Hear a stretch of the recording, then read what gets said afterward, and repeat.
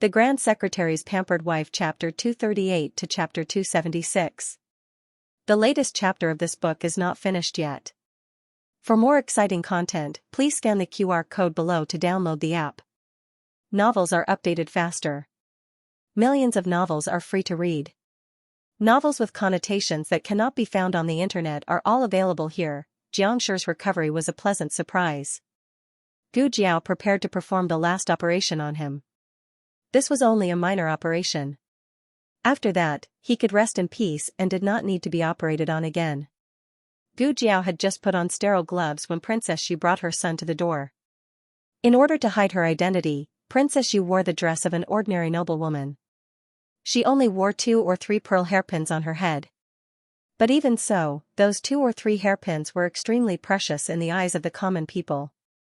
The second boss personally received her. The second boss had good eyesight. This madam's complexion was rosy and did not seem to be ill at all. However, the 10-year-old child in her arms was pale and coughed softly from time to time. He said, "May I ask if this young master is here to see a doctor?" The chamberlain stepped forward and stood between him and his master. How could the common people be qualified to speak to the princess of the Liang country? The status of the Liang country was higher than that of the Zhao country. The princess of the Liang country was naturally more valuable than the princess of the Zhao country. Not to mention a small medical center owner, even an official of the imperial court may not be qualified to speak to his princess. Mother. Ming-er felt uncomfortable. He pulled on Princess Xu's sleeve and leaned his small body softly in her arms. Princess Xu did not have time to talk to the second boss. She touched her son's forehead to comfort him. "Don't be afraid. We are at the medical center. There will be a doctor to treat you soon." The second boss touched his nose embarrassedly. It seemed that the other party was not easy to get along with. After opening the medical center for so many years, he had seen countless people. He had seen all kinds of people. Naturally, he would not feel uncomfortable because of this. He politely looked at the chamberlain and said, "May I ask what is wrong with the young master? Tell me the symptoms so that I can recommend a suitable doctor for the young master." "Who is the most skilled doctor here?" the chamberlain asked bluntly. "That must be his Xiaogu." But his Xiaogu was performing an operation on Xianxia and could not come. What's more, the child's illness was not an emergency. The second boss thought for a while and called Dr. Song over. "Song Dafu, you check this little gongzi."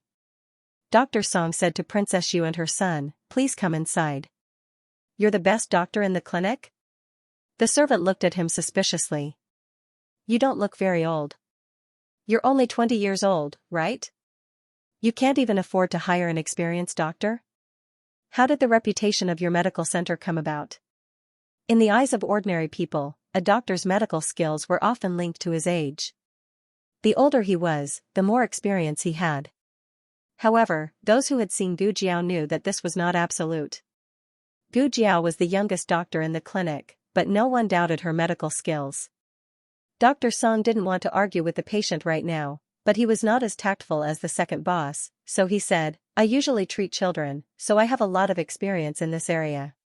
But in terms of medical skills, I'm indeed not ranked as the most skilled doctor. But Miss Gu is busy now. If you're not in a hurry, you can wait in the lobby." The chamberlain was about to get angry when he heard this. "Even the Liang country's emperor didn't dare to neglect my princess. You're just a small doctor.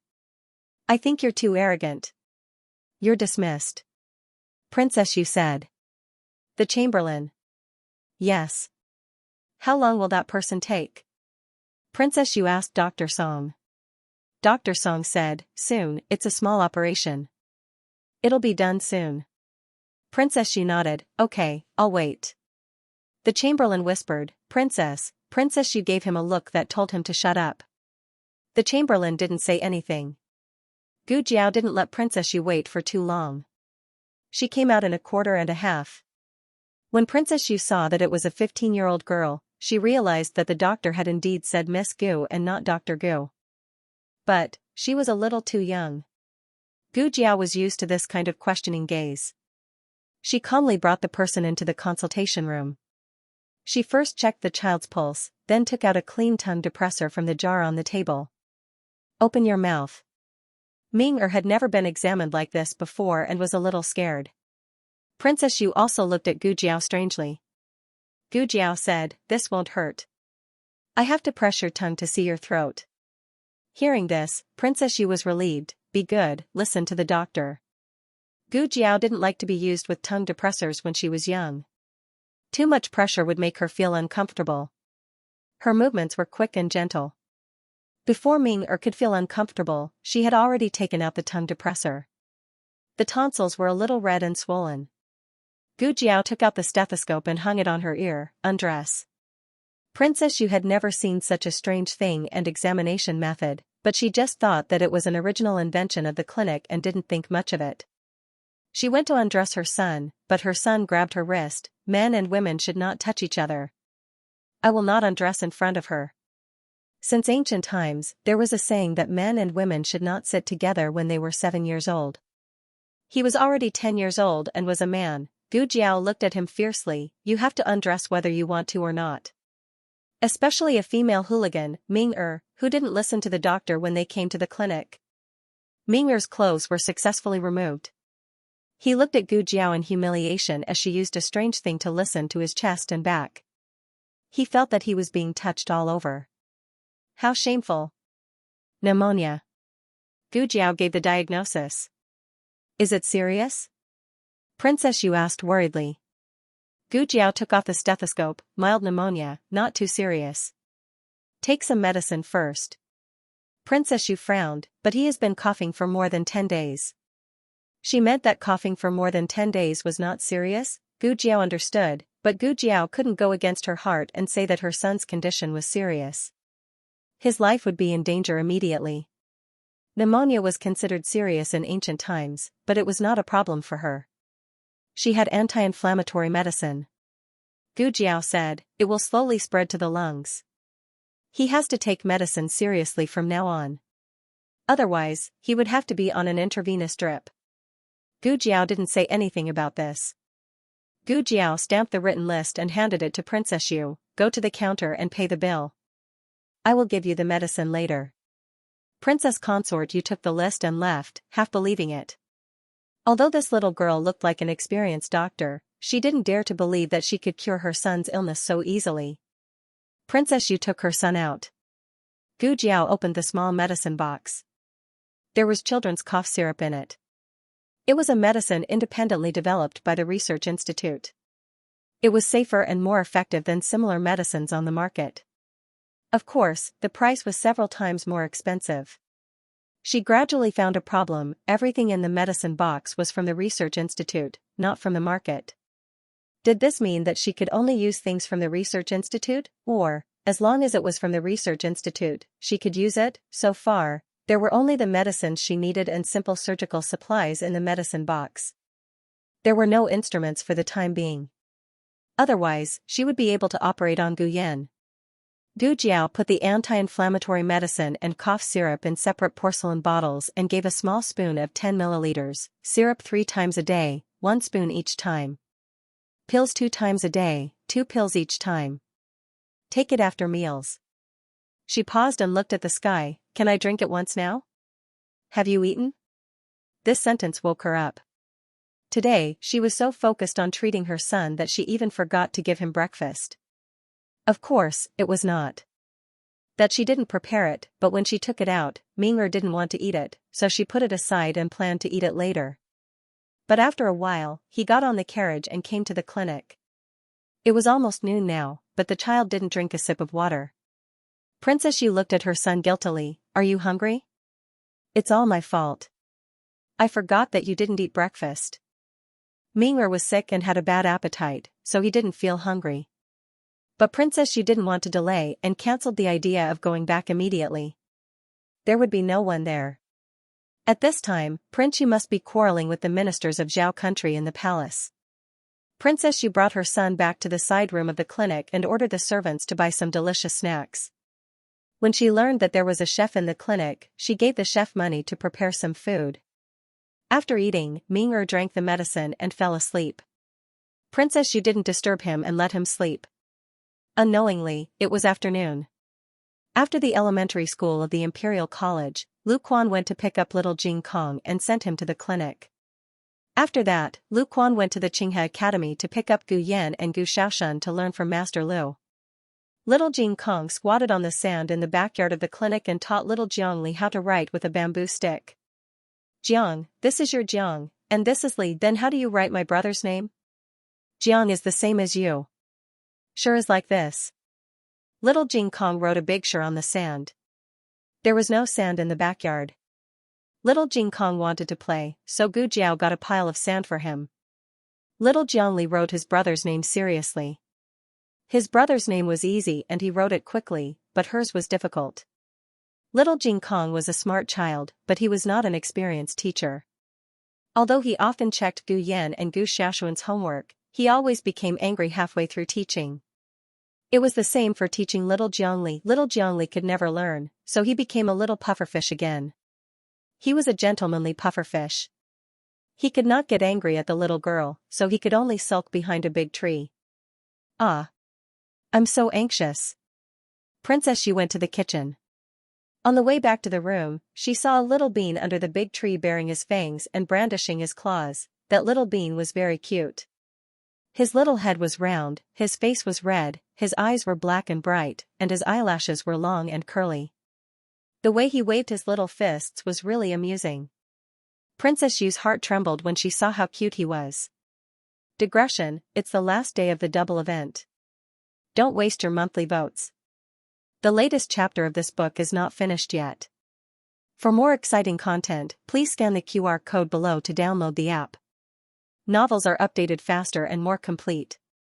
Millions of novels are free to read. You can find all the novels that you can't find online. https://www.zhhbqg com/89642896428226/1131494880. HTML Genius memorized the website address in 1 second. www.zhhbqg.com Bikuga mobile reading website, mzhhbqg.com. The latest chapter of this book is not finished yet. For more exciting content, please scan the QR code below to download the app. Novels are updated faster. Millions of novels are free to read. Novels with content that can't be found online are available here. She couldn't help but walk over and ask softly behind the little boy, "Baby, where's your family?" Baby, little Jing Kong, who had never been called that before, trembled and turned around in a daze. He looked around and looked at her adorably. "Are you calling me?" There didn't seem to be any other children here. But baby, oh, so embarrassing, he's already 4 years old. Little Jing Kong's little face suddenly turned red, and he became even more adorable. Princess Yu's heart softened. She squatted down in front of little Jing Kong and looked at him at eye level. "Are you alone? Where's your family?" Little Jing Kong tilted his head and said, "My family is busy." Princess Yu was stunned by his cuteness. "You're from the medical center?" Little Jing Kong thought for a while and nodded with his hands behind his back. Little Jing Kong was wearing the Imperial College's uniform and cap. He looked like a mini official, but his hair was a little short. Rumble! Little Jing Kong's stomach growled. He lowered his head and looked at his little belly with resentment. Why was he growling at this time? Did he not want to lose face? Princess Yu chuckled and put the food box on a stone. She opened the box and took out a small plate of crab cake for him. "Here." This was crab cake bought from outside. It was a little cold, so she took it to the kitchen to heat it up. This kind of thing could be done by the servants, but she had been cooped up in her room for the whole afternoon and wanted to go out for a walk. Little Jing Kong looked at the yellow dessert and swallowed his saliva. He sighed and said, "Thank you, but I can't eat meat." Little Jing Kong had seen Su Zhou and Chu Yu eat the crab cake, so he knew there was meat inside. Even if there was no meat, most desserts would use lard for texture. Gu Jiao had told him about this, so little Jing Kong usually didn't eat outside. Princess Yu was stunned. "Why can't I eat meat?" The little fellow was too embarrassed to admit that he was dizzy. He thought for a moment and said, "Maybe it's because I used to be a monk?" Princess Yu was even more puzzled. Such a cute little fellow had actually become a monk. Was that why his hair was so short? Princess Yu looked at his little head again and asked gently, when did you become a monk? Little Jing Kong said honestly, I was very young. Master said that I was born in a temple. I grew up in a temple, so I became a monk. Princess Yu asked again, then why didn't your parents bring you down the mountain? Little Jing Kong shook his head. I don't have parents. No, I have parents now. Jiao's parents are my parents. When he said these words, there was not a trace of complaint or sadness in his eyes. He was a completely sunny and cute little boy. However, Princess Yu felt her heart clench as if it was in pain. She looked at little Jing Kong and asked anxiously, how old are you this year? Little Jing Kong raised his finger. 4 years old. Princess Yu's heart suddenly ached. If her child was still alive, he would be 4 years old now. After Ming'er woke up, Princess Yu took her back to the imperial garden. Along the way, the chamberlain didn't know if it was an illusion, but he felt that the Princess Yu was in a particularly bad mood. On the other side, in the imperial palace, the envoys of the Liang kingdom represented by Prince Yu were quarreling with the ministers of the Zhao kingdom in the Qilin hall. The Liang kingdom actually tried to use a lime mortar technology to exchange for the most advanced bellows technology of the Zhao kingdom and the new glutinous rice mortar technology. To be honest, the lime mortar technology was the newest technology of the Liang kingdom compared to the low-level water drainage technology that the Liang kingdom gave the Zhao kingdom. However, the Zhao kingdom didn't need this technology. The Zhao kingdom already had a better glutinous rice mortar. Furthermore, they didn't think that one technology was enough and wanted to exchange the bellows technology. Wasn't that too shameless? The imperial court was very glad that they managed to control the bellows in time. Otherwise, with the Liang kingdom's shameless behavior, they might have stolen the technology from the small county and turned around to accuse the Zhao kingdom of stealing from them. This wasn't the most infuriating thing. What was more infuriating was that the Liang kingdom actually wanted to open up an unequal trade between the two sides, using the Liang kingdom's inferior handicrafts to exchange for the Zhao kingdom's superior silk and tea leaves. It was said that Grand Secretary Yuan fainted on the spot. The prince's expressions weren't any better. No matter how they fought internally, they should always be on the same side. The Liang kingdom was really too much. How was this a negotiation? This was simply a blatant robbery, but what could they do? They could only blame the Zhao kingdom for being too weak and the Liang kingdom for being too strong. After arguing for a whole day, both sides' officials were fuming with anger. Only Prince Yu was leisurely and didn't seem to be affected at all. It was as if he was very confident in the negotiation. It's getting late. Everyone should go back first and think about it for a night. There's no rush. In any case, this prince will stay in the capital for a few days. The Zhao kingdom's officials were so angry that they couldn't roll their eyes. Of course you're not in a rush. You're here to slaughter a fat sheep. In any case, you're not afraid of not being able to slaughter it. Prince Yu didn't care about how everyone's faces were as black as charcoal. He walked out of the palace with a smile. The crown prince and Ning Wang looked at each other and saw the sparks in each other's eyes. This negotiation was very important. Whoever could take back the initiative from the Liang kingdom's envoy would be able to prove to Fu Huang that they had the ability to inherit the throne. Because imperial consort Rui Wang had made a name for herself at the welcoming banquet, Prince Yu, who loved music, had a good impression of Rui Wang and her husband. The emperor saw this and sent his third son to be Prince Yu's guide. These few days, his third son took Prince Yu around the capital to play as a host. Just from this point alone, Prince Ning's line had many opportunities to privately contact Prince Yu. After leaving the palace, Rui Wang invited Prince Yu to tour the lake. Prince Yu had been to the capital before and had a deep impression of the capital's pleasure boats. He was very willing to go. The two boarded the 3-story luxurious pleasure boat that Rui Wang had prepared earlier. However, no one expected that halfway through their tour, Prince Yu's room would suddenly catch fire. The fire was fierce and soon, the entire pleasure boat was on fire. Because Prince Yu was roasting fish with Rui Wang on the deck, he wasn't trapped in the room by the fire. However, because the pleasure boat was on fire, everyone had to jump into the water to escape. Prince Yu was no exception. It was a nice tour of the lake, but he almost swam to death. Prince Yu returned in disappointment. The pleasure boat was burned to ashes, so there was no way to find out how the fire had started. The news quickly spread to the imperial palace. The emperor called Rui Wang over and scolded him. "What are you doing? I had you receive the envoy, but you caused such a big mess. Didn't you take precautions in advance?" Rui Wang felt very wronged.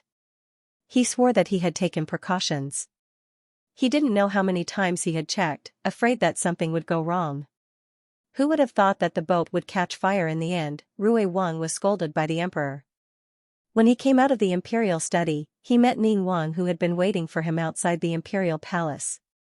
Ning Wang asked worriedly, "Third brother, are you okay?" Rui Wang said with red eyes, "I'm fine, it's just I messed up." Father said, "I don't need to worry about the envoy. He told me to go kneel in the hall of prayer for years." Ning Wang patted his shoulder and said with relief, "It's best that you're fine.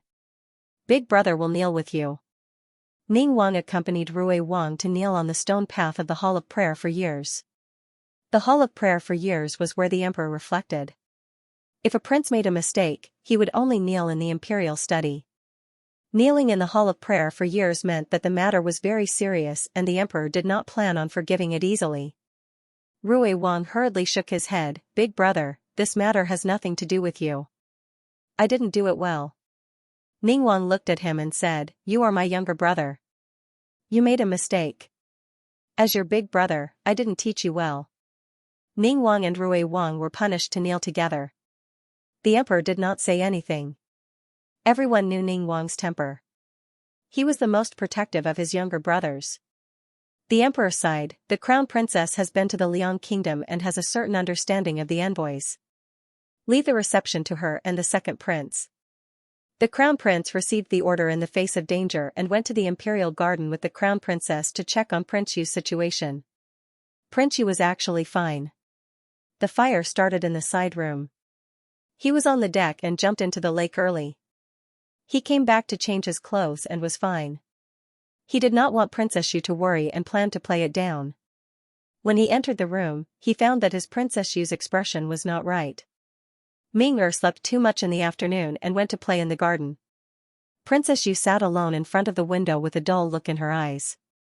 "Madam, what's wrong?" Prince Yu walked over nervously. "Has Ming condition worsened?" Princess Yu turned around. Only then did Prince Yu realize that her eyes were red and swollen, as if she had cried. He hurriedly said, "Madam, what happened?" Tears appeared in Prince Yu's dry eyes again. "Your Highness, do you think that child, could it be that she is not dead?" Prince Yu was stunned for a moment before he understood who she was talking about. Prince Yu had 2 sons and 1 daughter, but they were not his own flesh and blood. They were the children of his brother. His brother died in battle and his sister-in-law died of illness. He adopted his 3 nephews and nieces under his name. Ming was the youngest and was not even a month old when she came to their family. Ming was pregnant when she was 4 years old. So strictly speaking, the child who died early was their only flesh and blood. The latest chapter of this book is not finished yet. For more exciting content, please scan the QR code below to download the app. Novels are updated at a faster rate. Millions of novels are free to read. Novels with connotations that cannot be found online are all available here. https://www.zhhbqg com/8964289642826/1131467888. HTML Genius memorized this website's address in 1 second. www.zhhbqg.com Bikuga mobile reading website, mzhhbqg.com. The latest chapter of this book is not finished yet. For more exciting content, please scan the QR code below to download the app. The novel is more complete and updated faster. Millions of novels are free to read. There are novels with connotations that cannot be found online here. Prince Yu understood that his wife had been wronged these years. Although his brother had announced to the public that he had died in battle, he had actually committed a great crime. The monarch, who was their father, was so angry that he wanted to banish his entire family to the frontier fortress and demote his grandchildren to commoners. In order to protect his children, he had asked for an imperial decree to adopt them under his name. She had treated them as her own, especially Ming. She had really raised her with a lot of shit and urine. He had also wanted to give her a child. Unfortunately, they were unlucky. They had finally gotten pregnant, but unfortunately, they had died. He knew that she had never recovered from the pain of losing her son. Prince Yu and his wife were talking when an eunuch came to report, "The Crown Prince and Crown Princess of Zhao country have come to visit." Only then did Princess Yu look at Prince Yu with a puzzled expression. "Why are they here?" "Visit what? About Ming-er's illness?" "But I did not say Ming-er was sick." Could it be that the news had leaked when she went out to treat her illness today? "It's not Ming-er, it's me." Prince Yu evaded the important details and told his wife about the boat catching fire. "The boat caught fire, but everyone is fine." Princess Yu was still afraid that she had been targeted. This was not a good feeling. Fortunately, it was not. "Are you really fine?" Princess Yu looked at her husband. Prince Yu smiled and shook his head. "I'm really fine. If you don't believe me, I'll let you check at night." Princess Yu gave him a displeased look. With such a tease, Princess Yu was not as grief-stricken as before, but she was not in the mood to see guests. Princess Yu stayed in the room to rest. Prince Yu went to see the Crown Prince and Crown Princess. The imperial family of Zhao country was not bad-looking. At least the princes were all good-looking, unlike the imperial family of Liang country. Other than Ming-er, who was unbelievably beautiful like his mother, the rest could not compare to the imperial family of Zhao country. The crown prince was the heir to the throne of a country. His mannerisms, words, and actions were most similar to the emperor of Zhao country. There was also a sense of maturity in his youth, but he did not lose his scholarly elegance. Actually, at the very beginning, Prince Yu had the intention of marrying his daughter to the crown prince of Zhao country. When he came to Zhao country 5 years ago, he had seen the crown prince and felt that this child was not bad. The age was also suitable, and it just so happened that the two countries had plans for a marriage alliance at the time of the monarch. However, after the death of his youngest son, he was no longer in the mood and this matter was delayed. When he came to arrange his daughter's marriage, he heard that the crown prince of Zhao country had already been betrothed by the emperor. In the end, the two countries did not have a marriage alliance. This did not affect the country of Liang much. After all, the country of Liang was superior. In comparison, the country of Zhao needed the country of Liang more. The crown prince, his wife, and Prince Yu were seated in the reception pavilion. The crown prince brought along an imperial physician and had the imperial physician take Prince Yu's pulse. Prince Yu waved his hand. "No need, this prince is fine." The crown prince said guiltily, "This time, it was third brother's negligence that almost caused a disaster. Fortunately, Prince Yu is fine." "Heh, your third brother's negligence?" Prince Yu pretended not to know that the crown prince's line and King Ning's line were in a mess.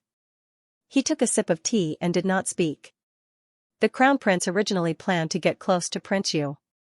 After all, the crown princess had been to the country of Liang and met Prince Yu. However, Prince Yu did not have much interest in the crown princess at all. The main reason was that he really did not have any impression of the crown princess. Back then, the crown princess followed the envoys to the country of Liang because her teacher, Xianxia, was one of the envoys. The second reason was that she was a talented girl of the country of Zhao, and the country of Zhao was counting on her to win glory for the country. However, the status of the country of Zhao was too low. At that time, the envoys to the country of Liang were also from the Jin and Yan countries, both of which were superior countries. They did not need to prepare any geniuses, and the glory was theirs. The crown princess could not use her fists and feet. She could only watch as the two fools from the Jin and Yan countries messed up the questions that she knew how to solve. She did not even have the chance to pick up a pen. 10 years ago, when Lin Lang was only an 11-year-old girl, she couldn't be expected to dress up so beautifully at that age that it would be unforgettable. Now, she was really so beautiful that it was suffocating. Unfortunately, Prince Yu was not lustful either. The scene was awkward, and the crown prince braced himself to chat awkwardly. A child's voice came from the courtyard, and the crown princess suddenly said, "Is the young master outside?" Prince Yu nodded. "Yes, it's my son." The crown princess smiled. "I'll go accompany the young master." Prince Yu doted on his son, and this was one of his weaknesses. He did not object to the crown princess's words. The crown princess went to the courtyard. Ming-er was playing on the swing alone in the courtyard. She was not like this a few days ago and was very listless. Gu Jiao's medicine must have taken effect. The child did not know how to pretend and began to play around when she was comfortable. However, even when she was playing, Ming-er was quieter than ordinary children. Qin Chuyu, on the other hand, wouldn't sit quietly on the swing. He would either climb onto the pole or curl up on a rope like a monkey. Ming-er. The crown princess came to his side and called him softly. Ming-er turned her head strangely. Who are you? The servants and palace maids bowed to the crown princess. The crown princess smiled. My surname is Wen. You can call me Sister Wen. Do you like to play on the swing? Or do you want to play something else? There's nothing here, Ming-er muttered. The crown princess smiled and reached out her hand. There was a crystal clear bead in her palm. This is for you. Ming-er hesitated and reached out to take it. However, the moment he was about to touch the bead, the crown princess clenched her hand. When she opened it again, the bead turned into a red flower. Ming-er's eyes widened. The crown princess threw the red flower up and a miracle happened. That red flower actually turned into a little bird and flew away with a flap of its wings. Ming-er was dumbfounded. Wow. Aya, your hair. The crown princess reached out to stroke Ming-er's hair. Her fingertips circled behind his ear. When she brought it to Ming-er's eyes, her fingertips happened to pinch the first jade bead. Ming-er, who was always reserved, couldn't help but clap. Amazing. Is this an immortal spell? She smiled and said, it's a trick. In truth, it was just a smokescreen. The item was hidden in her sleeve. The technique had to be fast and beautiful. Only then could people not see through the trick. Ming-er was deeply attracted by the crown princess trick. Do you still want to see it? The crown princess asked. Ming-er nodded like he was pounding garlic. The crown princess said, then let me play with your swing. In exchange, I will perform a magic trick for you. Fun that came with a price was always more cherished than fun that came with no effort. Ming-er played very happily. Prince Yu and the crown prince finished their awkward conversation and walked out to see the scene. A look of surprise flashed through their eyes. Prince Yu was surprised because Ming-er was not an easy child to get close to. He was naturally intelligent and had seen a lot. Normal people could not attract him. The crown prince was surprised because he had never seen such a childlike Wen Linlang. She was always dignified and reserved in front of him. She did not overstep her boundaries, but she also lacked some spirit. But he found that when she was coaxing the child, she also smiled like a child. It was as though he saw the Linlang from many years ago with Aheng. It was getting late. The crown prince and his wife bid farewell to father and son. Sister Wen, are you also coming to play tomorrow? Ming-er called out to the crown princess. The crown princess looked at Prince Yu, then looked at Ming-er, gently saying, I can't leave the palace tomorrow. If you want, you can come to the Eastern Palace to look for me. Ming-er knew that entering the palace was a big matter, thus she looked up at her lord father with an expression that said, if you don't let me go, you're not a good lord father. Prince Yu cleared his throat and said, if you want to go out to play, you need to ask your mother.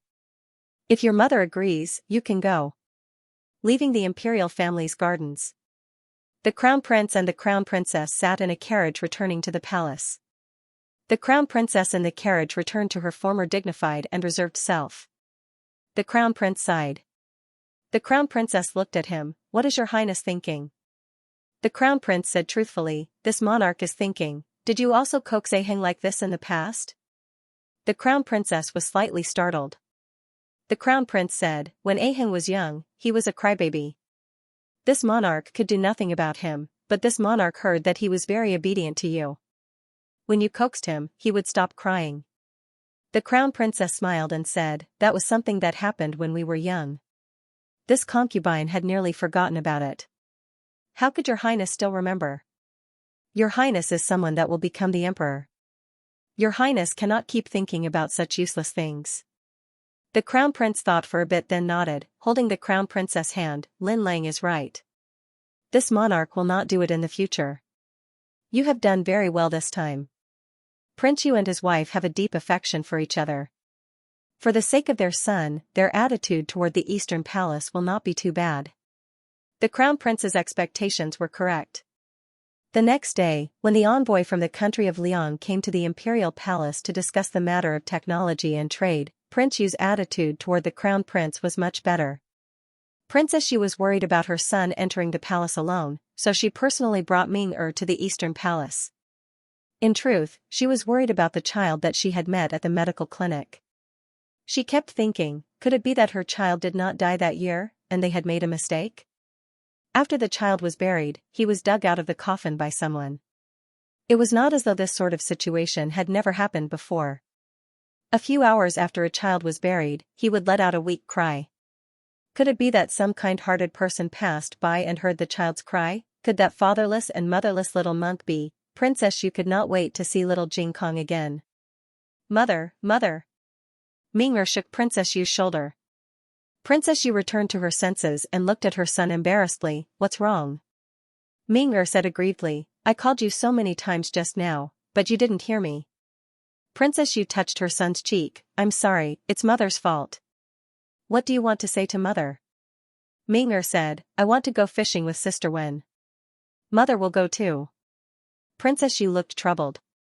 She was not in the mood to do anything now. The Crown Princess said pleasantly, Ming-er, it's been hard for Princess to take care of you. Princess is tired. How about letting Princess rest here for a while?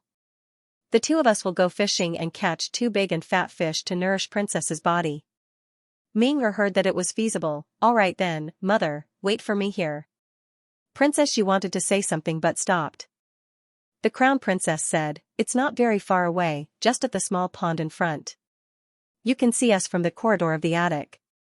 Hearing this, Princess Yu was relieved. Ming-er looked very quiet and obedient, but in fact, she was not an ordinary child. Princess Yu went up to the attic. The palace maids of the Eastern Palace were very considerate. They moved a soft couch to the corridor and brought over a wooden table to place tea and snacks. The railings were one by one. Princess Yu lay on the rattan chair and could see the scenery below.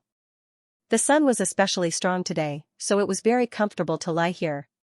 Princess Yu looked at Ming-er, who was feeding the fish and fishing by the pond, and a smile flashed across her eyes.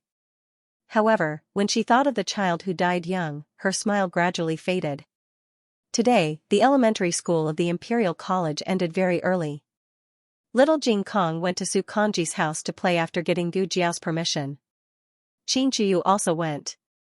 Recently, the 3 of them had become the 3 scumbags of elementary school. They were a scary group that all children would avoid when they saw them.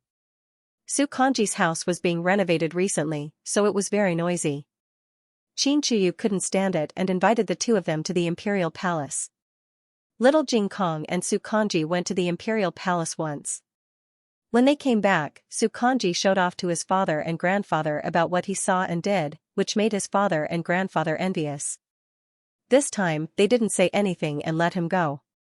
Little Jing Kong didn't have time to inform Jiao Jiao, so he planned to act first and report later. After all, it was just a game, so it didn't matter where they played. The 3 of them went to the Imperial Palace. Xianxia's eunuch already knew what to do. He brought the little master and his little classmate into the Imperial Palace safely.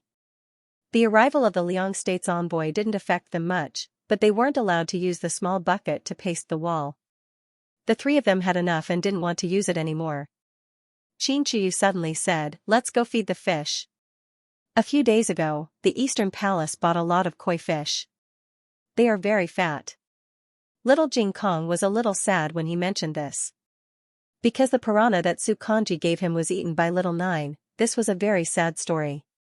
Su Kangji didn't mind at all and even comforted him, you raised them for so long before eating them? Mine was eaten by the cat at home the next day. Little Jing Kong, okay, little Jing Kong felt less sad when he thought about how the fish lived in his house for a long time. The 3 of them went to the small pond in the Eastern Palace. At this time, the Crown Princess and Ming-er were also at the small pond. There were only 2 palace servants beside them. One was the Crown Princess's maid, and the other was Princess Yu's eunuch. Ming-er was no longer interested in fishing because the Crown Princess was telling him a story. The maid saw Qin Chuyu and whispered to the crown princess, "Master, His Highness is here." The eunuch didn't know Qin Chuyu, but he knew that there was an 8-year-old prince in the imperial palace of the Zhao state. His gaze wandered between Qin Chuyu and Sukanji. They were about the same age and were both wearing the imperial college uniform, so he couldn't tell who was who. The crown princess turned her head and saw Qin Chuyu and his 2 classmates. She smiled and said, "Little Qi is here?" "Huh? You're little Qi too?" Little Jing Kong tilted his head and looked at Qin Chuyu. Qin Chuyu explained, "I'm the 7th son in my family." Little Jing Kong widened his eyes and said, "What a coincidence. My chicken is the same." Qin Chuyu. He felt offended. "Are these the 2 friends you often talk to me about?" The crown princess's gentle gaze landed on Sukanji and little Jing Kong. Sukanji had never seen such beautiful people and was so shocked that she couldn't close her mouth.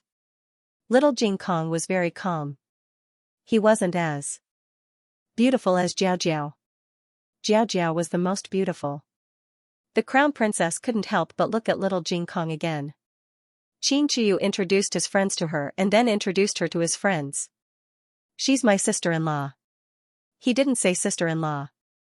Little Jing Kong and Sukanji didn't wonder why Qin Chuyu's sister-in-law was in the imperial palace. Instead, another uninvited guest caught Qin Chuyu's attention. He pointed at Ming and asked, "Who is he?" The crown princess introduced him gently, "This is a young guest from the Liang kingdom. You have to call him Brother Ming." They had learned several languages in the imperial college and knew that the world was divided into 6 countries, one of which was the Liang kingdom. This was the advantage of studying in the capital. Their knowledge and experience couldn't be compared to those in the countryside. Ming was a little aloof. At first, she was not very willing to play with the 3 of them. However, the 3 of them were very interesting children. Ming was gradually attracted by their interactions. In the end, no one knew who called who first, but they played together. The 4 of them fed the fish, caught the fish, and played with the top. They even blindfolded themselves to catch the fish. The 3 of them had a lot of fun. Of course, Ming was also very happy. The crown princess showed a satisfied smile. The female official said, "His Highness is much more sensible than before. It seems that he has been teaching you well." The crown princess smiled and didn't say anything. She was having her period today and wasn't feeling well. She said to the female official, "I'm going to the washroom. Keep an eye on him." "Yes," the female official replied. But who would have thought that the 4 children would start fighting while she was in the washroom? To be exact, it was the 3 little kids who ganged up on Ming. The latest chapter of this book is not finished yet. For more exciting content, please scan the QR code below to download the app. The novel will be updated more quickly. Millions of novels will be read for free. There are all kinds of novels that you can't find on the internet. https://www.zhhbqg.com/89642896428226/113122470. HTML Genius memorized the website address in 1 second. www.zhhbqg.com Bikuj mobile reading website, mzhhbqg. The latest chapter of the book is not finished yet. Please scan the QR code below to download the app. The novel will be updated more quickly. Millions of novels will be read for free. There are all kinds of novels that can't be found online. The crown princess's perfect expression cracked. The story started from when the 4 of them blindfolded each other. This game was inspired by Ming. When he was in the state of Liang, he often saw his grandfather and concubines play this game, so he remembered it. The 4 of them played rock paper scissors to decide who would be the first to be blindfolded, and it was Qin Chuyu. After Qin Chuyu blindfolded himself, he started to catch people. Little Jing Kong and Su Tangsong didn't know the rules of the game, so they laughed out loud and were successfully caught by Qin Chuyu. Ming didn't get caught because the first person caught would start to count until 100. If the blindfolded person couldn't catch the other 3 people within 100, they would lose. The first person caught would be the blindfolded person for the next round. The second person was Su Tangsong. Xianxia couldn't help but laugh out loud and was successfully caught by Su Tangsong. Little Jing Kong was a wrestling kid. He fell and made a lot of noise, so he was successfully caught. Ming-er continued to win. This repeated several times, but Ming-er wasn't caught even once. Finally, it was little Jing Kong's turn to be blindfolded. He caught Ming-er first. Ming-er thought little Jing Kong was cheating. I didn't. Little Jing Kong pulled down the cloth and said seriously. Ming-er, then how did you know I was here? You made a sound. Little Jing Kong meant that he heard his voice. I didn't. Ming-er was confident that he didn't make any noise. Little Jing Kong was furious. You did. You did. You breathed out. You breathed out 5 times. 3 times and 1 light. Little Jing Kong practiced his basic skills every day. He could even hear the rustling of a leaf, so how could he not hear people's breathing? But Ming-er didn't believe it at all. He said arrogantly, You are cheating. Su Tangsong and Xianxia stood on their good friend's side. Su Tangsong, Jing Kong is very smart. Xianxia, yes. He knows everything. If you don't believe me, test him. Just like that, the topic was diverted by the 2 protective teammates. The 2 of them started a recitation competition, from the 3-character classic to the 1,000-character classic, and from the 300 ancient poems to the 4 books and 5 classics. In the beginning, the 2 of them were on par with each other. However, as time went on, Ming-er gradually became exhausted while little Jing Kong was still at ease. Because the palace servants saw that they were just comparing notes and reciting books, they didn't think it was a big deal, so they didn't stop them in time. Little Jing Kong easily finished the sentence for the 3rd time. Ming-er suddenly lost his temper. He reached out his hand and pushed little Jing Kong to the ground. It was a grassland, so it did not hurt. Little Jing Kong was a little confused. Su Tsong could not stand it anymore. How dare you bully my friend? I'll make you walk on your knees today. Su Tang pounced over and punched Ming-er to the ground. The maid and eunuchs hurried forward to pull them apart, but they were too late. Little fatty Xianxia also joined in the beating. Little Jing Kong was too small to squeeze in, so he hugged one of Ming-er's legs to prevent him from kicking Su Tangsong and Xianxia. In short, the 3 little kids were very strong. When the 4 of them were separated, Ming-er's face was swollen. The 3 little kids were completely fine. Princess Yu had fallen asleep in the sun, so she didn't hear the commotion immediately. When she arrived, Ming-er's face was already swollen like a bun. The crown princess hurriedly explained the situation to Princess Consort Yu. She did not embellish or deliberately conceal anything. The crown princess thought that Princess Yu would be furious and avenge her son, but unexpectedly, she calmly said to the eunuchs, Take Ming-er away to change his clothes. Yes. The eunuchs took Ming-er away. Princess Yu never punished servants in front of her son. Ming-er looked back at Princess Yu as he walked. But to his surprise, his mother didn't punish the little kids who bullied him. Instead, she squatted down in front of the youngest one and took out a handkerchief to wipe his face. He didn't hear what his mother said to the little kid, but his mother was very gentle to him, which made his heart ache. After such a big incident, the crown princess naturally had to strictly educate Xianxia. Xianxia used to be so timid, but now he knew how to sacrifice himself for his friends. If this matter spread to the emperor's ears, he would blame the crown prince and crown princess for not teaching their brother well.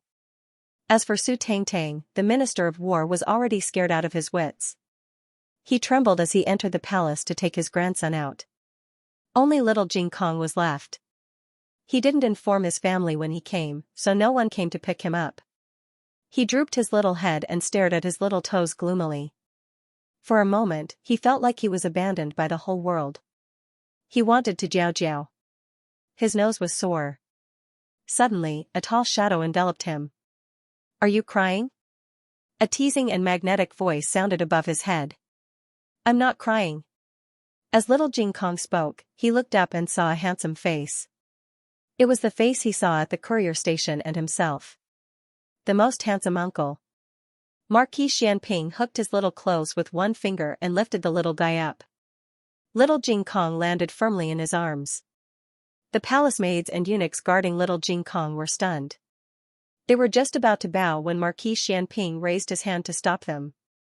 They thought it was shocking enough that Marquis Xianping appeared here, but they didn't expect him to carry this troublesome little kid. This child was said to be a commoner's child, and his sister was just an ordinary female doctor. Was this lowly commoner worthy of Marquis Xianping's treatment? Little Jing Kong didn't feel wronged at first. He just missed his family and Gu Jiao a little. But after being carried into Marquis Xianping's arms, he suddenly felt wronged. There was a familiar aura on the handsome uncle. But he didn't know it was very similar to his bad brother-in-law's aura. This aura made him feel at ease. Being like Xiyi made him feel wronged. He would only feel wronged in front of people who cared about him. He sat on Marquis Xianping's strong forearm, grabbed his clothes with his small hands, and lowered his eyes to prevent Marquis Xianping from seeing his red eyes. Marquis Xianping clicked his tongue. Cry if you want. Don't cry. He shook his head. Tears rolled down her cheeks. Marquis Xianping carried him to the carriage. A palace maid said, Marquis, the crown princess ordered us to wait for his family. Lord Su has already gone to inform him. Marquis Xianping cast a cold glance at her. The palace maid shivered and didn't dare to say anything. Marquis Xianping carried little Jing Kong and walked out of the palace. Marquis Xianping had Xiao Liulong's aura. It was the bloodline, the aura that came from his bones. Little Jing Kong also had Xiao Liulong's aura, but because they slept together every night, he was tainted with his aura. Marquis Xianping carried this little guy and felt at ease. Because they were the same person, they felt a little closer to each other. After getting on the carriage, Marquis Xianping asked the little guy what happened. Little Jing Kong didn't say anything. Marquis Xianping chuckled. If you don't tell me, I won't help you hide it from your family later. Little Jing Kong was forced by a certain person's despotic power to tell the story of the beating. Marquis Xianping wasn't interested in the recitation part. He chose to be deaf, but the reason was very interesting. You mean you can really hear people's breathing? How many times have I breathed now? Little Jing Kong was silent for a while. After he breathed a few times, he said, 7 times, 6 light and 1 heavy. Marquis Xianping took a deep breath and narrowed his eyes at him. This little guy is a little interesting. While Marquis Xianping sent little Jing Kong home, Prince Yu also took his wife and son back to their residence. Ming-er was already asleep. Princess Yu was covering him with a blanket. Is it that child? Prince Yu suddenly asked. When he went to pick up his wife and son, he naturally saw the 3 children who ganged up on his son. One of them was a prince of Zhao country, one was the son of a minister, and the other was a commoner's child. He was 4 years old and looked very clean and cute. If he didn't stop her, his wife might have brought the child back on the spot. It's him. Princess Yu nodded while choking with sobs. You saw it too, right? He's our son. I've asked, he was born in Leu. Our son too. Prince Yu's firm heart suddenly wavered. That child was fair and cute, and he liked him at first sight. Could it be that the child really came back to life? It wasn't difficult to prove this point. He just had to go to the place where the child was buried and dig out the coffin. But this was a very difficult decision. However, in order to prove the child's identity, Prince Yu gritted his teeth and went. He came to a place with good feng shui that he had chosen and ordered the guards to dig out the coffin. When the guards were about to open the coffin, he suddenly stopped them. Wait. Your Highness. The guards looked at him in confusion. Prince Yu said with a complicated expression, this prince will do it personally. He reached out and slowly touched the coffin. He closed his eyes and took a deep breath. With a click, the coffin opened. Digression, good morning, everyone. The latest chapter of this book is not finished yet. For more exciting content, please scan the QR code below to download the app. Novels are updated faster and more complete. Millions of novels are free to read. Novels with connotations that can't be found online are all available here. https://www.zhhbqg.com/89642896428226/113121004 HTML genius memorized this website's address in 1 second. www.zhhbqg.com Bikuga mobile reading website, mzhhbqg.com. The latest chapter of this book is not finished yet. For more exciting content, please scan the QR code below to download the app. The novel is updated even faster. Millions of novels are free to read. There are novels with connotations that cannot be found online here. Princess Xu waited anxiously in the room. She paced back and forth, extremely nervous. On one hand, she felt that the child must be hers, but on the other hand, she was worried about what if it was not. After some time, the sky turned completely dark. Lanterns were hung on the corridor, and a few oil lamps were lit in the room. Footsteps came from outside the door. Princess Xu walked forward impatiently. Before she reached the door was pushed open and Prince Xu walked in. Princess Xu's expectant gaze landed on his face, and her voice trembled slightly. "How is it? It's our child, right?" Prince Xu's gaze was gentle, and he did not deny it immediately. Princess Xu's heart immediately calmed down. "I knew it. I knew it. Our son did not die, he came back to life, he was saved by a kind person. Towards the end, she was so emotional that she covered her face and started crying. Ming-Er was woken up by her. He opened his eyes and looked at her in a daze. "Mother, what's wrong?" Princess Xu wiped her tears, but they could not be stopped. They were not tears of sadness, but tears of joy. Ming-Er. Ming-Er. Princess Xu hugged Ming-Er emotionally. Because she was too emotional, she hugged Ming-Er a little too tightly, hurting him. "I'm sorry. I'm sorry." Princess Xu hurriedly let go of him. Everything happened so quickly that Princess Consort Yu still felt that it was unreal. As for whether she should hide it from Ming-Er, Princess Consort Yu felt that it was better not to hide it. Ming-Er was also her child. Even if she did not crawl out of her womb, she had endured hardships and raised her up with all her might. They were mother and son. This would not change no matter what. Of course, she was worried that Ming-Er would not be able to accept it. After all, Ming-Er was not an ordinary child. He looked easy to get along with, but he was very competitive and could not tolerate being inferior to others. Otherwise, he would suddenly become irritable, just like in the palace today. Princess Xu was not sure if Ming-Er could accept that child who was smarter than him as his younger brother. After hesitating for a while, she still said it. "Ming-Er, you actually have a younger brother. Mother gave birth to him 4 years ago. Mother thought that he had passed away, until a few days ago, Mother met him again." Princess Xu tried her best to choose her tone and words so that Ming-Er could understand and accept this fact. Ming-Er only remembered that when she was 4 years old, her parents went out for a year, but she didn't know what happened to them during that year. He has a younger brother. This was, truly a miraculous thing. He was used to being the youngest son in the family. Now that he had suddenly become the elder brother, there was a huge difference in his mentality. This meant that from now on, he was no longer the one who was held in the palm of others' hands. His younger brother was. No matter how his brothers and sisters gave in to him, he had to give in to his younger brother just like his brothers and sisters. His mother's embrace no longer belonged to him alone. His younger brother was even younger. Not only could he be carried by his mother, but he could also sleep with her. Anyway, he slept with his mother when he was 4 years old. "Then, who is your little brother?" he asked nervously. Clearly, he already had some guesses in his heart. That heart-wrenching scene kept flashing through his mind. He desperately screamed in his heart, "No, no, it can't be him. You've seen him before." Prince Yu held Ming-Er's face and said gently. The string in Ming-Er's heart snapped. The 4-year-old little bean that he had seen in Zhao country, other than that hateful little dumpling, there was no one else. Why did it have to be him? Princess Xu did not deliberately avoid the conflict between the two. She said firmly, "Mother knows that there are some misunderstandings between the two of you, but you are a very good child.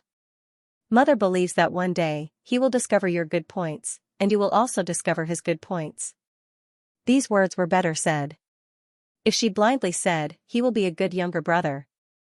You will understand after spending some time together," then Ming-Er would be even more disgusted and jealous. But Princess Yu spent a lot of time saying that after spending some time together, the other party would discover Ming-er's good points. This made Ming-er very happy. At least he didn't feel that his mother didn't love him because he had a younger brother. However, he still couldn't get over it in his heart. How could he lose to a little bean? He was angry. On the other side, after Minister Su picked up his troublemaker grandson, he sent the manservant who usually took care of his grandson to the medical center to inform little Jing Kong's family. The manservant of the Su family didn't know where little Jing Kong's family was. He only knew that the three of them often played in the medical center. Little Jing Kong's sister seemed to be a female doctor in the medical center. The Su family manservant's horse was naturally not as fast as Marquis Xianping's horse. He was stopped halfway by Marquis Xianping. "Alright, you can go back," Marquis Xianping said lightly. The Su family manservant looked at Marquis Xianping and then looked at little Jing Kong, who was sitting beside Marquis Xianping and holding snacks with both hands.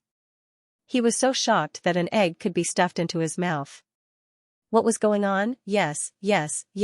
Did the crown princess ask Marquis Xianping to handle this matter personally? The Su family manservant didn't dare to guess that little Jing Kong's family was related to Marquis Xianping.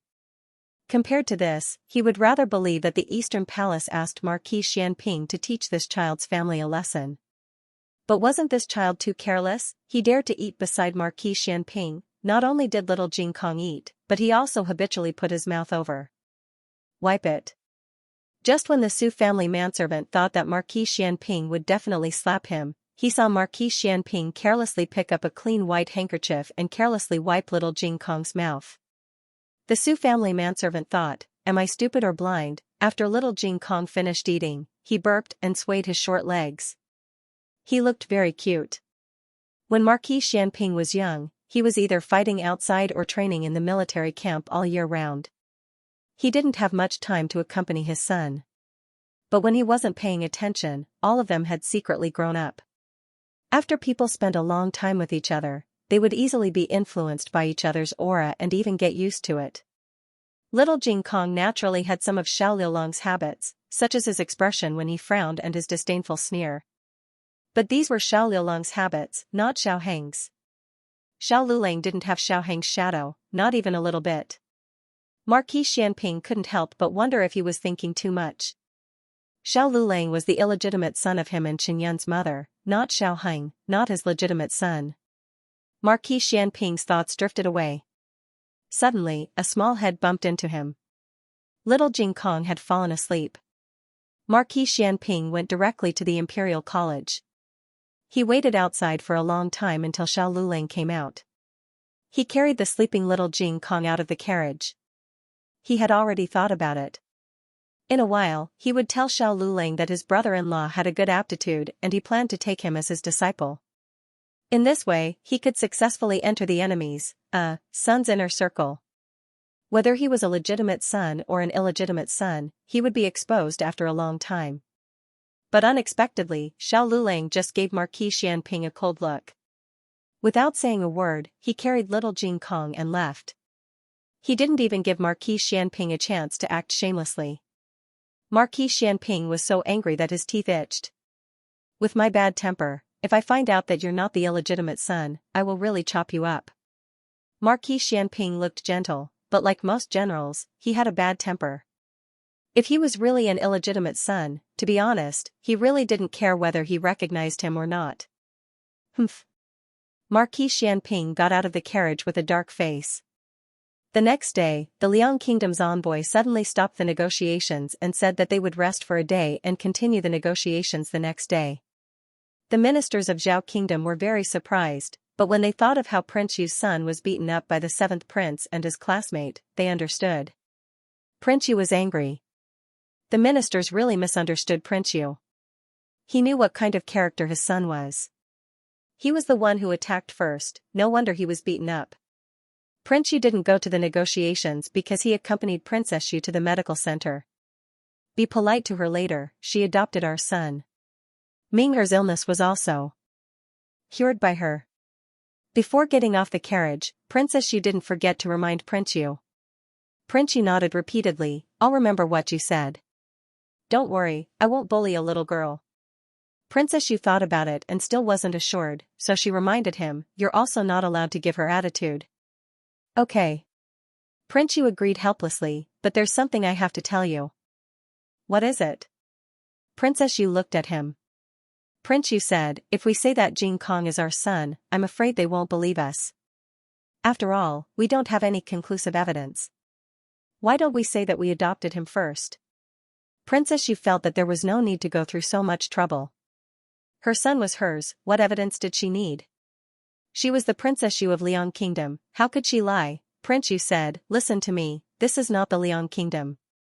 The relationship between the two sides is already tense, so it's not easy for us to win their trust." Princess Yu saw that he was serious and hesitated for a moment before nodding, "Okay, I'll listen to you. When we return to the Liang Kingdom," Prince Yu hurriedly said, "immediately announce to the world that you're my son, on the genealogy, on the jade butterfly. Also, bring him to meet the emperor." Only then did Princess Yu smile. The two of them entered the medical hall. The second master greeted Princess Yu. Seeing that she didn't bring that snobbish attendant, he warmly cupped his hands, "Madam, you're here. This is my husband." Princess Yu warmly introduced. The second master bowed to her, looked behind them, and asked, "Your son didn't come? How's his condition? Is he better?" Princess Yu nodded, "Much better, he doesn't cough much anymore. He's at home." "May I ask, is Miss Gu here?" The second master said, "Yes, she should be done soon. Please wait for a moment, I'll go take a look." Gu Jiao was giving Xianxia 4 drip in his ward.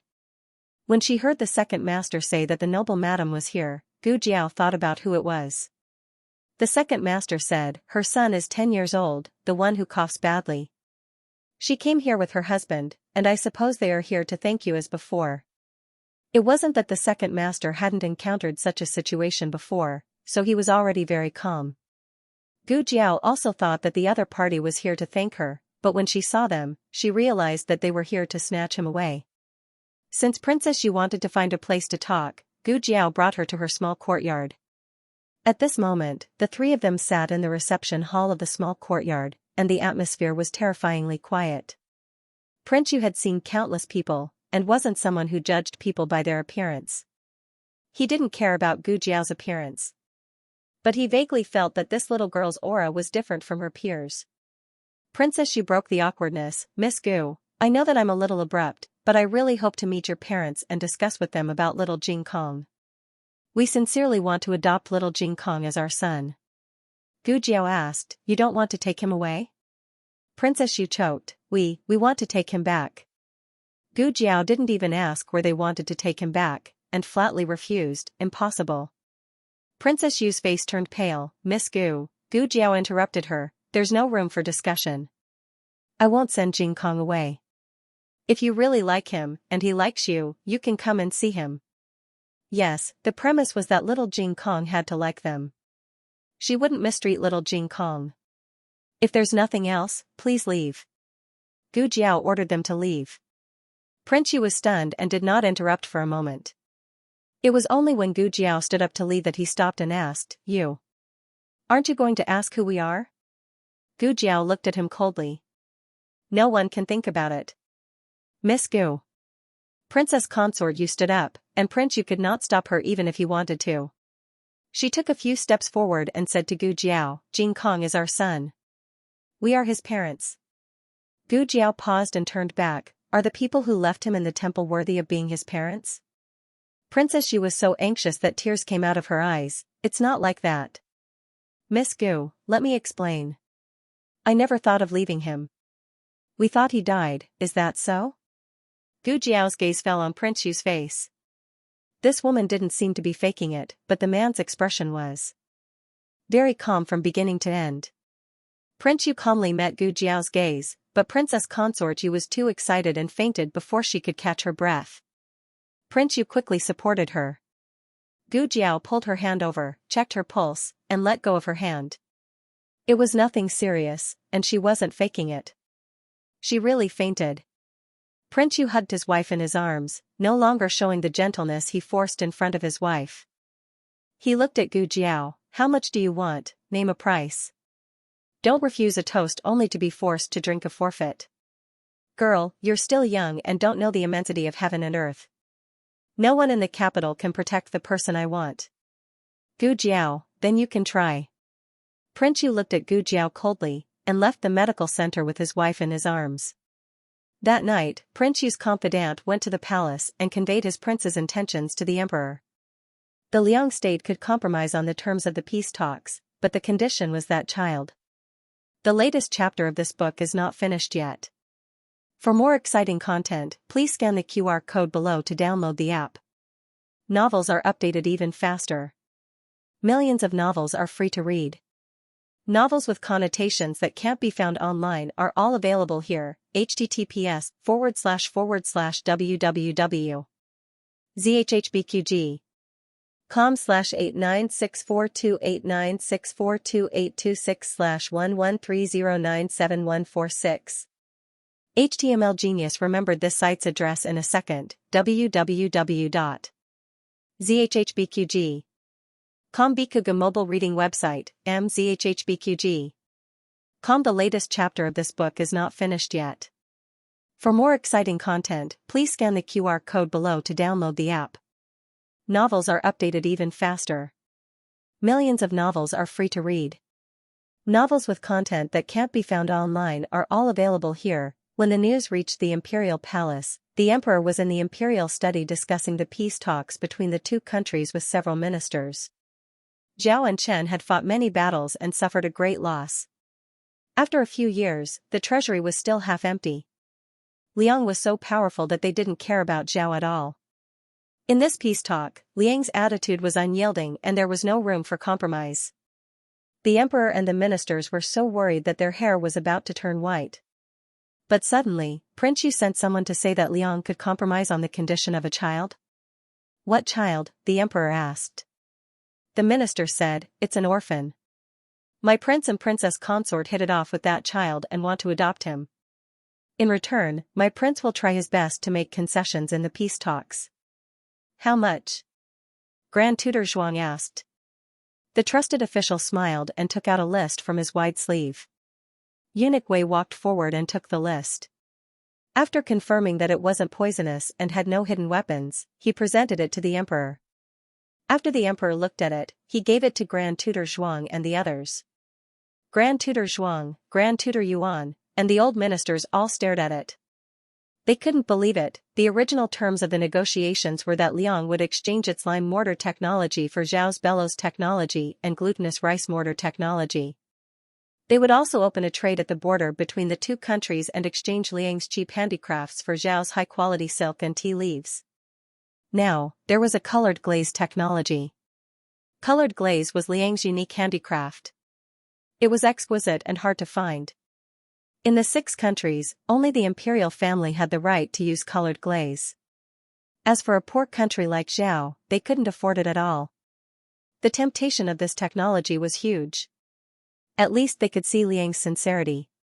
It was rumored that Yan also coveted Liang's colored glaze technology but was rejected by Liang. Yan was a superior country and its status wasn't below Liang's. Liang didn't pass on the technology to them but passed it on to Zhao.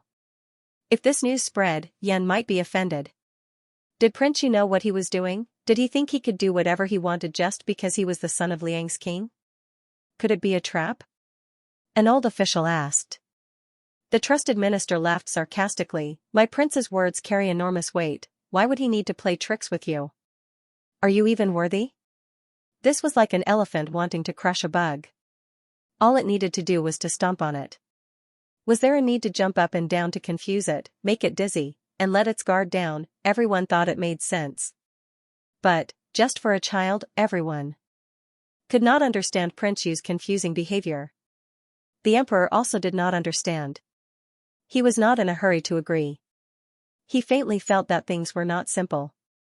He let the officials return first and left the trusted officials of the state of Liang for questioning. Why would Prince Yu take a fancy to the orphans of Zhao country? The emperor opened the window and said a few words. The envoy of the Liang kingdom was not afraid that the emperor would demand an exorbitant price after learning the truth. After all, the emperor of the Ren Zhao kingdom was not easily fooled. He repeated the words that Prince Yu had given him. Does your majesty still remember the visit of Prince Yu and his Wang Fei 5 years ago? The emperor nodded. Of course I remember. The emperor said, at that time, Wang Fei Yu was pregnant. She stayed in the state of Zhao for several months and did not leave until she gave birth. It is said that the child died prematurely. When I heard it, I was very distressed. As the emperor spoke, his brow furrowed. Is this matter related to that child? The envoy of the state of Liang smiled. My Wang Ye accidentally discovered that the child did not die. That year, he might have been rescued from the coffin. Considering that your state of Zhao had raised the Wang Ye's son for many years, in return, my Wang Ye made concessions in the peace talks. If it was like this, then everything made sense. The emperor nodded. Soon, he asked with suspicion, is it really the son of Prince Yu? The envoy of the state of Liang said, is it possible that my Wang Ye would pay such a high price for a fake son? The emperor also felt that it was not possible. He asked again, where is the child now? The envoy of the state of Liang smiled. He was adopted by a young female doctor at a medical hall. Hearing the words medical hall, a faint sense of unease rose in the emperor's heart. Which medical hall? The return of Spring Hall? The envoy of the state of Liang smiled. Ah, no, it's the Miracle Hall. The emperor's expression changed. After 2 classes in the afternoon, little Jing Kong was released from school. Gu Jiao went to the Imperial College to pick him up. Little Jing Kong thought that Uncle Lu was coming to pick him up. He sighed and walked slowly. When he reached the door, he realized that it was Gu Jiao. He instantly felt that he had missed out on 1,000,000 yuan. If he had known earlier, he would have run faster. It was rare for him to spend so much time with Jiao Jiao. Jiao Jiao, Jiao Jiao. He ran towards Gu Jiao with his short legs. Gu Jiao bent down slightly and wiped the sweat on little Jing Kong's forehead with a handkerchief.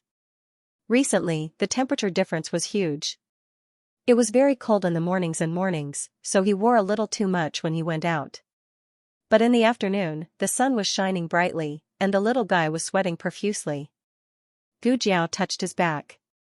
Fine, his underwear was drenched. Did you have a race this afternoon? Gu Jiao asked. No, there was no race. Little Jing Kong shook his head. The teacher taught us how to play kuju. Was it fun? Gu Jiao asked. It was fun. It was little Jing Kong's first time playing, so he found it very novel.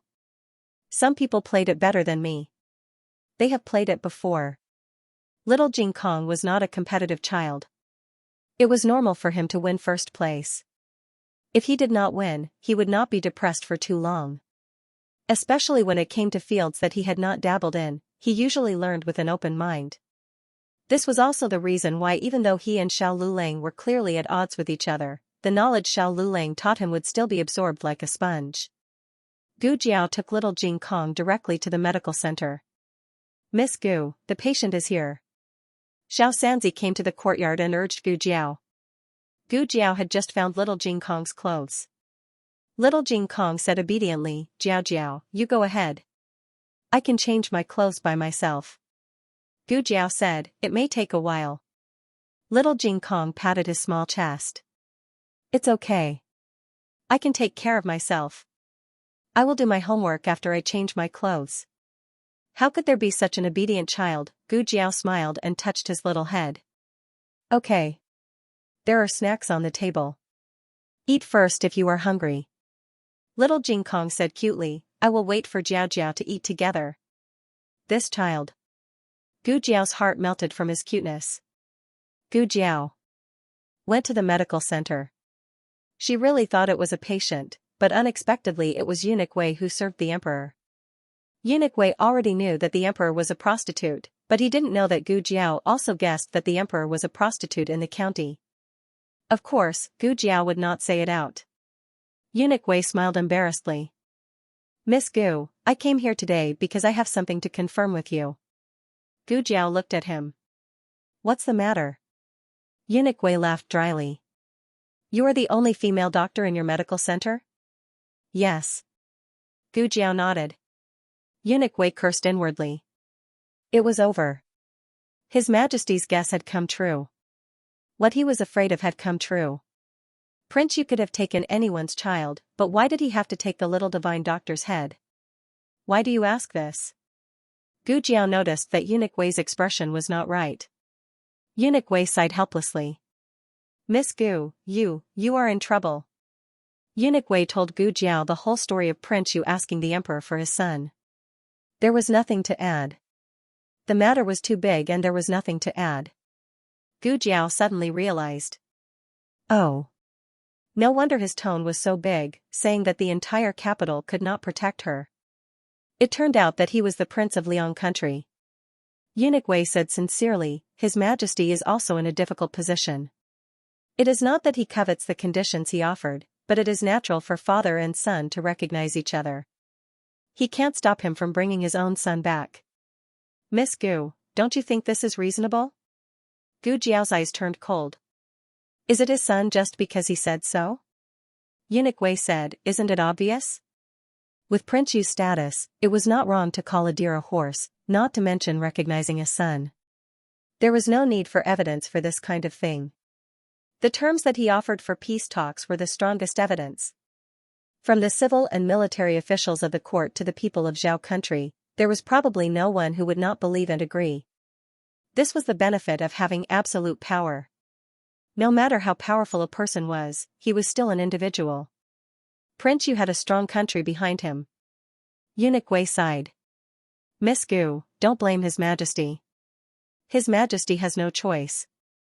He can't stop the father from bringing his son back. I know. Gu Jiao nodded slightly. She stood up and did not say anything. She opened the door of the consultation room and walked out. Little Jing Kong had changed into a set of clean clothes. He was sitting at the small wooden table in the courtyard and doing his homework. His small body sat upright, and his expression was extremely serious. There was a box of freshly baked desserts on the table. The aroma filled the whole courtyard. It was his favorite date paste osmanthus cake. But he did not eat a single bite. He wanted to wait for Jiao Jiao to eat it together.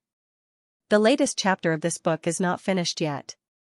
For more exciting content, please scan the QR code below to download the app. The novel is more complete and updated faster. Millions of novels are free to read. There are all the novels that you can't find on the internet, https://www.zhhbqg. com/89642896428226/1130953552. HTML Genius remembered the website address in 1 second, www.zhhbqg.com. Bikuga mobile reading website, mzhhbqg.com. The latest chapter of this book is not finished yet. For more exciting content, please scan the QR code below to download the app. Novels are updated even faster. Millions of novels are free to read. Novels with content that can't be found online are all available here. Ever since the old Marquis returned, Gu Qingfeng hadn't gone out to stir up trouble for a while. Today, the old Marquis went out to meet with friends. Gu Qingfeng also took the opportunity to go out and take on a small task to save up the money that Gu Qinglin had squandered away. The new mask that he had ordered last time was robbed by Gu Jiao, so he found someone to make a new one. The half-face mask with peacock feathers and obsidian was eye-catching and coquettish. Gu Qingfeng was very satisfied with the new mask. Today was another happy day. Just as Gu Qingfeng raised his hand to put on the mask in front of the bronze mirror, a small black shadow suddenly appeared in the mirror. Gu Qingfeng was so scared that his hair stood on end. Ah! The small black shadow looked at the eye-catching new mask and hooked the corners of its lips into an evil smile.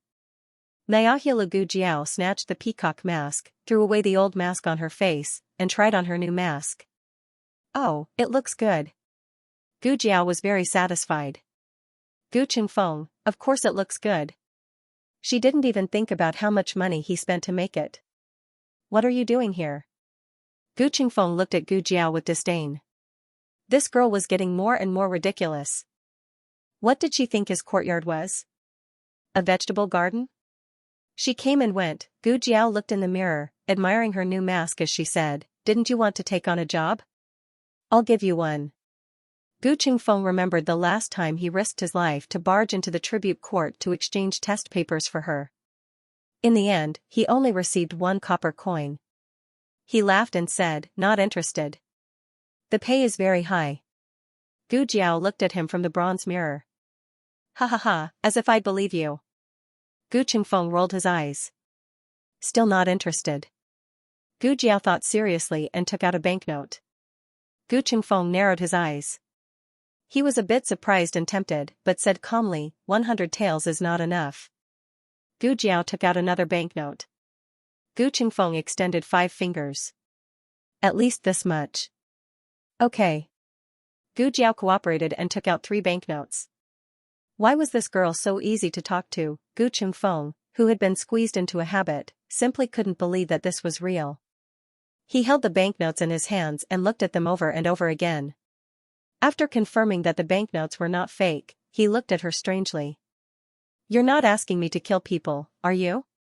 Gu Jiao tilted her head and looked at him. Can I?" Gu Qingfeng exploded. "Of course not. He was a bandit, not a bandit. He only stole things and didn't kill people. Of course, if someone wanted to kill him, it would be a different story. In short, he did not accept assassination missions."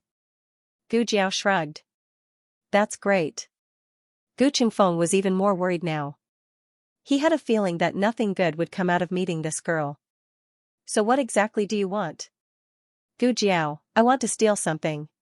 When Prince Yu came, he did not mention what had happened. It was Eunuch Wei who mentioned it when he came over. Prince Yu's consort gave birth to a child, but the child died not long after. Prince Yu then found a coffin to bury the child. Eunuch Wei said that there were 2 theories at the time. One was that the child died after being born, and the other was that she gave birth to a stillborn child. After all, it was a sad matter and not many people knew about it. Only a few people in the imperial family knew about it. Gu Qingfeng was thoughtful. "So what they mean is, the child did not actually die. After being buried, he cried and was heard by a kind person who was passing by and dug up the child." "That child is your younger brother? That little monk? Who is the person who wants to adopt him?" Gu Jiao calmly said, "Prince Yu and his wife." Gu Qingfeng sucked in a breath of cold air. He knew that nothing good would come out of meeting this girl. He even stole from the prince of the Liang kingdom. Was he going to become an international bandit in a second? Gu Jiao looked at him sternly. "A bandit who does not want to be an international bandit is not a good bandit." Gu Qingfeng. "I don't want to do it. It was too dangerous. If he was discovered, he would lose his life." "Add another 500 taels." Gu Jiao paused and said, "In addition to curing your younger brother's baldness." Gu Qingfeng, ever since little Jing Kong shaved half of Gu Qinglin's head, that half of Gu Qinglin's hair stopped growing. At first, in order to achieve the same effect, he shaved off the other half, but the other half grew by half an inch. The half shaved by little Jing Kong was still barren. This was king consecrated hand. Gu Qingfeng gritted his teeth and agreed. The 2 sneaked out of the marquis's residence. Actually, Gu Qingfeng was still a little afraid of this matter. Along the way, he thought of countless ways, such as letting Gu Jiao beg the old marquis, and then the old marquis would beg the emperor. But on second thought, Prince Yu's attitude was too strong. Letting the emperor offend the Liang kingdom for an orphan was not a good deal. Zhao kingdom could not afford to offend the Liang kingdom. Even if they had better technology and did not want the Liang kingdom's technology, they could not tell the Liang kingdom. Zhao kingdom could not be too high profile, or else it would only be the Liang kingdom that came to cut their fat meat. If the matter got out of hand, the Jin and Yan kingdoms might come too. This matter could only be started with Prince Yu. But how could it be easy to make Prince Yu give up the idea of acknowledging his son? He even took out the glazing technology, which showed how determined he was. The 2 walked on the roof. Gu Qingfeng suddenly looked at Gu Jiao. "Hey, I say, you really don't want to consider sending that little guy away? That little guy was really annoying. If his younger brother was like that little guy, he would have gone crazy." Gu Jiao glared at him. "Shut up if you don't want me to kick you out of here." Gu Qingfeng bitterly shut his mouth. The 2's goal tonight was very clear. which was to find the place where the child's bones were buried and see if the bones were still there. If they were, it would prove that little Jing Kong was not Prince Yu and his wife's son. The two arrived outside the walls of the imperial garden. Gu Jiao gave Gu Qingfeng a look. "Go in." Gu Qingfeng clenched his fists. Why was he always the one to do such dangerous things? Gu Jiao would not go in. Gu Jiao pouted at him. Gu Qingfeng gritted his teeth and climbed over the wall. The imperial gardens were heavily guarded, and Prince Yu's courtyard was surrounded by many hidden guards from the Liang kingdom. However, Gu Qingfeng still managed to sneak into Prince Yu and his wife's courtyard with his excellent qinggong and many years of experience. After about half an hour, he came out. "How is it?" Gu Jiao looked at him. Gu Qingfeng wiped the sweat from his forehead. "It's on the eastern grassy slope in the south of the city." Gu Jiao coldly said, "Lead the way." Gu Qingfeng speechlessly glanced at her. "You're not going to ask me how I found out?" "I'm not going to ask."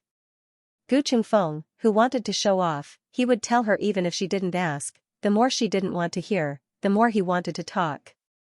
"I went to check the soles of Prince Yu's shoes. Prince Yu must be like us. To prove the child's identity, the first thing we have to do is investigate the place where the bones were buried. I found yellow clay and red moss under the soles of the shoes of Prince Yu and his two guards.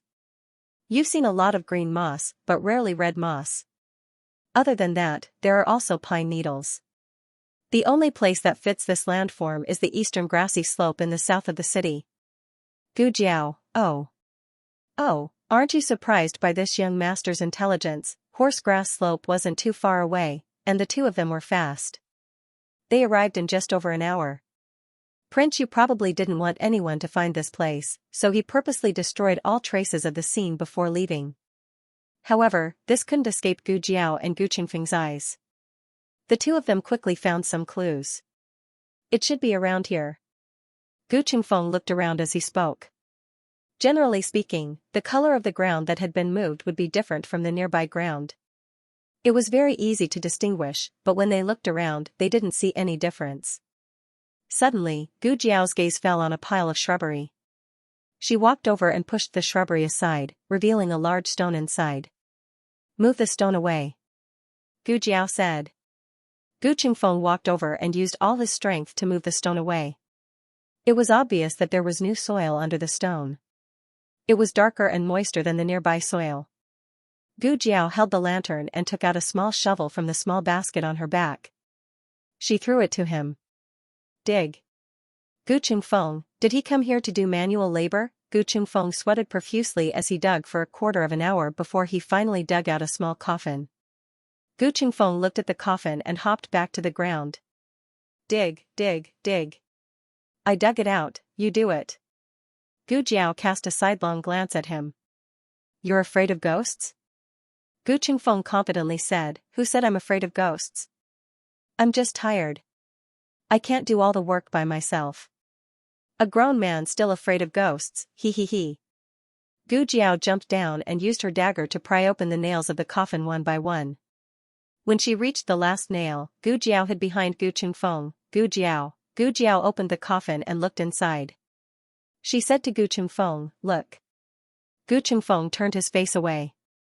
"I won't look." "No, look." "I won't." "Look." "I won't look." "I won't look even if I die." Gu Jiao grabbed him from behind and forced him to look at the coffin.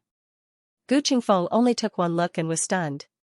The latest chapter of this book is not finished yet. For more exciting content, please scan the QR code below to download the app. Novels are updated faster and more complete. Millions of novels are free to read. Novels with content that can't be found online are all available here. https://www.zhhbqg.com/89642896428226/1130653554. HTML Genius memorized the website address in 1 second. www.zhhbqg.com Bikuga mobile reading website, mzhhbqg.com. The latest chapter of this book is not finished yet. For more exciting content, please scan the QR code below to download the app. Novels are updated even faster. Millions of novels are free to read. Novels with connotations that can't be found online are all available here. Gu Jiao and Gu Qingfeng were busy the whole night. Gu Jiao only let him go when the sun was about to rise. Gu Qingfeng worked hard and was scared the whole night. He was tortured to the point that his eyes were not his eyes and his nose was not his nose. But when he thought of the 1,000 taels he earned, he felt that it was worth it. Right, he still hadn't told third brother that his baldness could be cured. Gu Qingfeng was tired but excited as he returned to the mansion. Gu Qinglin still lived in his courtyard. He didn't bother to change his clothes and strode to Gu Qinglin's room. Third brother. He was just about to knock on the door when he heard the door creak open from the inside. Gu Qinglin was wearing a hat. He looked at Gu Qingfeng with a startled expression. Eh? Second brother? So early? Gu Qingfeng frowned. Why are you so early? Gu Qinglin cleared his throat. I'm going to the clinic. Gu Qingfeng, why are you going to the clinic? Gu Qinglin, cure hair growth. He didn't say the word baldness no matter what. Gu Qingfeng frowned strangely. That's not right. He didn't seem to have told third brother about curing baldness? How did third brother know? Could it be that the two brothers have telepathy? Gu Qinglin said. Second brother, I'm leaving. You're leaving just like that? No more instructions? Gu Qinglin didn't understand what he meant and thought that he was worried about him. He thought about it and said, don't worry about the money. I've already given it. Gu Qingfeng was puzzled. Gave it to who? How much did you give? Gu Qingfeng curled his lips. Who else could it be? That girl, 1,200 taels. Wait, this number was a bit familiar. Gu Qingfeng looked at him suspiciously. Where did you get 1,200 taels? Gu Qinglin said, oh, you took it from your room. Gu Qingfeng almost spat out a mouthful of blood. That was all he had, idiot. He thought that he had earned 1,000 taels. But in the end, he lost 200 taels. He really wanted to die. Having cheated Gu Jiao of a new mask and 200 taels of silver, Gu Jiao returned to Jadewater Alley in satisfaction. Inside the kitchen, Nanny Fong was already busy cooking. After Madame Yao and senior servant Fong moved in, Gu Jiao had a lot less work to do. She saved time to make breakfast so she could exercise by herself or practice martial arts with little Jing Kong. Xiao Lulang had to attend the morning classes at the Imperial College, so he left before dawn. Little Jing Kong was practicing in the backyard. Gu Jiao practiced with him for a while. Her body was much more flexible than when she first arrived. She could do a split with ease. There were no classes at Qinghe Academy today, so Gu Yan and Gu Shaoshan were both sleeping in their rooms. Gu Jiao did not wake the two up. After eating breakfast with Yao Shi and little Jing Kong, she sent little Jing Kong to the Imperial College. When she walked into the alley, she ran into Master Zhao's eldest daughter-in-law, Madame He, and his grandson, Zhao Xiaobao. Madame He chased after Zhao Xiaobao all over the courtyard to feed him. Xiaobao. Little Jing Kong passed by the door and greeted him. Brother Jing Kong. Zhao Xiaobao greeted him and then ran away to hide from his mother. Gu Jiao had never mentioned this topic to little Jing Kong before because she felt it was a bit sensitive. However, the arrival of Prince Yu and his wife made her have to pay attention to this issue. Jing Kong. HM? Jiao Jiao? Little Jing Kong looked up at her cutely. Gu Jiao asked, do you want to have parents? Little Jing Kong said, Jing Kong has parents. Jiao Jiao's parents are Jing Kong's parents. Gu Jiao paused, I mean, your parents, your biological parents. Little Jing Kong stopped and looked at Gu Jiao with hurt. Jiao Jiao doesn't want me anymore?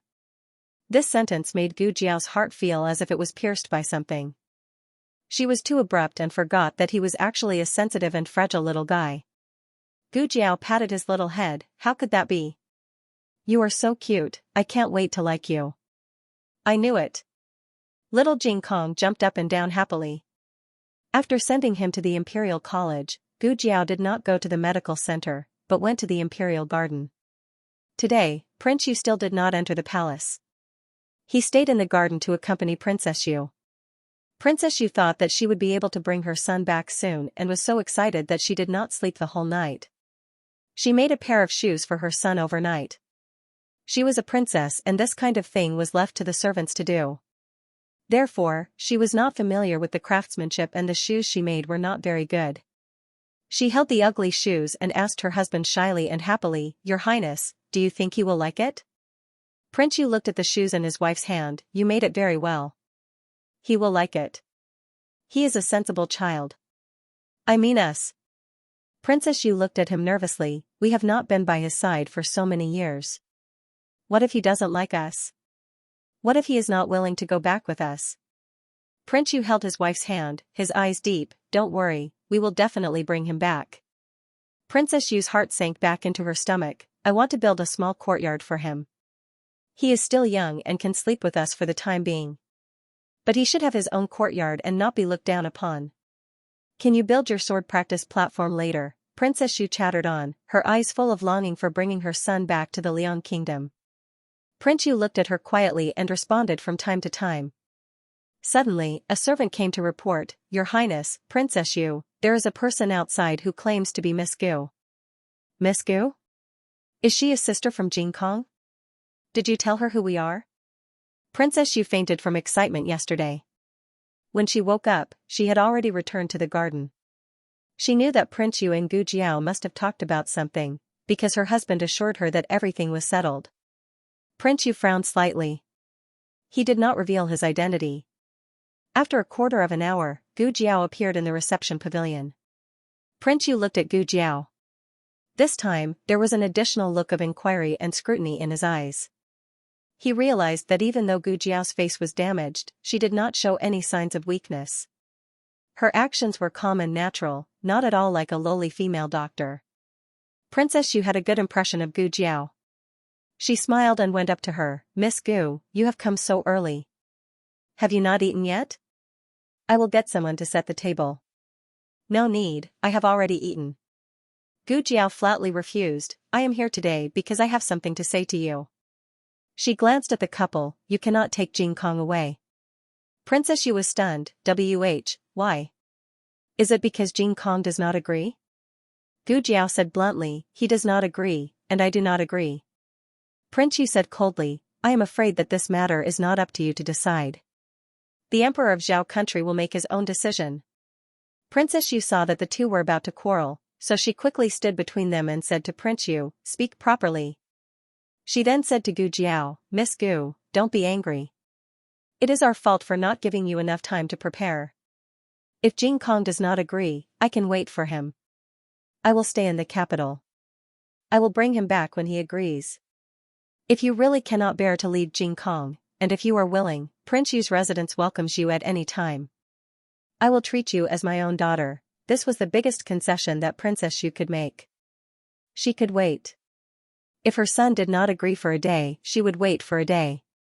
If her son did not agree for a year, she would wait for a year. But she would not give up. Because that was her son, and she was a mother. Gu Jiao paused, then looked at Princess Yu and said, "You do not have to wait." Princess Yu's eyes lit up. "You agree?" Gu Jiao shook her head. As if realizing what Gu Jiao was about to say, Prince Yu's expression changed, and he said sternly, "Shut up." How could Gu Jiao be frightened by him? Gu Jiao said to Princess Yu, "Jing Kong is not your son, so you do not have to wait." Princess Yu hurriedly shook her head. "No, he is my son." "He is. Isn't he 4 years old? Wasn't he born in December?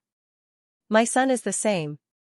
Also, I like him so much when I see him, he can't not be my son." Like was a kind of affinity, but it could also be a projection of one's heart. Gu Jiao looked steadily into Princess Yu's eyes, without a trace of avoidance. Princess Yu's heart sank. Prince Yu hurriedly stepped forward, shielding Princess Yu behind him, blocking the line of sight between the two. His unfriendly gaze fell on Gu Jiao's face. "What nonsense are you talking about? He is the son of this prince and my princess. If he is your son, then what is this?" As Gu Jiao spoke, she took out an old swaddling cloth wrapped in something from the small basket on her back. Prince Yu's expression changed. His gaze turned from unfriendly to extremely sharp, and the veins on his forehead bulged.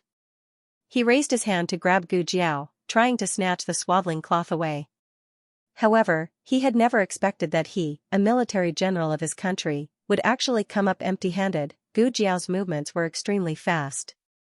Not only did she dodge Prince Yu's attack, she also circled in front of Princess Yu. Princess, you are not unfamiliar with this swaddling cloth, right? Princess Yu was stunned. Of course, she was not unfamiliar with this swaddling cloth. She had personally chosen it for the child in her womb. She had even asked an embroiderer to embroider 2 small flowers on the swaddling cloth. In her dreams at night, she had dreamed countless times of the child who had died young being wrapped in this swaddling cloth. However, the color of the swaddling cloth in front of her had faded, and it was also dusty and damaged. Princess Yu's expression immediately tensed up. Miss Gu, where did the swaddling cloth come from? Inside is. Before Princess Yu could finish speaking, Prince Yu stepped in front of her, blocking her behind him. He gritted his teeth and said to Gu Jiao, don't think that you can fake it here just because you made a fake swaddling cloth. There are many of these swaddling clothes in the entire Zhao country. What are you trying to say?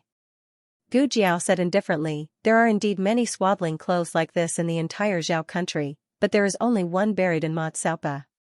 Since you think that I am faking it, fine, I will burn it. As she spoke, she turned her finger and poured the oil from the lamp on the table onto the swaddling cloth. Then, with a flick of a match, she threw the swaddling cloth into the courtyard of the flower hall. The swaddling cloth caught fire with a whoosh. Prince Yu's expression changed drastically. Actually, when he heard about Ma Xiaopa, he could not hold it in any longer. However, he told himself to remain calm and not fall for this girl's trick. Who would have thought that this girl would be so ruthless that she would not even let go of the skeleton of an infant? Amidst the raging flames, a piece of white bone was revealed. Prince Yu could no longer pretend to be calm. He flew up and tore apart the swaddling cloth that was on fire, revealing the small skeleton wrapped in swaddling cloth. The skeleton fell to the ground and broke into pieces. Prince Yu's entire face was twisted in anger and pain. He did not bother to find trouble with Gu Jiao. He took off his clothes to wrap up the skeleton, but when he touched it, he suddenly felt that something was wrong. Wait, this was not a real bone. It was wood, that's right, this was the result of Gu Jiao and Gu Qingfeng's hard work for an entire night. Although the two's craftsmanship was not as good as Gu Xiaoshuan's, they still made it very well.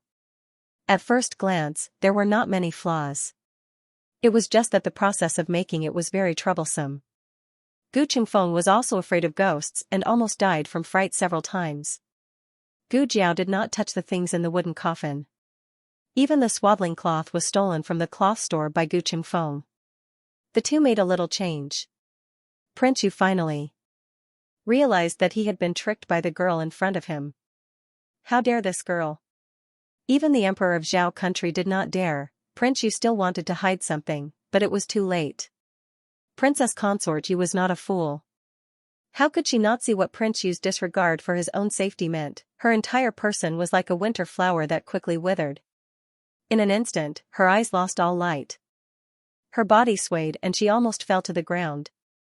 Prince Yu threw away the wooden skeleton in his hand and quickly walked over to support the tottering Princess Consort Yu. This is not a child's skeleton, it's made of wood, don't be sad, Yu, listen to my explanation. Princess Consort Yu's tears fell down in large droplets.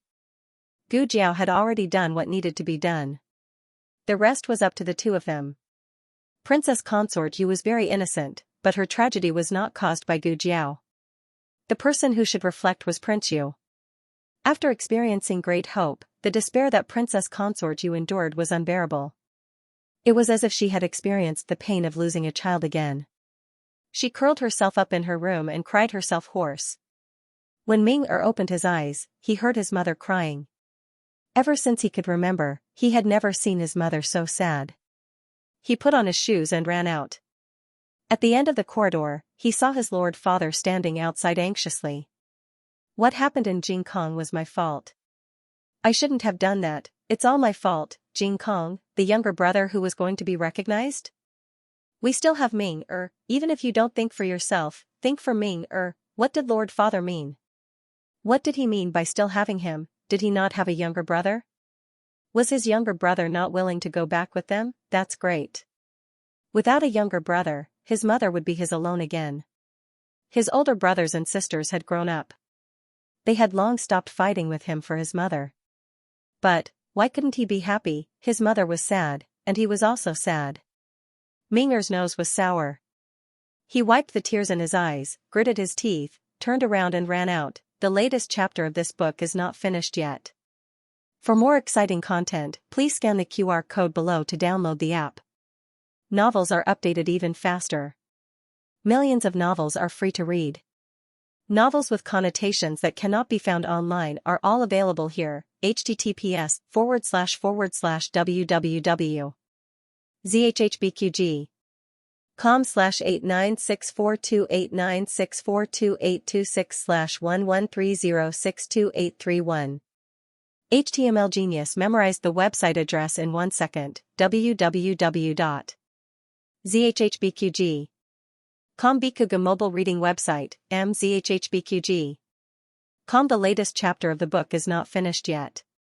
For more exciting content, please scan the QR code below to download the app. Novels are updated faster. Millions of novels are free to read.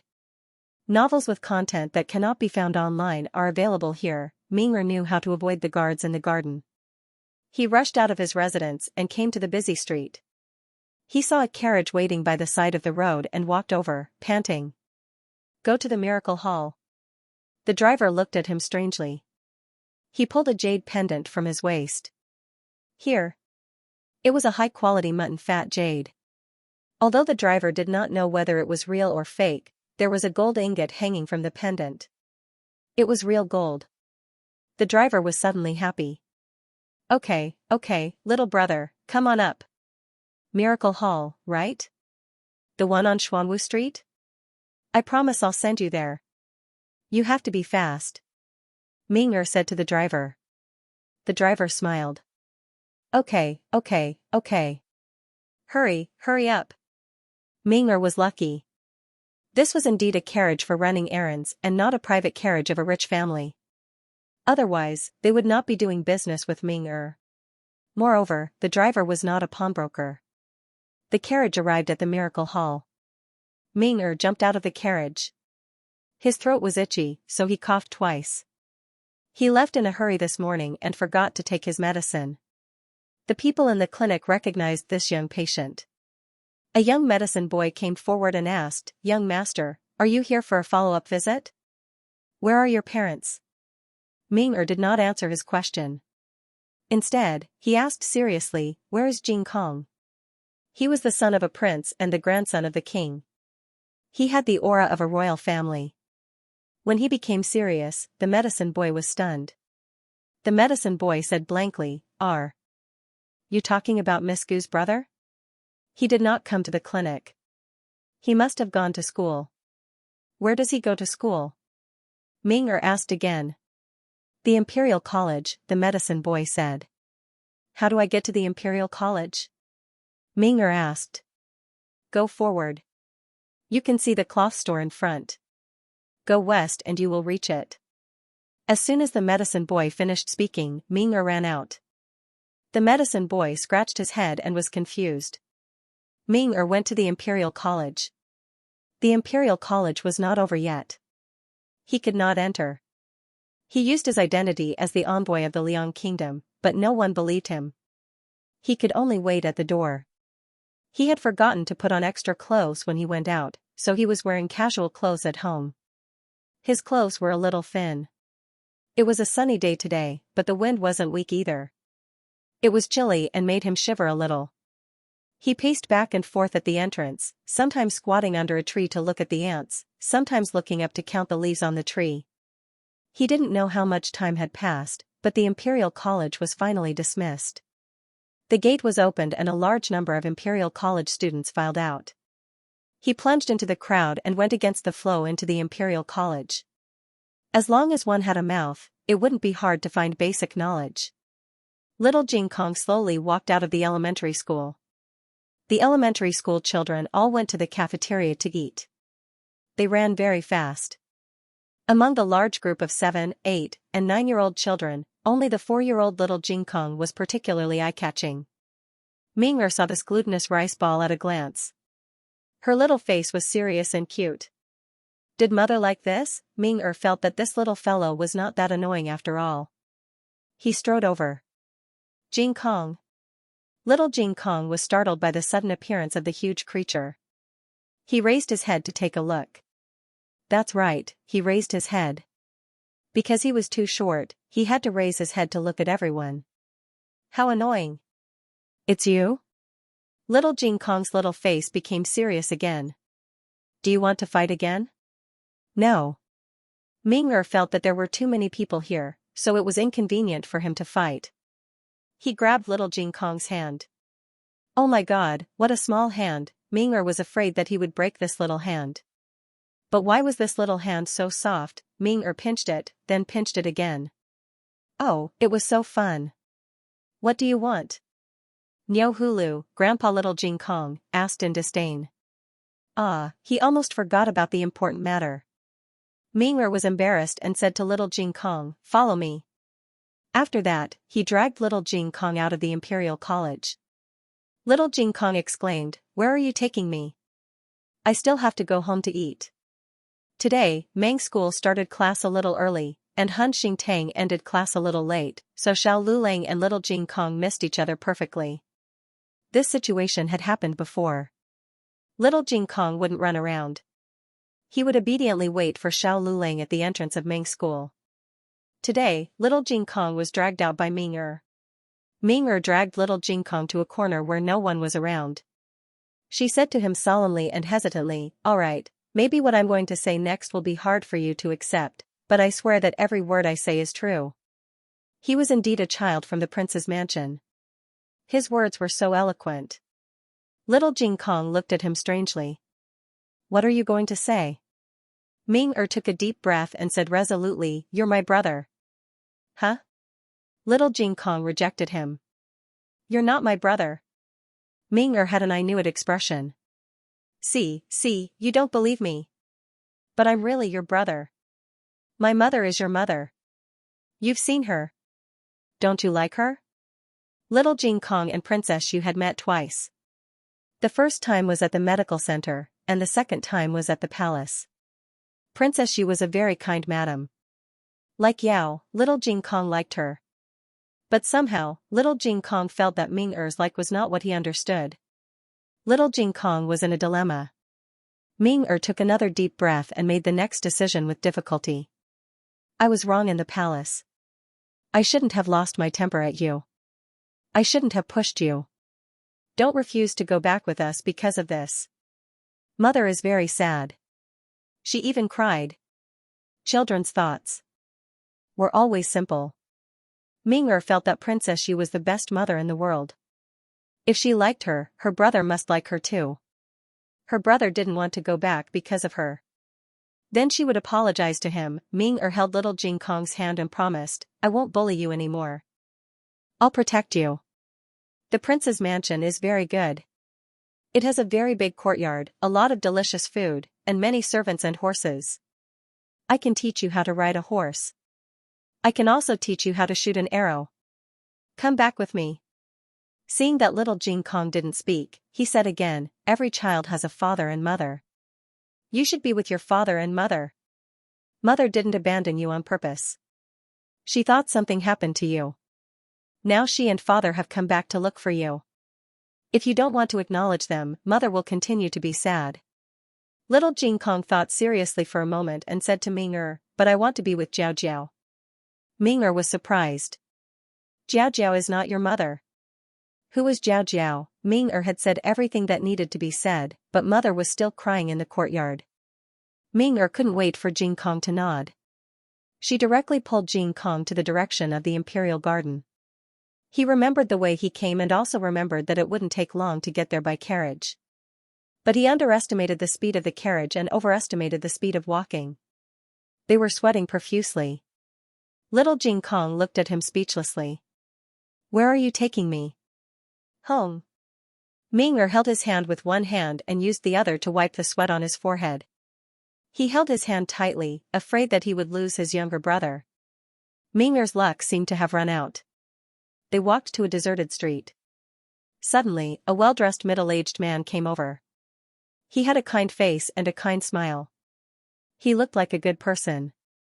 He stopped in front of Ming-Er and little Jing Kong and said with a kind smile, "Little brother, where are you going? Why aren't your parents with you? Did you get separated from your parents?" Ming-Er looked at him vigilantly. "It's none of your business. Back off." The young master from the imperial residence was used to ordering people around. Naturally, he wouldn't take a commoner seriously. His orders were always effective. He didn't know that it was because he was always followed by the imperial residence's guards. Now that he was alone with a 4-year-old child, he instantly lost all of his deterrence. After all, no matter how fierce a cub was, it was still a cub. No adult sheep would be afraid of a tiger cub. The middle-aged man smiled. Instead of backing off, he reached out his hand to touch little Jing Kong's head. "Don't touch my brother." Ming-Er slapped his hand away decisively. Little Jing Kong suddenly pointed across the street. "Uncle, someone is calling you over there." The middle-aged man turned his head to look. Little Jing Kong took the opportunity to grab Ming-Er and run away. They ran until they reached a crowded place. Ming-Er was out of breath. Little Jing Kong had a good physique and didn't pant too much. Why are we running?" Ming-Er asked weakly. "That's a trafficker," little Jing Kong said. "A trafficker is a human trafficker. He will kidnap children." Ming-Er was puzzled. "How do you know?" Little Jing Kong said, "I guessed. When he was walking chickens in the countryside, the villagers always liked to joke with him, saying that he was too young to be taken away by a trafficker. Jiao Jiao also taught him not to talk to strangers casually." Ming-Er looked back.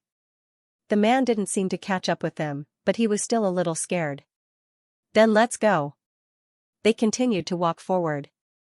Unfortunately, Ming-Er's good luck had already run out on the way here. The middle-aged man whom they had avoided finally caught up with them. In public, he actually walked up to the two of them angrily and picked up little Jing Kong. Then, he slapped Ming-Er to the ground. He pointed at Ming-Er and scolded, "What kind of brother are you? I just said a few words to you, and you ran away with your brother, right? Don't you know that your brother is still sick? How did I give birth to such a bastard like you?" Ming-Er was furious. "Nonsense. You're not my father." The middle-aged man pointed at his nose. Fine. Bastard, you don't even recognize your father now. I'll kill you. I'll kill you." People surrounded them. A woman cried and rushed over, protecting Ming-Er in her arms. "Master, don't hit the child. It's all my fault. I didn't take good care of him. Go away." Ming-Er struggled. Big drops of tears fell from the woman's eyes. She was truly anxious. "Son, don't be stubborn with your father anymore. Your father forced you to go to school for your own good." Ming-Er shouted angrily, "Go away. You're not my mother." The man slapped Ming-Er again, and Ming-Er fainted. "How is she not your mother? She's your stepmother. She's your mother." It turned out that stepmother and biological father had such a relationship. No wonder this child kept saying that he didn't recognize them. He probably hated his stepmother, and even his biological father. This kind of thing was not rare, so no one suspected that it was fake. The middle-aged man kicked the woman a few more times. Every kick landed on the woman's body. This way, the show was even more real. Ming-Er's struggle was seen as rebellion in the eyes of the crowd. Ming-Er's heart was filled with endless anger, and he felt deeply afraid and helpless with Shiyi. If he had known, he wouldn't have come out by himself. He was abducted by the pawnbroker, and so was his younger brother. The two of them would never see their mother again. In the end, the middle-aged man carried little Jing Kong, and the woman supported Ming-Er, who was already weak, and left the scene. No one would report this kind of family matter to the authorities, so the crowd quickly dispersed. The two of them came to a secluded courtyard, and threw the two children into the house. The middle-aged man wanted to use some drugs on the little one, but the little one was scared silly from the beginning. He didn't even know how to cry, so the middle-aged man didn't want to bother. After all, the knockout drug was very expensive, and it could easily harm the body. Such a small child was very delicate, and if he didn't wake up, they would lose a lot of money. "Master, these two children are good." The woman changed her weak and dazzling image in front of others, and showed a sarcastic and proud look. The middle-aged man looked at the two children lying on the ground with satisfaction, and said with a smirk, "Yes, it's been a long time since I got such high-quality goods. They can definitely be sold at a good price." "Where's old Lou?"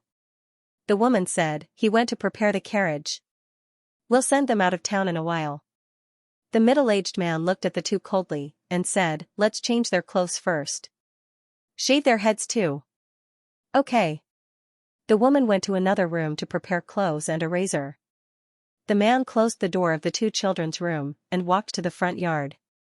He poked his head out to look around, and then closed the door vigilantly. The fear in little Jing Kong's eyes disappeared. He crawled to Ming-er, pushed his arm, and whispered, Brother Ming-er, wake up." The latest chapter of this book is not finished yet. For more exciting content, please scan the QR code below to download the app. The novel is updated at a faster rate. Millions of novels are free to read. All the novels that can't be found on the internet are available here. https://www.zhhbqg.com/8964289642826/1130388856. HTML Genius memorized this website's address in a second. www.zhhbqg.com Bikuj mobile reading website, mzhhbqg.com. Please scan the QR code below to download the app for more interesting content. The novel will be updated at a faster rate. Millions of novels will be read for free. All the novels that can't be found on the internet are available here. The man's two slaps were ruthless. Ming-er was injured and dizzy. Little Jing Kong took out a peanut candy from his pouch and put it in his mouth. "Have some candy first." Jiao Jiao said that eating candy will give you strength. I'm sorry." Ming-er said weakly. "What did you say?" Little Jing Kong didn't hear him clearly. He leaned close to Ming-er's mouth, wanting to hear what he said. At this moment, the woman came over with a razor and cloves. At the same time, a few men's voices could be heard from the front yard. There were more than 3 bad guys. The woman went into the house. Little Jing Kong had to give up on waking Brother Ming-er. The little one looked obedient and didn't get beaten or tortured. He was very clean. The woman grabbed him and shaved his head. Little Jing Kong felt like he had nothing to live for. The hair that he worked so hard to grow out was gone just like that. Jiao Jiao said that he would be able to prune his hair in a month. After the woman shaved little Jing Kong's head, she changed little Jing Kong into a poor child's clothes. To be honest, the child didn't cry or make a fuss. Other than being a little timid, he was actually quite likable. For a moment, the woman wanted to keep the child and raise him so that he could take care of her and her master. However, she shook her head when she thought about her master's attitude. Forget it. The money was more important. Besides, he wouldn't agree anyway. The woman shaved the children's heads and changed their clothes. Then, she applied some yellow powder on their faces to make them look malnourished and emaciated. She also drew some spots on their faces with cinnabar. They looked completely different from before. Even their own parents wouldn't be able to recognize them at a glance. "Are you done?" the middle-aged man urged from outside. Yes. The woman walked out and asked, "Do you want to give them some medicine?" The middle-aged man looked at the 2 people in the house. Just now, he had used too much force and injured the child. He was worried that the child would die from the medicine. As for the little one, he was scared silly. What medicine should he use? No need. You and old Lou send them out of the city. Old Lee and I still have 2 jobs to do. This was a new business opportunity. His luck today was simply too good. The woman smiled like a blooming flower. All right. The woman and Lao Lu carried the 2 children into the carriage. They had to leave the city before dark, but they could not take the main street because it was easy to run into patrolling city guards. They took small paths and twists and turns, all of which were sparsely populated alleys and hutongs. After walking for some time, the candy in Ming-er's mouth melted completely and flowed into his stomach. He actually regained some strength. He slowly opened his eyes and realized that one of his hands was tightly held by little Jing Kong. He opened his mouth and was about to speak when little Jing Kong beat him to it. "Mother, I want to drink some water." The woman trembled. What did you call me?" "Mother," little Jing Kong said in a silly and adorable manner. Was this child an idiot? He actually called her mother. The woman looked at the beautiful little face and was completely mesmerized. You, I want to drink water," little Jing Kong said coquettishly. The woman's heart suddenly softened. She greedily held little Jing Kong's shoulder and said softly, "What did you call me?" "Call me again." "Mother," little Jing Kong said softly. The woman was overwhelmed by little Jing Kong calling her mother. She quickly took a water bag and gave it to little Jing Kong. This was clean water. She had not drunk it yet. Little Jing Kong gulped down a few mouthfuls and returned the water bag to her. "Thank you, Mother." The woman was grinning from ear to ear. Even if it was just a short moment, she still enjoyed the moment in front of her.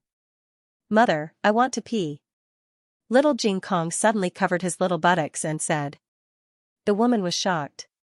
She lifted the curtain and looked outside. Then, she looked at little Jing Kong. You can pee in the carriage." I can't pee in the carriage." Little Jing Kong's face turned red. When a person compromised on one thing, it was not difficult to compromise on the second thing. The woman hesitated for a while and asked Old Lu to stop the carriage. Old Lu said, "He wants to pee. Just ask him to pee in the carriage. Don't bother." The woman said, "I want to pee too." "Do I have to pee in the carriage too?" Old Lu cursed a few times. In the end, he stopped the carriage in an alley and said impatiently, "Hurry up, don't let anyone see you." The woman glared at him and got off the carriage with little Jing Kong. Of course, the woman would not bring little Jing Kong to a restaurant or tea house to use the toilet. At most, she would find a corner for him. "It's here. Pee." The woman pointed at a dirty corner. "Oh." Little Jing Kong lowered his head to untie his belt. "I can't untie it." "Why don't you know how to untie your belt? You're such an idiot." The woman thought the child was cute, but in the blink of an eye, her patience ran out. Just as she bent down to untie little Jing Kong's belt, little Jing Kong suddenly raised his hand and threw a handful of sand into her eyes. There was a small sandbag in his pocket, and he had secretly opened it when they were in the carriage. The woman was blinded by the sand and screamed, "Little bastard! Old Lu! Catch him!" He ran away. Old Lu, who was in the carriage, heard the noise and quickly jumped off the carriage. He rushed towards little Jing Kong. Little Jing Kong tried to run, but in the end, he fell and rolled to Old Lu's feet. Old Lu was speechless. Little Jing Kong was speechless. "Would you believe me if I said I didn't do it on purpose?" "Haha." Old Lu picked the little guy up. Calm down, little Jing Kong touched his little bald head. "Ah, I got it, iron head technique. Watch my iron head technique." Squeak, little Jing Kong used his little bald head to hit Old Lu's head. It was a very forceful hit. Both of them were stunned. Little Jing Kong was the first to react, because he was in pain. Didn't they say he wouldn't feel pain after he practiced the iron head technique? Little Jing Kong touched his little bald head with his two little hands. He was confused. "Where's my iron head technique? Where's my iron head technique? Iron head technique. I don't have the iron head technique." Little Jing Kong, who finally remembered that he didn't have the iron head technique, suddenly broke down. Wah! Old Lu was so scared that he threw away the child in his hands. Little Jing Kong fell to the ground, got up, and ran away. He shouted, "Help! Help! Help!" No, he couldn't shout like that. "Fire! Fire! What a big fire! The house is burning down. We'll be burned to death if we don't come out." Sure enough, the residents who didn't care about what was happening outside ran out of their houses one after another, and the number of people on the street suddenly increased. At this time, Ming-er also got down from the carriage. He had recovered some of his strength, and the two of them ran forward desperately. The bandit had never seen such a cunning child. How did he think of shouting fire? there were too many people, and old Lu and the woman were blocked halfway. They successfully escaped from the clutches of the two people. However, they didn't expect that although they got rid of the two people, they met the other two people. The middle-aged man held a wooden stick and walked towards them sinisterly. "What are you shouting for? Why aren't you shouting?" "Little Jing Kong, of course, I'm shouting at the top of my lungs. Little thing, you've been pretending to be stupid and spoiling my plans." He had a new goal, but it was ruined by this child shouting. The middle-aged man couldn't take it anymore. He raised the wooden stick in his hand and hit little Jing Kong to vent his anger. Seeing that the wooden stick was about to fall on little Jing Kong's head, Ming-Er suddenly took a step forward. With his back facing the man, he used his weak body to protect little Jing Kong tightly in his arms. Ming-Er couldn't feel anything after the wooden stick fell on him. He slowly fell to the ground and looked at little Jing Kong, who was gradually blurring, and shouted with the last of his strength, "Hurry! Go!" When Ming-Er woke up, he was lying on an unfamiliar bed. The ceiling was made up of strange beams. He couldn't see the beams in the prince's mansion because of the Chingchen. Ming-Er had been unconscious for so long that he forgot that he wasn't in the Liang kingdom. "Ming-Er! Ming-Er, you're awake." Princess Yu's tear-filled face entered Ming-Er's sight. "Mother," Ming-Er said weakly. His voice was so soft that he almost couldn't hear himself. "Mother is here, mother is here." Princess Yu wiped her tears, held her son's hand and kissed it. She choked with sobs and said, "It's good that you're awake. You scared mother to death." Ming-Er felt that something was missing. He suddenly remembered everything. He turned to look at Princess Yu and asked, "Brother, is he all right?" Princess Yu didn't expect that the first thing this child asked was about his brother. Of course, she knew why he asked this. Little Jing Kong had told her everything. She choked and shook her head. "He's fine. Jing Kong is fine." Ming-Er raised his hand weakly and wiped away Princess Yu's tears. "I found my brother." "Mother, don't cry anymore. The latest chapter of this book is not finished yet."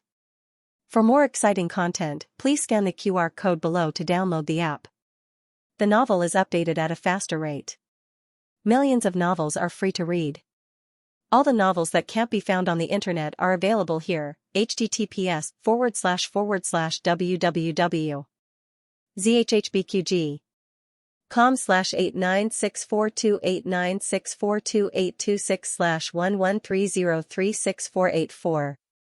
HTML Genius memorized the website address in 1 second. www.zhhbqg.com Bikuga mobile reading website, mzhhbqg.com. The latest chapter of this book is not finished yet. For more exciting content, please scan the QR code below to download the app. The novel will be updated faster. Millions of novels can be read for free. There are all kinds of novels that can't be found on the internet. In the next room, Gu Jiao was treating little Jing Kong's injuries. He didn't have any injuries on his body, but his heart was hurt. His hair, which he had grown for several months, was gone. He was so sad that he kept twitching. He couldn't show it in front of others, but when he was in Gu Jiao's arms, he couldn't bear it anymore. His little body curled into a ball and his little head drooped. He pressed his little head with his two little hands and said with tears in his eyes, My hair is gone again." Gu Jiao said, "It will grow back. I'll make a few more sesame pills for you to eat later. I'll also wash your hair with Chinese knotweed to make your hair grow faster." "Okay." Little Jing Kong nodded coquettishly. Gu Jiao looked at his little bald head and asked, "Does it still hurt?" The little guy actually used the iron head skill, which he had never practiced before. It really scared her to death. "It hurts. I need to blow on it." Little Jing Kong patted his little bald head. Gu Jiao gently blew on his head. Little Jing Kong lay in Gu Jiao's arms and buried his little head in her neck. He was so happy that he kept bubbling. Gu Jiao remembered the scene when she brought the little guy back to the medical center. At that time, the little guy didn't know that Ming-Er misunderstood their relationship and thought that he was really Princess Yu's son. He said to Princess Yu seriously and embarrassedly, "I'm sorry. Although you're my mother, I still can't go back with you. I want to be with Jiao Jiao. Jiao Jiao took care of me, And I also want to be like Gu Jiao. In the end, who was the one who saved who? Gu Jiao kissed the little guy's little bald head. Jiao Jiao, did you just kiss me? The little guy asked softly with a hint of expectation. Yeah, I kissed you. Gu Jiao nodded. Little Jing Kong was so shy that he grabbed Gu Jiao's clothes and buried his head in Gu Jiao's arms, turning himself into a little mimosa. In another room of the clinic, Prince Yu and Xiao Lulang were thanking Lu Yixing, the hero of this incident. Lu Yixing happened to be nearby when Ming'er was knocked down by the stick. Lu Yixing didn't know Ming'er, but he had seen little Jing Kong and Gu Jiao together from afar. He was afraid that even Gu Jiao didn't know about this. Lu Yixing was a weak scholar. It was impossible for him to beat some beggars, but he was Lu Yixing. With just one sentence, I, Lu Yixing, am here, half of the people in the capital wanted to come and beat him up. He pointed at the middle-aged man and the beggar called oldly, these are my sworn brothers. With them here, you can forget about hurting me. Then the beggar was beaten up. Lu Yixing brought the two children back to the clinic. This was the whole story of the incident. Xiao Lulang and Prince Yu had only heard of Lu Yixing, but had never seen him before. They only knew that he was a descendant of noble consort Lu's mother's family. He was implicated by noble consort Lu and her family, so his life in the capital was difficult. They didn't expect that the two children would be saved by him. Prince Yu personally presented a gift of thanks. Thank you, young Master Lu, for saving my son. I hope young Master Lu will accept this small gift of thanks. Lu Yixing was short on money, so he didn't refuse and accepted it generously. Prince Yu was very satisfied. He didn't like to owe people favors. Since the other party accepted the gift, it meant that the other party had the same intention. He couldn't help but look at the other party. I heard about your situation in the capital. Are you willing to go to the country of Liang? The Lu family had colluded with the country of Chen, not the country of Liang. Lu Yixing and Prince Yu's residence did not have such a sensitive political relationship. Even if there was, with Prince Yu's ability, he could still protect Lu Yixing. Lu Yixing said, thank you, Prince, for your kindness. For the time being. I don't want to leave. Lu Yixing did not beat around the bush no matter what he said or did. In this aspect, he was much better than those hypocritical and polite young people. Prince Yu did not ask Lu Yixing. With his situation like this, what was there in the capital for him to stay? After saying a few words of gratitude, Prince Yu went to the next room to visit Ming'er. Thus, only Xiao Lulang and Lu Yixing were left in the room. Xiao Lulang naturally wanted to express his gratitude. He had recently earned some money from writing articles for others and had planned to give it to Gu Jiao. Now, it was not a bad idea to use it as a reward. Other than the reward, he also took 2 books that Elder Feng had left for him and put them in a brocade box. However, he did not expect that Lu Yixing would not accept it. Why? Xiao Lulang looked at him in confusion. Lu Yixing looked at Xiao Lulang and said, when Dr. Gu treats me, she either receives less or no treatment. I owe Dr. Gu a favor and cannot accept your gift. Xiao Lulang looked at Lu Yixing again. Other than his pale complexion, he had handsome features, red lips, and white teeth. He really had a good appearance. So, one royal prince and was not enough, and now there was another Lu Yixing. Xiao Liulang's eyes suddenly became cold. Lu Yixing, Ming'er's injury was a little serious. When the rod hit him, it almost broke his spine. Although his spine was saved, his spleen was ruptured. After little Jing Kong fell asleep in Gu Jiao's arms, Gu Jiao put little Jing Kong on the bed and covered him with a blanket. Then, she turned to the next room to check on Ming'er. Ming'er was also asleep. Princess Yu's eyes were red and swollen. Since Ming'er said that he had found her younger brother and asked her not to cry, her tears had not stopped. It was heartache and self-blame, but also the satisfaction and happiness of being loved deeply. The pain of losing her son seemed to be no longer important. Looking at the child who had almost lost his life for her, she suddenly felt that it was the greatest honor in her life to be his mother. Miss Gu, thank you so much this time. Thank you for saving Ming'er again. Princess Yu stood up and thanked Gu Jiao. Gu Jiao stopped her from bowing and shook her head slightly. You don't have to thank me. The person who really saved him is you. When Gu Jiao was operating on Ming Er was in a critical condition of hemorrhage and needed an emergency blood transfusion. Unfortunately, Ming Er turned out to have a very rare blood type. No one at the scene matched his blood type, except for Princess Yu. It was Princess Yu who gave Ming Er a second life. Gu Jiao said seriously, "From now on, your blood flows in his body." Princess Yu nodded with a choked voice. She leaned over and touched Ming Er's forehead with her forehead. 2 drops of hot tears fell. Even without this, he would always be her son. Ming Er was recuperating in Gu Jiao's small courtyard. Little Jing Kong came to the medical center to accompany him after school. Obviously, the two of them who had been through the same ordeal became real brothers. Even though little Jing Kong already knew that he was not his biological brother, it did not affect the revolutionary friendship between the two of them. Ming Er spoke Zhao State dialect very well, but little Jing Kong's Liang State dialect was not good enough. Ming Er often tutored him. With the language environment, little Jing Kong's Liang State dialect improved a lot. On this day, little Jing Kong accompanied Ming Er to the courtyard to bask in the sun. Ming Er suddenly said to little Jing Kong, "I want to be a general in the future." "What about you?" Little Jing Kong thought for a while and said seriously, "I want to study and be the top scholar." Ming Er was disappointed. "It would be great if you could be a general. If the two countries are at war in the future, I will retreat 30 miles for you." Little Jing Kong was successfully led astray by him. He imagined himself leading the army and patted his chest, "Then I won't kill your soldiers." In the blink of an eye, it was April. Ming Er's injury gradually healed, and the negotiations between the two countries were coming to an end. Although Prince Yu did not ask for the child, he did not take back the glazing technology. He still gave it to Zhao State as an equivalent exchange. As for the unequal trade, there was not much room for compromise. Kindness was kindness, and politics was politics. Moreover, the kindness was Gu Jiao's personal behavior, and it had nothing to do with the imperial court. Prince Yu was an excellent politician. He would never act on impulse.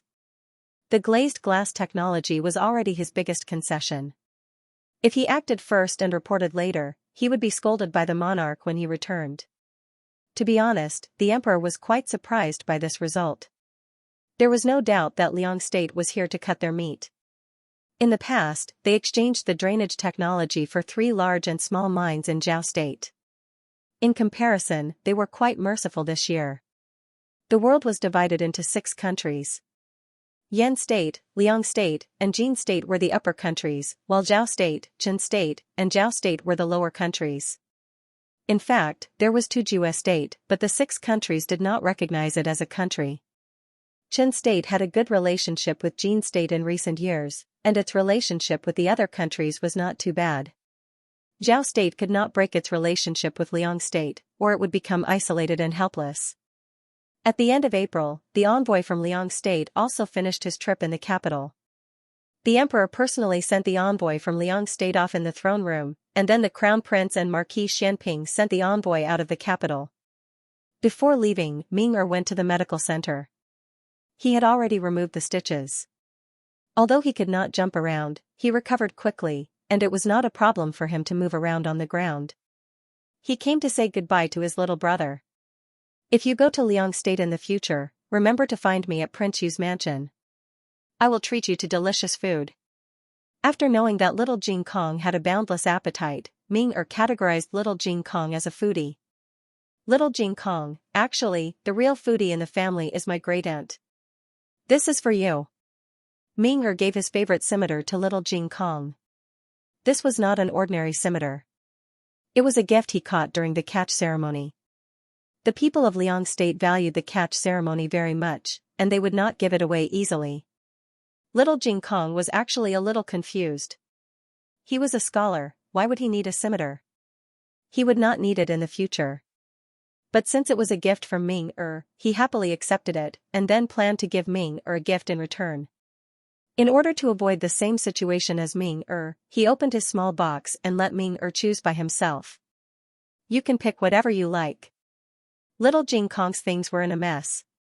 Gu Jiao cleaned it up, but it was messed up by little Jing Kong after a few days. For Ming who was used to using gold, silver, and jade, it was like a big car accident scene. Ming suddenly sympathized with his little brother. His little brother's family was too poor, and he could not even afford a decent toy. When he returned to the country, he would definitely send his little brother the best toy. In order not to hurt his little brother's self-esteem, Ming resisted the urge to quickly close the box, and chose the most inconspicuous small box. He did not take the big pieces of junk inside. Maybe his little brother could exchange them for some money in the future.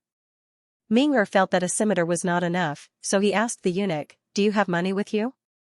"Yes," the eunuch said. "Give it to me. Give it to me." Ming robbed the eunuch of his money, and took out an old yellowed paper from the box, and put the banknotes in it. He also kept the box for his little brother, in case the box could be sold for some money. After that, Ming reluctantly bid farewell to little Jing Kong. After that, the family set foot on the road back to Liang State. The visit of the Liang State's envoys had a huge impact on Zhao State, but for the people, it was just something to talk about. Of course, in the near future, they might feel this change personally. Zhao State had the imperial examination in spring this year, and the two sides inevitably talked about the imperial examination.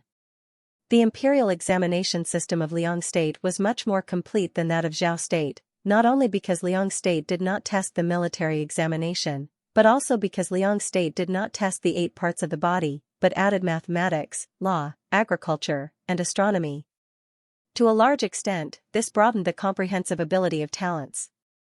If it was changed to Gu Jiao's words in her previous life, it would be like taking the liberal arts and science examination together, and not only liberal arts students would have a way out.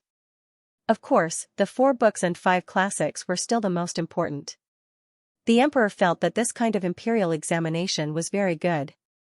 He liked astronomy and mathematics, and maybe Zhao State could imitate it in the future. On the surface, the old duke had resigned, so he did not have to worry about receiving the envoys. He had been recuperating in his mansion these days. Last time, when he got drunk and woke up, the old duke remembered what he had promised at the dinner table. He regretted it. How could he be hot-headed and say that his son should call the other person father? That little brother was really too much. At such a young age, how could he have such a strange hobby? But a gentleman's word cannot be taken back. He, Gu Chao, was a person who kept his promises. He would not go back on his words, therefore, on the first day that Marquis Gu recovered, the old duke stepped into his room with a cordial expression. Ever since Marquis Gu had been beaten up by his father, this was the first time he saw his father, and he was pleasantly surprised. He cupped his hands and bowed, "Father." "Yes." The Marquis cleared his throat and asked, "How's your injury?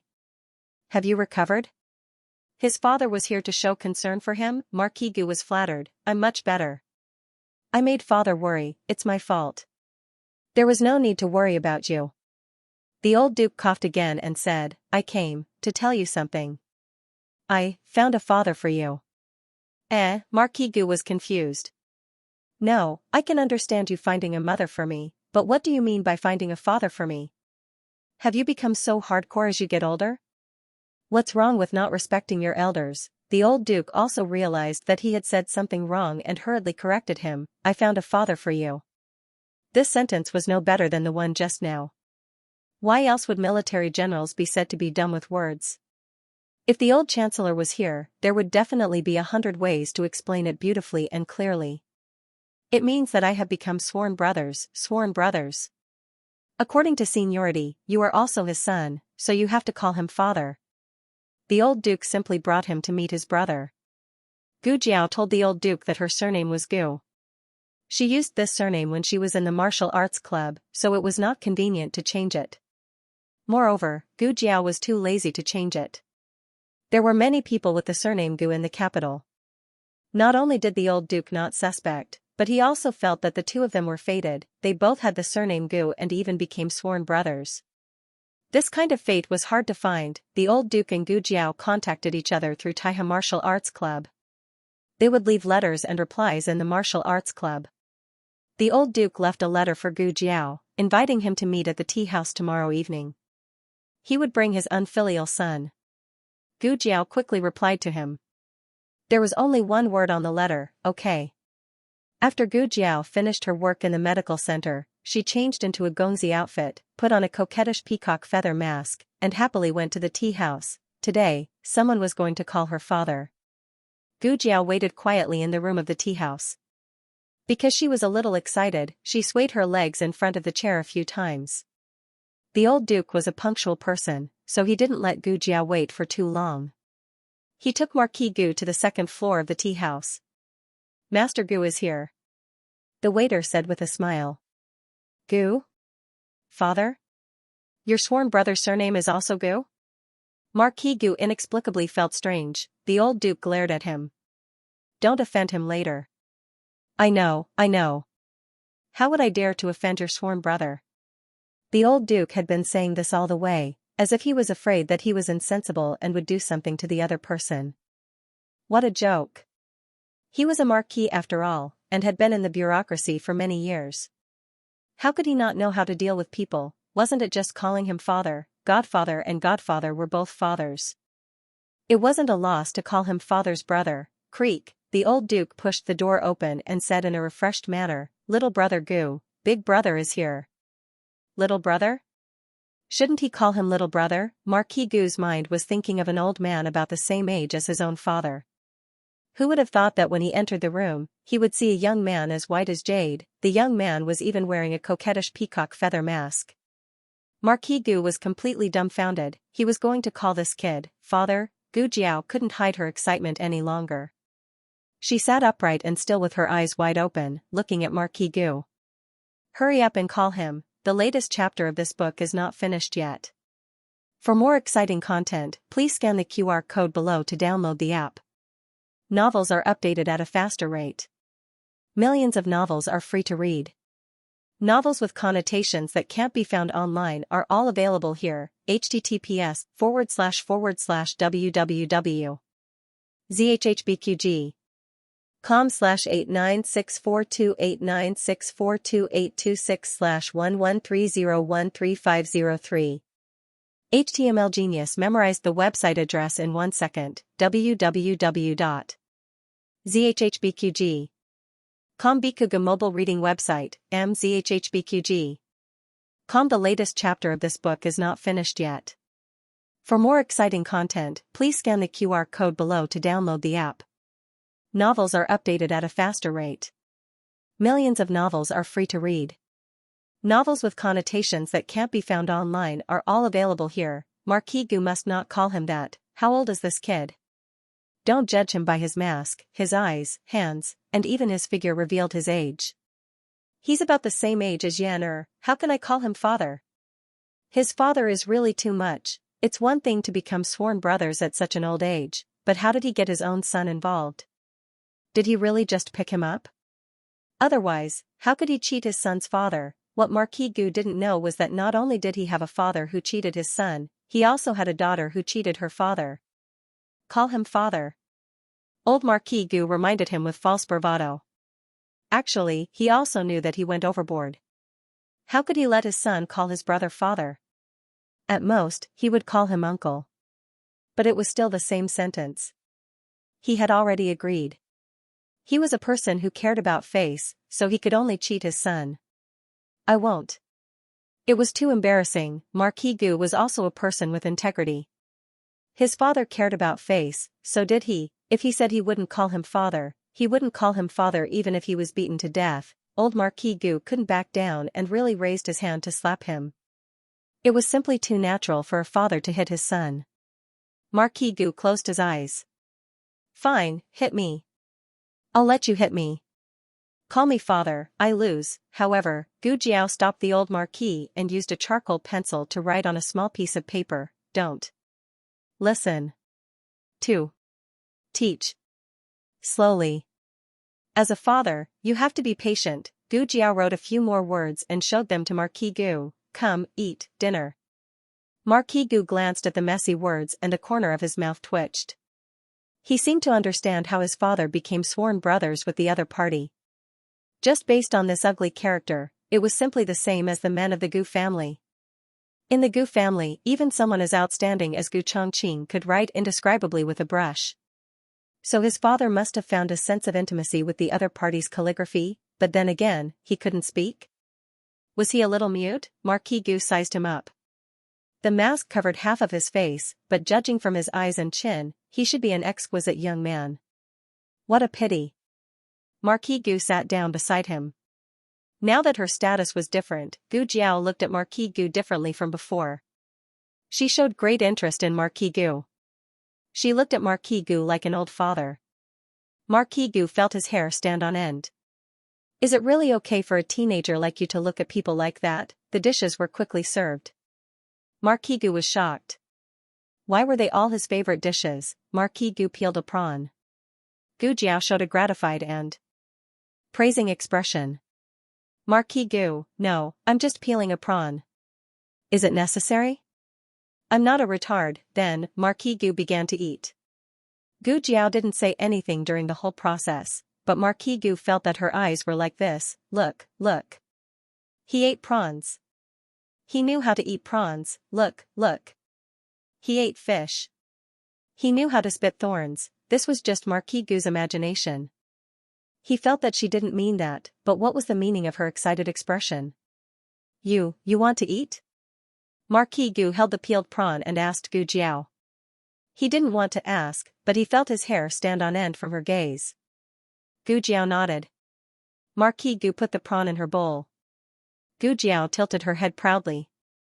Marquis Gu seemed to read another sentence from her small eyes. Wow, so filial. Marquis Gu was shocked by his own conjecture. Stop your brain. Stop your brain. The old Marquis met an acquaintance and went out to greet him. Only the two of them were left in the room. Gu Jiao didn't give up on the idea of making him call her father. She wrote with a charcoal pencil, if you call father, I'll give you a red packet. Marquis Gu peeled the prawn. Ha ha ha, if you call me father, I'll give you a red packet. Gu Jiao thought for a while and wrote, give more or less. Marquis Gu. Gu Jiao wrote again, I don't study good writing. Not good. How do you pronounce this word? The word was written crookedly. Marquis Gu tried his best to make out the outline. He frowned and said uncertainly, drop? Gu Jiao, yes. Marquis Gu. What kind of sly little thing was this? Wait, there was something wrong with the voice. It seemed to be a little girl. Marquis Gu's body trembled as he suddenly looked at Gu Jiao. Gu Jiao touched her fingers. She was too excited just now and accidentally answered. Marquis Gu looked her up and down, not letting go of a single strand of her hair. You are. Gu Jiao shook her head decisively. I'm not. Marquis Gu stood up suddenly. You are. Gu Jiao punched him. Ah. Marquis Gu had a panda eye and he covered his left eye. In this moment of distraction, Gu Jiao rushed out of the door. Marquis Gu took a while to recover. This familiar strength, this familiar formula. Why was it so similar to that stinky girl? Although Marquis Gu didn't have any evidence, he felt that there was no other person in the world who was so daring other than that stinky girl. In order to confirm his guess, Marquis Gu didn't care if his father was still in the tea-house receiving guests and chased after her with large strides. How could his body, which had been recuperating for half a month, be compared to Gu Jiao who trained every day? He lost her in a short while. He went to the medical hall. Gu Jiao wasn't there. Not there? Very well. He immediately went to Jade Water Alley. He wanted to see where that girl could hide this time. The courtyard door was left ajar. He angrily walked in. Just as he was about to yell for that stinky girl to get out here, he saw Xianxia wearing a loose yellow dress and sitting on a rattan chair in the front yard embroidering. After not seeing her for a long time, Xiaoxia's face had become rounder and her complexion was ruddier. She wasn't fat, but she looked much more beautiful. Marquis Gu was immediately stunned. Senior servant Fang was the first to notice him and bowed. Marquis. Xiaoxia slowly turned her face. Perhaps it was because she was comfortable here, but the gloominess between her brows had disappeared. Her eyes were clear and her entire body exuded a motherly gentleness. Marquis Gu had never seen Xiaoxia like this before. Yaoshi put down the needle and thread in her hand. Marquis, why have you come? I came to see you. Marquis Gu walked forward and said. Yaoshi pointed at the stool to the side. Marquis, please sit. I'll go make a pot of tea for you. Senior servant Fong said and left. Marquis Gu looked at Yaoshi and could not move his eyes away. He held Yaoshi's hand. It was my fault for not coming to see you these days. It's fine. Yaoshi asked, is Jinyu doing well? Ever since Yaoshi moved out, she had not returned. Jinyu had come to see her at first, but he had not come recently. He's doing well. He just misses you a little. After Marquis Gu said this, his gaze fell on her slightly plump figure. He wanted to ask if she had gotten fat, but when the words reached his lips, he felt that this was a suicidal question. He changed the topic. That's right, is Jiao Jiao home? Yaoshi gently said, she hasn't woken up from her afternoon nap. You're looking for her? Marquis Gu muttered, what time is it now? She's still taking an afternoon nap? Yaoshi said, she slept late. Do you need something from her? Marquis Gu cleared his throat and shook his head, saying, nothing, I'm just concerned about her. Has she been home all afternoon? Yaoshi nodded, there's nothing going on at the clinic today. She's been at home the entire time. Could it be that it wasn't that girl? Was he thinking too much? Yaoshi would not lie to him. It seemed that he was thinking too much. The dates for the court examination were out. The minor exam was set for the 15th of the 4th month, while the main exam was set for the 17th of the 4th month. The minor exam was a test before the court examination. It was held in the Imperial Palace. The purpose was to let the examinees familiarize themselves with the examination environment and listen to the rules. This was to prevent them from losing their composure in front of the emperor. The minor exam did not count towards the results, but they could not blindly take the exam as it would offend the examiners. On the 11th and 12th day of the 4th month, the examination hall would give out matching cards and examinations to all the examinees. The matching cards were used to enter the palace, while the examinations were used to enter the examination hall. The examinations and matching cards had to be personally received by the examinees. Early in the morning of the 11th day, Feng Lin and Lin Xianxia came to Bai Shui Alley to find Xiao Lulang. The three of them brought their examinees' documents and went to the examination hall to exchange for matching cards and examinations. The documents had to be kept at the examination hall. After the examination, they had to return the matching cards and examinations to exchange for the examinees' documents.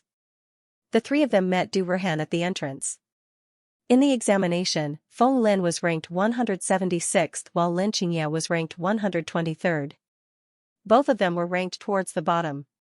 Du Ruhan was ranked 15th and was just a few places away from entering the top 10. He was a seated candidate that everyone had high hopes for. Feng Lin patted Du Ruhan's shoulder. Good luck, little belly. Do well in the court examination and strive to rank alongside Lu Ling. Du Ruhan snorted. Why should I go with him? Can't I rank on my own? Also, what's wrong with the two of you? Don't you want to rank on the imperial examination? Du Ruhan's aptitude was considered to be one of the best in the capital. Otherwise, Xianxia would not have personally spent time and effort to teach him. Feng Lin and Lin Xianxia were both hardworking geniuses.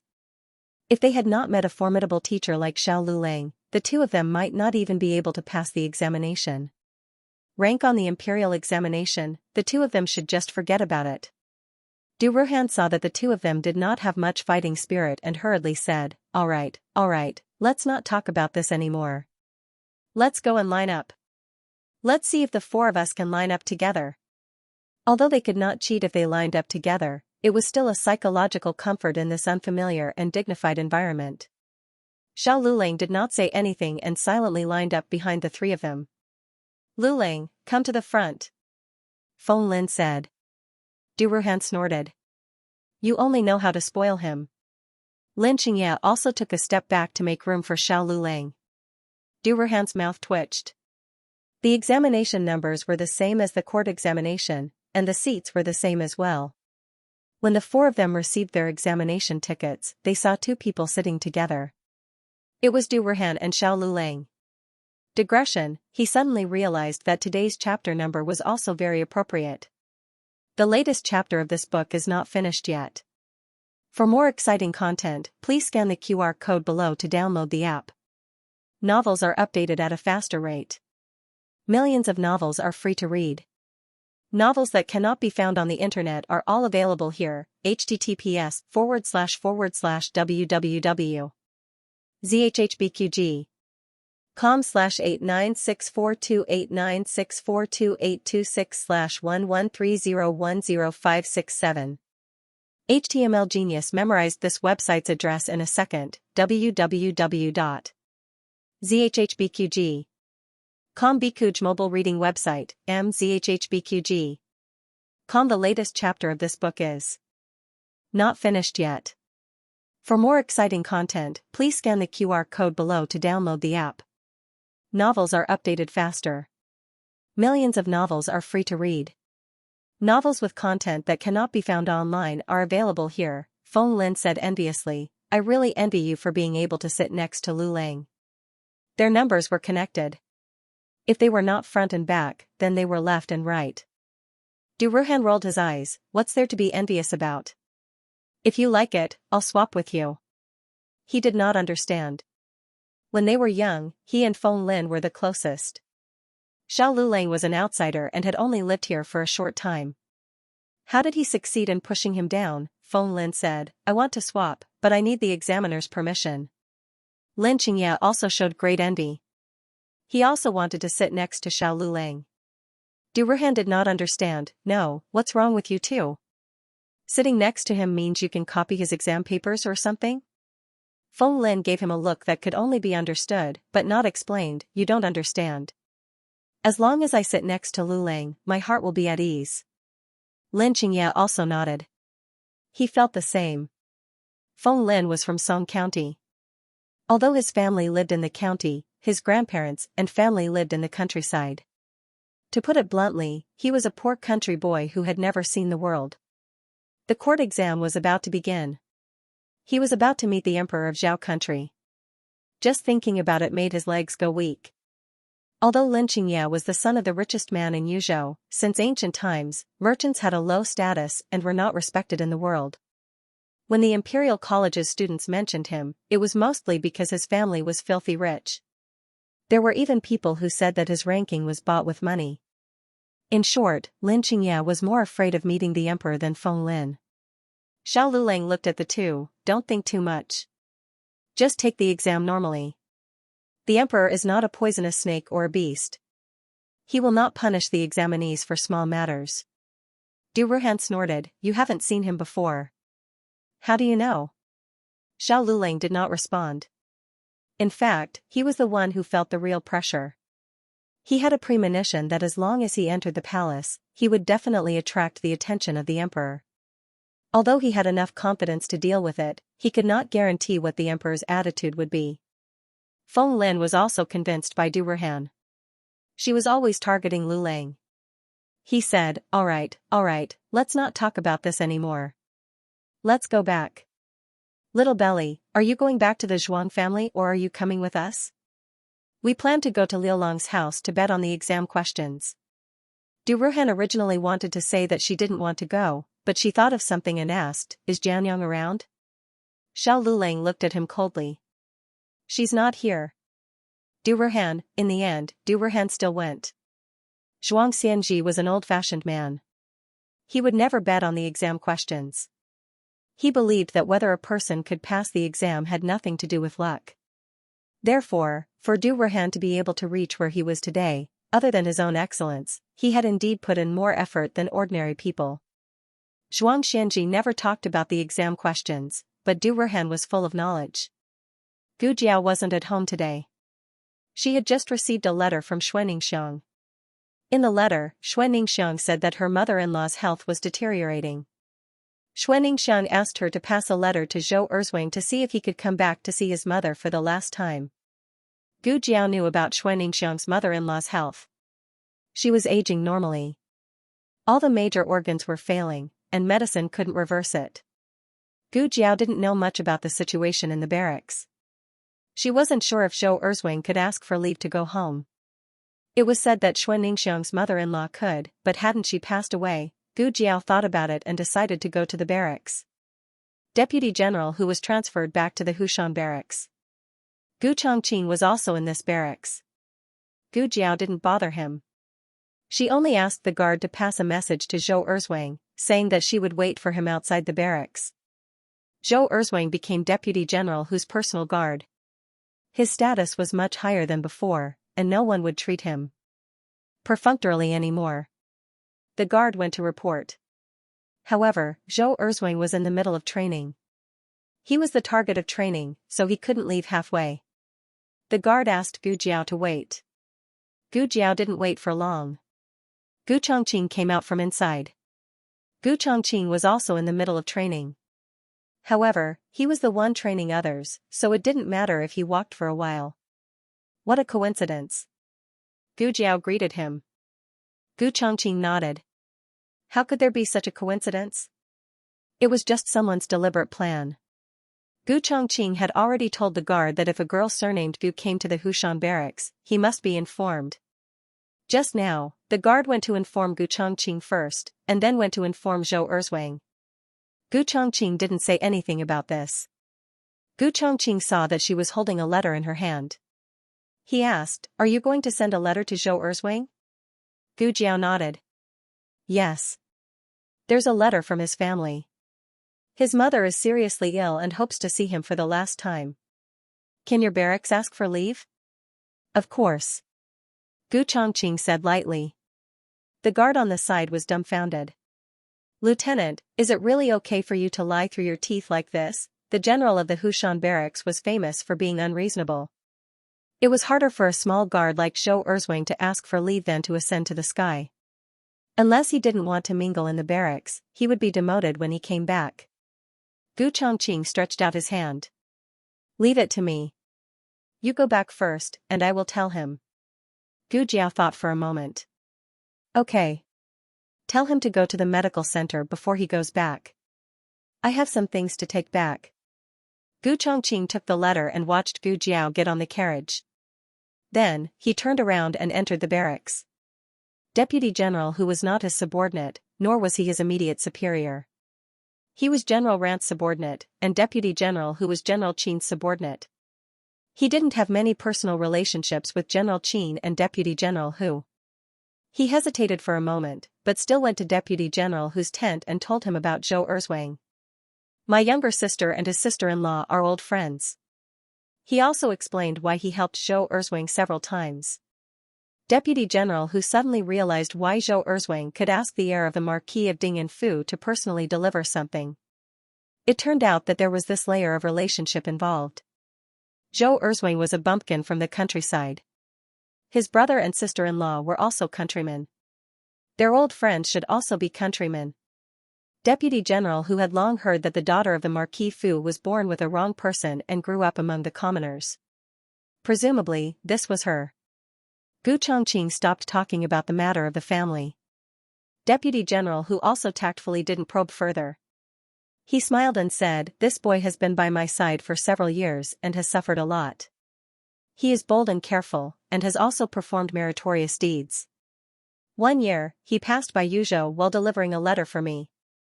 In order to not delay the military situation, he didn't pass through the door. It's time to give him a vacation." There was an element of exaggeration in these words. Zhou Erzwing's ability to endure hardships and his bravery to kill the enemy was not fake, but to pass through the door and enter was a bit of a stretch. He had passed by Yuzhou on the waterway and was about 100 li away from Qingchuan village. Gu Chongqing saw through these superficial words but didn't expose them. It was my younger sister who requested this, so I'll have to trouble Lord Hu. His Highness was always talking about his sister. Was their relationship that good? Growing up in the countryside, they hadn't seen each other many times. Gu Chongqing was famous for his cold face in the military camp. He had never heard him mention any family members, including his 2 younger brothers and the talented daughter in the mansion. He thought that he didn't like his younger brothers and sisters, but his eyes softened when he mentioned his younger sister today. Deputy General Hu touched his nose. Today was really strange. However, Deputy General, who was flattered that the military commandant, who never made friends with others, took the initiative to come to him. Today's matter was equivalent to Gu Chongqing owing him a favor. As for General Liao Qi, he had a suitable reason. The next day, Zhou Erzwing carried his luggage and went to the medical center. "Excuse me, is Gu Jiao's mother here?" he asked shopkeeper Wang. Shopkeeper Wang looked at Gu Jiao, who was checking the medicine cabinet, and said, "Miss Gu, someone is looking for you. These medicinal materials are a little damp. Take them out to dry." Gu Jiao ordered the medicine boy and turned to the counter. "Who is looking for me?" Shopkeeper Wang pointed to Zhou Erzwing. Zhou Erzwing looked at Gu Jiao, stunned. This is Jianyang. She was different from what he remembered. Even if Xianxia repeatedly emphasized in the letter that Gu Jiao's illness had been cured and she was a normal girl, Zhou Erzwing still didn't associate the girl in front of him with the little fool in his memory. The difference was too big. If there was any feature that hadn't changed, it would probably be the birthmark on her face. Zhou Erzwing? Gu Jiao guessed the other person's identity. "Ah, yes. I'm Zhou Erzwing." Zhou Erzwing awkwardly came back to his senses. He had learned some manners when he was with Deputy General Hu. It was very impolite to stare at people like this. Gu Jiao didn't mind. She looked at the bundle on his back and asked, "Are you going to set off?" Zhou Erzwing said, "Yes, Deputy General Hu has a task for me. I have to deliver a letter to Governor Liu in Yuzhou. I have to personally deliver it to Governor Liu. Deputy General Hu allowed me to go home after delivering the letter." It sounded good. This was a task, so it was better to go home on the way. It was better than simply asking for leave. Gu Jiao didn't know that this was the result of Gu Chongqing's intervention. She said to Zhou Erzwing, "Wait a minute. I have something to ask you to bring back." "Okay." Gu Jiao went back to the small courtyard and took out a big bundle. She told him in detail what was for Xianxia, what was for Dean Li, and what was for Luo Lijing. Finally, she gave Zhou Erzwing a bundle of traveling expenses. Zhou Erzwing hurriedly refused. "You usually give me this and that. It's enough. I can't take any more of your traveling expenses. Besides, I'm going to carry out a task this time. Deputy General Hu gave me some money. He even gave a lot of money. It was all thanks to Gu Chongqing."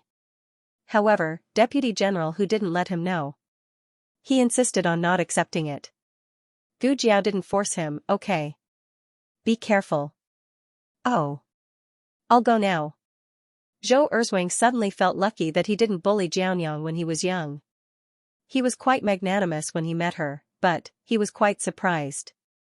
Zhou Erzwing walked away, but he couldn't help but look back. The Imperial College wasn't on vacation these days, but the candidates who were going to participate in the court examination didn't go to class. They were all resting at home or in their bedrooms. There wasn't much content in the court examination. It only tested 1 or 2 subjects. It wasn't as difficult as the previous exams. It mainly depended on the parties and the emperor's preferences. At this point, everyone knew how strong they were. There wasn't much point in cramming at the last minute. It was better to relax and maintain a good state. Xiao Lulang didn't go to class at the Imperial College. He only went to pick up little Jing Kong when school was over. This afternoon, he had a Kuju class. There was a small Kuju competition. The class was delayed for a while. When little Jing Kong came out, it was already dark. Xiao Lulang looked at the little guy's sweaty face and handed him a handkerchief in disdain. "Wipe it yourself." Little Jing Kong pouted. "Jiao Jiao always helps me wipe it." Xiao Lulang, wipe it yourself." Little Jing Kong shamelessly said, "I'm tired. I'm so tired." "Okay, you're tired." Xiao Lulang raised his eyebrows, carried the little guy over, and wiped his sweat. Then, the two of them walked back. Coincidentally, the carriage from the palace that came to pick up Qin Chuyu also arrived. The curtain was lifted, and a beautiful figure walked out of the carriage. Who else could it be but the Crown Princess? The Crown Princess usually didn't get out of the carriage. Today, she was bored out of her wits and wanted to get some fresh air. Unexpectedly, she bumped into Xiao Lulang. Xiao Lulang wasn't wearing the Imperial College's uniform. Instead, he was wearing a simple but elegant white robe. The Crown Princess froze. The Crown Princess had seen Xiao Lulang from afar in the carriage before. It was completely different from up close. At that time, it was just a blurry side profile. Now, it was a full frontal view. For a moment, she seemed to see the little Duke again. However, he seemed to be more beautiful. He had a youthful and reserved temperament that was between a teenager and a man. One couldn't look away from him. The two female officials were also stunned. They were also stunned by Xiao Liulang's appearance. But soon, the three of them noticed little Jing Kong beside Xiao Lulang. The Crown Princess had seen little Jing Kong before. He, Qin Chuyu, and the Minister of War's grandson, Su Zhozhou, had beaten up Prince Liang Guoyu's son. She heard that he was a commoner. Was he related to this person? Was this person really someone who looked similar to the young Marquis? Little Jing Kong was on the other side of Xiao Lulang. He was blocked by Xiao Lulang, so he didn't see the Crown Princess. Xiao Lulang didn't seem to see him either. He held little Jing Kong's hand and walked past the Crown Princess without looking sideways. The Crown Princess's gaze followed him. She turned around and looked at his back as he walked away with his cane. Suddenly, she asked the female official beside her, "You said last time, who took the commoner's child away?" The female official bowed and said, "Crown Princess, it was Marquis Xianping." The latest chapter of this book isn't finished yet. For more exciting content, please scan the QR code below to download the app. The novel will be updated even faster. Millions of novels will be read for free.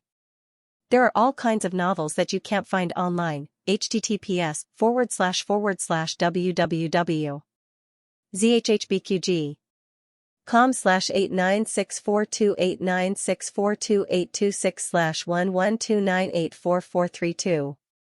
HTML Genius memorized this website's address in 1 second. www.zhhbqg.com. Biku Pavilion's mobile reading website, mzhhbqg.com. Please scan the QR code below to download the app for more exciting content. Novels are updated even faster. Millions of novels are free to read.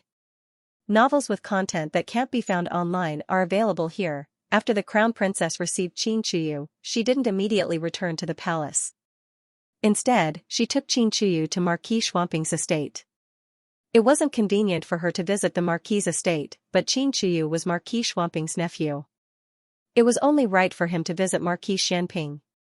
Unfortunately, Marquis Xianping wasn't in the estate today. He was secretly stirring up trouble with the emperor and the old Marquis again. The Crown Princess wasn't discouraged, but Steward Liu was in the estate. He was Marquis Xuanping's trusted aide and had been running around for Marquis Xianping for the past few years. He was only summoned back by Marquis Xianping last year. If there was anyone who knew Marquis Xuanping's affairs like the back of their hand, it would be Chang Jing and Steward Liu. Qin Chuyu was having a great time eating in the carriage. "I think I dropped my hairpin. I'll go down and look for it. Do you want me to go with you?" "No need." The Crown Princess smiled gently. Qin Chuyu nodded and continued to eat. The Crown Princess got off the carriage and went to another carriage. She saw Steward Liu waiting there. She didn't beat around the bush and asked directly, "Marquis, do you know a child called Jing Kong?" "Jing Kong?" Steward Liu found the name familiar. The Crown Princess continued, "He's a student from the Imperial College's prodigy class. He's 4 years old this year and is friends with His Highness the 7th Prince." Steward Liu said, "Ah, I remember now." However, it wasn't because of His Highness the 7th Prince, but because of that student from the Imperial College's prodigy class. "Wasn't he the young master's brother-in-law?" Steward Liu asked. "Crown Princess, are you here to ask about that child?" The Crown Princess stared at Steward Liu. "Do you know that he has someone who looks a lot like the young Marquis?" "You've seen him?" Steward Liu was very surprised, but when he thought about it, he wasn't too surprised. Little young master was studying at the Imperial College, and His Highness the 7th Prince was also studying at the Imperial College. If the Crown Princess frequently went to fetch His Highness the 7th Prince, wouldn't she encounter little young master? "Who is he?" the Crown Princess asked. Steward Liu hesitated for a moment before telling the truth. He is the Marquis's illegitimate son. Surprise flashed across the Crown Prince consort's eyes. Illegitimate child? Steward Lu sighed, that's right. Didn't the Marquis go to Jiangnan to control the flood one year? That year, the Marquis fell in love with a woman in Song County, and the young master is their child. The Crown Princess said thoughtfully, I've never heard the Marquis mention it before. Steward Lu sighed again. The Marquis only just found out. The Marquis summoned me back to the capital to investigate the young master's whereabouts. However, the young master seemed to have some misunderstandings about the Marquis. He thought that the Marquis had abandoned him and his mother, so he refused to acknowledge the Marquis. Don't tell anyone about this. The Crown Princess paused and nodded. I understand. I will keep it a secret for the Marquis. After all, it was not something to be proud of.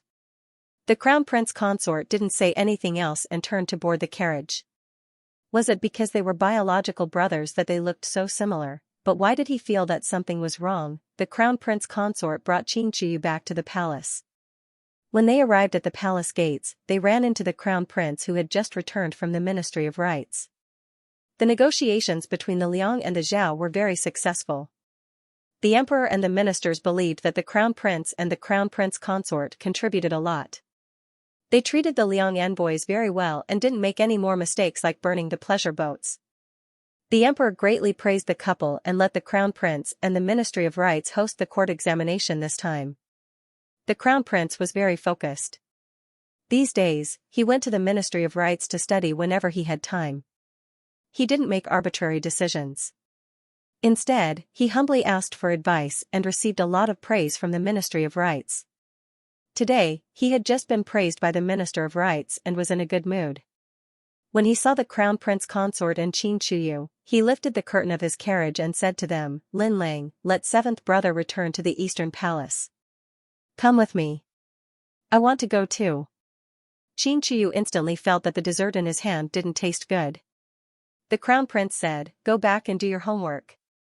Xianxia's mouth twitched. The Crown Prince consort comforted him gently. Do your homework first. I'll bring you osmanthus cake tonight. The palace also had osmanthus cake. Xianxia was sick of the palace's cakes. He always felt that the ones outside were more delicious. Xianxia said slowly, okay. Remember to come back early. Xianxia was brought back to the Eastern Palace by the palace servants. The Crown Prince consort got into the Crown Prince's carriage. The Crown Prince's travels were very low-key. The carriage didn't look big and only had 2 horses. However, the interior of the carriage was very luxurious. The Crown Prince held the Crown Prince consort's hand and couldn't hide his smile. Lin Lang, did you forget what day it is today? The Crown Prince consort was slightly stunned. Then, she lowered her head and smiled. How could I forget such an important day? 10 years ago today, His Highness and I met at Zuiyun Tavern. I was 10 years old, and the Crown Prince was 12. Every year on this day, His Highness would bring me to Zuiyun Tavern. The Crown Prince squeezed her hand. The first time I saw you, I felt that you would definitely be my Crown Prince consort in the future. The Crown Prince consort smiled with a hint of shyness. The Crown Prince's eyes were burning. His voice was hoarse. I suddenly regret bringing you out. Dusk was setting in the west, and the sky was a flirtatious orange-red. The capital in April wasn't so cold anymore.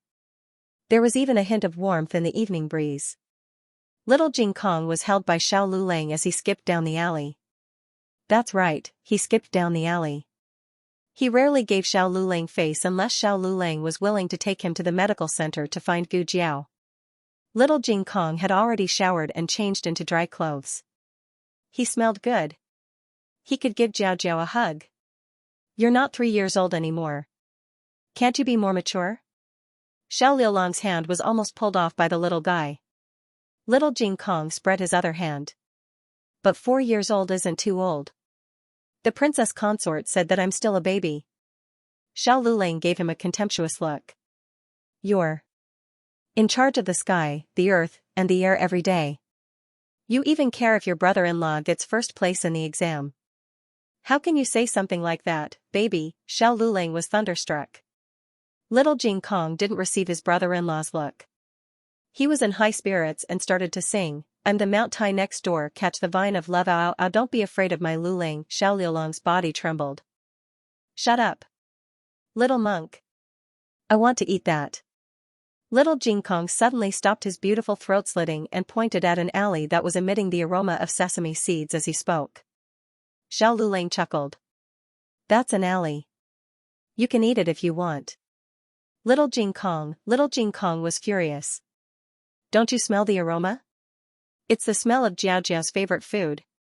Gu Jiao loved to eat the jerky made by Xiao Liulong's classmate. The jerky was sprinkled with sesame seeds, but Xiao Lulang didn't smell it. Xiao Lulang only vaguely smelled it when they passed through the alley. He looked at Little Jing Kong strangely. "Do you have a dog's nose? Why are you so sensitive?" Little Jing Kong snorted. "It's obviously your nose that's not very good." Xiao Lulang walked half a street before he found the sesame biscuit shop. Xiao Liulong's mouth twitched. "You call this a bad nose? Even a dog can't smell it, right?" This was a newly opened sesame biscuit shop. Today was the first day it officially opened, and business was good. Xiao Lulang led Little Jing Kong to line up for a while and bought 2 boxes of freshly baked sesame biscuits. Little Jing Kong counted carefully and made sure that everyone in his family had one. Jiao Jiao had 2. Then, he was satisfied and was about to leave with the boxes. Just as he turned around, he bumped into Su Tsongtang, who also came to buy sesame biscuits. "Jing Kong." "Tsongtang." The 2 children were especially excited. They stood beside the shop and turned into little loudspeakers at the same time, chattering away. He didn't know what a 7-year-old and a 4-year-old could talk about. Xiao Lulang was speechless as he looked at the 2 children who were chatting happily. For a moment, he regretted bringing them along. Su Tsongtang grabbed Little Jing Kong's hand and pointed to the restaurant diagonally opposite. "That's my cousin's restaurant. My cousin is upstairs. I'll take you to see him. He's always wanted to see you." "Brother-in-law, can I go with you?" Little Jing Kong looked at Xiao Lulang eagerly. He was asking for help, so he began to act cute. Xiao Lulang took a deep breath and said helplessly, "I'll wait for you here." Little Jing Kong handed the box to Xiao Lulang. Then, Su Tsongtang ran to Zuiyun restaurant diagonally opposite. Beside the sesame shop was a study room. Xiao Lulang had nothing to do, so it just so happened that he ran out of ink ingots at home. He planned to buy more the next day, so since he ran into it today, he might as well buy it. Xiao Lulang entered the study room and asked the shopkeeper for ink sticks. The shopkeeper said, "The high-quality ink sticks are inside. You can choose by yourself." Xiao Lulang went in to choose ink sticks. The room was very narrow. There were 2 rows of shelves. It was difficult to turn around once you entered. However, the ink sticks here were indeed of excellent quality. Xiao Lulang was very satisfied and picked a few pieces. At this moment, the crown princess passed by the door. She came to Zuiyun restaurant to eat with the crown prince. She smelled the aroma of sesame cakes upstairs and thought that Qin Chiyu might like them.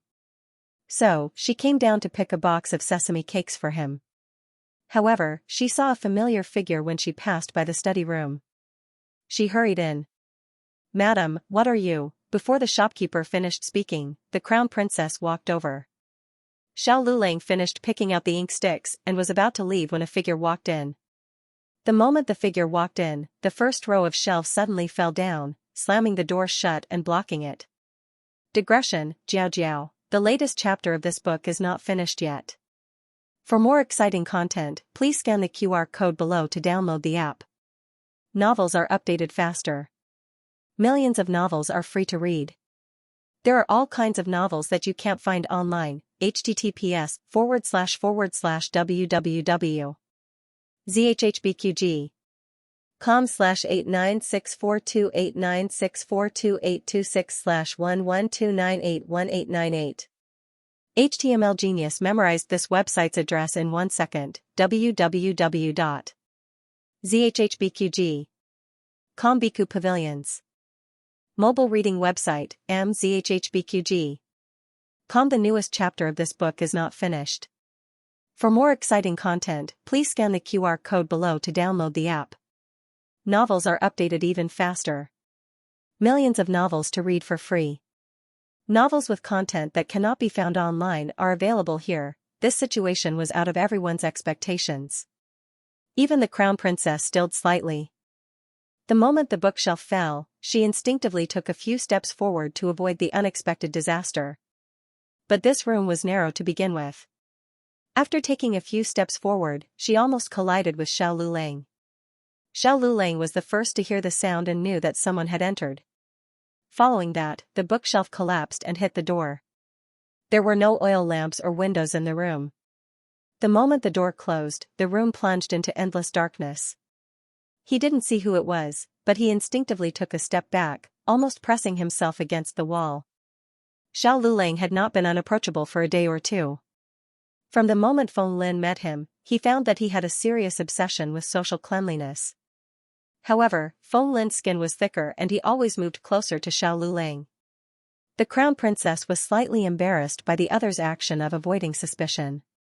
Usually, when men encountered this kind of situation, wouldn't they be the hero saving the beauty? Of course, as the high and mighty Crown Princess, she would not allow herself to have any physical contact with other men. But it was one matter for her not to allow it, and another matter for others not to do so. The fragrance of a woman's rouge floated in the room. It was not the cheap rouge on the market, but the best incense from the palace. Xiao Liulang's hand that was holding the ink stick paused. While there were no lights in the room, after his eyes adjusted to the darkness, he could rely on the weak light that came through the crack in the door to open his vision a little. The other was wearing a pearl-white gauze dress. When the gauze fell, the gold and silver threads could be faintly seen in the weak light. This was shark gauze that was worth gold per inch. Supposedly, even if 100 fisherwomen worked together for a month, they would not be able to make half a bolt. This was an exaggeration, but shark gauze was a rare treasure of the palace. Palace maids did not have the right to wear it, and normal concubines did not have the right to wear it. The Ministry of Internal Affairs usually only gave it to the mistress of the inner palace, the Empress Dowager or the Empress. The Empress Dowager was no longer in the palace, and the Empress could not leave the palace. The woman's figure was graceful, like a mermaid breaking out of the water under the moonlight. It was a young woman. The room was so quiet that even breathing could be heard clearly. Xiao Lulang did not speak, nor did he take a step forward to strike up a conversation or salute. "Who are you?" After a moment of hesitation, the Crown Prince consort was the first to speak. Hearing this voice, Xiao Lulang tightened his grip on the ink stick in his hand, but he still did not speak. The Crown Princess thought to herself, could it really not be Aheng? If it was Aheng, how could he not recognize her voice? She paused for a moment and tried to walk toward him. However, she didn't know if it was intentional or not, but another row of bookshelves suddenly fell down and happened to lie between the two of them. Since she couldn't ask and couldn't pass, the Crown Prince consort had completely given up. The two of them didn't stay in the room for too long. The shopkeeper noticed that something was amiss and hurriedly called a waiter over to pry open the door. Unfortunately, the door was blocked, and it wouldn't be that easy to pry it open. The shopkeeper was also distressed about his own door and floor, so he did not dare cause too much trouble. Unknowingly, the opening of the door was delayed. As for the Crown Prince, he waited upstairs for a long time but did not see the Crown Prince consort return. He and the Crown Prince consort had come out to be alone before and did not bring any attendants. There was only a carriage driver and 2 hidden guards that were secretly protecting him. He thought for a bit then decided to go look for her himself. The Crown Prince consort said that she had gone to buy sesame cakes, but he did not see her in front of the sesame shop. Thus he asked the carriage driver, "Did you see the Crown Prince consort?" The carriage driver said, replying to Master, "The Crown Prince consort went to the study." The Crown Prince frowned. What did she go to the study for? His suspicions were just suspicions, but the Crown Prince still strode into the study. Only after he entered did he find that something had happened in the study. His mind moved, and he walked forward, asking without getting angry, who was locked inside. The shopkeeper saw that the other party had a powerful aura and was dressed in extraordinary clothes, so he respectfully said, "I did not see clearly, it was a madam." "Out of the way," the Crown Prince said in a heavy voice. Everyone was intimidated by his presence and pushed to the side. The crown prince lightly knocked on the door and said, "Lin Lang, are you inside?" In the darkness, the crown prince consort turned around and looked at the bookshelf in front of her. She then looked at the tightly blocked door and said, "I am here." The crown prince pushed the door, but there was no response. The shopkeeper said, "It's no use," the bookshelf inside fell and blocked the door. The crown prince said with a frown, "Why aren't you prying it open?" But we can't pry it open?" The shopkeeper wanted to smash it open with his axe, but he was worried that he would accidentally injure the person inside. The crown prince would not use his hidden guards unless he had no other choice, but he could not care so much now. He was worried that something would happen to the crown prince consort inside. He had the hidden guards appear. The two hidden guards were both palace experts, and a mere door was not a problem for them. The two quickly took down the door and removed the first shelf that was blocking the door. The crown prince hurriedly reached out to the crown prince consort. The crown prince consort took his hand and walked out of the shattered ink ingots on the ground. The crown prince looked her up and down and asked worriedly, "Are you okay?" The crown prince consort shook her head slightly. "I'm fine. Just now, the sesame cake was waiting, so I came to choose a few ink ingots for little Qin Chuyu could not use the imperial palace's ink ingots as it would easily expose his identity. The crown prince did not suspect her and said to her, "Leave this kind of thing to the servants. Don't do it yourself. If something happens to you, I will be sad." The crown prince consort smiled guiltily, "I made you worry, it's my fault." The crown prince said, "It's good that you are fine, let's go." The crown prince did not know that there was another person inside. The crown prince consort looked out of the corner of her eye but did not say anything. The crown prince took the crown prince consort's hand and threw an ingot to the shopkeeper before walking out of the study. After the shopkeeper received the ingot, he did not feel sorry for the door and the room full of broken bookshelves and ink ingots. He beamed with joy and said, "Young master, take care. Madam, take care." As he spoke, he turned and scratched his head. He looked at the messy room and said, "Huh? I remember that a scholar went in just now. Huh? Why did this bookshelf also fall? It shouldn't be."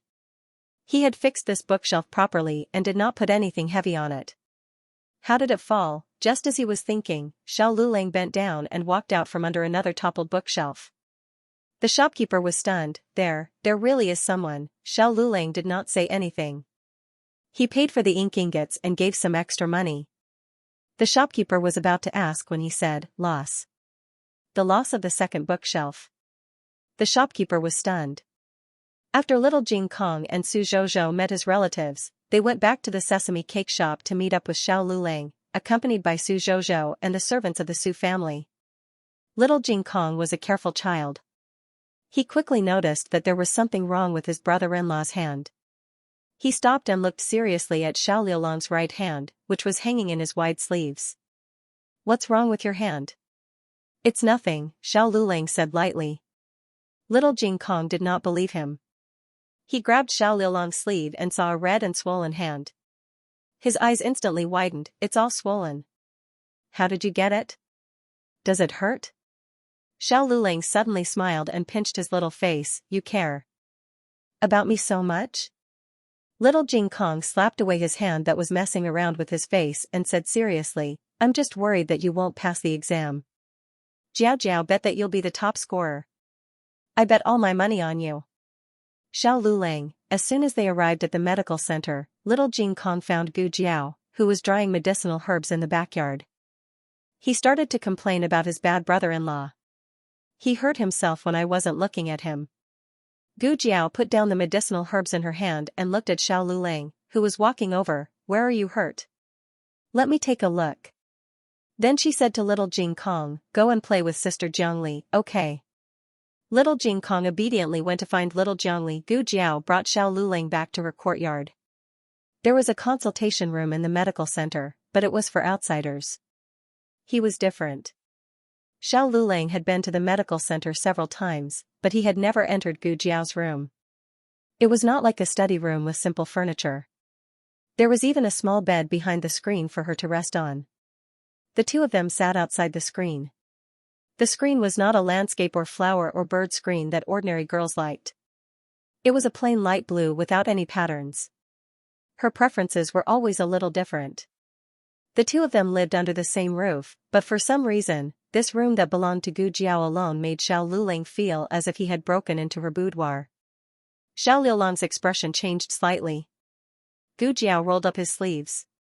She did not use a pulse pillow to cushion his wrist. Instead, she directly held his wrist with her hand. His wrist was very swollen. She gently touched the bone. The bone was fine. She pinched the back of his hand. It was also slightly swollen. It should be caused by the extravasated blood on his wrist. Does it hurt? She asked. No, he said. Gu Jiao also checked his fingers. His hand was very beautiful. It was thin, his fingers were slender, and the joints were distinct. His nails were very clean. Even the uninjured wrist was as delicate as jade. If it was in her previous life, it would be the hand of either a surgeon or a pianist. How did he get injured? Gu Jiao was a little angry. Usually at home, she was reluctant to let him do heavy work. She was afraid that he would hurt his hand. How did you get injured? She asked. In fact, they rarely asked about these things. When Gu Jiao treated his leg, she did not ask how he got injured. When Gu Jiao was unconscious after being whipped, he did not ask who Gu Jiao was on bad terms with. Although they eventually learned the truth, they did not know it from each other. The bookshelf was smashed, Xiao Luling said. I didn't pay much attention at the time. Gu Jiao looked at his red and swollen wrist and frowned. Be careful in the future. Xiao Luling nodded. Okay. On the first day, he needed to ice it to prevent the extravasated blood from spreading. Gu Jiao took an ice pack from the small medicine box and put it on his wrist. This ice pack did not need to be frozen. It could be crushed into ice. The disadvantage was that it could not be used again. Xiao Luling had long been accustomed to strange things appearing in her medicine box from time to time. He did not ask where she got the ice. She held his wrist with one hand and put the ice pack on his wrist with the other. She changed the ice pack from time to time. Her expression was very serious and very careful. Xiao Liulong's eyes moved slightly. He reached out his hand and said, I'll do it myself. Gu Jiao picked up the ice pack and avoided his hand. No, it's very cold. Aren't your hands icy cold? Xiao Luling stared at her. His wrist was cold and painful, but his heart did not seem to feel it. He opened his mouth and suddenly asked, Do you treat other patients like this? No. Gu Jiao shook her head and carefully put the ice pack on his hand. I only treat you like this. Xiao Liulong's heart suddenly swelled. There was a strange and strong emotion filling in. In fact, she did not specifically say what she only treated him like, but it made him unable to breathe calmly. The ice pack was probably too cold. Her left hand was completely numb from the cold. She changed the ice pack to her right hand and used her ice-cold left hand to hold his wrist bones. After changing the ice pack several times, Xiao Liulong's wrist was much less swollen and did not hurt at all. Her hands were so cold that they almost lost feeling. She went to pack things. Xiao Luling could feel that her movements had slowed down. She closed the medicine box as if nothing had happened. She did not care about it. It was just a pair of cold hands. It was not unprecedented for her body to be frozen stiff in her previous life. However, this time, something that she did not care about was cared for by someone for her. The moment she stood up to take care of the medical supplies, a slender hand reached out and grabbed her cold hand. That hand was slender and white, and had an irresistible strength as it tightly wrapped around her hand. Her cold and painful fingertips suddenly warmed up. Gu Jiao stared blankly at him. He did not look at Gu Jiao. He only silently held her other hand in his. In the blink of an eye, it was the 15th of the 4th month. The small exam before the court examination began. Xiao Luling left before the sun rose. He sat in the carriage driven by Lu Quan and arrived at the main entrance of the imperial palace. The main entrance of the imperial palace had a total of 3 doors. The main door in the middle was large and wide. It was at least 20 feet tall, and there was a side door on each side of the main door. The left door was for the royal family, and the right door was for the officials. Today, the examinees used the right door. The examinees were already waiting outside the right door, and they lined up according to their examination numbers. Xiao Lulang and Du Ruhan's examination numbers were the same. Xiao Lulang was 75, and Du Ruhan was 76. Du Ruhan arrived earlier than Xiao Lulang. After greeting Feng Lin and Lin Xianxia, it took a long time for Xiao Lulang to arrive. "Why are you so late? I thought you were too timid to come." Du Ruhan was jealous that Xiao Lulang had squeezed out his position in Feng Lin's heart. He would always scold him when he saw him. Xiao Lulang could not be bothered to argue with him, and quietly lined up in front of him. Du Ruhan curled her lips. "Hey, are you nervous? Feng Lin and Lin Xianxia are so nervous." Their examination numbers were closer to the front.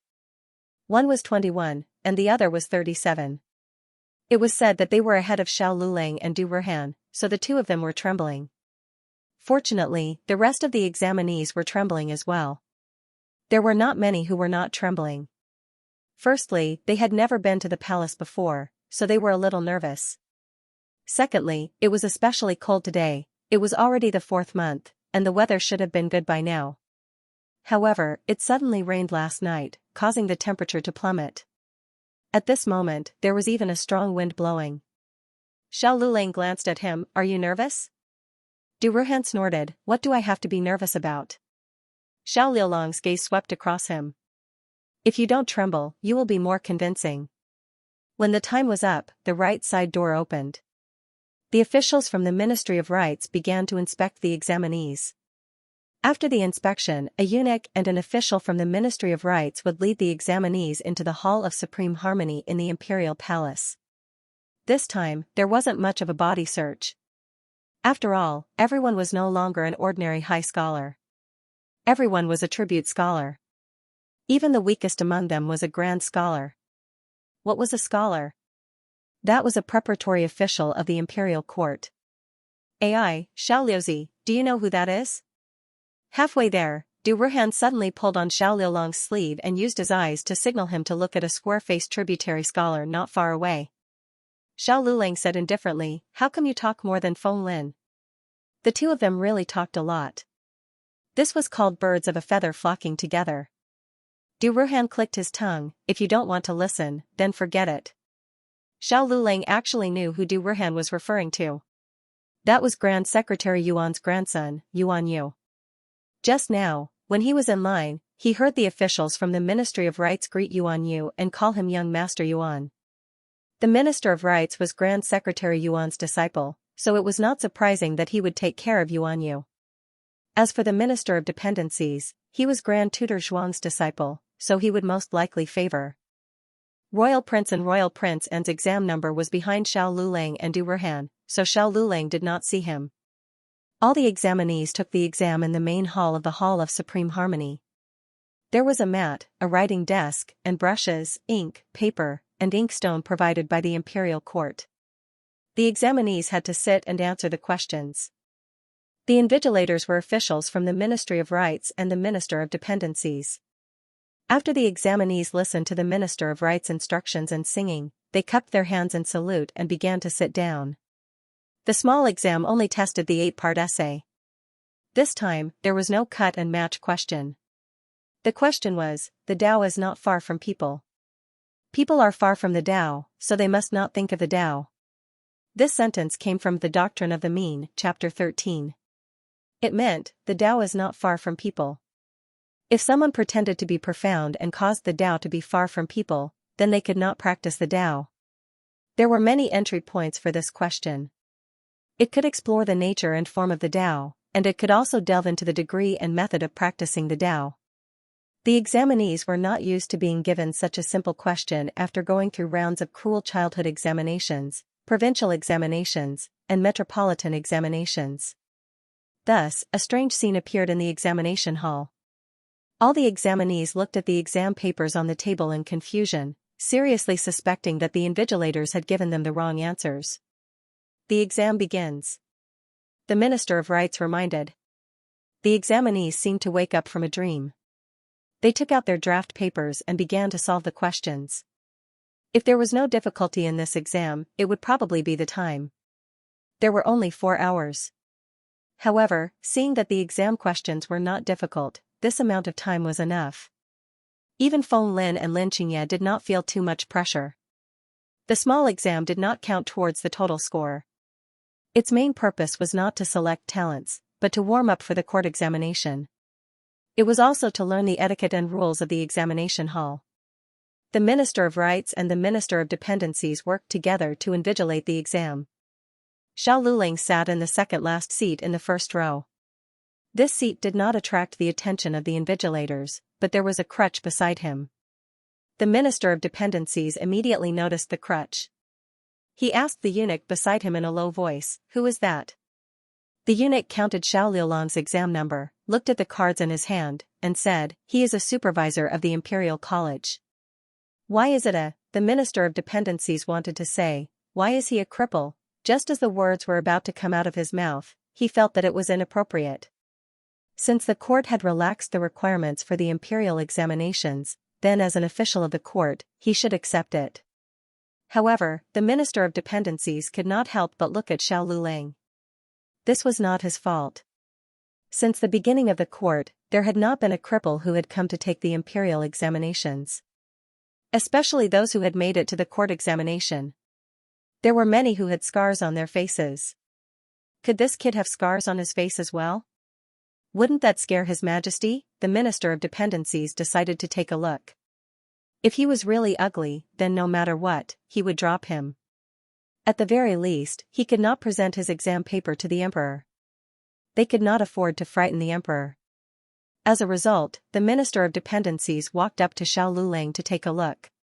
With a single glance, he was completely dumbfounded. Xiao Luling calmly finished his exam paper. He did not hand it in early, because he could not leave even if he handed it in. In the afternoon, they studied the rules and etiquette before the emperor. To be honest, there were not many students from humble families among the 210 tributary scholars.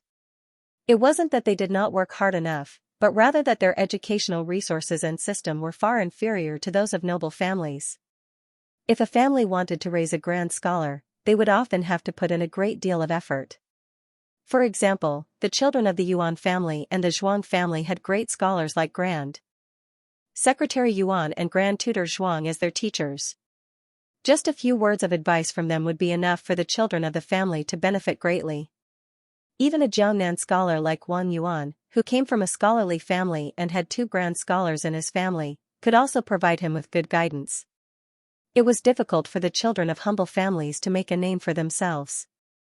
Most of the tributary scholars this time were examinees with a bit of family background. They had hired specialists to teach them some etiquette and rules at home. As a result, everyone's progress in learning the etiquette before the emperor was very fast. At around 5 p.m., the examinees finished learning. They took their examination cards and left the imperial palace. Feng Lin did not learn much, so he asked Lin Xianxia. Lin Xianxia originally knew, but after Feng Lin asked, he suddenly became uncertain. Luling. Feng Lin looked at Xiao Luling pleadingly. Xiao Luling demonstrated it to the 2 of them in the carriage. Du Ruhan patted his fan and said, "Eh? Xiao Liuzi, how can your etiquette be so good?" At first glance, he did not look like a poor boy from the countryside. He was not bragging, but Xiao Liulang's etiquette was not worse than Royal Prince Anne's. Where did this boy learn to have the temperament of a noble son from the capital? Xiao Luling said indifferently, "Won't I know if I watch more?" "You brat, forget it." Du Ruhan waved his fan and did not say what he wanted to ask. "It's getting late, I'm leaving." "Do you want me to send you back?" Feng Lin said, "No need, we have a carriage." Feng Lin and Lin Xianxia were in the same carriage, while Xiao Luling was in Lu Quan's carriage. "Alright, then let's not meet for the next 2 days. Stay at home and wait for the examination." Du Ruhan said and turned to leave the carriage. Feng Lin said to Xiao Luling, "Luling, we're leaving too." Xiao Luling could see that he was nervous and said, "Don't think about anything.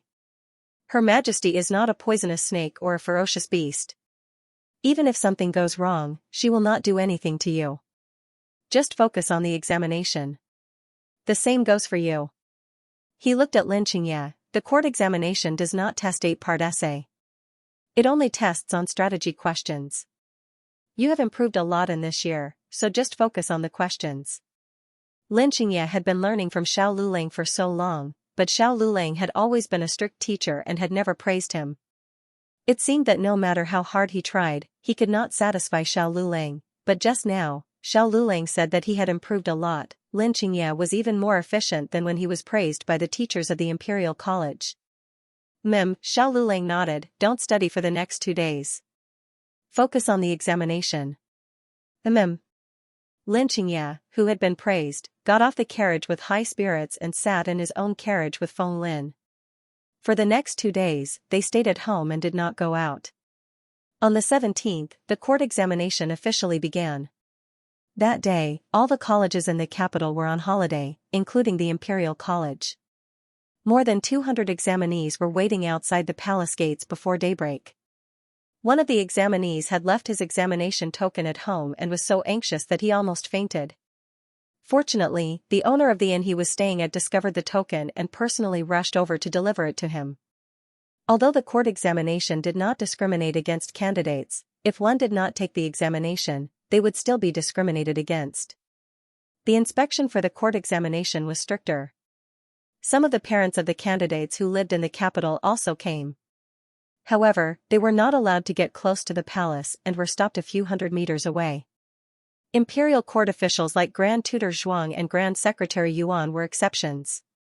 The two of them were here to attend the imperial court, and they also gave their children a few instructions. The other candidates saw this and immediately felt a huge pressure. Do your best and don't think about anything else. Grand Tutor Zhuang said to Prince N, who was at the end of the line. Prince N's number was second to last. However, because of Grand Tutor Zhuang's appearance, it caused quite a commotion. Almost all the candidates looked at him. Prince N smiled. Grandfather, don't worry. Grand Tutor Zhuang smoothed Prince N's sleeves. This was telling him to focus on the examination and leave the rest to him.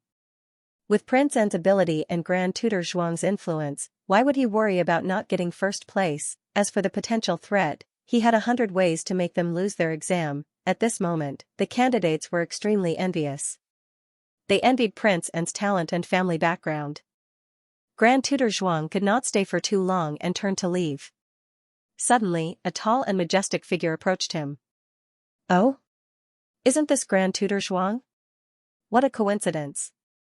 Who else could this annoying voice be other than Marquis Xianping? Grand Tutor Zhuang felt a headache whenever he saw him.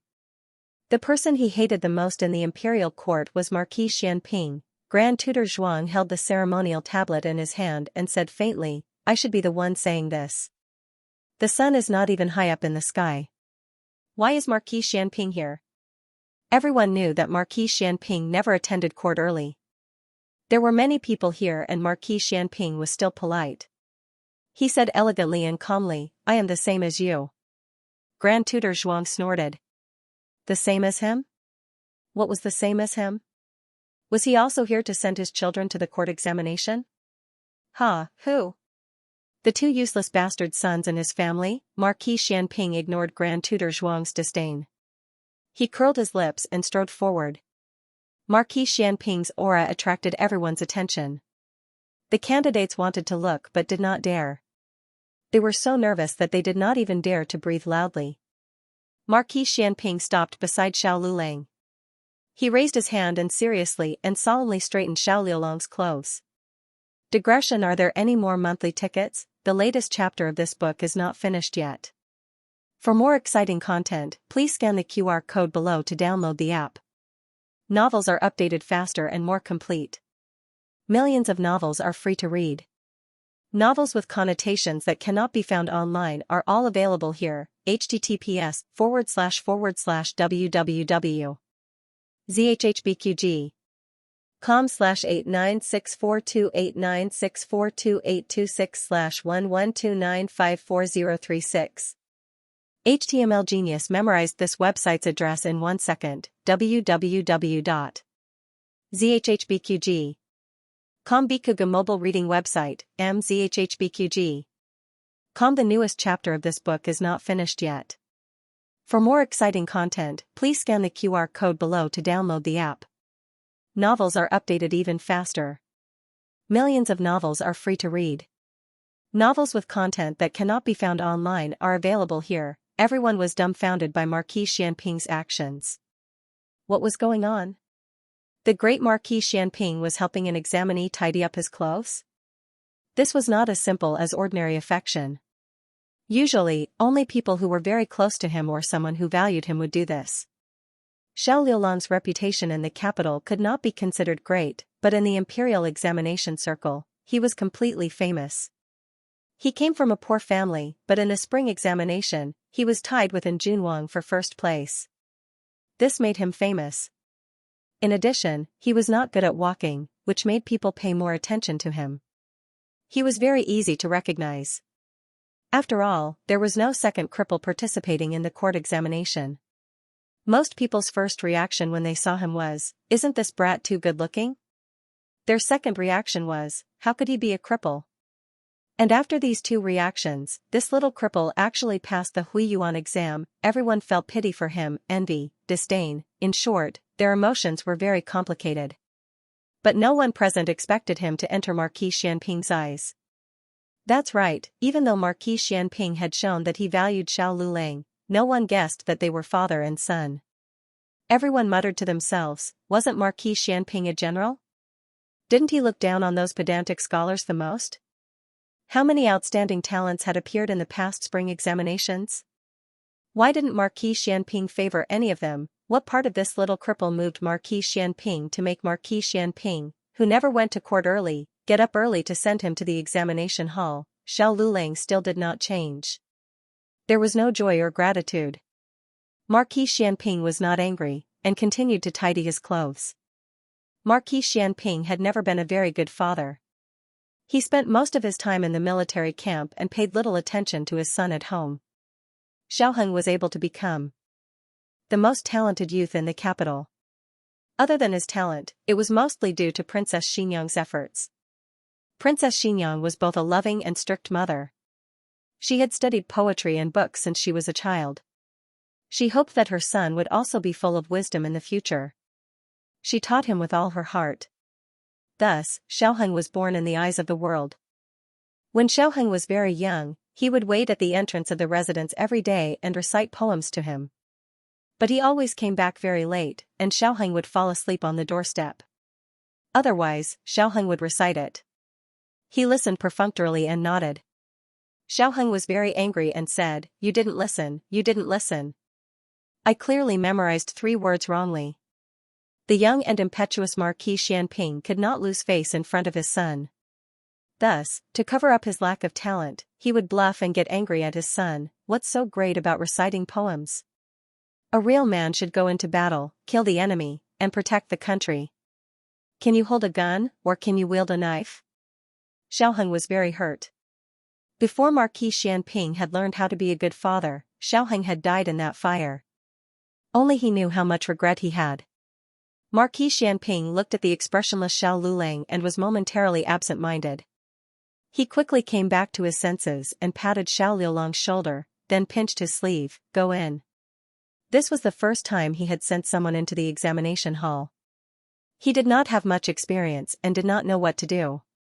He had learned from Grand Tutor Zhuang and Grand Secretary Yuan when he got off the carriage. Xiao Liulang entered without looking back. Behind Xiao Liulang, Du Ruhan was a bit dumbfounded. He was the person closest to Marquis Xianping apart from Xiao Liulang. Marquis Xianping was taller and more handsome than the rumors said. His every movement was noble, and his gaze was deep and dignified. This was a man who did not fear the collapse of heaven and earth when he stood beside him. His aura was too strong. Du Ruhan felt like he was about to suffocate. But such a strong man actually stopped for Xiao Liulang and treated Xiao Liulang like a parent.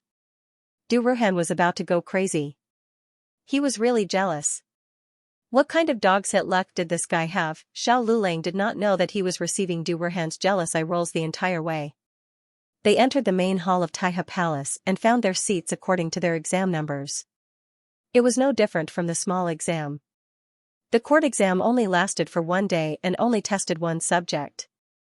The exam papers were handed out at 7 in the morning and collected at 5 in the afternoon. They could hand in their papers early, but they were not allowed to eat in the middle. They were also not allowed to bring their own dry rations. Examinees who had passed the provincial and provincial exams all had good physiques. They would not suffer from hunger for a day, but they were worried that they would not perform well. After all, the emperor was personally invigilating today. The emperor would only come after the morning court. But no one knew how long the morning court would last.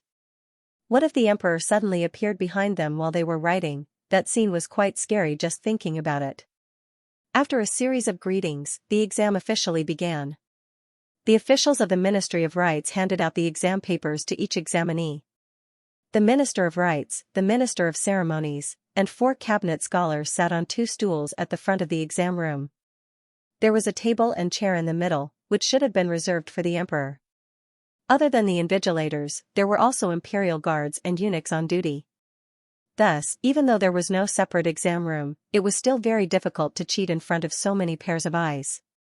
Moreover, the policy questions were not fixed questions like the scriptures. There was not much point in cheating.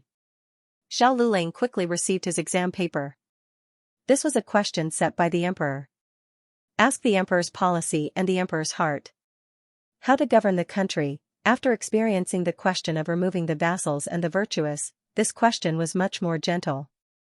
At least, no matter how one answered it, it would not be wrong. At most, the content of the question would not be practical. It could be boastful, as long as the writing was flamboyant enough. It could also be to the point, with clear flags. It was true that the emperor was selecting talents, but these examinees had never been an official before. To put it bluntly, they were all armchair strategists. The emperor did not expect a court exam to solve a problem that the civil and military officials could not solve. Otherwise, why would he need so many experienced court officials? What the emperor really wanted to see was the mindset of an examinee. A prime minister could hold a boat. The bigger a person's mindset, the wider their future path.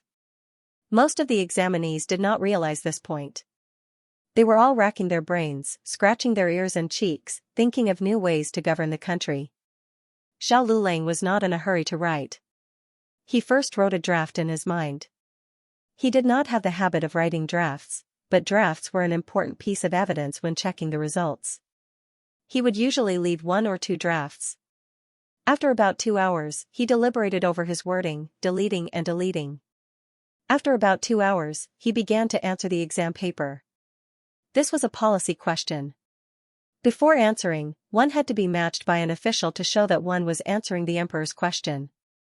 The official matches. When the official hears that the emperor is in control of the world, there must be a manager of real governance, and then can restrain the crowd, intricate 10,000 machines, and have a rule of Yong 11, there must be a solid heart to advocate, and then can temper the 100 workers, shake up the affairs of the common people, and have a reason to achieve prosperity.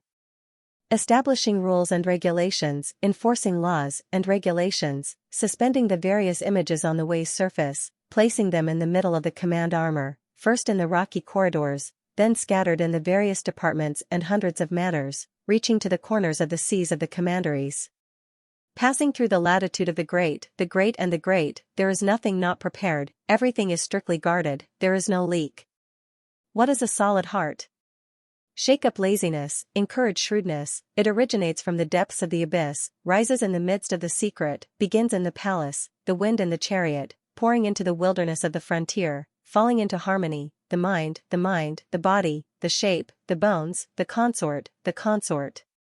Xiao Lulang mainly emphasized the importance of governing the country according to law and the implementation of evidence. Laws and regulations must permeate the people, and the voice of the people must be heard by the heavens. At the same time, he also proposed to use Confucianism to educate the people, vigorously punish corrupt officials, and let the national treasury be filled. Of course, he also emphasized that the emperor was the son of heaven, and everything he did was ordered by the heavens. Setting up an official position was the emperor appointing a virtuous person on behalf of the heavens, getting rid of an evil person was the emperor crusading against a sinful person on behalf of the heavens. Xiao Lulang only realized later on that this question was really difficult. Everyone's relaxed attitude when they first received the test paper had disappeared. Everyone buried their heads in writing, and no one handed in their papers early. Perhaps because he was too engrossed in writing, even when the emperor stood behind Xiao Lulang for a long time, Xiao Lulang did not notice. From the emperor's point of view, he could only see Xiao Lulang's skull. The emperor did not look for too long. He did not have the bad taste of adding pressure to the examinees in the examination room. He had just come in and happened to pass by Xiao Lulang, and saw Xiao Lulang's delicate and pretty handwriting. He hurriedly glanced at it. The handwriting was not bad. He then looked at the examinee's name, Xiao Lulang. Oh, was it the poor student who was ranked first with Royal Princeton? There was a walking stick beside him. Was he injured or disabled? Actually, the selection of officials in the current dynasty was based on one's appearance.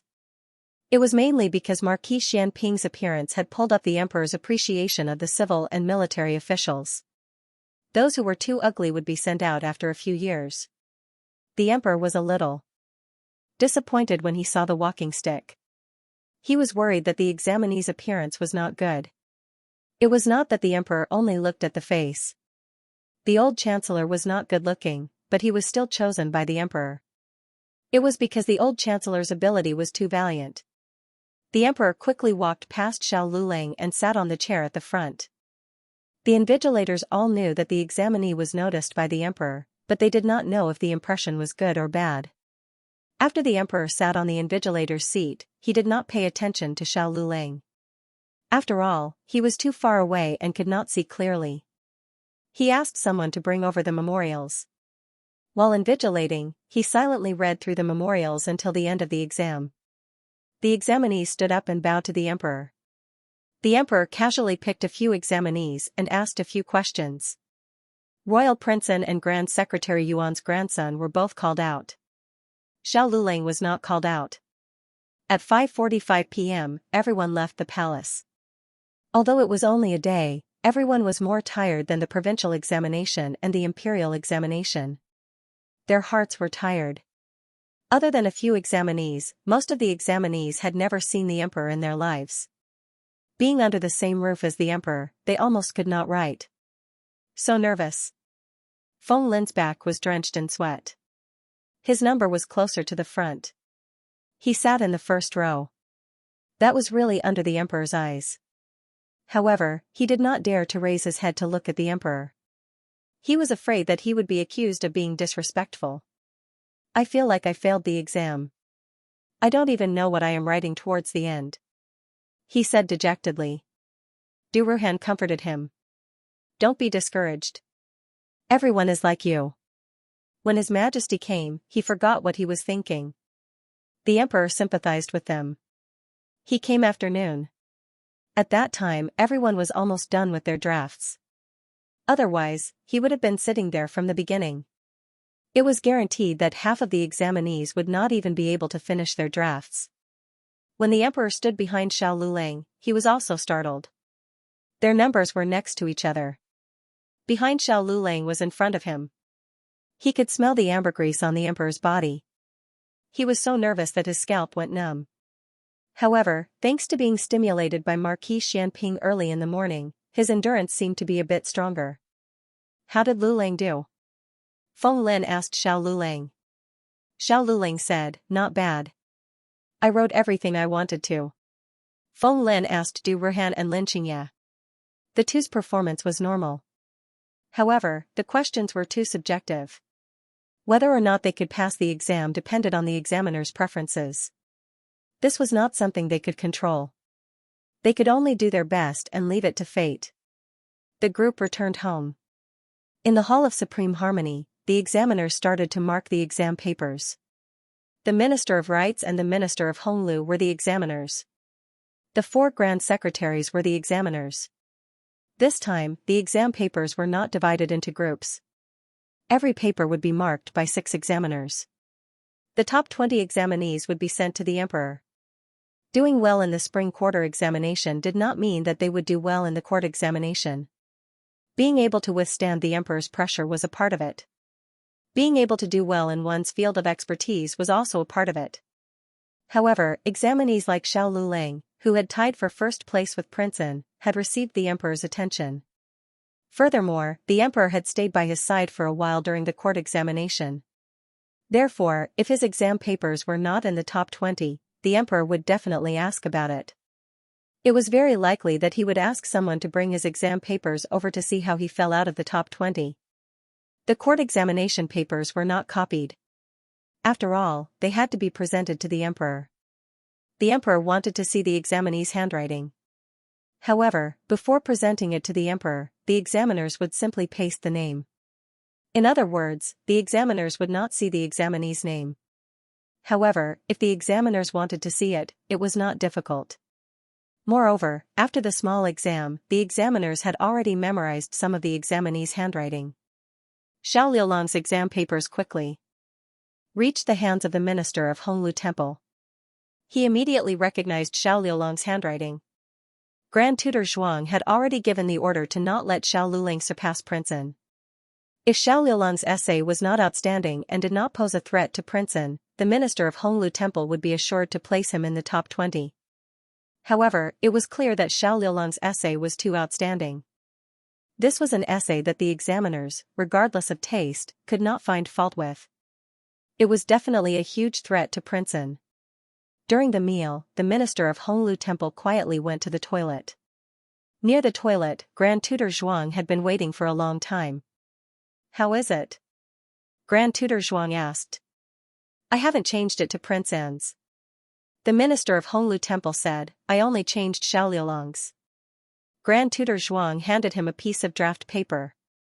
This was what Prince An had written from memory after returning to the Fu. It was almost the same as the court exam papers. After the minister of Honglu Temple finished reading, his expression became serious. "The two papers are about the same." How could it be that they were about the same? Grand Tutor Zhuang frowned. He thought of something and asked, "What's going on with Marquis Xianping? I think he seems to have taken a liking to this child." The minister of Honglu Temple said, "Grand Tutor, I'm afraid you didn't look closely at Xiao Liulong's appearance." Grand Tutor Zhuang did not understand. What's wrong with him? He was too handsome, so Marquis Xianping took a liking to him? Although Marquis Xianping was dissolute, he was not into men. The minister of Honglu Temple said, "He looks like the young marquis who has already passed away." When this official saw him for the first time, I was shocked. Perhaps because of this, Marquis Xianping favored him. Grand Tutor Zhuang sneered, "His son is dead and he found someone who looks similar to him to replace him?" The emperor wanted to suppress the Zhuang family. If there really was someone who was about the same as Prince An, the emperor would not have chosen Prince An to be first. Before today, the emperor would not have chosen Xiao Luling to be first either. Xiao Liulong's background was too poor. If he was too famous, he would be hated by others. If the emperor really cared about Xiao Luling, he would not have given him the top scorer. The emperor would have personally chosen someone else to be the top scorer. If the officials had any objections, the emperor would have used Xiao Liulong's exam papers and said that if someone like him did not get first place, how could Prince An get first place? As for the top scorer's exam papers, the emperor would not let anyone see them. This was the imperial court, this was the examination room. However, Marquis Xianping appeared. He was telling everyone that Xiao Luling was someone he wanted to protect. Anyone who dared to touch Xiao Luling would have to think twice. This matter would spread to the emperor's ears sooner or later. The emperor would know that Xiao Luling had a backer and would not have any worries. A cold light flashed through Grand Tutor Zhuang's eyes. This brat is fawning on my grandson and also fawning on Marquis Xianping. What a way to play both sides. I despise people like him who are in one camp but are in another. 5 days later, all the exam papers were marked. The top 20 were placed in a box by the Minister of Rites and sent to the emperor. The emperor was in the throne room and was not far away. However, the Minister of Rites was halfway there when he bumped into Marquis Xianping. The Minister of Rites was slightly surprised. Why was Marquis Xianping in the palace so early in the morning? Didn't this guy laze in bed recently? A faint smile appeared on Marquis Xianping's handsome face as he said politely, "Ministerly, where are you going?" The Minister of Rites said, "I'm going to deliver the exam papers to the emperor." "Oh, you're out." Marquis Xianping raised his eyebrows and reached out to touch the box containing the exam papers. The Minister of Rites took a step back and his face darkened. "Marquis Xianping. What are you doing?" Marquis Xianping smiled faintly. I'm going to see if you did anything to the exam papers. The Minister of Rights frowned. What nonsense are you talking about? We are all examiners personally appointed by the Emperor. How could we do such a thing? Aren't you afraid of being beheaded?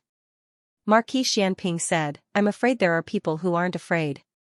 Marquis Xianping is talking about who isn't afraid? Grand Tutor Zhuang strolled over. Marquis Xianping turned around and looked at Grand Tutor Zhuang with a faint smile. Oh, Grand Tutor Zhuang is here. The Minister of Rights bowed. Grand Tutor Zhuang. Grand Tutor Zhuang nodded in return and then looked at Marquis Xianping. Is Marquis Xianping dissatisfied with Minister Li? Or with the cabinet? Or dissatisfied with the Emperor? Marquis Xianping smiled faintly. Don't accuse me too much. I just want to see if these exam papers have been tampered with. In this world, only Marquis Xianping dared to question the cabinet. Grand Tutor Zhuang chuckled. If Marquis Xianping doesn't believe me, you can take a look for yourself. Minister Li looked at Grand Tutor Zhuang in surprise. Grand Tutor Zhuang said, I believe that Marquis Xianping wouldn't take the opportunity to tamper with the exam papers. Minister Li, please let Marquis Xianping take a look. If anything happens, I will take responsibility. Since he said this, Minister Li couldn't not let Marquis Xianping take a look. Marquis Xianping opened the box and flipped through each exam paper. There were names on the exam papers, but he could still recognize Xiao Liulong's handwriting. After all, he had seen it many times in private. He saw Xiao Liulong's exam paper. Grand Tutor Zhuang looked at the exam paper and then looked at Marquis Xianping. He sneered, is there a problem? Marquis Xianping looked deeply at Grand Tutor Zhuang. Grand Tutor Zhuang said calmly, if there's nothing else, I will send these exam papers to His Majesty. His Majesty is still waiting to review them. Marquis Xianping put down the exam paper and hesitated for a moment. His doubtful gaze rested on Grand Tutor Zhuang for a moment. From beginning to end, Grand Tutor Zhuang was incomparably magnanimous. In the end, Marquis Xianping let Minister Li leave. He also stepped out of the palace. Gazing at his retreating figure, Grand Tutor Zhuang smiled coldly. He knew it would be like this. He had long been on guard against Marquis Xianping. Did Marquis Xianping really think that he was looking at Xiao Liulong's exam paper? The handwriting was exactly the same. Even the content was similar. It was just that a few key points had been changed. Marquis Xianping, this boorish fellow, couldn't see it. Don't underestimate these small details. They were enough to anger the Emperor. So, what was the point of putting him in the top 20? Xiao Liulang probably wouldn't even be able to pass the second-tier Grand Scholar exam. Grand Tutor Zhuang proudly left the palace. His carriage was waiting at the palace gates. When the servants saw him, they hurriedly opened the curtains for him. He was in a good mood and smiled as he got into the carriage. But he never expected that there would be someone sitting in the carriage. Grand Tutor Zhuang trembled in fear. Marquis Xianping? What was his coachman doing? Why did he let Marquis Xianping get in? Someone come, he shouted sternly. Marquis Xianping calmly said, let's go. The carriage left. Grand Tutor Zhuang's face paled. He lifted the curtains and looked at the coachman sitting in front of him. Only then did he realize that the other party wasn't his coachman. Where was his coachman? Where did he go? His carriage had always been parked at the palace gates, and there were imperial guards there. How did Marquis Xianping swap out his coachman? Grand Tutor Zhuang angrily looked at the other party. Marquis Xianping, what do you want to do? Marquis Xianping sneered. Put Xiao Liulong's exam paper back. Otherwise, your horse will be frightened. This marquis can't guarantee that you'll be able to land safely. After all, you don't know martial arts, do you? Grand Tutor Zhuang was stunned. You, Marquis Xianping chuckled. You want to ask how this marquis found out? This marquis doesn't understand exam papers, but this marquis still understands you, Grand Tutor Zhuang. Grand Tutor Zhuang's face turned ashen. Marquis Xianping's arrogance often made people think that he was a boorish man. But look at what he did today, they left the palace almost one after the other. Marquis Xianping didn't have time to catch people after checking the exam papers. In other words, Marquis Xianping was certain that he would touch Xiao Liulong's exam papers before checking the exam papers, so he caught Royal Prince and early on. Grand Tutor Zhuang gritted his teeth. You have guts. Marquis Xianping replied, same to you. Grand Tutor Zhuang snorted coldly. You think you can threaten this official like this? Marquis Xianping spread his hands. No, I'm just giving you a suggestion. Since you don't want it, this marquis has another set for you. Grand Tutor Zhuang's heart surged with an ominous premonition. The carriage quickly stopped on an empty official road. There were no pedestrians coming and going. Only one carriage stopped in front of the two. Grand Tutor Zhuang opened the curtains. Someone in the other carriage also opened the curtains, revealing Royal Prince An, who was tied up and gagged with a cloth. Royal Prince An looked excitedly at Grand Tutor Zhuang. He kept mumbling but couldn't say a complete sentence.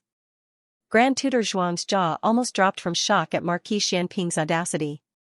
Do you know what you're doing? You're not holding the imperial palace hostage. You're kidnapping the royal prince of Zhao country.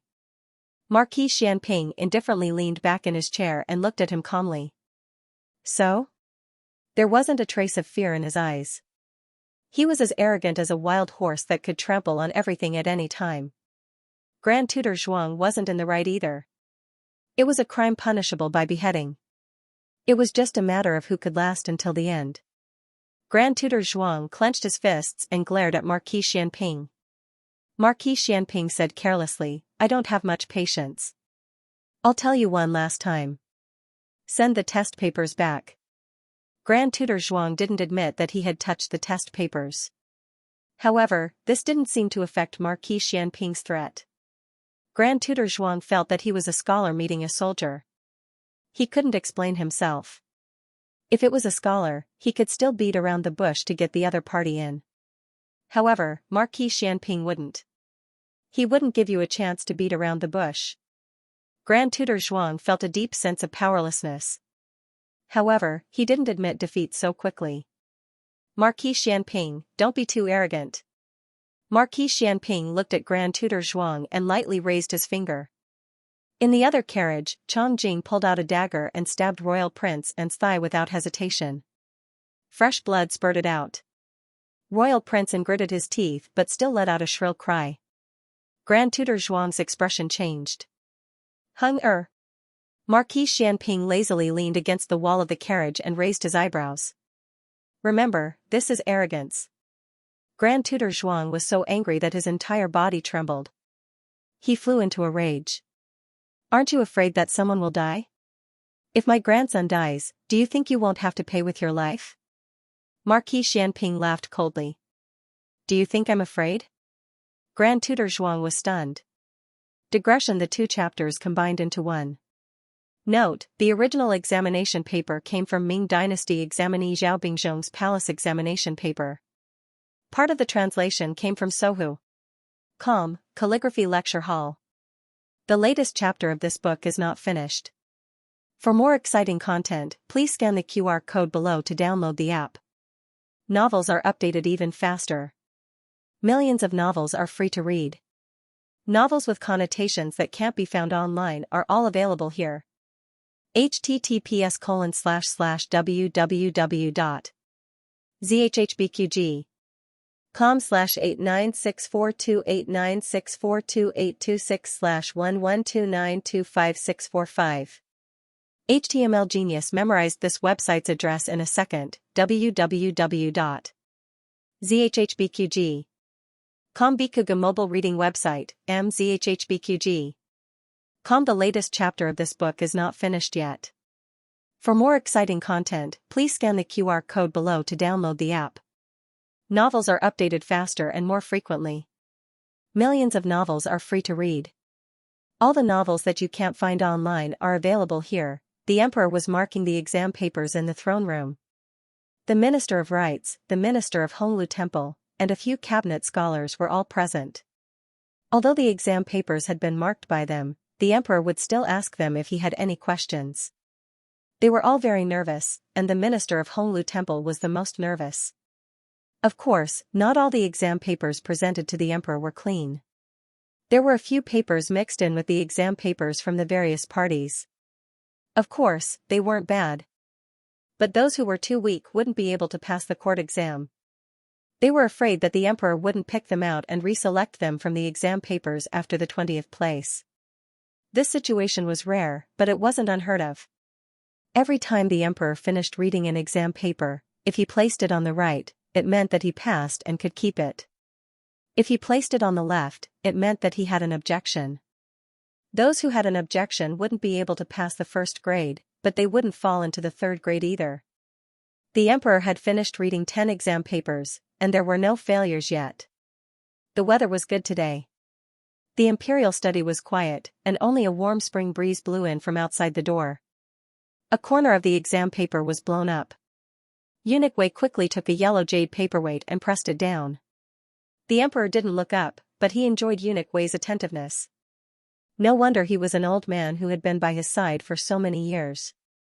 The emperor coughed softly, and Eunuch Wei quickly handed him a cup of hot tea. Look, even the temperature of the tea was just right.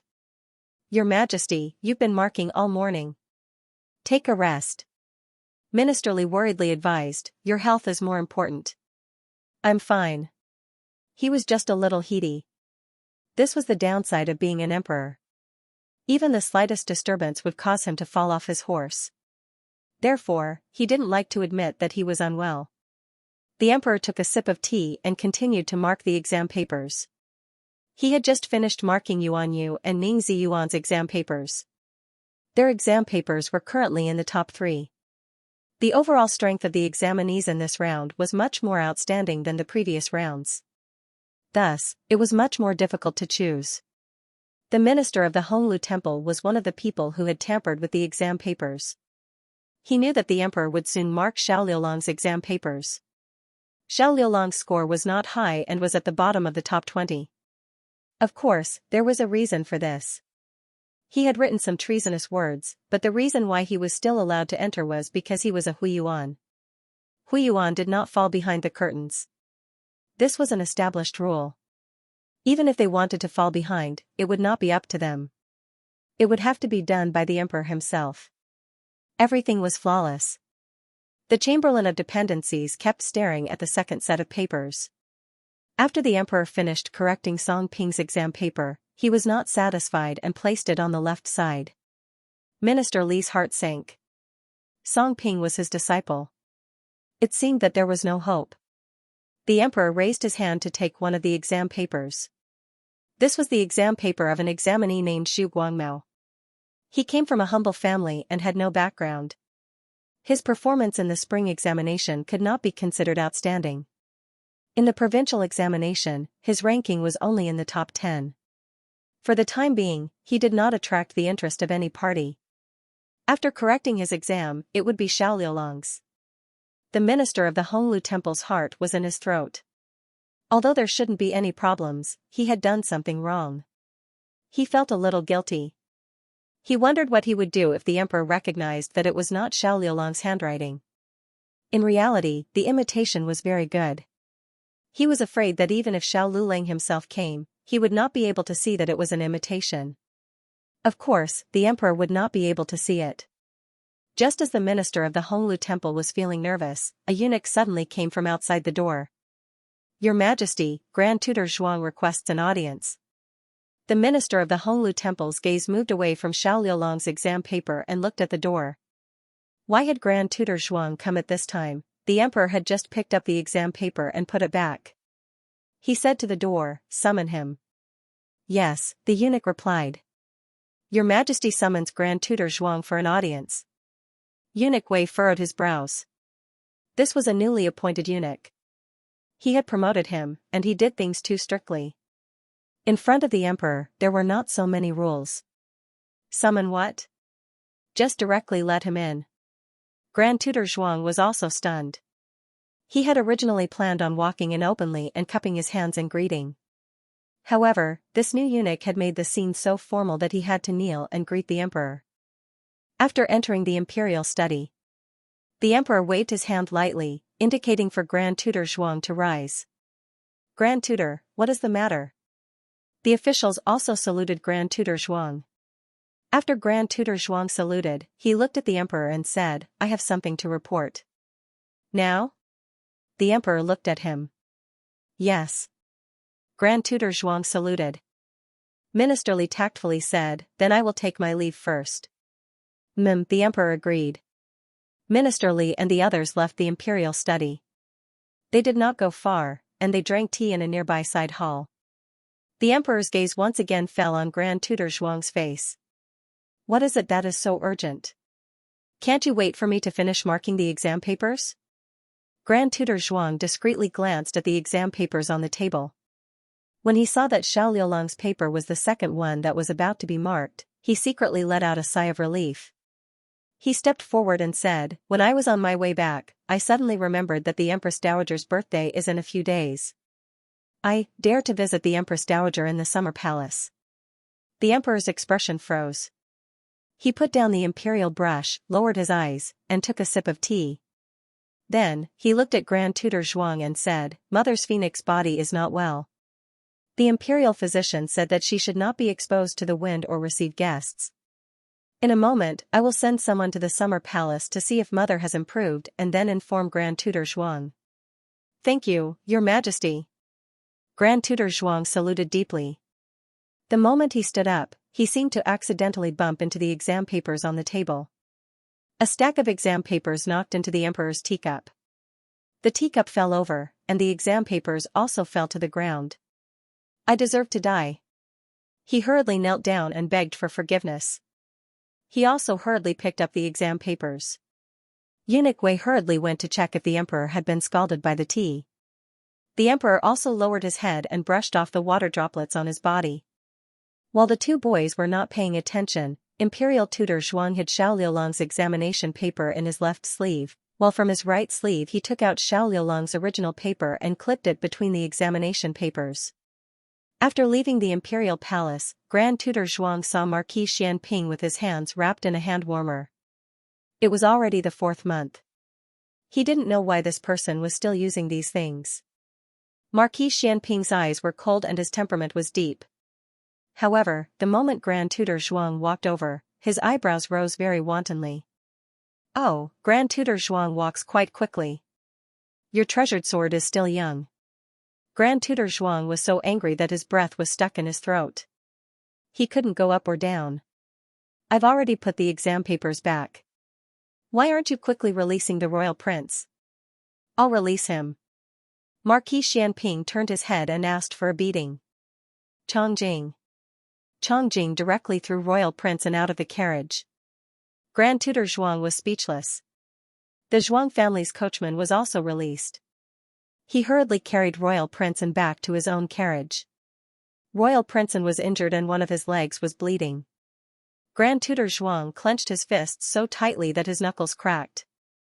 Marquis Xianping said, hurry up and treat his injury. Do you want him to become a cripple? TSK, TSK, TSK. Tell me, how are you a grandfather? You don't care about your own grandson at all. Grand Tutor Zhuang almost exploded on the spot. Don't you know how my grandson got injured in your heart? How do you have the face to say such things? It's so infuriating. This guy really infuriates me to death. Humph. Do you think he'll definitely get first place like this? Grand Tutor Zhuang had seen Xiao Liulong's exam papers. To be honest, he didn't do much. Unfortunately, Royal Princeton had already discussed this policy question with the Qin Kingdom's monarch when they were in the Qin Kingdom. At that time, Royal Princeton didn't know that the imperial examination would have a similar question.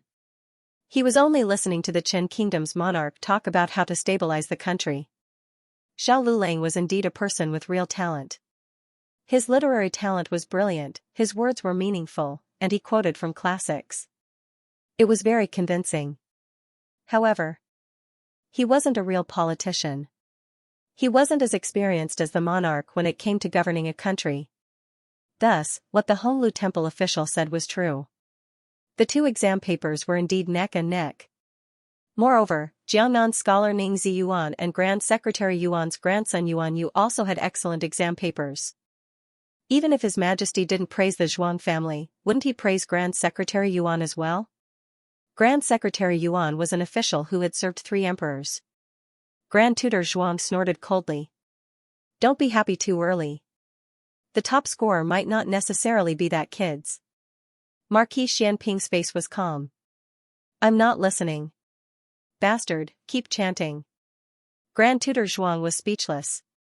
You're the bastard, what kind of person was this? Grand Tutor Zhuang couldn't stay any longer. If he stayed any longer, his life would be shortened. Grand Tutor Zhuang left in a huff. Marquis Xianping tilted his head and curled his lips. Take care. I won't see you out. At this time, in the imperial study, the emperor was indeed hesitant about how to rank the top 3. Grand Tutor Zhuang had been loyal to the emperor for many years, so he had a certain understanding of the emperor. In terms of the depth of the essays, Royal Prince's paper was the most thought-provoking. In terms of literary talent and the structure of the examinees, the emperor liked Xiao Liulang's paper more. However, Ning Ziyuan and Yuan Yu's papers weren't bad either. Of the 4, the youngest was Xiao Lulang. He was 18 years old. Royal Princeton was 19 years old. Yuan Yu was 25. Ning Ziyuan was the oldest at 30. As for their family backgrounds, Ning Ziyuan and Xiao Lulang came from humble families, while Royal Princeton and Yuan Yu came from noble families. Oh, right. Xiao Lulang was that little cripple, wasn't he? Thinking of the crutch he saw, the emperor frowned. All the examinees and their families in the capital began the long and anxious days of waiting for the results. Although everyone was basically a Xianxia, and the worst was a Xianxia, no one was willing to be a Xianxia. The incense in Puji Temple flourished again. It was said that all the examinees came to pay their respects. In Qishui Alley, the family seemed to be calm, but in fact, they couldn't sit still. Old Madame didn't secretly eat candied plums or play cards. She ordered the old chancellor to buy skewers on the street every day. In fact, she was just asking for news. Madame Yao didn't make snacks these days. At dawn, she went to the neighbors' houses to visit. In fact, she was also waiting for news. Little Jing Kong studied very hard these days. He was always worried that his bad brother-in-law couldn't pass the exam. If that happened, his family would have to rely on him. When he grew up, he would take the exam for Jiao Jiao and bring him back. The day of release was April 27th. Because the Xianxia ranking was written on yellow paper, it was also called the Jin ranking. The tributary scholars couldn't wait at home for the announcement. They had to go to the palace to accept the conferment. After they were conferred, the results would be released in all the government offices and tributary courtyards in the capital. At 5 o'clock, Gu Jiao and Xiao Lulang woke up. The two had a simple breakfast. Gu Jiao sent Xiao Lulang to Lu Quan's carriage. It's still early to release the results. Don't wait. Xiao Lulang said to Gu Jiao. Okay. Gu Jiao nodded. Xiao Lulang put down the curtain. He thought of something and opened the curtain again. Gu Jiao looked at him. What's wrong? Xiao Lulang wanted to say something but hesitated. Nothing. It's still early. You go and sleep for a while. Gu Jiao smiled. Okay. Xiao Lulang looked at her and didn't say anything. He put down the curtain and took the carriage to the palace. The tributary scholars had almost arrived. Feng Lin, Lin Xianxia, and Du Ruhan were also there. It was unknown if Feng Lin was too nervous during the court examination. When he returned, he fell ill. Fortunately, Lin Xianxia and Steward Zhou took care of him. That was why he was able to pull through. It was said that there were people who fell ill and died. Therefore, the road to the imperial examination wasn't easy. Feng Lin had just recovered and his face was still pale. They exchanged a few words. There was a sudden commotion at the back of the crowd. Then, they saw Royal Princeton walk over with the help of several servants. Eh? Du Ruhan's eyes widened strangely. Why is his leg crippled? Xiao Lulang was also surprised. He looked at the other person. Coincidentally, Royal Princeton was also looking at him. Their eyes met. Xiao Lulang could clearly feel a trace of coldness in Royal Princeton's eyes. Xiao Lulang didn't understand and didn't take it to heart. He was just an insignificant person. What did it matter if he liked or disliked him? The group of people still entered the Hall of Supreme Harmony in the order of the quotation marks. The tables and cushions of the palace examination had already been removed. The palace hall was bright and spacious, simple and unadorned. Because of the presence of the emperor, Grand Tutor Zhuang, Grand Secretary Yuan and other cabinet ministers, it appeared especially solemn and respectful. The group of people kowtowed to the emperor under the lead of the ceremonial officials. Then, Eunuch Wei presented the name list to the emperor. The examinees were about 3 meters away from the emperor. In reality, it was still a bit far. Some people wanted to see the emperor's face, but before they could raise their heads, they were suppressed by the emperor's aura. The emperor didn't like to do things that were deliberately mysterious. He directly began to announce the top 3. Examinee Ning Ziyuan from Jade City of Guangzhou. 3rd place in the 4th month of the Zhengu year. He is bestowed the title of Grand Scholar. Ning Ziyuan was stunned. The examinees were shocked. Was there a 3rd place candidate? Cough. The eunuch at the side gave a look to the stunned Ning Ziyuan. Ning Ziyuan quickly came back to his senses and stepped out of the line. He walked to the emperor and stopped at the designated place. He lifted his clothes and kowtowed 3 times and 9 times. He said with a choked voice, "I, Ning Ziyuan, thank the emperor for his kindness. Long live the emperor." The emperor asked him to rise and continue to read. In the 4th month of the Zhengu year, the 2nd place of the 1st scholar, Zhuang Yuhing, is bestowed the title of scholar. Everyone looked at Royal Prince and Princeton was 2nd place. This was a bit unexpected. A trace of disappointment flashed through Prince An's heart. He dragged his injured leg and came to the emperor under the envious and surprised gazes of the crowd. He also kowtowed 3 times and 9 times. "I, Zhuang Yuhing, thank the emperor for his kindness. Long live the emperor, long live the emperor." The emperor glanced at Prince An and didn't say anything. Next was the top scorer. The emperor's gaze stopped for a moment on Grand Secretary Yuan's grandson, Yuan Yu. He opened the name list and said loudly, "In the 4th month of the Zhengu year, the 1st place of the 1st scholar, Xiao Lulang." Digression, Grand Secretary Yuan, are you happy to be mischievous, Emperor? Oh, oh also, are you serious about wanting to be Liulong's stepmother in the comments section? The latest chapter of this book is not finished yet. For more exciting content, please scan the QR code below to download the app. Novels are updated at a faster rate. Millions of novels are free to read. Novels with connotations that can't be found online are all available here.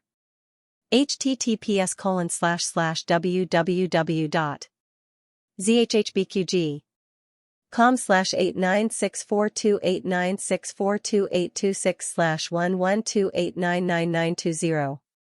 HTML Genius memorized this site's address in 1 second. www.zhhbqg.com Bikuga mobile reading website, mzhhbqg.com. The latest chapter of this book is not finished yet.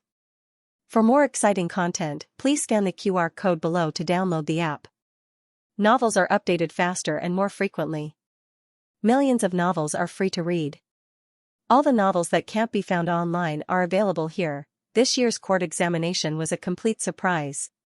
First, Prince An didn't become the top scorer. Then, Grand Secretary Yuan's grandson didn't make it into the top 3. Xiao Lulang and Ning Ziyuan, these 2 dark horses who had come from the humble class, directly stunned all the candidates present. Originally, the 3 most popular candidates were Prince An, Yuan Yu, and Wang Yuan, the scholar from Jiangnan. Everyone guessed that the 3 of them would make it into the top 1. Prince An would be the top scorer, Yuan Yu would be the 2nd, and Wang Yuan would be the 3rd. But they were all wrong. In fact, Xiao Lulang and Ning Ziyuan's results had been very stable. Especially Xiao Lulang. He didn't get 1st place in the college examination, but he was the top scorer in all the other examinations. It was only natural that he would become the top scorer. However, he met Prince An, who was even more popular. Prince An overcame all the difficulties and didn't get 2nd place. Who would believe that he would lose to Xiao Lulang? The Zhuang family had so many highly educated people, but their children couldn't beat a poor boy from the countryside. Forget it, it wasn't their turn anyway. They just needed to watch. The top 3 and the top 1 were the top scorer, the 2nd, and the 3rd. They would be given the title of Jinsher. This was the highest honor in the court examination. There were 72 people in the top two and they would be given the title of Xianxia. The remaining 135 people were all Xianxia and they would be given the title of Xianxia. Du Ruhan was 13th, 2 places higher than in the metropolitan examination. He was quite satisfied.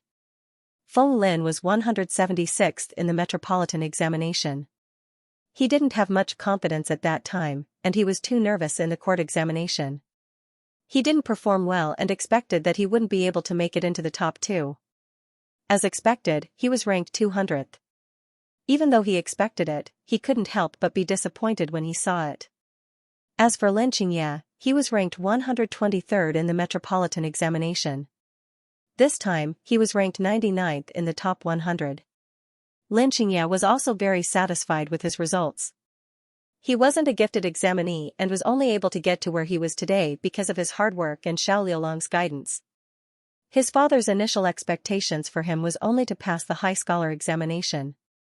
Now that he was able to pass all the way to the capital, even if he was also a grand scholar, his father would be overjoyed. He was also very happy. Finally, he didn't have to go back to inherit his family's wealth. The top 3 of each family were announced by the emperor himself, and the rest were announced by a special messenger. After the announcement, the messenger led the 3 first-class Xianxia to the steps in front of the emperor's throne to receive the ranking of Xianxia. Most importantly, it was the top scholar who received it. The other 2 followed behind him and bowed. The positions of the 3 were also particular. The champion was in the middle, slightly ahead of the other 2. He stood on the giant turtle head engraved in the center of the first Tao control stone, also known as the Soul Champion. The emperor stared at Xiao Liulong's face, which was almost within reach, for a long time. Xiao Liulang lowered his eyes and calmly allowed the emperor to examine him. "Your Majesty?" Eunuch Wei reminded him in a small voice. The emperor made a sound of acknowledgement and retracted his gaze. He handed the ranking to the messenger, and the messenger handed it to Xiao Liulang. After receiving the ranking of Xianxia, Xiao Liulang led the Xianxia to once again thank the emperor for his kindness. After the release of the results of the court examination, there was an important event, which was the parade of Xianxia through the streets. All the Xianxia changed into the Xianxia robes issued by the court. Under the leadership of the new champion, they walked through the streets of the imperial city to receive the congratulations of the people. Among them, the champion's robes were red brocade, also known as Fei Luo brocade. It was the only pure red. The second place and third place wore black brocade robes, while the rest of the Xianxia wore dark blue official robes. The emperor gave Xiao Liulang and the other 2 flower hairpins. The 3 of them wore the flower hairpins on their official hats. To be honest, Xiao Liulang and Princeton were extremely beautiful. Wearing the flower hairpins didn't make them look feminine. Instead, they looked valiant, as beautiful as peaches and plums. On the other hand, Ning Ziyuan, who came in 3rd place, was barely satisfactory.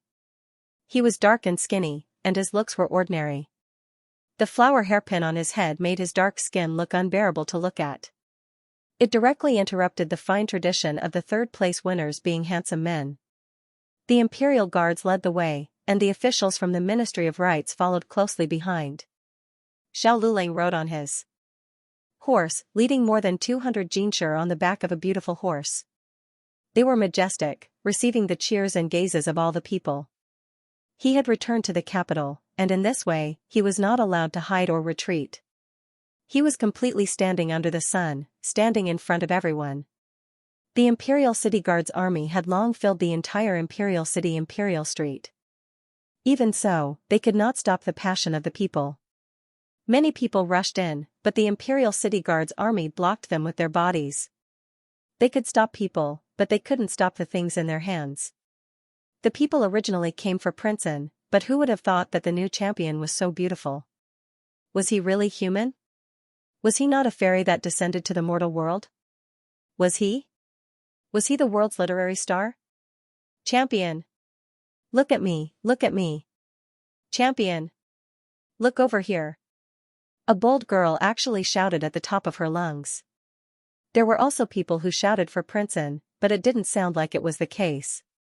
The titles Xuan Yuan and 3rd place were easy to shout, but the 2nd place Ning Ziyuan, why was it so strange? One girl didn't know if she was too nervous or she couldn't speak clearly, but she suddenly shouted, "Ungrateful wretch," and Prince N's face turned black. Feng Linqi wasn't happy at first, but in the midst of the cheers and congratulations, he suddenly felt his blood boil.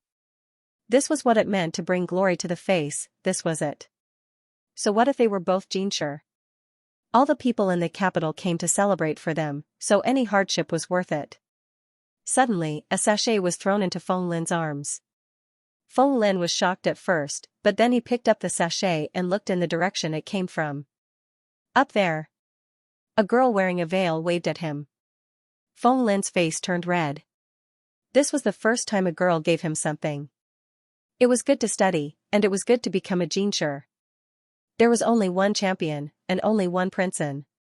Everyone couldn't snatch him, so they went to snatch other Xianxia. Feng Lin was hit by the sachet a few times, and his face was as red as a monkey's butt, making the girls laugh. There were many sachets on Prince N's body.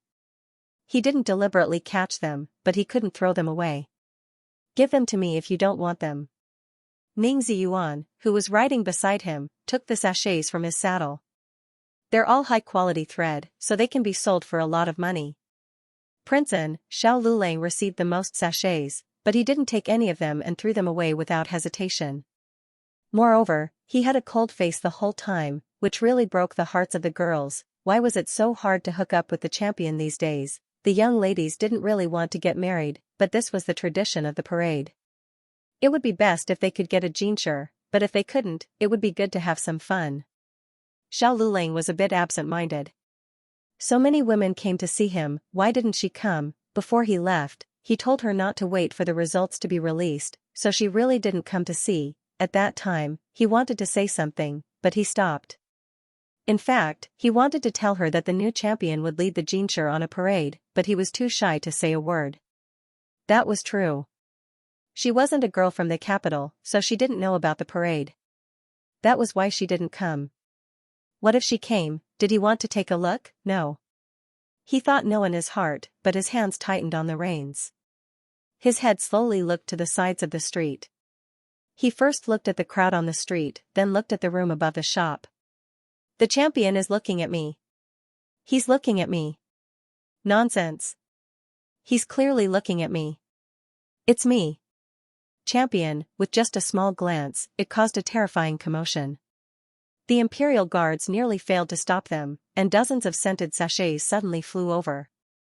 Xiao Liulan's body trembled, and he no longer dared to look at the crowd. She really didn't come. What a joke, what was he disappointed about, Pa? Another sachet landed on his saddle. He didn't look at it and planned to throw the sachet away, but when he picked it up, he felt that something was wrong. He paused and looked at the sachet in his hand. The stitches were very fine, but the thread was on the outside. His heart shook and he looked up in disbelief at a tea house on the right. He suddenly tightened the reins and stopped the horse. No grand scholar could walk in front of the new champion. When he stopped, all the grand scholars behind him had to stop as well. The imperial guards that were responsible for escorting them also had to stop. The entire group and the entire street stopped for one person. Xiao Lulang held the sachet in his hand and looked at the young girl in the tea house. The young girl was wearing a blue dress and had a slender figure. Her eyebrows were picturesque and the red birthmark on the left side of her face was like the clouds in the sky. It was also like a begonia flower falling in the wind. It was beautiful to the heart.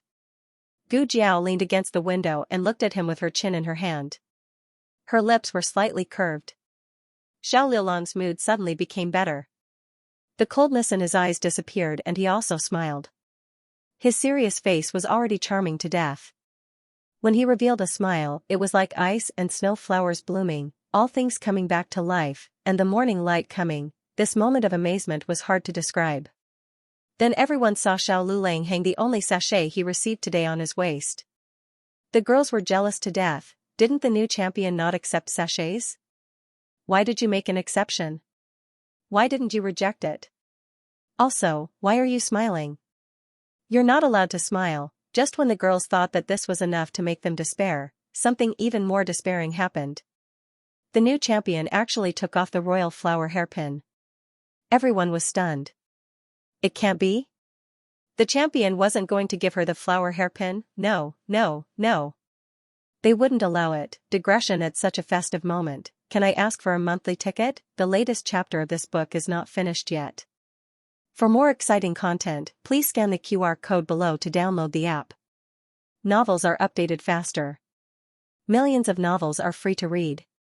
Novels that can't be found online are all available here. https://www.zhhbqg.com/8964289642826/112897185. HTML Genius memorized the website address www.zhhbqg.com. Bikuga mobile reading website mzhhbqg.com. The latest chapter of this book is not finished yet. For more exciting content, please scan the QR code below to download the app. Novels are updated faster. Millions of novels are free to read. Novels with content that can't be found online are all available here. In Zhao country, there was a tradition of the top scholar receiving a flower hairpin. At first, it was just the top scholar receiving a flower hairpin, but it slowly evolved into the 3-tripod hairpin. These hairpins were bestowed by the emperor and had a very special meaning. Every daughter of Zhao country was proud to receive a 3-tripod hairpin. That's right, the 3-tripod hairpin was not given to men. But generally, it was not given to women casually. First, it was bestowed by the emperor, and everyone cherished it. Second, they were afraid of offending someone by favoring one and discriminating against another. Such a thing happened in the previous dynasty. A top scholar gave his flower hairpin to a famous brothel prostitute. As a result, he angered the daughter of an aristocratic family who secretly had feelings for him. That daughter's father was a powerful official in the court. The result was obvious. The top scholar's career was not smooth for many years. The second and third place of the imperial examination all entered the cabinet. Only he was sent to a small county to be the county magistrate. Of course, this was an exception. But no matter what, the flower hairpin was very rare. There were 2 ways to get a flower hairpin. One was to give it to the top scholar willingly. The other was to challenge the top scholar to a competition. If you won, you could win the other person's flower hairpin. In the past, the crown princess used this method to win 2 flower hairpins from the top scholar and the second place of the imperial examination. It was a popular story in Zhao country. If no one challenged Xiao Lulang, then Xiao Lulang could give the flower hairpin to anyone he wanted. But if someone challenged him, he had to accept the challenge and win. Only then could he give the flower hairpin to the person he wanted to give it to. If he didn't want to accept the challenge, it was fine. But he couldn't give the flower hairpin away. This was the rule. He took out the flower hairpin. It seemed that he was going to give it away. This was something that made people jealous. In the tea house next to Gu Jiao's, it was also on the 2nd floor. The window was open, and a girl in purple with a veil on her face was leaning against the window. Judging from her attire, she was either rich or noble. Her temperament was also not bad. There was also a maid beside her. She should be the daughter of an aristocratic family. She didn't even look at Gu Jiao next door. She just raised her chin and raised her eyebrows. Her gaze fell on the handsome new top scholar and said, "My daughter has a couplet that she would like to consult with the top scholar. I wonder if the top scholar would do me the honor?" This meant that he wanted to challenge the top scorer. Every year, when the Zhuangyuan paraded through the streets, there would be daughters challenging the top 3. However, not many people actually accepted the challenge, and even fewer lost after accepting it. Up until now, only the crown princess had successfully won 2 flower hairpins. This girl is really bold. Who is she? Everyone couldn't help but look at the purple-clothed girl. The purple-clothed girl didn't seem to mind being stared at. She smiled and arrogantly and innocently said, "What? Is the new top scholar afraid that he won't be able to match a girl's couplet? It's fine if you don't get it right, but you won't be able to give it away." Everyone finally understood. This lady couldn't have it herself, and she didn't want anyone else to have it. Alright, even though it sounded a little hateful, they were a little happy. That's right, the top scholar, you can only keep your hairpin for yourself. You're not allowed to give it to other women. Xiao Lulang nodded slightly at Gu Jiao, and then looked at the young girl from afar. His eyes regained their coldness. Miss, please enlighten me. The purple-clothed girl said proudly, river-gazing tower, river-gazing tower, river-gazing tower, river-gazing tower, river-gazing tower for eternity, river-gazing tower for eternity, river-gazing tower for eternity. Everyone was astonished. This young lady had such literary talent. Xiao Lulang didn't even think about it as he said indifferently, moon imprinted well, moon imprinted shadow, moon imprinted well, moon imprinted shadow and moon imprinted well, moon imprinted well for 10,000 years, moon imprinted shadow for 10,000 years. Everyone clapped and cheered, great. She was indeed worthy of being the new top scorer. This pair was amazing, the purple-clothed girl choked. She didn't expect the other party to match her so quickly. She wasn't convinced and threw out another couplet, fog locks up the mountain, fog locks up the mountain. Xiao Lulang, the sky connects the water, the tail water connects the sky. The purple-clothed girl, the moon shines on the screen window, all the pavilions are bright. Zhuge Liang, courtesy name Kongming. Xiao Lulang, snow flies on the plum mountain, everywhere is fragrant mountain by Ledian. By Jui, courtesy name Ledian, nickname fragrant mountain. The purple-clothed girl anxiously scratched her head. She wanted to continue, but Xiao Lulang said indifferently, Miss, you've used up all your questions. She was the first person to challenge, so she could ask 3 questions. The challengers after her could only ask 1 question each. This was also the rule. She was furious.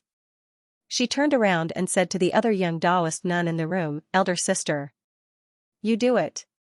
The young Taoist nun took a sip of tea and said leisurely, don't make a fool of yourself. Come back. If the new top scholar can be stumped by a few couplets, then he doesn't deserve to be the top scholar. But the purple-clothed girl stomped her feet and sat back down on her chair with a cold snort. The purple-clothed girl took the lead. After that, a few bold daughters challenged the new top scholar, but without exception, they were all defeated. Then came a ruthless test. She didn't test him on couplets or poems. Instead, she made Xiao Lulang recite a passage from Left Turn backwards. She used a book to test Xiao Lulang. Left Turn had more than 90,000 words.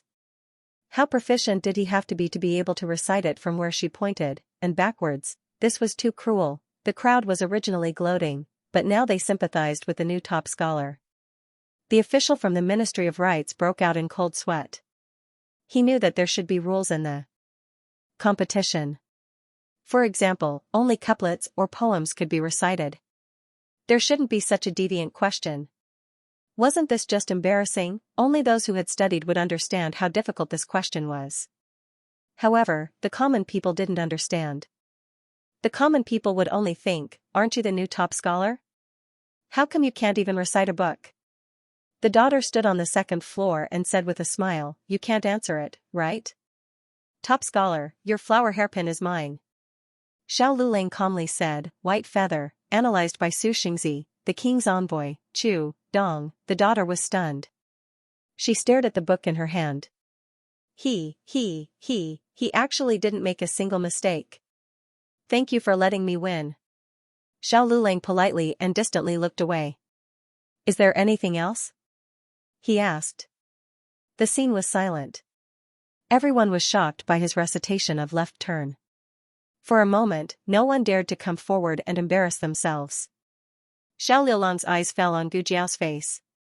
His eyes had a temperature that made people jealous. Miss, please give me your question. Ah, it was her turn. Gu Jiao was stunned. Everyone was reciting poems, but she didn't know how to recite poems. Actually, she did. It was just that she was so focused on looking at the handsome man that her mind was blank. Gu Jiao blinked her eyes and rolled her eyes. White sun against the mountain.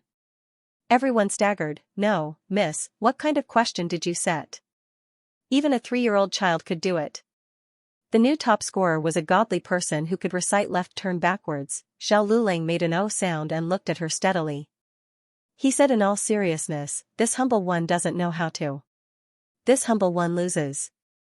Everyone, are you kidding me, the new top scorer? You can't even. The crowd didn't know what to say. At this moment, another young lady stepped forward and said something that most of the people present couldn't understand. Xiao Lulang looked at her coldly and said something that most people couldn't understand. The purple-clothed girl was confused. Sister? What were they talking about? The young Taoist nun raised her eyebrows and said, that young lady just now said to the new top scorer in the language of the state of Chen, white sun against the mountain. Ah? The purple-clothed girl was shocked. The young Taoist nun said slowly, then the new top scorer used the languages of the state of Chen, the state of Liang, the state of Zhao, the state of Jin, and the state of Yin. Oh, right, the next sentence, the yellow river flows into the sea. Did that girl really think that the new top scorer couldn't match the sentence? Did she think that she could pick up the scraps? Did she think that she was better than the girl in green? Did she think that the new top scorer would look at her differently? In the end, she was slapped in the face. What others asked, he would answer. What you asked, he wouldn't answer. Winning against everyone in the world, only to lose to you. Most people didn't know what had happened. They just looked at the girl who was speaking in the language of birds and her face suddenly turned the color of pig liver. The Taoist nun's words were spread by the maidservants. Then, everyone knew what was going on. In order to watch the lawsuit parade, they didn't even eat breakfast. Now, they were all full and their teeth were about to fall out. In the end, Gu Jiao received the new top scorer's hairpin. She looked at the hairpin in her hand and couldn't bear to put it down.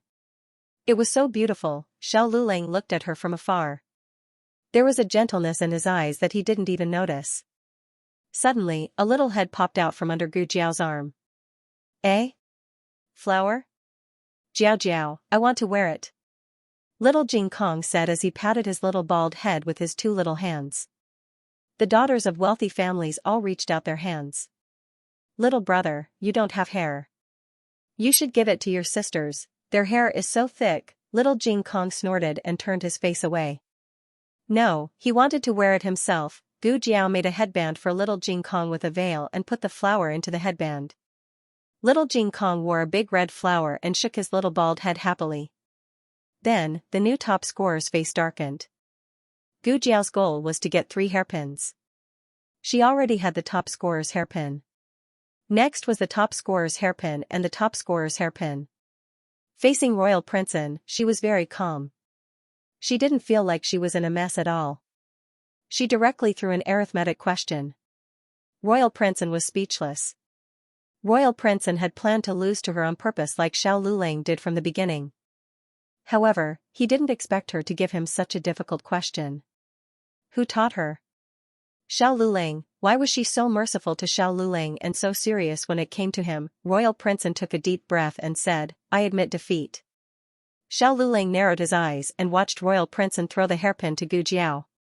His eyes were frighteningly cold. But soon, Gu Jiao set her eyes on Ning Ziyuan, who came in third.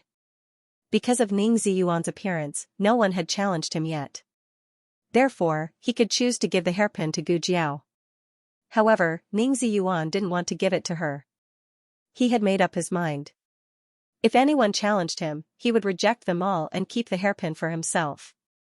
Seeing that Gu Jiao wanted Ning Ziyuan's hairpin, Xiao Lulang wasn't angry anymore. Ning Ziyuan clutched his hairpin tightly. He wasn't going to give it to her. He wanted to keep it as a family heirloom and pass it down to his descendants. Give the hairpin to her, the new top scorer threatened. No, Ning Ziyuan refused. There will be serious consequences if you don't give it to her, the new top scorer continued to threaten. I'm the top scorer. I'll make things difficult for you. Ning Ziyuan was speechless. The top scorer was qualified to enter the Hanlin Academy directly. The top scorer's position was higher than the top scorer's position. Therefore, the top scorer could make things difficult for the top scorer. In ancient times, Go Jian, the king of Yu, endured hardships. Today, Ning Ziyuan gave the hairpin to her with tears in his eyes. Ning Ziyuan swallowed his humiliation and gave the hairpin away. Oh, the family heirloom was gone. Gu Jiao received 3 hairpins and became the first woman to collect 3 hairpins since the founding of the Zhao kingdom. She was in the limelight for a while and even the crown princess paled in comparison. Xiao Lulang was the new top scorer. He was the most popular man today, and Gu Jiao was undoubtedly the most popular woman today. Needless to say, there was a lot of heated discussion among the people. The parade lasted for nearly 2 hours. Then, the new top scorer led them through Chang'an Avenue and arrived at the Imperial Palace. He was enthroned and had lunch before going home. Luling, I feel like this is unreal. In the main hall of the Imperial Palace, Feng Lin said to Xiao Luling excitedly, I've seen so many people looking at me along the way. I've never been so popular in my life. His glory was not worth mentioning compared to the new top scorer, but he had never thought of comparing himself with Xiao Luling. The disappointment of being the same Xianxia had long disappeared in the process of riding a horse and parading through the streets. He was full of enthusiasm and only wanted to do his best to serve the imperial court. Digression, note, the couplets in this article are from the internet. The latest chapter of this book is not finished yet. For more exciting content, please scan the QR code below to download the app. Novels are updated faster and more complete. Millions of novels are free to read. Novels with content that can't be found on the internet can be found here. https://www.zhhbqg.com/89642896428226/1128712161. HTML Genius memorized the website address in 1 second. www.zhhbqg.com. Bikuga mobile reading website, mzhhbqg.com. The latest chapter of this book is not finished yet. For more exciting content, please scan the QR code below to download the app. Novels are updated faster. Millions of novels are free to read. Novels with content that can't be found on the internet are all available here. In fact, Xiao Luling also had a feeling that it was as if a lifetime had passed and that it was not real. He had been to the palace so many times, but this was the first time he came out from the main gate of the Meridian Gate. This gate was only opened for the master of the palace. However, Shi Yi, who was the top scholar, the second scholar, and the third scholar, was qualified to use it once. He thought he didn't care. The moment he came out, he felt different. However, he wasn't as excited as Feng Lin. He was calmer. He said to Feng Lin, there will be many opportunities to serve the court. Feng Lin whispered, but I don't want to go back to the county to get an official position. I want to stay in the Hanlin Academy. I envy you for being able to enter the Hanlin Academy. The top scholar wasn't the highest rank of scholar. The Hanlin Academy was. There's a saying, if you're not a Xianxia, you can't enter Hanlin, and if you're not a Hanlin, you can't enter the cabinet. Since ancient times, Hanlin Academy has been known as the place of the heir apparent. Be it Grand Tutor Zhuang, Grand Secretary Yuan, or even the old Chancellor, they were all from Hanlin Academy. Entering the Hanlin Academy didn't guarantee success. However, if you didn't enter, you wouldn't have much hope as a civil official. Xiao Luling said, the top 2 scholars and top 3 scholars will take the imperial exam next month. As long as you pass the exam, you can stay in the capital. After 3 years, the school will be closed. Those with good results can also enter the Hanlin Academy. Feng Lin could only look forward to it. After Gu Jiao saw her husband leave, she didn't go to Lu Yixing immediately because she didn't know where Lu Yixing lived. She could only wait for Lu Yixing to come to her. However, she didn't go back to the clinic. She went to the Qingfeng gang. The Qingfeng gang lost a lot of money this time. Many people bet on Prince An and Yuan Yu, but not many bet on Xiao Luling. Gu Jiao's 5,000 taels suddenly became 25,000 taels. This was because there were more than 10 people who took risks. Otherwise, the odds would be higher. Furthermore, those who had bet on Zhuang Yueshi and Gu Jingyu winning the flower hairpin had lost everything. The one with the highest odds was Gu Jiao. On the lonely hairpin list, only 2 people had bet on her. One was Zhuang Mengdai and the other was Prince An. Royal Prince An earned a fortune, but he wasn't happy at all. Zhuang Mengdai was also not happy. If she had known that this girl would win the flower hairpin, she would not have bet a single copper coin. She would have bet all her assets. Gu Jiao was very happy. The Cool Breeze gang gave her cash. She put the shiny silver in a sack and went back happily. Jadewater Alley had also received the good news of Xiao Luling becoming the top scholar. The number of people who came to congratulate him was almost enough to break the doorstep. Aya, brother Hua, how did you two raise your child? Why was Lu Ling so powerful? It's harder for my son to study than to take his life.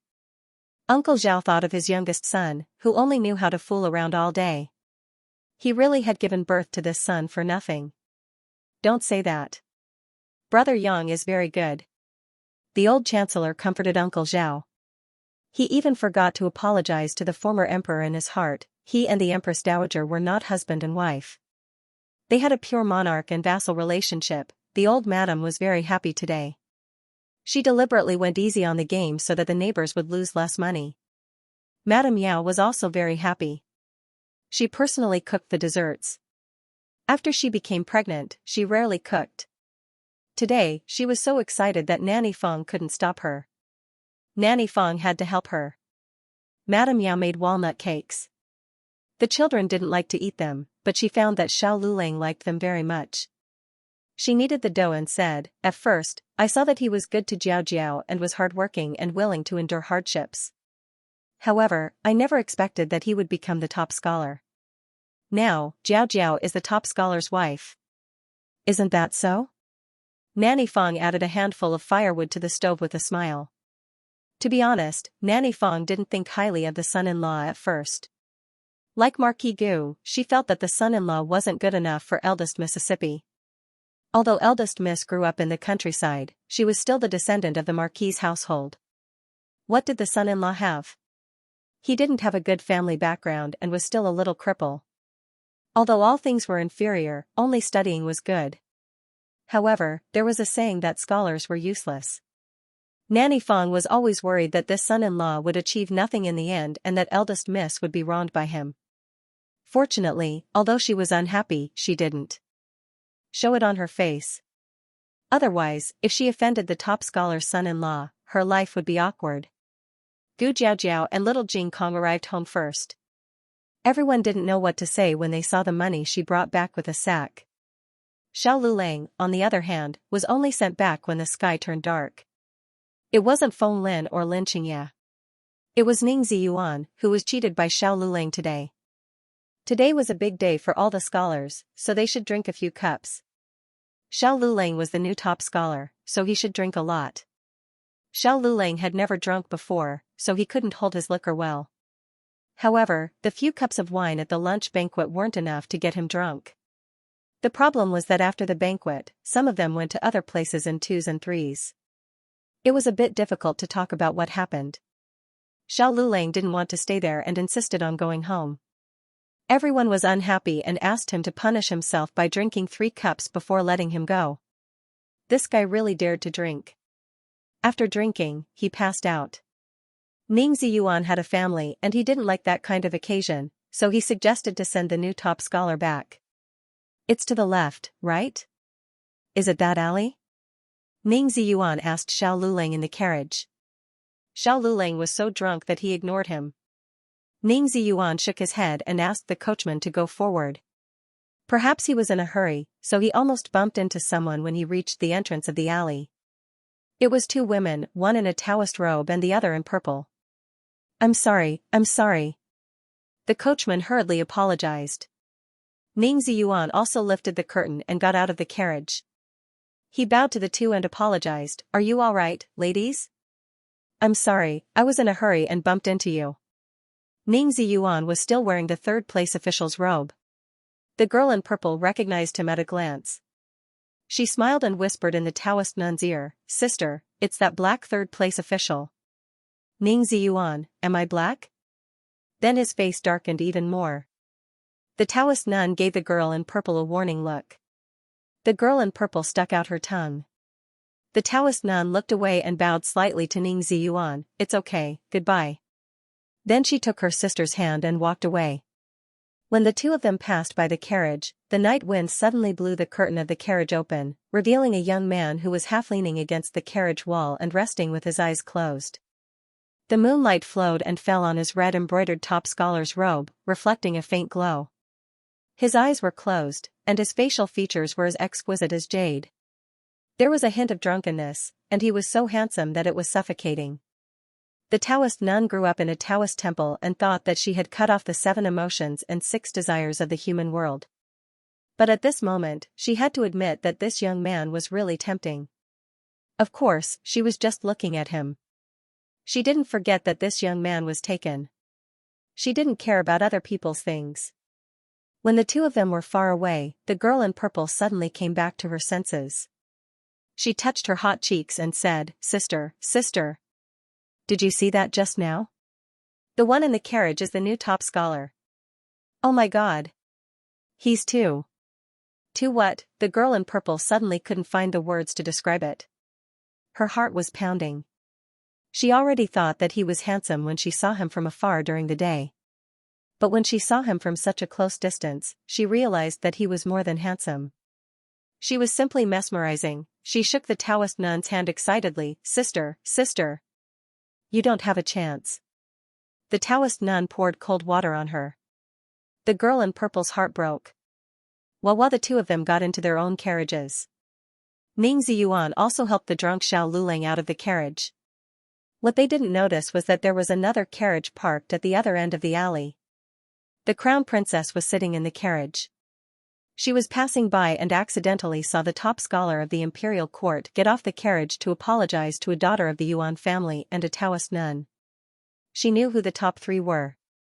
However, she didn't go see the top scholar parade on horseback, so she didn't know Ning Ziyuan. She recognized him only because of his official robes. There was nothing to see about an ordinary-looking top scholar. She was about to leave when Ning Ziyuan helped a young man out of the carriage. That was the new top scholar, which was him. A young and tender face involuntarily flashed across the crown princess' mind. The 13 or 14-year-old young duke was still a young man who had just lost his childishness. He was very likable, but not in the way that men and women liked each other. The young man in front of her had a face that was almost identical to his, but seemed to be completely different. He was taller, and his facial features had matured. He had the air of a young man and also the strength of a man. He was beginning to exude the charm of a man. Knock, knock, knock. Ning Ziyuan knocked on the door of a family's courtyard. With a creak, the door was opened. "Who are you looking for?" "Excuse me, is this Xiao Lilang's house?" Ning Ziyuan asked. "Aya, isn't this Lu Lang?" Auntie Lu recognized Xiao Lulang and hurriedly ran out. She ran forward a few houses and said, "Jiao Jiao. Lu Lang is back." Then, the crown princess saw a girl in green walk out of a house. She quickly walked up to Ning Ziyuan and Xiao Lulang and took Xiao Lulang from Ning Ziyuan's hands. Xiao Lulang was a bit drunk. The moment the girl put her arm around his waist, he opened his eyes warily. "It's me," Gu Jiao said. "Jiao Jiao? I'm here." "Oh." Xiao Lulang gave up resisting and was helped back to the courtyard by Gu Jiao. Gu Jiao should have thanked Ning Ziyuan, but the crown princess didn't notice. Her gaze had been fixed on Gu Jiao's arm that was wrapped around Xiao Lilang's waist. She suddenly felt a bit irritated. "Crown princess?" The female official to the side cautiously called out to her. Only then did the crown princess notice that she had torn her handkerchief. She loosened her grip and said with a smile, "My stomach felt a bit uncomfortable just now. Let's go back to the palace." The female official quickly said, "This servant will quickly call an imperial physician for you." The crown princess nodded. She took one last look at the two people holding each other in the night. He wasn't Aheng, he wasn't. Aheng wouldn't fall in love with another woman, nor would he let another woman get close to him. Never. Gu Jiao helped him into the courtyard. Xiao Lulang was this drunk. Naturally, he couldn't sleep in the same room as little Jing Kong. If something happened during the night, little Jing Kong would be scared, and he wouldn't be able to take care of him. Gu Jiao helped Xiao Lulang back to her room. She helped Xiao Lulang lie on her bed and took off his official hat. It was already not cold at the end of April. The thick top scholar's robes felt heavy and stuffy on his body. Xiao Lulang was sweating. Gu Jiao went to fetch some water and planned to wipe him down. Just as she sat down, she heard him mutter, "Jiao Jiao, I'm hot." Normally, his words were cold and clear. Now that he was drunk, he suddenly had a bit of a seductive charm. Speaking of which, when they first arrived here, his voice was still going through puberty. It didn't sound bad, but it wasn't too pleasant either. Later on, his voice gradually matured. It was just that Gu Jiao was with him every day, so she didn't notice the change. Until that voice just now. Gu Jiao was startled, and her ears went limp. Gu Jiao put down the basin of water and unbuttoned his clothes. Just as she undid his collar, his slender neck was revealed. The delicate Adam's apple on his neck moved. It was a bit seductive. Gu Jiao used her strong willpower to unbutton his clothes and remove his thick official's robes. Then, Gu Jiao began to wipe his face. He drank wine, and his cheeks were slightly red. His lips were very moist, and there was a glint of water from the wine. Perhaps he was woken up by the wipe, as he slowly opened his eyes. His gaze was a bit hazy, and it was extremely seductive. Gu Jiao, I didn't drool. No. Xiao Lulang asked drunkenly, why are you looking at me like that? Gu Jiao said honestly, you look good. He smiled gently. Which part of me looked good? You look good everywhere. His eyebrows were good, his eyes were good, and his nose was good. Gu Jiao glanced at his red lips, and silently added in her heart, his lips are good too, the best. He laid on the bed and looked at her, revealing a hazy and seductive gaze that would never appear on a normal day. He curved his lips. Just looking? Huh? Gu Jiao was stunned. In the next second, he raised his slender arm, and his jade-like hand clasped the back of Gu Jiao's head. With just the right amount of force, he pulled her towards him. Digression, don't ask. If you ask, it's a kiss. Where's the screeching groundhog? The latest chapter of this book is not finished yet. For more exciting content, please scan the QR code below to download the app. Novels are updated at a faster rate. Millions of novels are free to read. Novels that can't be found online are all available here. https://www.zhhbqg com/89642896428226/112868593.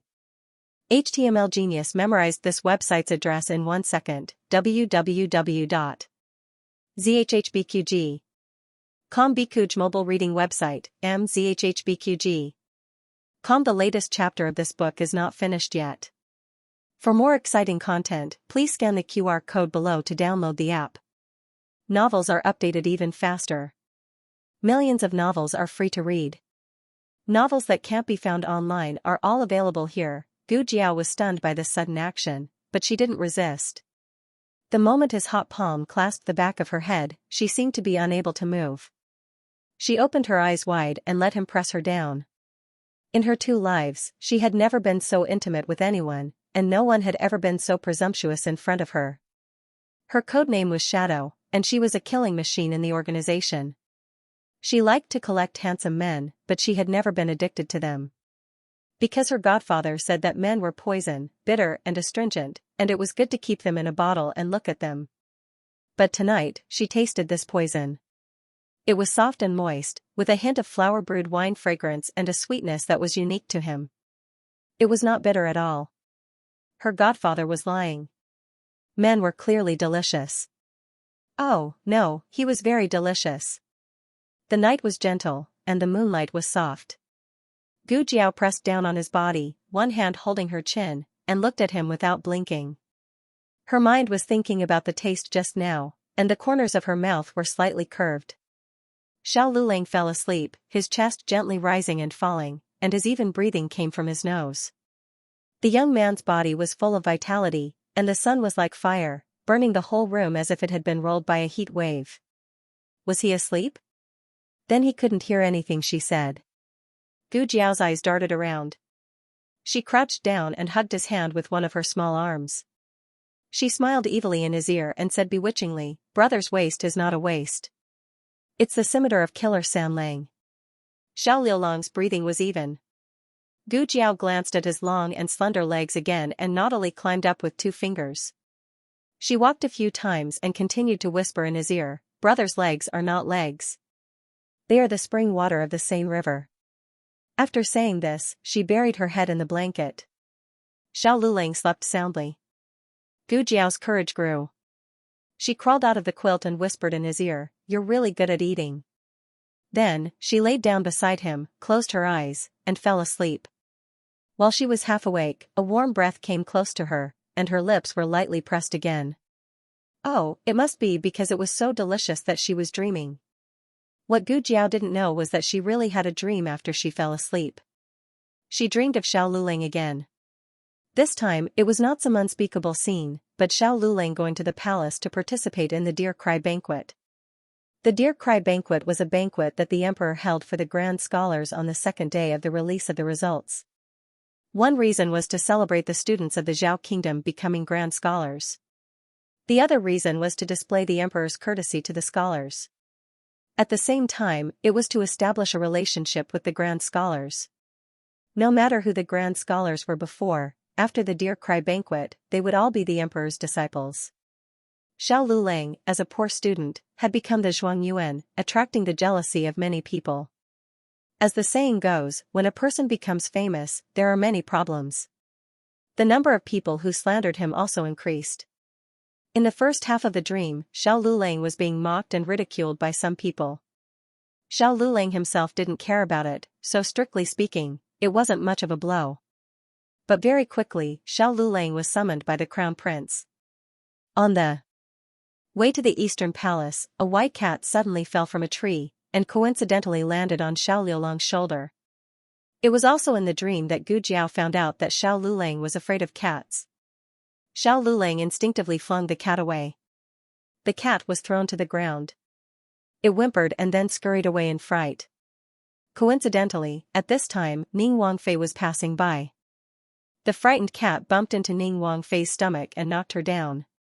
Ning Wangfei was 3 months pregnant. Her pregnancy wasn't good.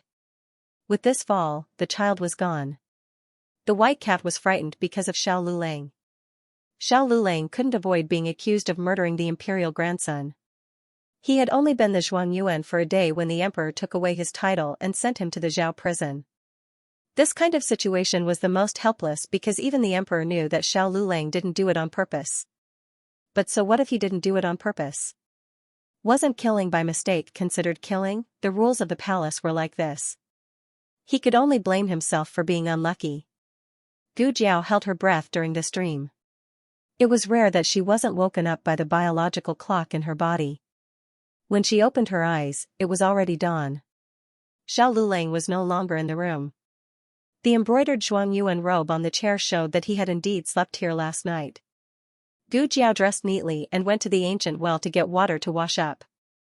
The water had already been prepared. It was her copper basin. Her towel was placed on the edge of the basin.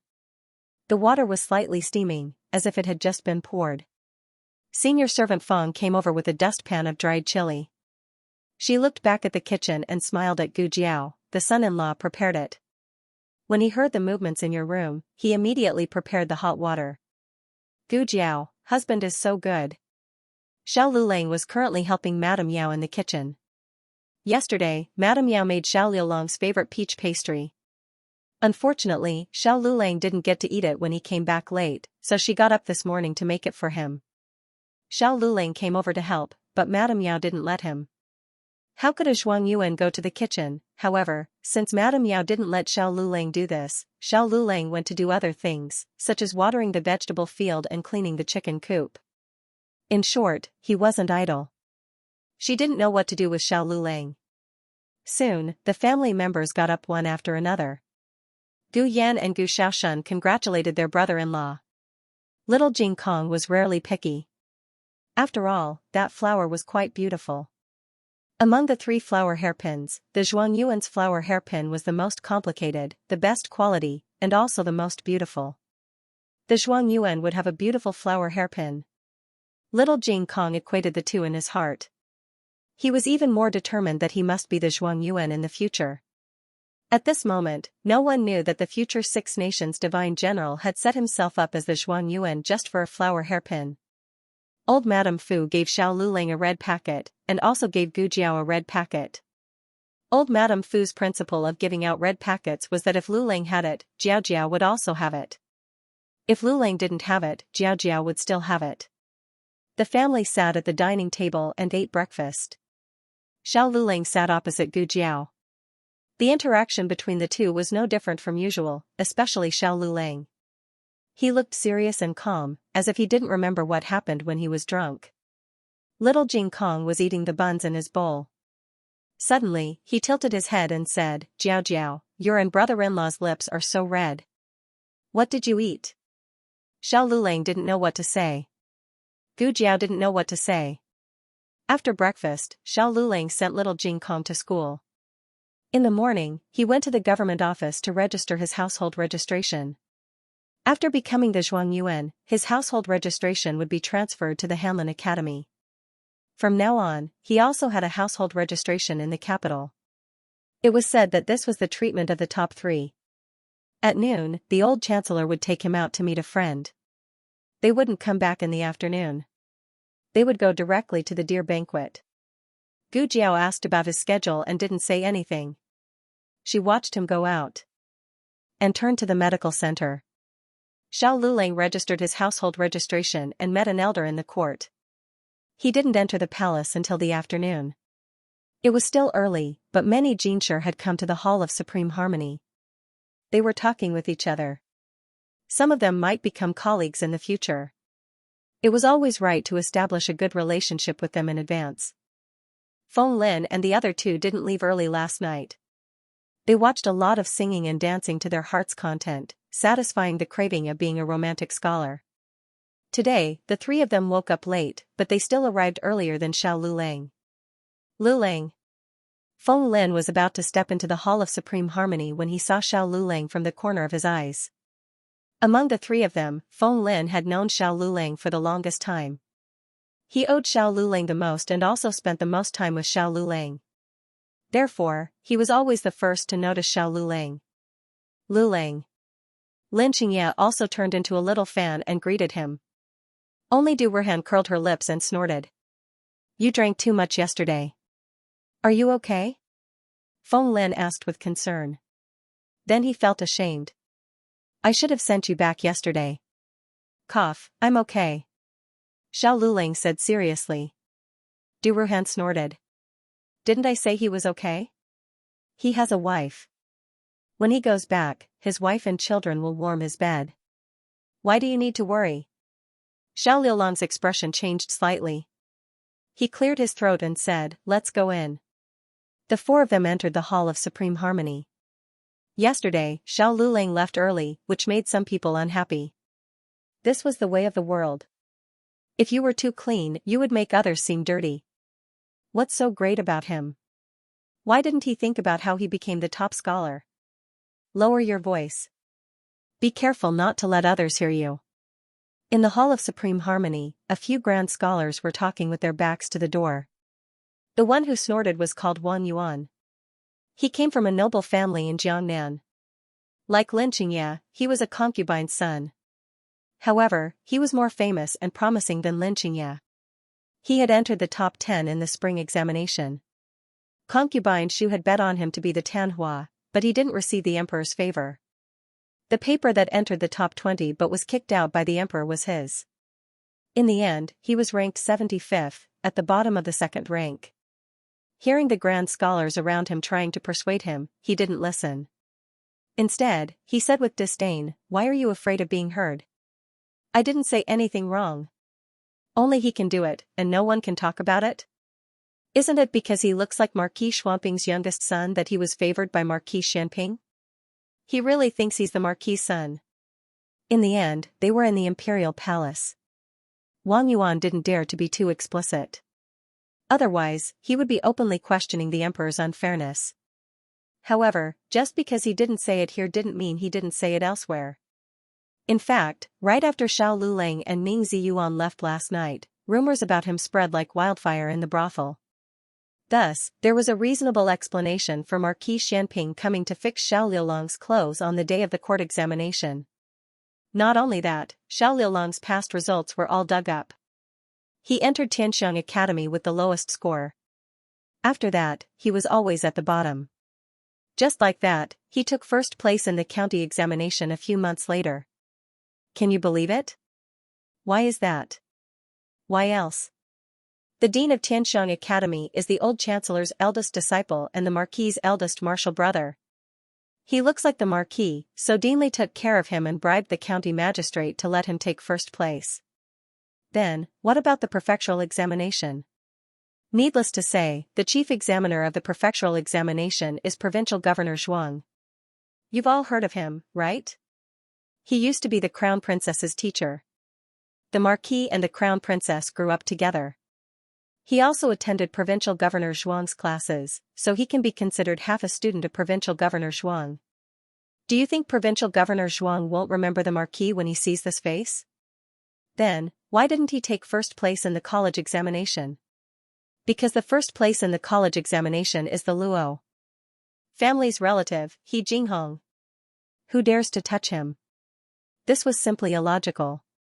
Not to mention that Xiao Lulang was first place in the college examination, it was He Jinghong who switched Xiao Liulang's examination papers. Even if Xiao Lulang really did use unscrupulous means to get first place, why did he lose to He Jinghong in the college examination and then win against He Jinghong in the provincial examination? If he was afraid of a small college examination, why wasn't he afraid of a big provincial examination? This conversation was spread last night. Feng Lin and Lin Xianxia drank too much and didn't remember clearly, but now that they were mocked by Wang Yuan, they remembered everything. The two were furious and wanted to rush up to argue with Wang Yuan, but were stopped by Xiao Lulang. Don't cause trouble in the imperial palace. Feng Lin gritted his teeth. But, Du Ruhan looked at Xiao Lulang and said to Feng Lin and Lin Xianxia, he's not angry himself, so why are you angry? Besides, their mouths are on their bodies, can you sew their mouths shut? How many people's positions had been affected by a poor student becoming the top scholar? Slander and discrediting were only the most insignificant injuries. The real ostracization had yet to come. The Dear Cry banquet was about to begin. Everyone found their seats and sat down. There were no clear rules regarding the order of the seats, but everyone agreed to sit according to their results. For example, the lower left seats were for the top scholar, second place, and third place. The lower right seats were for the first place in the second place and the first place in the third place.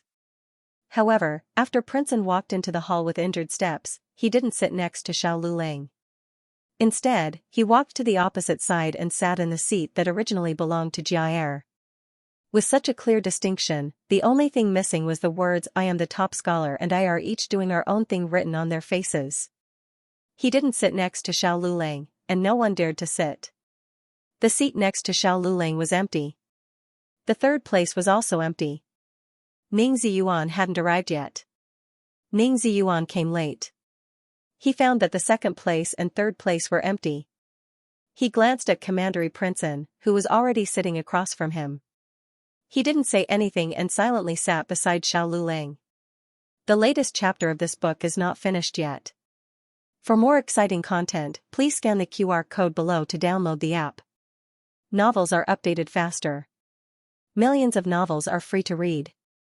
Novels with content that can't be found online are all available here. https://www.zhhbqg com/8964289642826/112844999.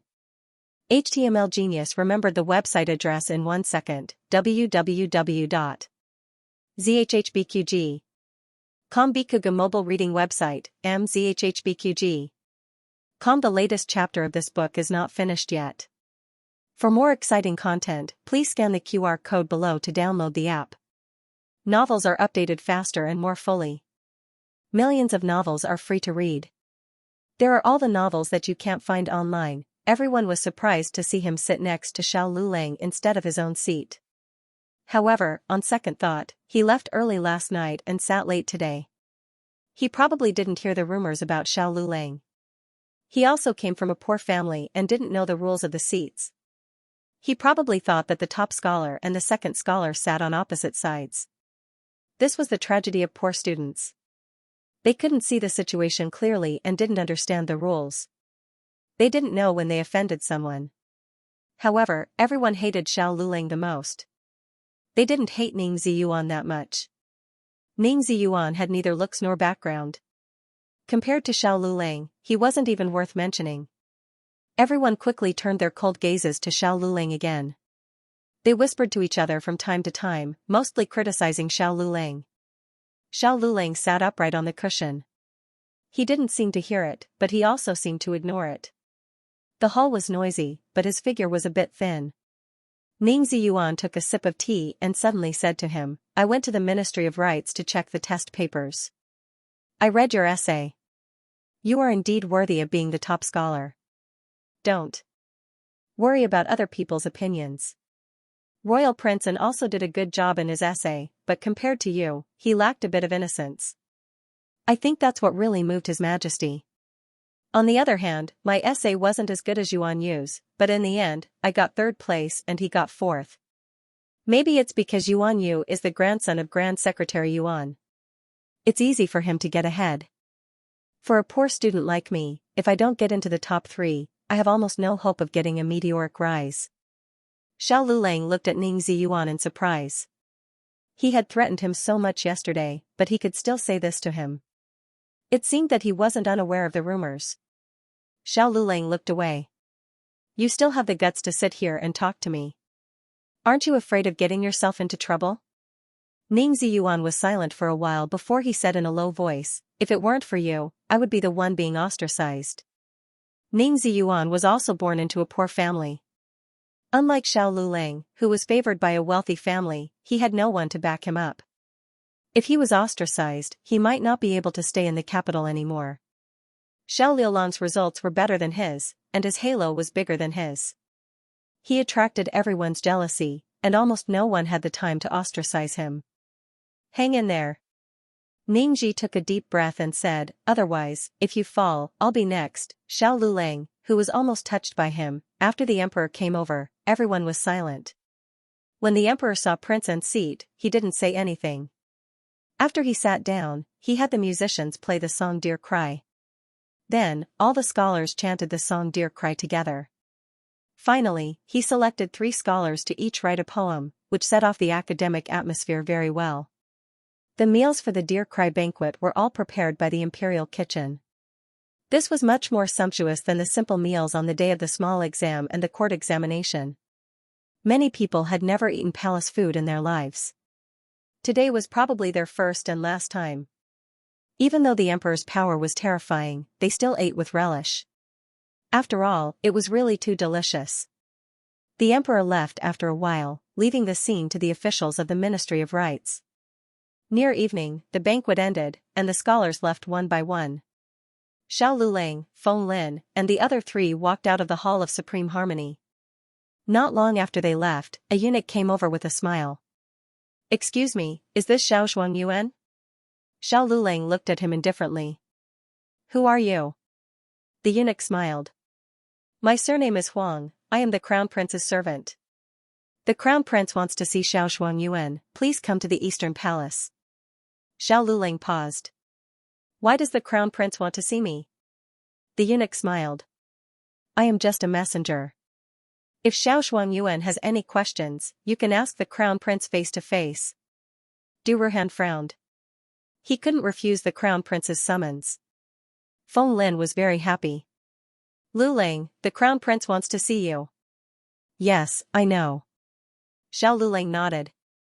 He said to the eunuch, "Please lead the way." The eunuch made a gesture of invitation. "Xiao Zhuangyuan, please.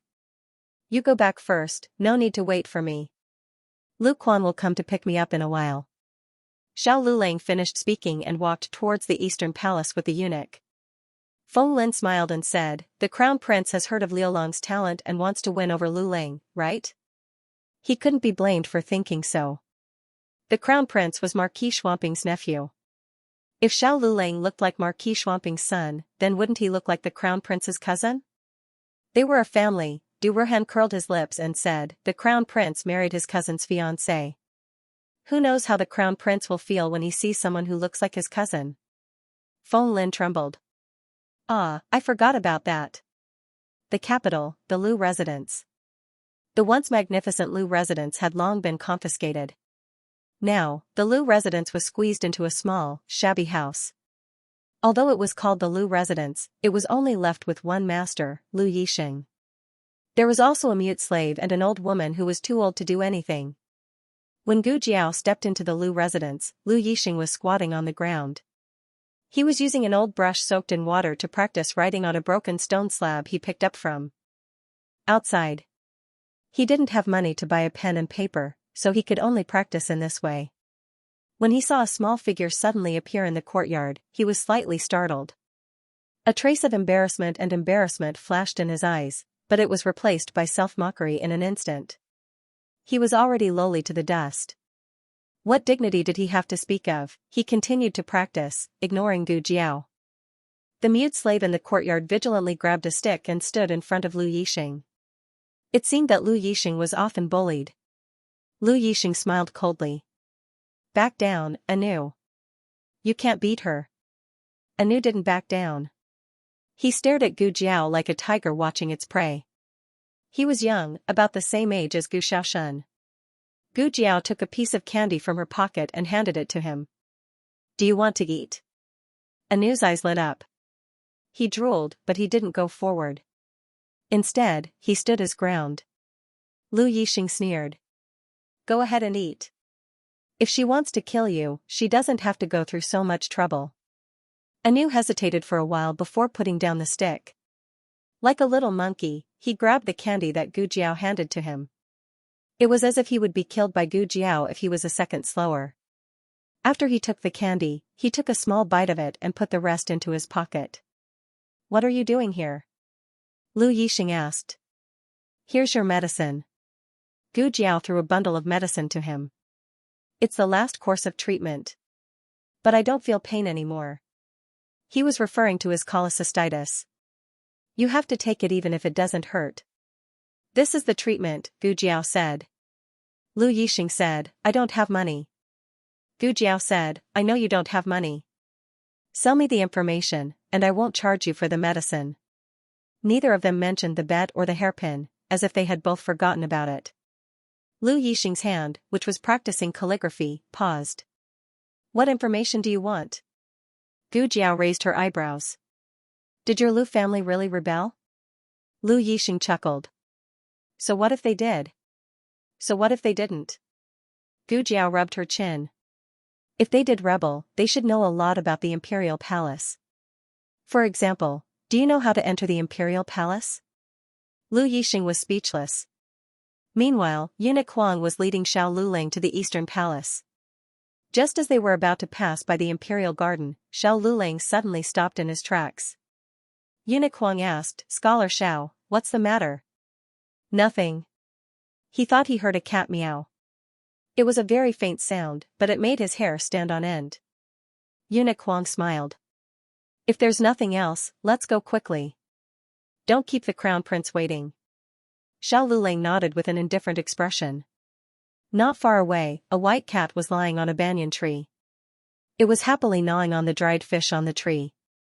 The two of them passed through the imperial garden. Just as they were about to pass by the banyan tree, a young palace maid suddenly ran over from the other entrance of the imperial garden. Aya, not good, not good. Someone's coming. Xiao Luling turned around. Eunuch Huang frowned. He pointed at a young eunuch beside him and said, Go, and see what's going on. I'll bring Scholar Xiao to see His Highness. Yes. The young eunuch quickly left. Unexpectedly, the young palace maid pushed him aside and ran all the way to Eunuch Huang. She fell to her knees. Eunuch Huang. It's great that you're here. I beg you, please save His Highness. His Highness is about to die.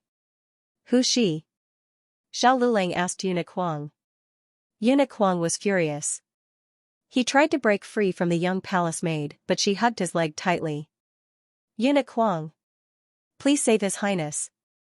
Eunuch Huang was flustered and exasperated. How can I manage His Highness? You have to report this to His Majesty. The young palace maid cried, If I could see His Majesty, why would I beg you? Please take me to see the Crown Prince. Although His Highness is a hostage, he's still a prince of Qin state. You can't just ignore him. His Highness has been sick for a long time. What happened? Princess Ning, who was taking a walk near the imperial garden, also heard the commotion. She slowly walked over with the help of a servant. Noble consort Zhuang valued Princess Ning's pregnancy very much.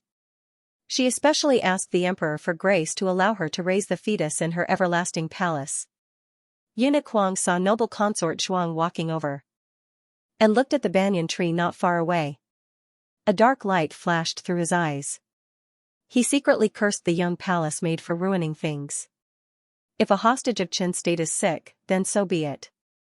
He's here as a hostage, not as a prince. Don't you know that? He was so angry. The latest chapter of this book is not finished yet. For more exciting content, please scan the QR code below to download the app. The novel will be updated even faster. Millions of novels can be read for free. Novels with connotations that can't be found on the internet can be found here. https://www.zhhbqg.com/89642896428226/1128422924. HTML Genius memorized this website's address in 1 second. www.zhhbqg.com Bikuga mobile reading website, mzhhbqg. The latest chapter of this book is not finished yet. For more exciting content, please scan the QR code below to download the app. Novels are updated faster. Millions of novels are free to read. Novels with connotations that can't be found on the internet are all available here. This servant greets Princess Ning. Eunuch Huang bowed. The little maid hurriedly knelt down and kowtowed. Greetings, Princess Ning. Xiao Lulang saluted Princess Ning with his hands folded in front of his chest. He looked calm and magnanimous. Xiao Lulang was wearing the top scorer's uniform, so it was easy to recognize him. However, Princess Ning had never seen the young Marquis of Zhaodu. In addition, noble consort Zhuang didn't tell her about the outside world in order to let her take care of the fetus. Therefore, she didn't know about the rumors about the new top scorer for the time being. Princess Ning nodded politely. After all, he was an outsider, so it was inconvenient for her to have too much contact with him. Her eyes fell on the little maid kneeling on the ground. I remember you are the maid of the 6th prince of the Qin state. Did something happen to your prince? The little palace maid sobbed and said, in reply to Princess Ning, His Highness the 6th prince is sick and no imperial doctor has come to treat him. I'm worried that if this goes on, His Highness the 6th prince will get sick. Princess Ning's hand gently touched her belly. A trace of complexity flashed through her eyes.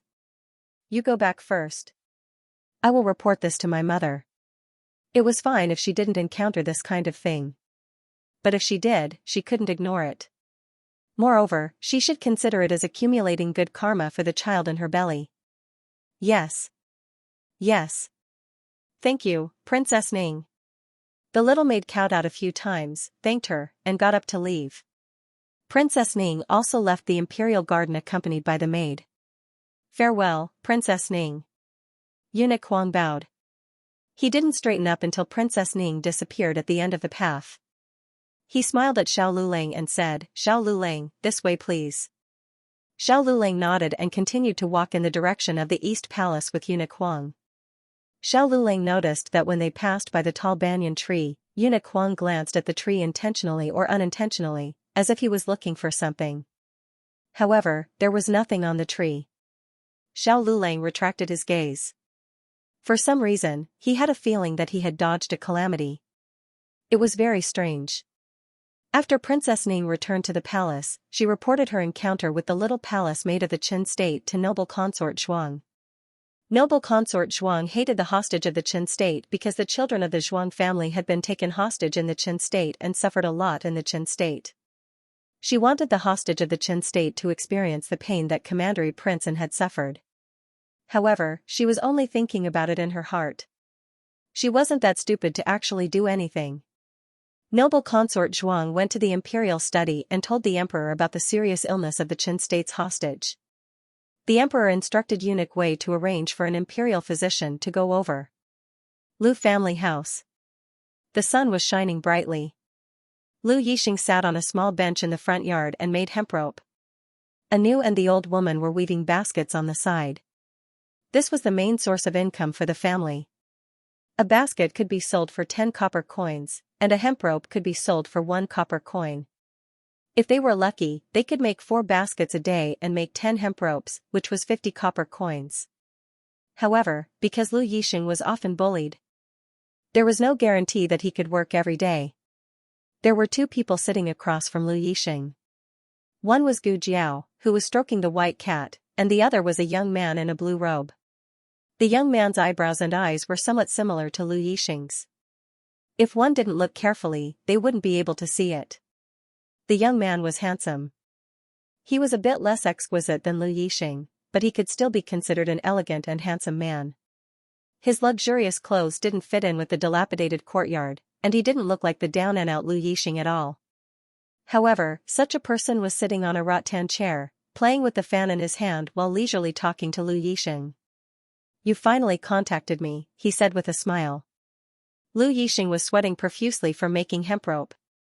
It wasn't clear whether he didn't have time to talk to him, or whether he was too lazy to talk to him. The young man didn't get angry.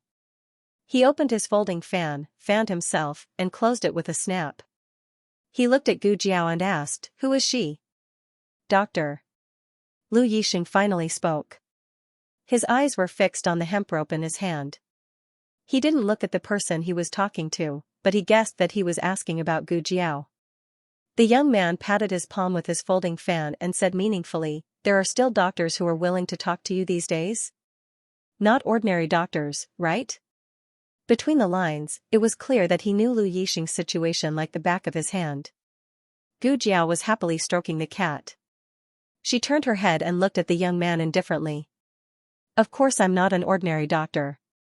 I'm a miracle doctor." The young man was speechless. Do all the women from the Zhao kingdom like to flatter themselves so much? Do you know who he is? The young man asked Gu Jiao this time. Lu Yixing. Gu Jiao continued stroking the cat. The young man smiled and pointed at Lu Yixing with his folding fan. "He's my cousin." "Huh?" Gu Jiao blinked. This young man was none other than the 6th prince of the Qin kingdom, who had pretended to be ill in the palace.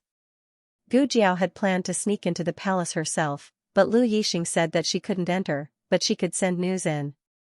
Not long after, the man who claimed to be the 6th prince of the Qin kingdom came to Lu Yixing with the white cat he had caught. Gu Jiao looked at Lu Yixing. "You're from the Qin kingdom?" Oh, was it really okay to tell her such an important thing? Gu Jiao's reaction was calmer than the 6th prince had expected. However, she wasn't surprised when he told her his identity, so the 6th prince was relieved. She was a calm and collected little girl. Gu Jiao continued stroking the cat. "Why aren't you leaving?" Lu Yixing said to the 6th prince. The 6th prince smiled. "It's rare for you to contact me. How can I not come and stay for a while? I almost thought that you wouldn't contact me for the rest of your life." As he spoke, he turned to look at Gu Jiao, not hiding his relationship with Lu Yixing at all. "I came to the Zhao kingdom as a hostage to persuade him to go back with me. He won't listen to me. You might as well help me persuade him." "Gu Jiao, I really don't want to know so much. Anu, see the guest out." Lu Yixing didn't even look up as he ordered the guest to leave. Anu put down the basket she was weaving halfway, got up, and came to the 6th prince's side. She bowed to him and motioned for him to leave. The 6th prince, who had come to this shabby place, was actually kicked out. The 6th prince helplessly patted the rattan chair and left with a sigh. The white cat was too cute. It was chubby, and its fur was soft and shiny. Gu Jiao was very satisfied with stroking it. The white cat was also very comfortable. It lay on Gu Jiao's lap with its 4 paws in the air, exposing its most vulnerable belly to Gu Jiao. Lu Yixing didn't ask Gu Jiao to leave. He continued to knit the hemp rope for a while and suddenly said, "My mother is from the Qin kingdom." "Hmm?" Gu Jiao stopped stroking the cat and turned to look at him. Lu Yixing lowered his head and continued to knit the hemp rope. His hands were slender and beautiful, but they had been worn out by life. "She is sisters with Yuan Tang's mother." "Oh, so the prince of the Qin kingdom was called Yuan Tang." Gu Jiao understood. 2 sisters. One entered the palace as a concubine, and the other went to the enemy country to become a spy. The family that could cultivate these sisters was not simple. Does the emperor know? Gu Jiao asked. Lu Yixing shook his head. I don't know if he knows. When the Lu family was convicted, Lu Yixing was too young. No one told him what happened to the Lu family. He watched as the Lu family was confiscated, beheaded, and exiled. In the end, only he, a child, and an old woman with a weak body were left. Anu was picked up along the way. Lu Yixing thought for a while and said, he probably doesn't know, but it doesn't matter. I'm already a stray dog. Why don't you leave? Gu Jiao asked. Lu Yixing said self-mockingly, where should I go? The Chen Kingdom? In the Zhao Kingdom, I'm a stray dog. It's the same in the Chen Kingdom. Half of the Zhao Kingdom's blood flowed in his body. In the eyes of the Chen Kingdom, he was not clean. Gu Jiao didn't try to persuade him again. Everyone had their own life and their own choices. Gu Jiao put down the white cat and got up to say goodbye. I'm leaving. Lu Yixing looked at the confused white cat on the ground and asked her, you're not taking the cat with you? You can take care of it. Gu Jiao said. Before he could say that he didn't have the money to take care of the cat, she took out a money bag and put it on the table. It's for its food. After saying that, she stepped out of the courtyard. Lu Yixing didn't understand. He had been stroking the cat for 2 hours. He obviously liked it very much. Why did he have to take care of it? How could such a big clinic not be able to take care of a cat? Of course, he was just puzzled. He didn't ask Gu Jiao. He didn't even ask why Gu Jiao went to the palace to catch a cat. Why would he ask this? Some people didn't know each other well, but they could trust each other. The white cat had been stroked for the whole afternoon. Suddenly, no one stroked it. It was very lonely. It jumped on Lu Yixing's leg and asked for a pet. Lu Yixing didn't have time to stroke the cat. He ignored it and continued to make the hemp rope. Do you know what will happen if you don't catch the cat in time? It was Yuan Tang's voice. Lu Yixing looked back and saw Yuan Tang coming out of the central room. It seemed that he came in from the back door. Lu Yixing frowned. You haven't left yet? I told you that you finally came to see me. I have to stay a little longer. Yuan Tang lay down on the rattan chair where he had been lying before. He played with the folding fan with one hand and put the other hand behind his head. He continued the previous topic. If you don't catch the cat in time, the new top scorer will be hit by the cat. The cat will scare the top scorer, and the top scorer will also scare the cat. In the end, the frightened cat will knock down Princess Ning, who is passing by. Princess Ning is pregnant, and the child will most likely be lost. The new top scorer, Princess Ning, and the cat's owner. It's killing 3 birds with 1 stone. What a beautiful plan. Gu Jiao wanted to catch the cat, but Lu Yixing really just wanted to catch the cat.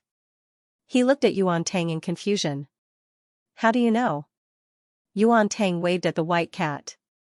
The white cat jumped down in disgust and reluctantly jumped on Yuan Tang's leg. Yuan Tang stroked it and said, because this is my cat. Someone tricked my cat with dried fish. As he spoke, he picked up the white cat and said coldly, you stupid thing, you almost got me into trouble. Next time, don't blame me for stewing you into a pot of cat meat. Gu Jiao's dream was only related to Xiao Lulang. She didn't see the fate of the white cat and its owner. Meow, the white cat meowed guiltily. Yuan Tang poked the white cat's belly. The cat was guilty and obediently allowed him to poke it. Compared to how I know, shouldn't you be more curious about how that girl knew? I guessed it based on this situation at the scene, but that girl seemed to have expected it. Lu Yixing thought of something and suddenly fell silent.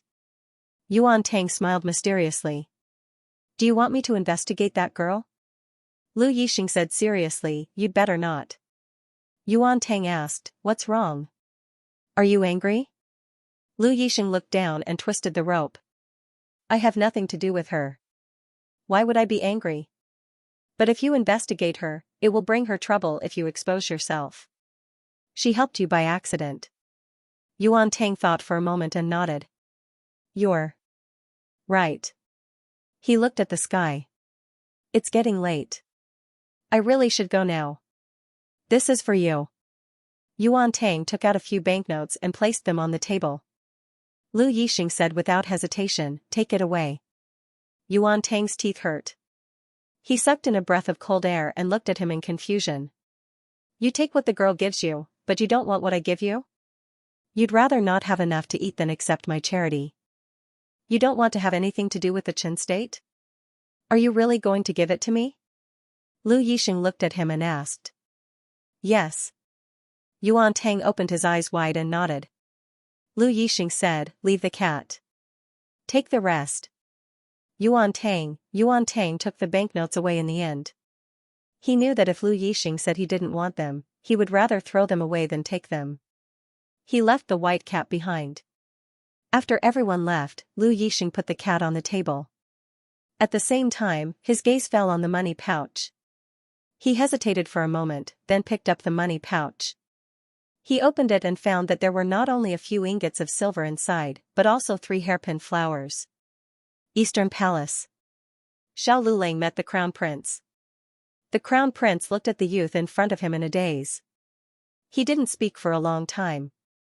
He stood up and walked in front of Xiao Lulang.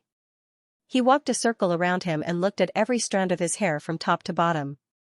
After a long time, he finally found his voice. You're the new top scorer? The examinee with the surname Xiao?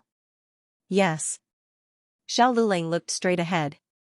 Compared to the Crown Prince, he was much calmer. After all, it wasn't his first day in the capital. There were some things he had to face sooner or later. He had thought about it many times and had learned to be calm. The Crown Prince returned to the main seat in disbelief. He stared at the face that was so similar to the one in his memory. He opened his mouth and said, What's your name? Xiao Lulang. How can you have such a simple name? Xiao Lulang said, The elders in my family can't read. I was born on the 6th day of the new year, so I was called Lulang. The Crown Prince asked suspiciously, You said you were born on the 6th day of the new year? How many months? Xiao Lulang said, November. Cousin, it's New Year's Eve. The Crown Prince murmured. He pinched his fingers and looked at his crutches and legs. What's wrong with your legs? Xiao Lulang, I was injured a year or 2 ago. The Crown Prince, you can't get better? Xiao Lulang, I don't know. He was a cripple, so he wasn't perfect. The Crown Prince cleared his throat and said, What is your relationship with Marquis Xianping's manor? It doesn't matter. Xiao Lulang said calmly. He didn't look like his cousin, not at all. His cousin wasn't so cold. His cousin respected him and always looked happy when he saw him. His cousin's smile was warm, unlike this fellow who was cold from head to toe. This face was too similar. It was like his cousin had come alive. The only difference was that he was missing the mole under his right eye. The Crown Prince's face was pale. Eunuch Huang said in a small voice, Your Highness, are you okay? Why don't this servant take Xiao Zhuangyuan away first? You can summon him for questioning another day. The Crown Prince waved his hand, indicating for Eunuch Huang to leave. He looked at Xiao Lulang again and said seriously, Do you like to eat chestnuts? I like them. Xiao Lulang said. His cousin didn't like them. The Crown Prince said again, Do you eat spicy food? Xiao Lulang said, Yes. The Crown Prince made a hand signal to a palace servant. The palace servant brought over a bowl of spicy meat. Xiao Lulang looked at the meat that was covered in spicy food. He didn't even raise his eyelids. His jade-like slender fingers picked up a small piece and slowly ate it. The Crown Prince looked at him without blinking. He didn't want to miss any of his reactions. His cousin couldn't eat spicy food. The slightest bit of spicy food would make him spit out his tongue. This kind of meat would make his face turn red. However, Xiao Lulang ate it very easily. The Crown Prince didn't know why he let out a sigh of relief. Xiao Lulang left the imperial palace. Dusk was endless. The imperial city was shrouded in a warm orange glow. Lu Quan's carriage was parked near the imperial palace. Xiao Lulang walked over with his cane. He had just gotten into the carriage when he found Gu Jiao sitting in the carriage waiting for him. Gu Jiao leaned against the wall of the carriage. Her eyes were slightly closed like she was asleep. She was a little quiet and a little obedient. Xiao Liulong's gaze swept past her soft lips. His Adam's apple moved. He quickly moved his gaze away and got into the carriage. The carriage shook slightly. Gu Jiao woke up. She opened her eyes. When she saw him, her eyes lit up. "You're here." N. Xiao Luling sat down on the bench across from her. Lu Quan waved the horsewhip and the carriage wheels started to turn. When the old chancellor first bought this carriage, he didn't consider that it would be used by a second person. Therefore, the space wasn't big. When the two sat in the carriage, their breaths quickly mixed together. It was really hot at the end of April. Xiao Luling thought to himself. "Last night, I drank too much," he said. N. Gu Jiao didn't mind. Xiao Luling composed himself. "I won't do it again." N. Gu Jiao looked at him with a puzzled expression. Xiao Luling didn't look at her eyes. He just clenched his fists on his thighs and said seriously, "I won't drink too much again, and treat you like that." Oh. Gu Jiao was disappointed. Looking at the disappointment that flashed through her eyes, Xiao Luling didn't know why but his head heated up. "I will when I'm sober." Gu Jiao, eh? Xiao Luling was dumbfounded after he said that. He swore that he didn't want to say that at first. He wanted to tell her that he wouldn't do anything rash and frivolous to her when he wasn't sober. However, when the words were about to come out of his mouth, why did it become another sentence, "I will when I'm sober"? Is this something that a human should say, too rash? I've really studied the books of sages in vain. Xiao Liulong's face suddenly flushed red. He wanted to find a hole to hide in. I didn't mean that. I didn't want to. Xiao Luling found it hard to say those two words. Gu Jiao said on his behalf, "Didn't you want to kiss?" Xiao Luling was embarrassed. N. Gu Jiao thought for a moment and said to her fingers, "Then do you want to sleep with her?" N. Xiao Liulong's body trembled. He shook his head violently. No. The latest chapter of this book is not finished yet. For more exciting content, please scan the QR code below to download the app. Novels are updated at a faster rate. Millions of novels are free to read. Novels with connotations that can't be found online are all available here. https://www.zhhbqg.com/89642896428226/112819249. HTML Genius memorized the website address in 1 second. www.zhhbqg.com Bikuga mobile reading website, mzhhbqg.com. The latest chapter of this book is not finished yet. For more exciting content, please scan the QR code below to download the app. Novels are updated at a faster rate. Millions of novels are read for free. Novels with content that cannot be found on the internet are all available here, the kind that cannot be explained clearly and cannot be defended. Even during the imperial examinations, her brain did not cramp up like this. When the carriage reached home, Xiao Luling got off the carriage as if he was escaping. Gu Jiao tilted her head and happily took out her little notebook. Flipping to the last page, she wrote down an important entry: "The first day my husband wanted to sleep with me." The day to report to Hanlin Academy was the end of May. After the second and third place exams, Xiao Luling basically did not need to go to the Imperial College. Even if he went, it would be to settle the transfer procedures.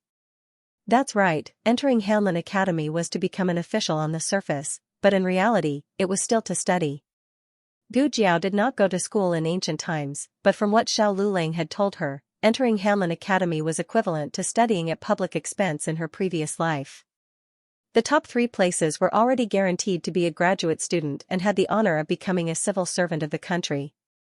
The top 3 places were to take the exams again 3 years later.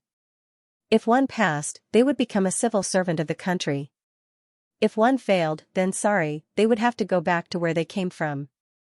If one was lucky, they could get the position of a county magistrate. If one was unlucky, they could only be a teacher in a provincial school or a prefectural school. With Du Erhan's knowledge, it would not be a problem for him to pass the exams. However, Feng Lin and Lin Xianxia were in a bit of danger. Every day, they would visit Xiao Lulang to ask for guidance. Xiao Lulang naturally did not spare any effort to teach them. Occasionally, when the old chancellor was cooking for the old lady, he would not give them any guidance. Feng Lin whispered to Xiao Lulang, "Lulang, your granduncle is very impressive. I feel that he explained the question more thoroughly than you." This sentence actually had a very high evaluation of Xiao Lulang. In any case, Feng Lin was someone who had studied at the Imperial College and had the best teaching resources in the entire Zhao country. However, Feng Lin still thought that Xiao Lulang spoke the best. It wasn't that Feng Lin had never met someone who was more knowledgeable than Xiao Lulang. Xiao Lulang was a genius, but he was only 18 years old. His life experience and knowledge foundation were there for all to see, but his teaching methods and perspective were the most beneficial to Feng Lin. Feng Lin had only seen one person more powerful than Xiao Lulang, and that was his son-in-law. "Man," Xiao Lulang thought to himself. That was the former chancellor of the Imperial College, how could he not be good at teaching? Feng Lin sighed, "With your granduncle's knowledge, it's a pity that he didn't take the imperial examinations." "Xiao Lulang, do you know about the Sixuan dynasty?" Apart from the founding of Zhao country, he was the only person who had conquered all three major and minor states. However, at this time, the top scholar of Zhao country was wearing an apron and busying himself in front of the stove. The old lady wanted to eat brown sugar glutinous rice cake sprinkled with white sesame. Gu Jiao went to the medical center early in the morning. Recently, the medical center's business was booming. On the one hand, it had a good reputation, so there were a lot of patients coming to see them. On the other hand, there were a lot of orders from the pharmaceutical factory, so they were very busy. Xianxia's body was almost healed, but he had been lying in the hospital bed for too long. Plus, he had some surgeries, so he needs to do some rehabilitation for a while. Gu Jiao taught Dr. Song the movements of rehabilitation and asked Dr. Song to take him to do rehabilitation twice a day. "After Gij recovers, are we going to leave?" Dr. Song and Xianxia were doing rehabilitation in Gu Jiao's courtyard. Little Jiangli, who was watching from the side, suddenly asked. Xianxia's body slightly stiffened. Dr. Song smiled and said, "Little Jiangli, are you reluctant to leave?" Little Jiangli nodded seriously. She and her brother had been wandering for too long. They were sold from one place to another. They often didn't have enough to eat and warm clothes. They were also beaten. After coming to the medical center, they were the happiest days in the past few years. No one bullied her and her brother. She ate well every day and slept well. The people in the medical center were very good. "I can work. Can I stay?" Little Jiangli asked. Dr. Song was dumbfounded. Although he also liked the brother and sister very much, the medical center can't let them stay. The brother and sister were illegal residents. After being discharged from the hospital, they must be sent back to their residence. This was the law. The medical center was not qualified to let them stay. Xianxia said to little Jiangli, "Don't talk about it, let's go out and play." Little Jiangli sighed, "Okay." Little Jiangli went to the counter to help get the medicine. Gu Jiao saw dozens of patients in the morning. It was not easy to send away the last patient, but another distinguished guest came. Miss Gu. It was Imperial concubine Rui Wang, who she hadn't seen for a long time. Imperial concubine Rui Wang was 4 months pregnant. Her body was rounder, and her cheeks were chubby. Her complexion was ruddy, but her clothes were loose, so it didn't show that she was pregnant. Gu Jiao checked her pulse. The pulse is very stable. The fetus is very healthy. Imperial concubine Rui Wang didn't have much joy on her face. She said in a low mood, "My sister-in-law's child is gone." Today, she didn't come to Gu Jiao to check her pulse. She came to complain. There was no one in the house that she could talk to. She had to be more cautious in the palace. After thinking about it, only Gu Jiao could make her let down all her guard. Gu Jiao asked, "You, which sister-in-law?" "Princess Ning?" The young madam of the Du family was also her sister-in-law. Imperial concubine Rui Wang nodded sullenly, "Yes, it's Princess Ning. She didn't feel well last night and didn't sleep well." In the morning, there was news in the palace that she had a miscarriage. "It's a boy." Gu Jiao was not surprised. In that dream, Princess Ning didn't look good. Whether she was knocked down by a cat or not, the fetus would be miscarried. It was just a matter of whether it was sooner or later. Imperial concubine Rui Wang said sadly, they all blame Princess Ning, saying that she shouldn't eat the chili. But what's wrong with eating chili? I also ate it. So many pregnant women ate it. This is the third time that she has a miscarriage. I don't know if she can get pregnant again in the future. Many people were staring at Princess Ning's belly. Princess Ning also knew that she had a lot of responsibilities. She carried too much pressure, which was not a good thing for a pregnant woman. Gu Jiao handed her a handkerchief. You are pregnant. Don't be too sad. Well. Imperial concubine Rui Wang took the handkerchief. She cried and tried to calm down. You are right. I can't be sad. I can't hurt the fetus. Imperial concubine Rui Wang felt better after crying in front of Gu Jiao. Gu Jiao originally thought that the white cat incident was that someone wanted to kill Princess Ning's fetus through Xiao Lulang. It was killing 2 or 3 birds with one stone.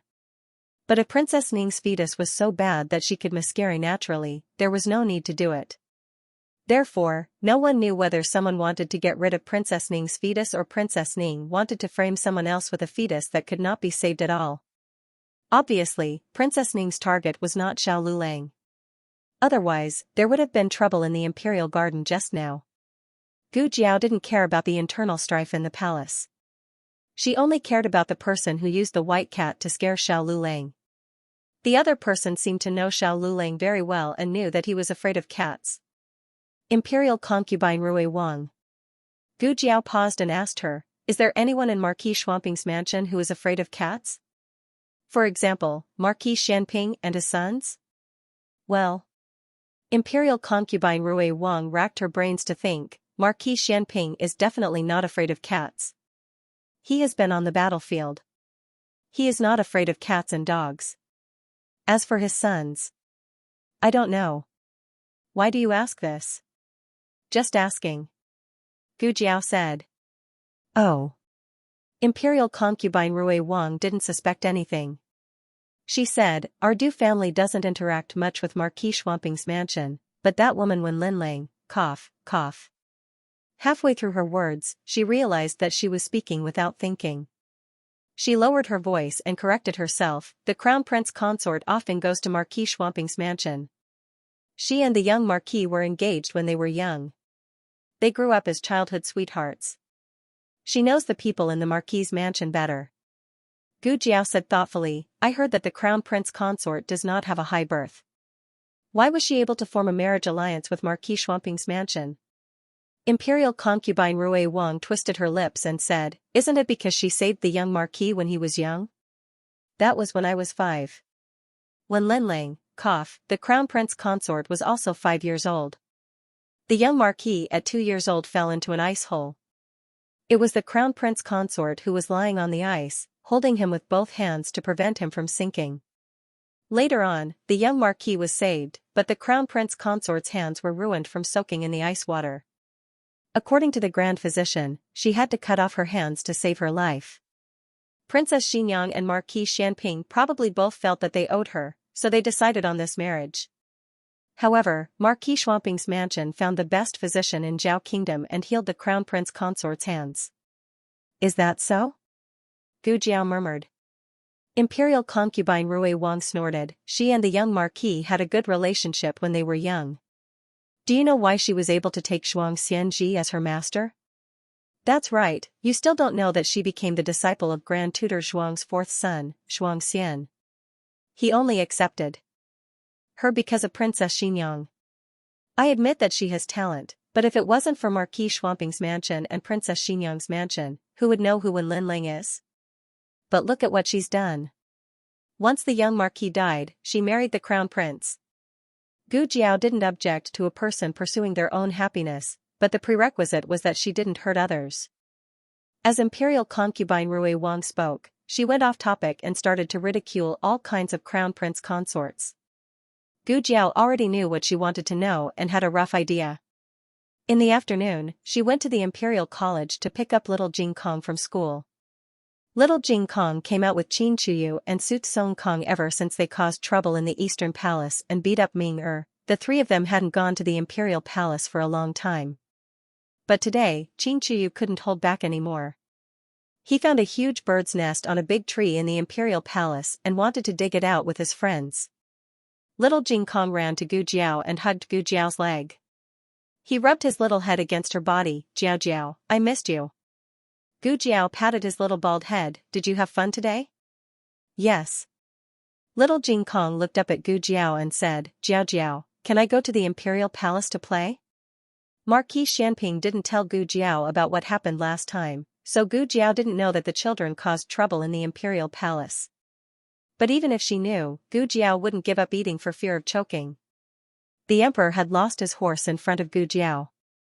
As the emperor's son, Gu Jiao was well aware of Qin Chuyu's identity.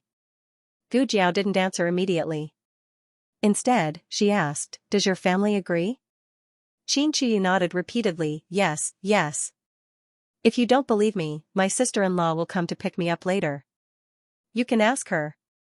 Speak of the devil. The crown princess's carriage stopped at the entrance of the Imperial College. A young eunuch walked down from the carriage and came to Qin Chuyu with a smile. Seventh young master, I'm here to pick you up. Qin Chuyu asked immediately, is my sister-in-law here? The young eunuch froze and said with a smile, young madam, something came up today and she can't come. She asked me to pick you up. Qin Chuyu was frustrated. She said she would pick me up. How can she break her promise? The young eunuch said immediately, young madam didn't break her promise. To be honest, young madam went to buy sesame cakes for you. Didn't you say that you liked the sesame cakes from last time? Hearing that she was going to buy cakes for him, Qin Chuyu was relieved. Okay, let's go. Qin Chuyu and little Jing Kong were about to get into the carriage, but Su Kongji was hesitant. Ever since his father took him home and beat him up, his father had told him not to go to the Imperial Palace to cause trouble again. He didn't dare to go. Little Jing Kong said, why don't we go to my house? There's an orchard near my house with bird nests. Su Kongji agreed. Qin Chuyu sighed helplessly. If you insist, then okay. He said to the young eunuch, I'll go back after playing for a while. The young eunuch said, oh, but what? Qin Chuyu threw off his backpack and ran away with his two friends like a hurricane. He was just a little fatty, but she didn't know how he could run so fast. Gu Jiao rubbed her chin. It was a pity that she couldn't go to the Imperial Palace with them. Gu Jiao followed the kids to the orchard. With the Su family and the eunuchs in the Imperial Palace watching over them, Gu Jiao didn't have to worry about anything. They ran out of rice and spices at home. Gu Jiao planned to go to the market to buy some spices, but the market was out of spices. There was a spice shop on Chang'an Avenue, which wasn't far from here. Gu Jiao carried a small basket and went to Chang'an Avenue. Chang'an Avenue was more crowded than Xuanwu Avenue. There were many carriages and pedestrians. It was close to dinner time, and all the tea houses and restaurants were filled with the aroma of delicious food. Steamed buns. Fresh meat steamed buns. A hawker shouted on the side of the road. Miss, do you want a steamed bun? The hawker looked at Gu Jiao. Gu Jiao shook her head. No. She went into the spice shop and bought some spices. When she came out, she saw someone selling tonghulu. She bought one for the kids, the old lady, Gu Yan, and Xiao Shun. The small basket was heavy. She turned to go home. After a few steps, she saw a familiar figure from the corner of her eye. She knew the person because the person was wearing a white robe and a white bamboo hat with a veil. There were two female officials with her. She had seen one of them before. That was when the brothel collapsed. She was led to the basement of the brothel by Fei Shuang and bumped into the meeting between the Crown Princess and Marquis Xianping. At that time, the Crown Princess was wearing this robe, and she had that female official with her. It was really a case of wearing out iron shoes in a fruitless search, only to find it by chance without any effort. Miss. The tonghulu hawker ran after her. Gu Jiao turned to look at him. What is it? I overcharged you just now. Here. The hawker awkwardly handed 5 copper coins to Gu Jiao. I'm really sorry. No matter, Gu Jiao said. With this distraction, the crown prince consort disappeared without a trace. Gu Jiao looked at the endless stream of people and narrowed her eyes thoughtfully. In a side room of a tea house, the crown princess saw Marquis Xianping, who was wearing a heavy purple robe. Marquis Xianping was sitting upright on a chair with an official's hat. Next to him was Chang Jing, who was holding a sword. All of you, wait outside. The crown prince consort ordered the two accompanying female officials. The two of them complied and obediently waited outside the door. The crown princess entered the room and gave a junior's bow to Marquis Xianping. Uncle. Marquis Xianping said, Crown princess, this subject doesn't deserve this. The crown princess said, Uncle, don't say that. In this room, there is no crown princess, only Lin Lang. Lin Lang will always be your junior. Saluting you is something that should be done. Marquis Xianping sighed, sit. Yes. The crown princess sat down across from Marquis Xianping. Chang Jing would not pour tea for people. He was an assassin. His hands were used to kill people and play with marbles. He stood there very arrogantly. The crown princess' eyelashes trembled. She personally reached out to pick up the teapot, but Marquis Xianping was one step ahead of her and poured her a cup of tea. The crown princess warmly said, Many thanks, uncle. Marquis Xianping put down the teapot. Why did you seek me out today? The crown princess lowered her eyes and smiled bitterly. Raising her eyes to look at him, she said, Uncle, is he really not Aheng? Marquis Xianping's expression froze. Didn't housekeeper Lu tell you? He is my illegitimate son in Song County. The crown princess said dejectedly, but he looks so similar to Aheng. Marquis Xianping picked up the teacup in front of him. I also hope that he is Aheng. I also asked him in person. The crown princess' eyes moved. What did he say? Marquis Xianping faintly said, What else could he say? He naturally said that he is not. As Marquis Xianping spoke, he pulled out a draft from his sleeve. This is his draft for the imperial exam. Take a look. It looks like Aheng's handwriting. The crown princess received the draft and carefully looked it over. Her face was filled with disappointment. It is completely different from Aheng's handwriting. There are times when I really hope that the New Year's Eve from 4 years ago was just a nightmare. When I opened my eyes, Aheng was still in the matter. Marquis Xianping tightened his grip on the teacup in his hand. The crown princess guiltily said, Apologies. I should not have brought up that sad matter. It's all in the past. Marquis Xianping said. The crown princess smiled bitterly and said, If Aheng can come back alive, princess will definitely be very happy. Speaking of these things now is meaningless. Marquis Xianping said, If there is nothing else, this official will be leaving first. The crown princess stood up and sent him out with her eyes. Chang Jing walked in front and opened the door for him. Just as he stepped over the threshold, the crown princess called out to him, Aheng is afraid of cats. Does uncle know? If uncle wants to know if he is Aheng or not. Marquis Xianping cut her off, Aheng is dead. Aheng no longer exists in this world. After Marquis Xianping left, the crown princess sat in the tea house for a little under an hour before going downstairs. Just after she left the room, the door to the room next door opened. Gu Jiao walked out of the room. Gu Jiao's eyes were very dangerous. The carriage stopped in the alley next to the tea house. The crown princess had come out in plain clothes and did not bring many guards. She only brought an expert from the imperial palace as her driver. The carriage was just ahead. She walked over to the carriage. Just as she was about to get in, a small figure suddenly jumped down from the roof. Landing behind her, a gunny sack was placed over her head. Digression, today's update period is over. Do you have a monthly pass? This book's newest chapter is not finished yet. For more exciting content, please scan the QR code below to download the app. Novels are updated even more quickly. Millions of novels are free to read. Novels that cannot be found online are all available here. https://www.zhhbqg.com/89642896428226/112816985. HTML Genius memorized this website's address in 1 second. www.zhhbqg Biku Pavilion's mobile reading website, mzhhbqg. The newest chapter of this book is not finished yet.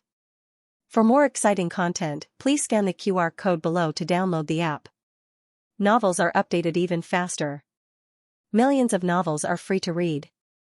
Novels with content that cannot be found online are all available here. Putting a gunny sack over someone was something she was familiar with.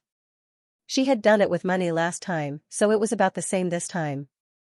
The Crown Prince consort didn't even have time to shout before she was carried away with a whoosh. The two female officials had clearly been following behind the Crown Prince consort, but the Crown Prince consort had disappeared in the blink of an eye. It was true that the Crown Prince consort had turned into the alley before the two of them, but she shouldn't have disappeared in the blink of an eye, right?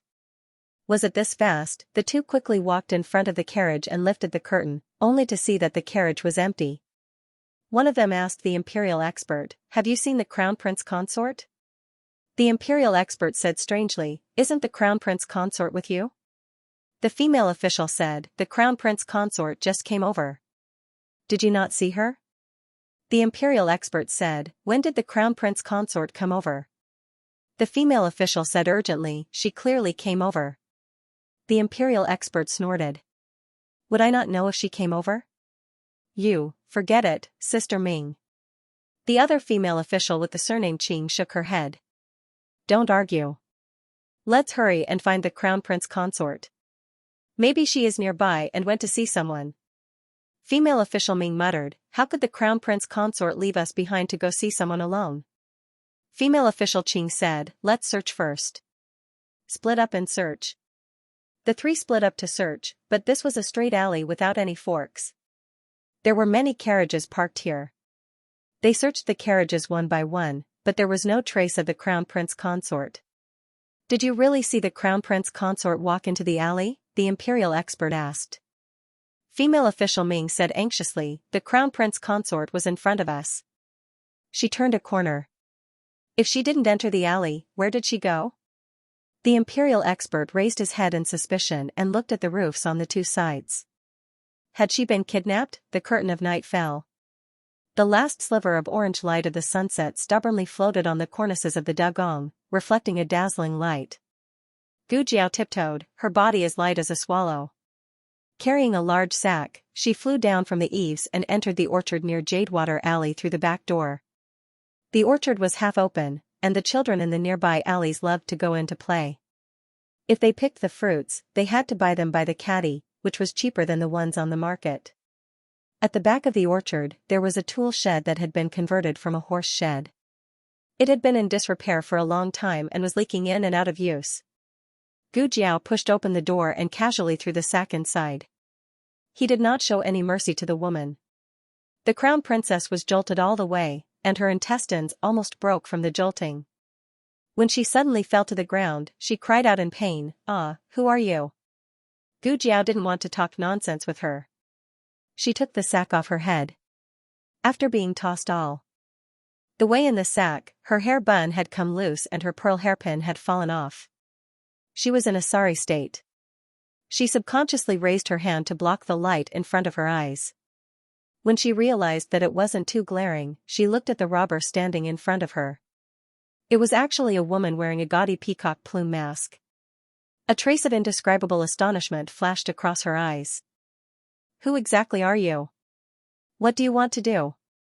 Gu Jiao casually walked in front of her and looked down at her. She reached out and grabbed the front of her clothes, lifting her up. Following that, she gave her a big slap and directly threw her against the wall. Using a cat to scare her husband, haha.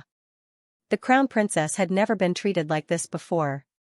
Although her maternal family was not worth mentioning compared to the Du family and Duke Luo's residence, it was still a scholarly family. The young ladies in her family were all pampered and raised. When she became the little Marquis's fiancée, she was the moon surrounded by the stars and everyone tried to curry favor with her. The biggest grievance was that she was ignored by other countries when she went to the kingdom of Liang, but that wasn't targeted at her. She was put in a sack, lifted up like a little chick, and even given a big slap. This was simply inconceivable, all right? You. She fell to the ground and looked coldly at Gu Jiao, trying to use her powerful aura as the crown princess to intimidate the other party. However, sorry. Gu Jiao grabbed her. Duong. Duong. Duong. Again and again, like driving a stake, she wished she could plant her into the ground. You're crazy.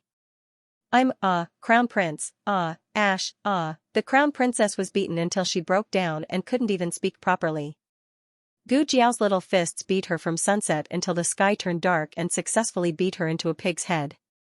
Gu Jiao blew on her little fists. It's really not easy for me. I'm really tired. The Crown Princess with a crooked nose and slanted mouth, who exactly was the one who wasn't easy, suddenly, footsteps were heard outside the room. Immediately after, the half-closed door was kicked open, and the Imperial Court expert beside the Crown Princess rushed in. He glanced at the Crown Princess who was in a sorry state, and the veins on his forehead popped. Stop. Let go of the Crown Princess. Gu Jiao clapped her hands. Oh. The Imperial Court expert didn't care if the other party was a little girl. He rushed over and started fighting with Gu Jiao. Every move he made was a killing move, and the two were instantly entangled in a fight. The Imperial Court expert would quickly realize that stopping Gu Jiao was his biggest mistake tonight. Actually, Gu Jiao was almost done with the beating and was about to leave. If the Imperial Court expert didn't attack Gu Jiao, he could immediately take the Crown Princess away. Unfortunately, the two started fighting. As expected of an Imperial Court expert, Gu Jiao found it difficult to ward off his attacks at the beginning. However, after a few dozen moves, Gu Jiao gradually entered a good state and slowly reached a tie with him. After a while, she seemed to be gaining the upper hand. From the looks of it, the Imperial Court expert probably couldn't restrain this girl. Whether or not he could restrain her, Gu Jiao didn't want to beat the Crown Princess anymore. However, the Crown Princess didn't think so. She thought that if she didn't leave now, she would definitely be beaten later. Therefore, she used all her strength to escape while the Imperial Court expert was holding off Gu Jiao. She was quite lucky. She ran into Xianxia, who was playing in the orchard, even though she was escaping in a panic. Xianxia, little Jing Kong, and Su Dangzong shook off the young eunuch and the Su family servants and ran to a large jujube tree. Little Jing Kong loved to eat jujubes from this tree. Unfortunately, there weren't any jujubes right now. However, there was a large bird's nest. I'll climb up first, Su Dangzong said. He was the youngest son of the Minister of War and had practiced martial arts since he was a child. He wasn't too spoiled and climbed up the tree quickly. Little Jing Kong also quickly climbed up the tree. Only Xianxia was left. Xianxia was chubby and spoiled. He couldn't even climb up a stool, let alone a tree. Aya, like this. Little Jing Kong anxiously showed him how to climb up the tree. Wrap your arms around it and cross your legs. Move your arms first, then move your legs. Lift your butt and you'll be up. Xianxia tried a few times and really climbed up a little. At this moment, the Crown Princess appeared. She was usually a very calm person, but people's fear of the unknown could always overwhelm their rationality. Gu Jiao didn't want anything and just kept beating her up. She was so terrified that she didn't even care about her manners and status. When she saw Xianxia, she saw him as her savior and suddenly pounced on him. Little Xianxia finally climbed a few feet. When he turned his head, he saw a pig's face. He was so scared that he screamed, "Ghost!" Then, he kicked his opponent's face. The Crown Princess's nose, which was intact, was crooked by Xianxia's kick. Her nose was bleeding. Xianxia was even more scared. I can't do it. I'm going to fall down. Xianxia's limbs turned to jelly, and he fell to the ground. Little Jing Kong and Su Kongji saw this and hurriedly climbed down to help him. The Crown Princess held back the pain and covered her bleeding nose. Little Chi, it's me. I'm the royal sister-in-law. Where are your servants and carriage? Leave with the royal sister-in-law. She was so excited that she even forgot to hide her and Xianxia's royal identity. Little Jing Kong and Su Kongji didn't understand what she was talking about. Don't come over. Xianxia was so scared by the Crown Princess's ghost-like appearance that he kept stepping back. Little Jing Kong was a smart kid. With his rich life experience, he instantly came to a conclusion. Brother Little Chi, Brother Kanji, she's a prostitute. The prostitute used this trick to kidnap him and Ming-er's brother. She pretended to know them and said that they were their children. No one would suspect her even if she took them away. Su Kanji thought little Jing Kong was right. Plus, this wasn't the royal sister-in-law in Xianxia's memory. Therefore, the three of them agreed that she was a prostitute who kidnapped children. They couldn't tolerate a prostitute. The three little kids had a strong sense of justice. They found a stick and gave the man a good beating. Therefore, after being beaten up by Gu Jiao, the crown princess was beaten up by the 3B** Chis of the Imperial College with sticks. Xianxia was the leader. Who could reason with them? On the other side, Marquis Xianping didn't know about the crown princess's tragic experience. He got on the carriage to return home. The coachman was Chong Jing.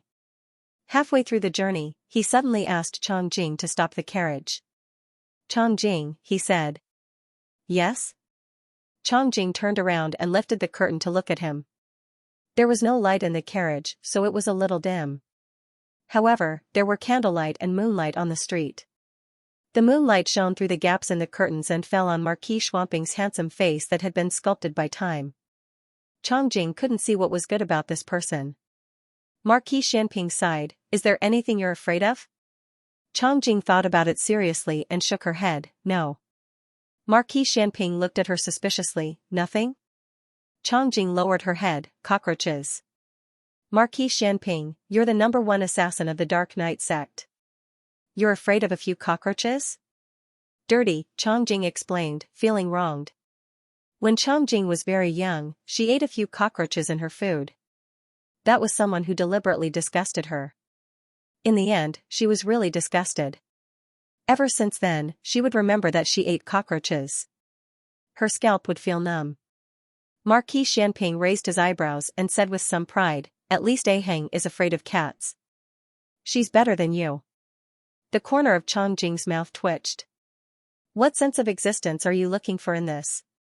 Speaking of which, Marquis Xianping really didn't expect Aheng to be afraid of cats.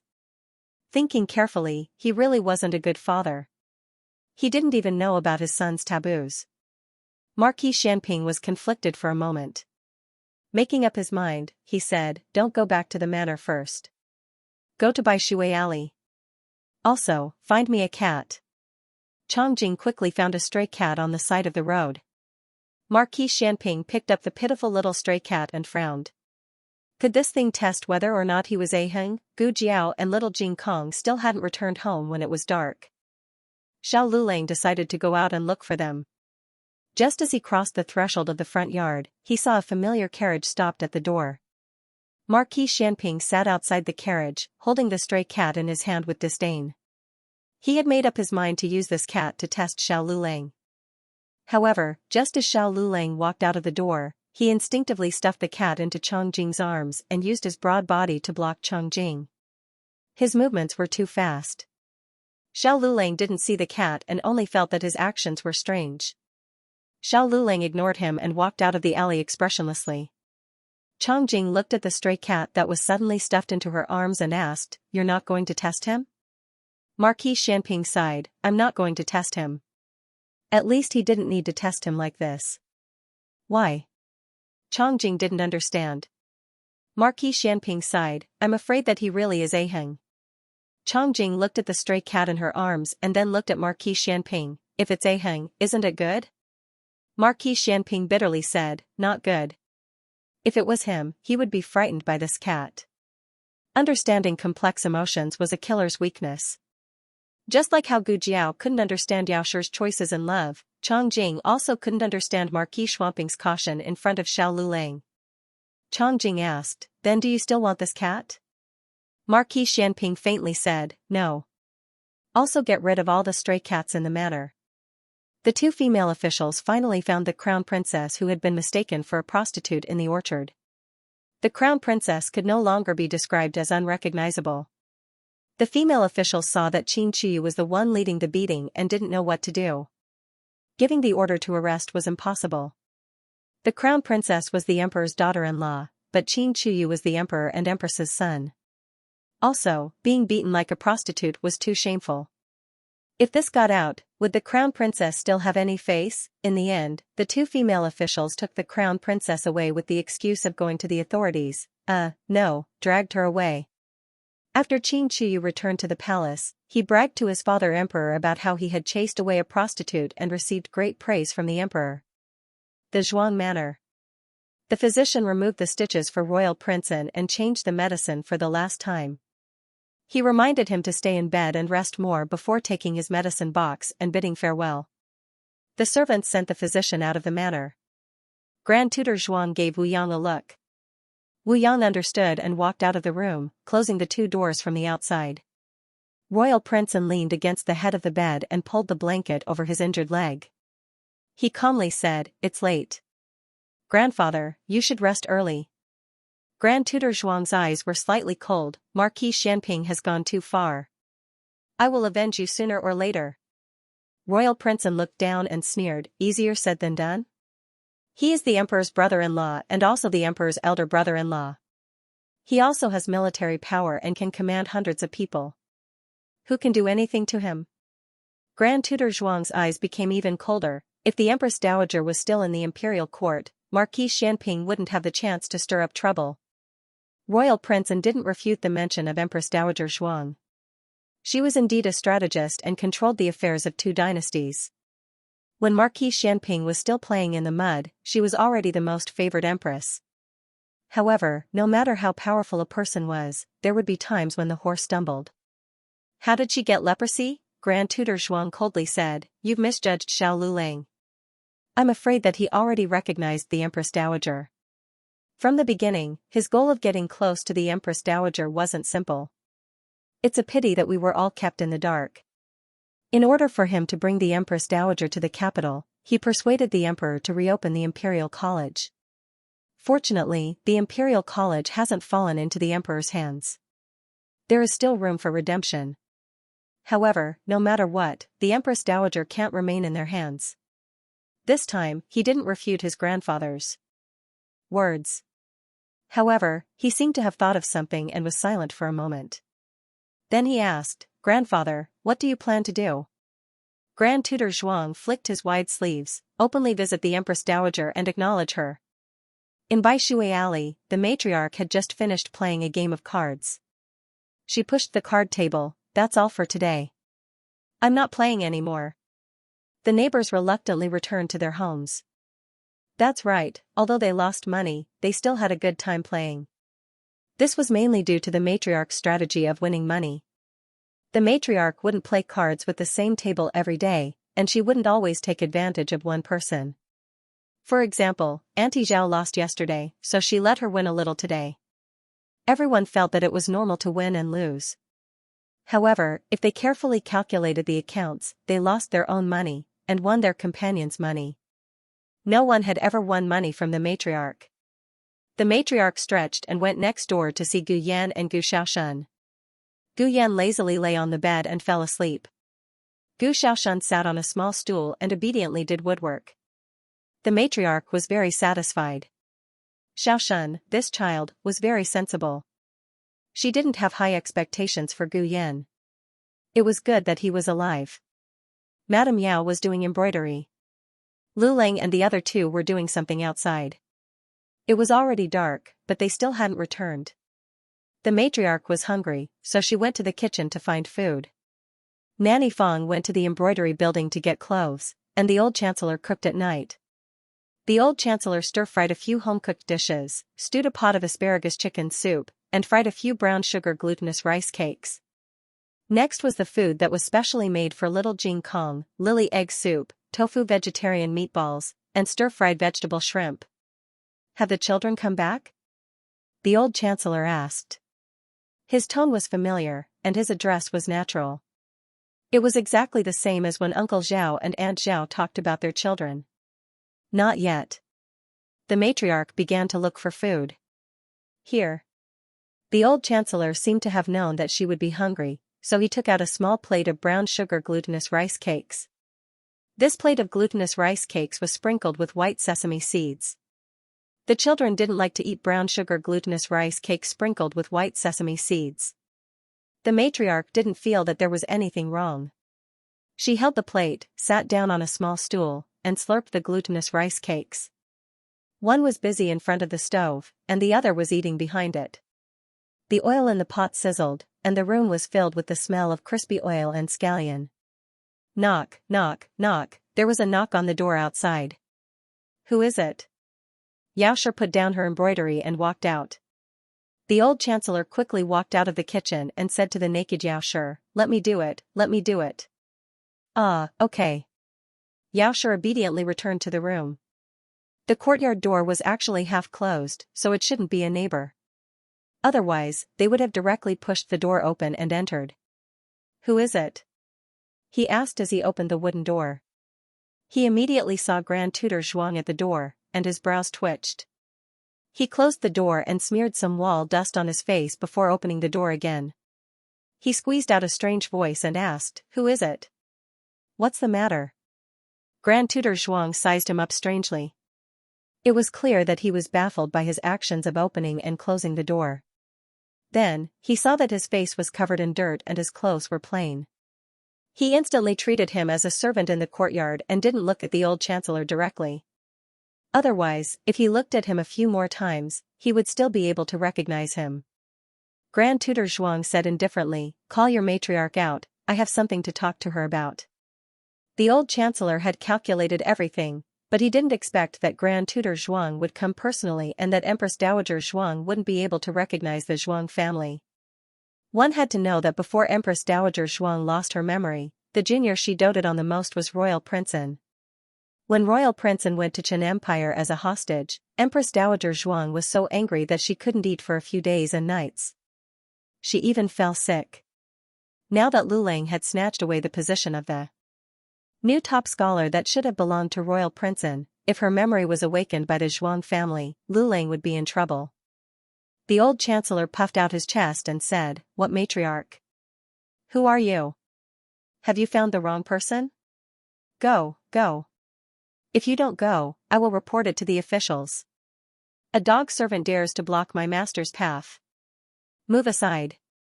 The guard beside Grand Tutor Zhuang took a big stride forward and pushed the old chancellor away mercilessly.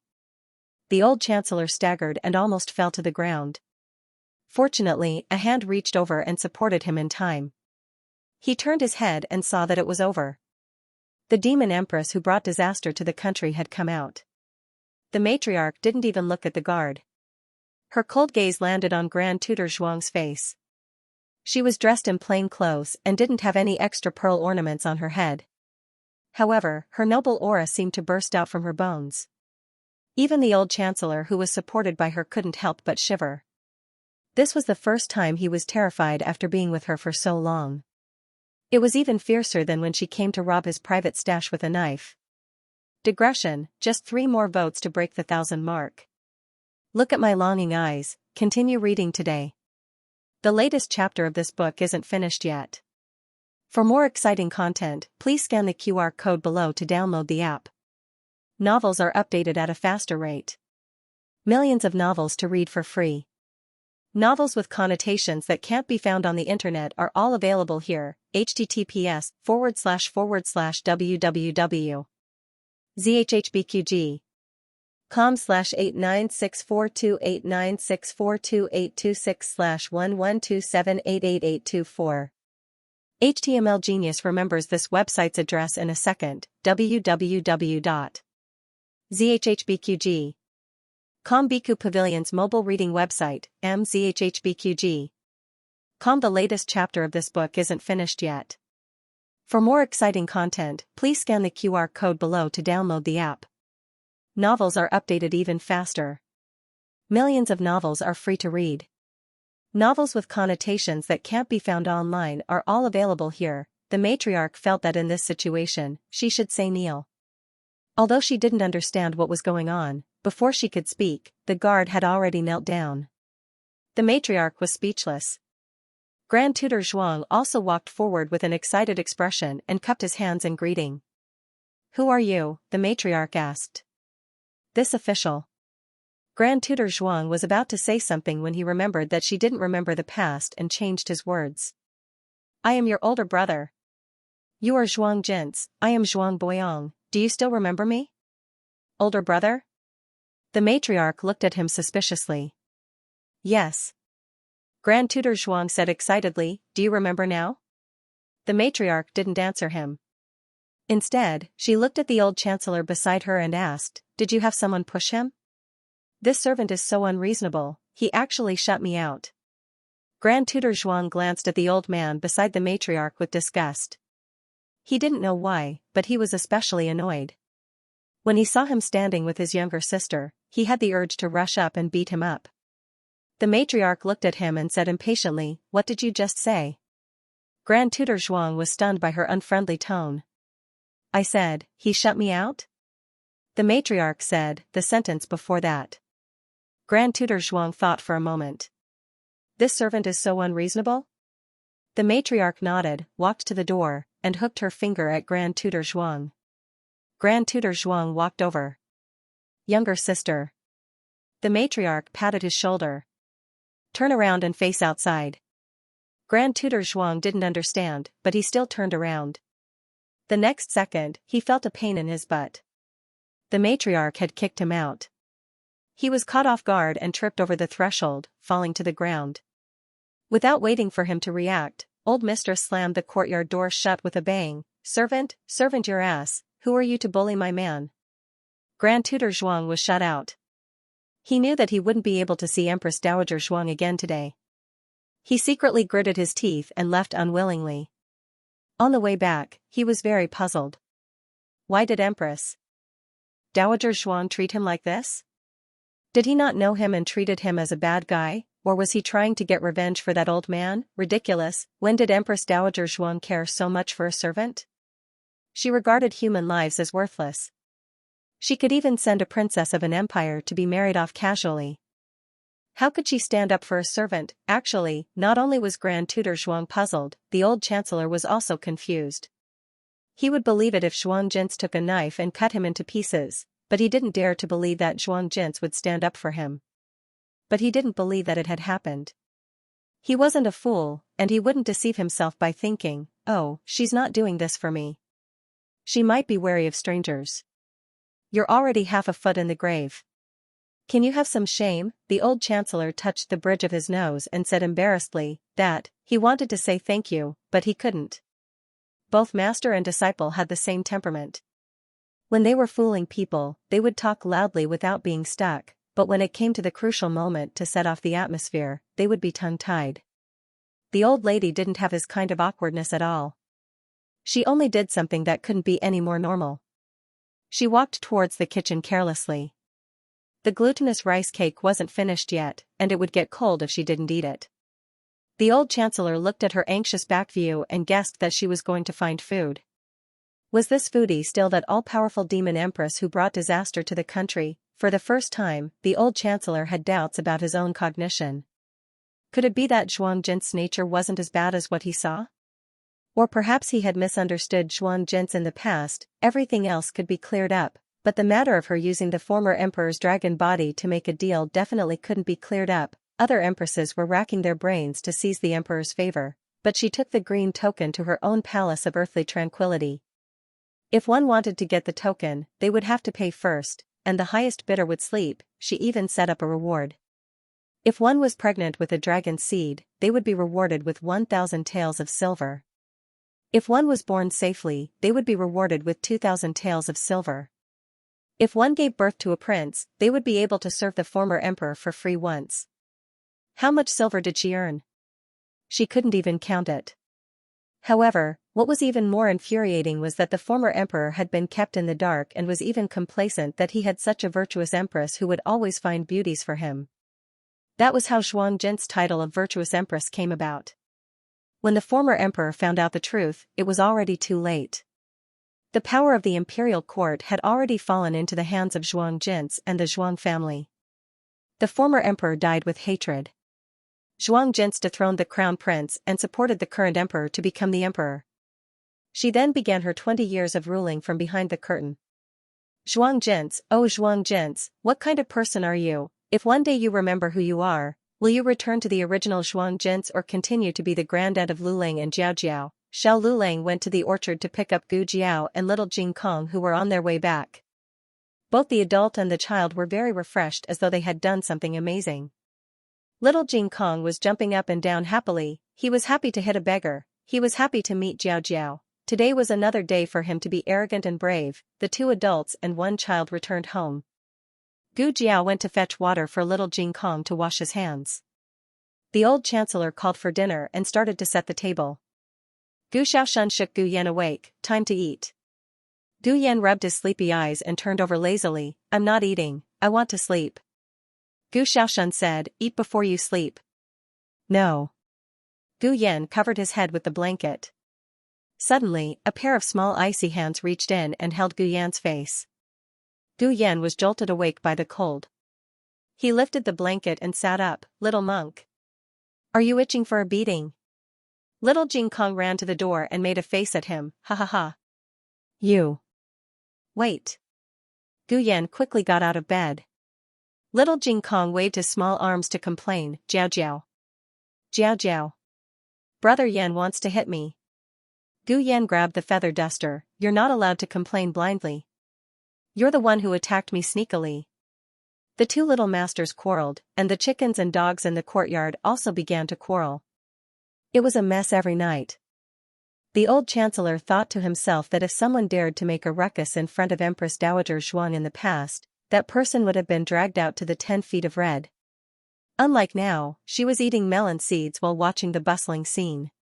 After dinner, the old chancellor saw that there was no one around, so he asked the old lady a question. Aren't you afraid that person is really your brother? The old lady gave him a despising look. How is that possible? Isn't Lu Lang the only one left in my family? Yes, yes. The old chancellor didn't dare to deny, for fear that he would accidentally say something wrong. But looking at her heartless look, he suddenly couldn't bear it. He asked, what if? What if you still have a family with power and influence? Will you want to go back? Something is wrong with you. The old lady looked at him suspiciously. She put the melon seeds on the stove and picked up a kitchen knife. Tell me honestly. Are you hiding money from me again? The old chancellor was speechless. The old chancellor felt that it was necessary to mention to Xiao Lulang about Grand Tutor Zhuang's visit. At night, after everyone fell asleep, Xiao Lulang was called to the next room by the old chancellor. After telling him about Grand Tutor Zhuang, Xiao Lulang wasn't surprised at all. The old chancellor was puzzled. You already knew that the Zhuang family knew? Xiao Lulang didn't hide. When I was in the countryside, Prince An came to my house. That was so early. The old chancellor was stunned. He knew that Royal Prince An had gone to a small county. That was before the provincial examination. It had been almost a year since then. The old chancellor muttered, it seems like the reopening of the directorate is related to the Zhuang family. Even if you didn't become the top scorer, the Zhuang family would let you come to the directorate. They know your situation very well and knew that you would bring your family along. Zhuang Jins would then be able to enter the capital openly. The old chancellor suddenly called the old lady by her full name. Xiao Lulang was slightly stunned and glanced at the old chancellor. However, the old chancellor didn't notice anything wrong, so Xiao Lulang didn't say anything. The old chancellor was immersed in his own thoughts and continued, now that you are the top scorer and Marquis Xianping openly approached you, the Zhuang family must think that you have sided with His Majesty and Marquis Xianping's residents and want to be their enemy. Therefore, they can't put Zhuang Jins in your hands. Look, Grand Tutor Zhuang was rejected today, but he won't let it go. The old chancellor was right. Grand Tutor Zhuang didn't give up on bringing Empress Dowager Zhuang back. Since the soft approach didn't work, then he would use the hard approach. It was naturally impossible to make a move on Empress Dowager Zhuang. Not to mention whether it was a capital offense or not, Empress Dowager Zhuang was a noble person. If something went wrong, they couldn't bear the responsibility. Thus, Grand Tutor Zhuang glanced at the person beside Empress Dowager Zhuang. Xiao Lulang was too cautious. It was said that the girl had some skills, but it wasn't easy to succeed. It was said that the girl's mother also lived there.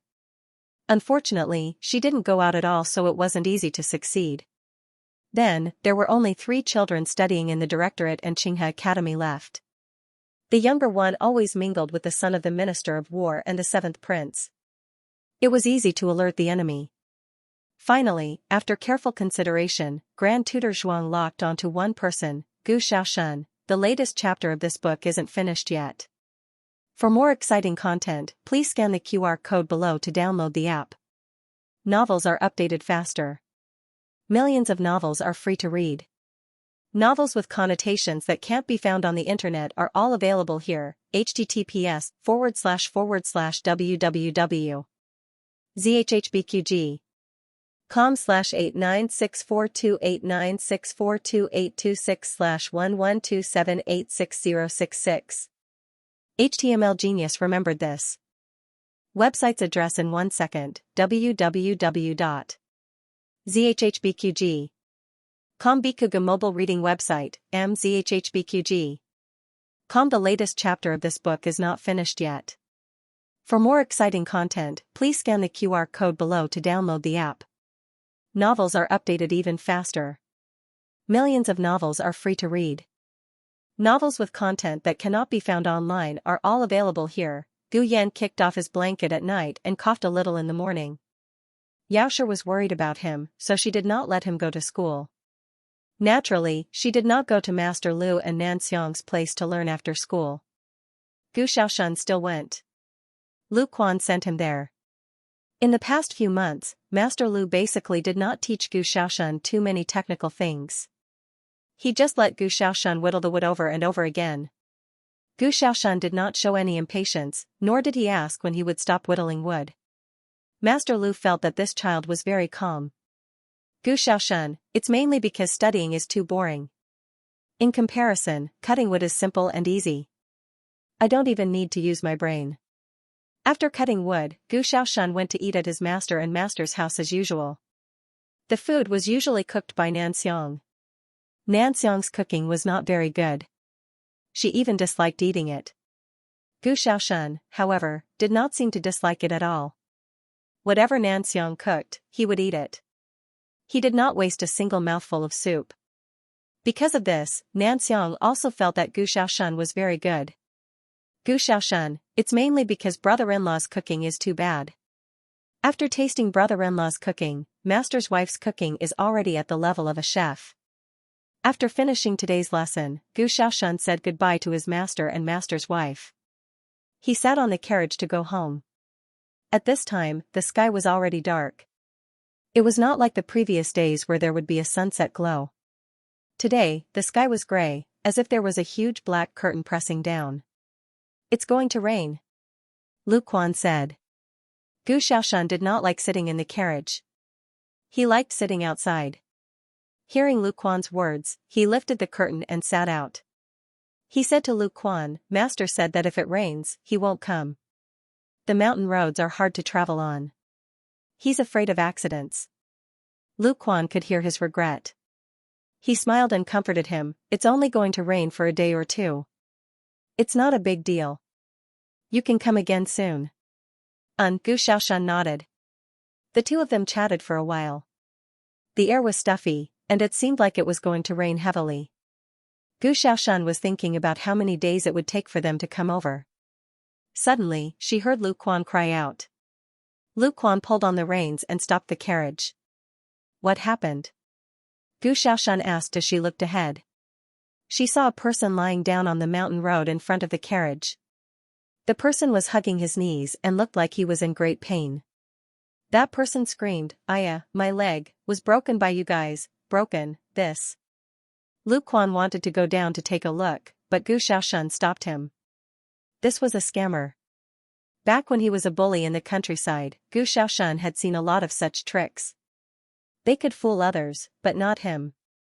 Seeing that Gu Xiaoshen and Gu Yuxing did not respond, the man's eyes flashed and he continued to wail, Aya, my leg, Lu Quan whispered, it's not good for him to just lie there. Gu Xiaoshen shouted, run him over. That person looked at Gu Xiaoshen and saw Gu Xiaoshen take the whip from Lu Quan's hand and whip the horse. The horse was in pain and neighed twice as it galloped forward. That person saw that the situation was not good and did not care about the scam anymore. He quickly got up from the ground and ran away. Lu Quan was stunned. How could it be like this? The matter was far from over. That person saw that the scam was not working. His eyes turned cold and he actually used his qinggong to fly towards the carriage. He directly jumped over the roof of the carriage and pulled Gu Xiaoshan down from the carriage. Xiaoshan. Lu Quan was shocked and quickly reached out to pull on the reins. However, that person seemed to have expected Lu Quan to do so. Before he got down from the carriage, he slapped the horse with his hand. This slap was infused with internal energy and it hurt the horse badly. No matter how Lu Quan pulled on the reins, it could not stop. After Gu Xiaoshan was held hostage by that person, he was very unhappy and pulled away the other person's hand that was grabbing his collar. What are you doing? Two big men pulling each other. What a scandal. Don't you have any shame? The corner of that person's mouth twitched. You're a big man? Have you grown hair? Gu Xiaoshan said unhappily, do you want to see? That person said, if you listen to me, I'll let you suffer less. Gu Xiaoshan retorted, why don't you listen to me and let you suffer less? That person, did he mean it the way he understood it? How old was this kid? How could he speak like a hooligan? Also, how could he tell that he was the one below? Cough. Forget it. This was an important hostage. Before the Empress Dowager returned to the Zhuang family, the hostage had to be unharmed. That person decided to endure it. He grabbed Gu Xiaoshan's shoulder and was about to take Gu Xiaoshan away. Unexpectedly, Gu Xiaoshan wrapped one arm around him and broke free from his grasp. Gu Xiaoshan broke into a run. Want to run? It's not that easy. That person snorted coldly and lightly jumped up to chase after him. However, just as he was about to use his qinggong and leap up, a silver needle suddenly flew from behind him and pierced through his thigh with a whoosh. He groaned and fell from the air. He looked at his thigh in disbelief and then looked at the silver needle stuck in the ground. His expression changed greatly. Tanghua needle? Someone from the Tang sect? How could someone from the Tang sect appear in the Zhao country? And they were secretly protecting that kid? Wasn't he just a rash kid from the countryside? How could he be related to the Tang sect, which was not part of the 6 countries? That person didn't dare to chase after Gu Xiaoshan anymore. He gritted his teeth and left. After a while, Master Lu and Nanxiang slowly walked out from behind the big tree. Master Lu walked over and wrapped his hand in a handkerchief. He pulled out the Tanghua needle from the ground and said to Nanxiang, wife, you like that kid that much? You even use Tanghua needles. I haven't seen you use Tanghua needles in 10 years. Nanxiang reached out her hand wearing a silver glove and took the Tanghua needle. It's all right. It's quite interesting. Gu Xiaoshan ran forward as if he was reincarnated and finally caught up with the carriage that was parked at the foot of the mountain. He looked back and saw that the other party couldn't catch up. He couldn't help but laugh with his hands on his hips. Ha ha ha. It's still this young master who runs faster. If you have the ability, then chase after me. Chase after me. His mouth was full of arrogance, but his body was trembling. He jumped onto the carriage. Uncle Lu. Let's go quickly. Oh, okay. Lu Quan increased the speed of the carriage to the maximum and quickly returned to Bai Shui Alley. The assassin who came to capture Gu Xiaoshan didn't make it back to report to Grand Tutor Zhuang. Although it was only a small silver needle, the Tang sect's hidden weapon could take a life. This was a mistaken strategy. He originally thought that he had picked the weakest persimmon, but he didn't expect that the persimmon had a durian that could kill people. Grand Tutor Zhuang waited for a long time but didn't hear a reply from his subordinates. He guessed that he had made a bad start. He deeply furrowed his brows. This won't do, that won't do. Do we really have to directly capture the Empress Dowager? While Grand Tutor Zhuang was racking his brains to get close to the Empress Dowager, someone had effortlessly seen her. Marquis Xianping had come to find Xiao Lulang again. He had thought about it. Using a frightening method to test him was not advisable, but he could first think of a way to stay with him. Today, he wasn't looking for Xiao Lulang. He was looking for his daughter-in-law, whom he had never met. And he was really smart. Chongjing, knock on the door. He ordered. Chongjing let out an "oh" and walked forward. She raised her hand to knock on the door. Before she could knock, the door opened from the inside with a creak. The old chancellor and the old madam walked out. The two were going next door to play cards. Just as they reached the door, the old chancellor stopped. He saw Marquis Xianping. Marquis Xian Ping naturally also saw him.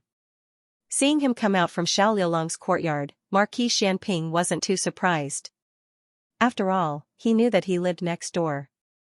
No matter if Xiao Liulang was Aheng or not, the old chancellor and him were neighbors. But the person beside him, Marquis Xianping, looked at the old madam. A trace of astonishment flashed through his eyes. The old chancellor wanted to close the door, but it was too late. He could only quickly move a step to the side and block the old madam behind him. Unfortunately, Marquis Xianping had already seen it. Marquis Xianping narrowed his eyes dangerously. The aura around his body instantly turned cold. "Old madam, why are you blocking me?" "Old chancellor, don't speak." Marquis Xianping clenched his fists little by little, making a cracking sound. The old chancellor pondered. It's over, it's over. What I'm afraid of comes. This guy found Zhuang Jin's. Imperial tutor Zhuang left, but Marquis Xianping came. This is going to ascend to heaven. Imperial tutor Zhuang only wanted to make use of Zhuang Jin's, but Marquis Xianping had an irreconcilable hatred with Zhuang Jin's. "Brother Hua. Sister-in-law Hua. Why aren't you guys here yet? We're just waiting for you too." Next door, Auntie Zhang's shout came from the room next door. Marquis Xianping's gaze swept across the old chancellor and the old madam's face with a faint smile. "Brother Hua, sister-in-law Hua? It seems that I have recognized wrongly. Also, the Empress Dowager is in the temporary imperial residence. Why would she come here?" The old chancellor secretly heaved a sigh of relief. After he heaved a sigh of relief, he felt that something was wrong. Marquis Xianping wasn't so stubborn. Marquis Xianping sneered. His voice was like a cold pool. "Someone disguised herself as the Empress Dowager. Chongjing, kill her. Digression Empress Dowager, it's too difficult for me." Third watch, aren't you surprised? The latest chapter of this book isn't finished yet. For more exciting content, please scan the QR code below to download the app. Novels are updated at a faster rate. Millions of novels are free to read. Novels with connotations that can't be found on the internet are all available here. https://www.zhhbqg.com/89642896428226/1127833085. HTML Genius remembers this website's address in a second. www.zhhbqg.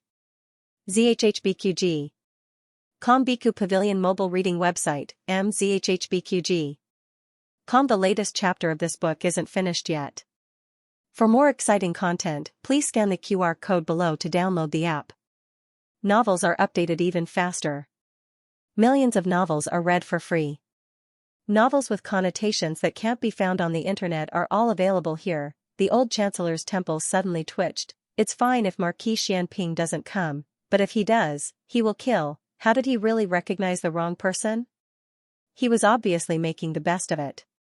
Empress Dowager Zhuang was recuperating in the temporary imperial residence, so who could say that the woman outside who was his wife was the Empress Dowager? The emperor didn't want to see Empress Dowager Zhuang anymore, but the royal family's reputation was bound together. Even if it was to protect the royal family's reputation and decorum, the emperor wouldn't admit that the woman outside who made the former emperor a cuckold was Empress Dowager Zhuang. Besides, the emperor originally wanted to get rid of Empress Dowager Zhuang, but the emperor had more scruples than Marquis Xianping. In addition, Empress Dowager Zhuang also had something that the emperor always wanted. If Marquis Xianping really killed Empress Dowager Zhuang, the emperor would be angry and regret that he didn't get what he wanted, but he wouldn't really take Marquis Xianping's life. Alright, it wasn't his illusion last time. Marquis Xianping was indeed cunning enough. People always said that Marquis Xianping often won battles because he relied on his bravery.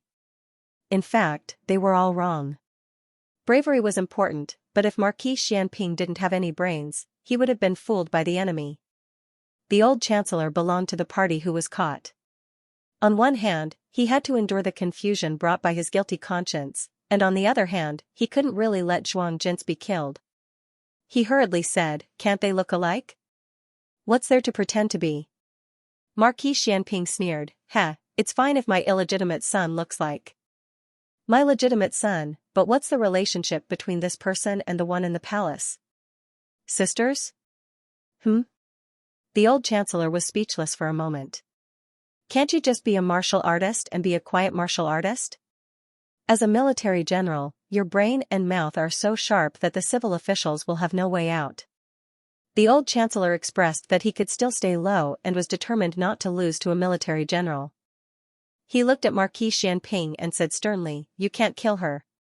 She's Liulong's grandaunt." Pausing for a moment, he recalled that his grandaunt was his grandfather's sister.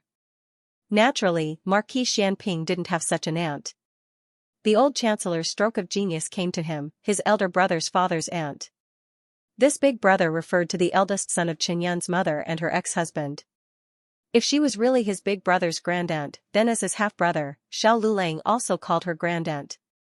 What's more, that big brother treated Lulang very well. It was not wrong for Xiao Lulang to take care of his big brother's grandaunt in her old age. Marquis Xianping snorted, "Do you think this marquis will believe you?"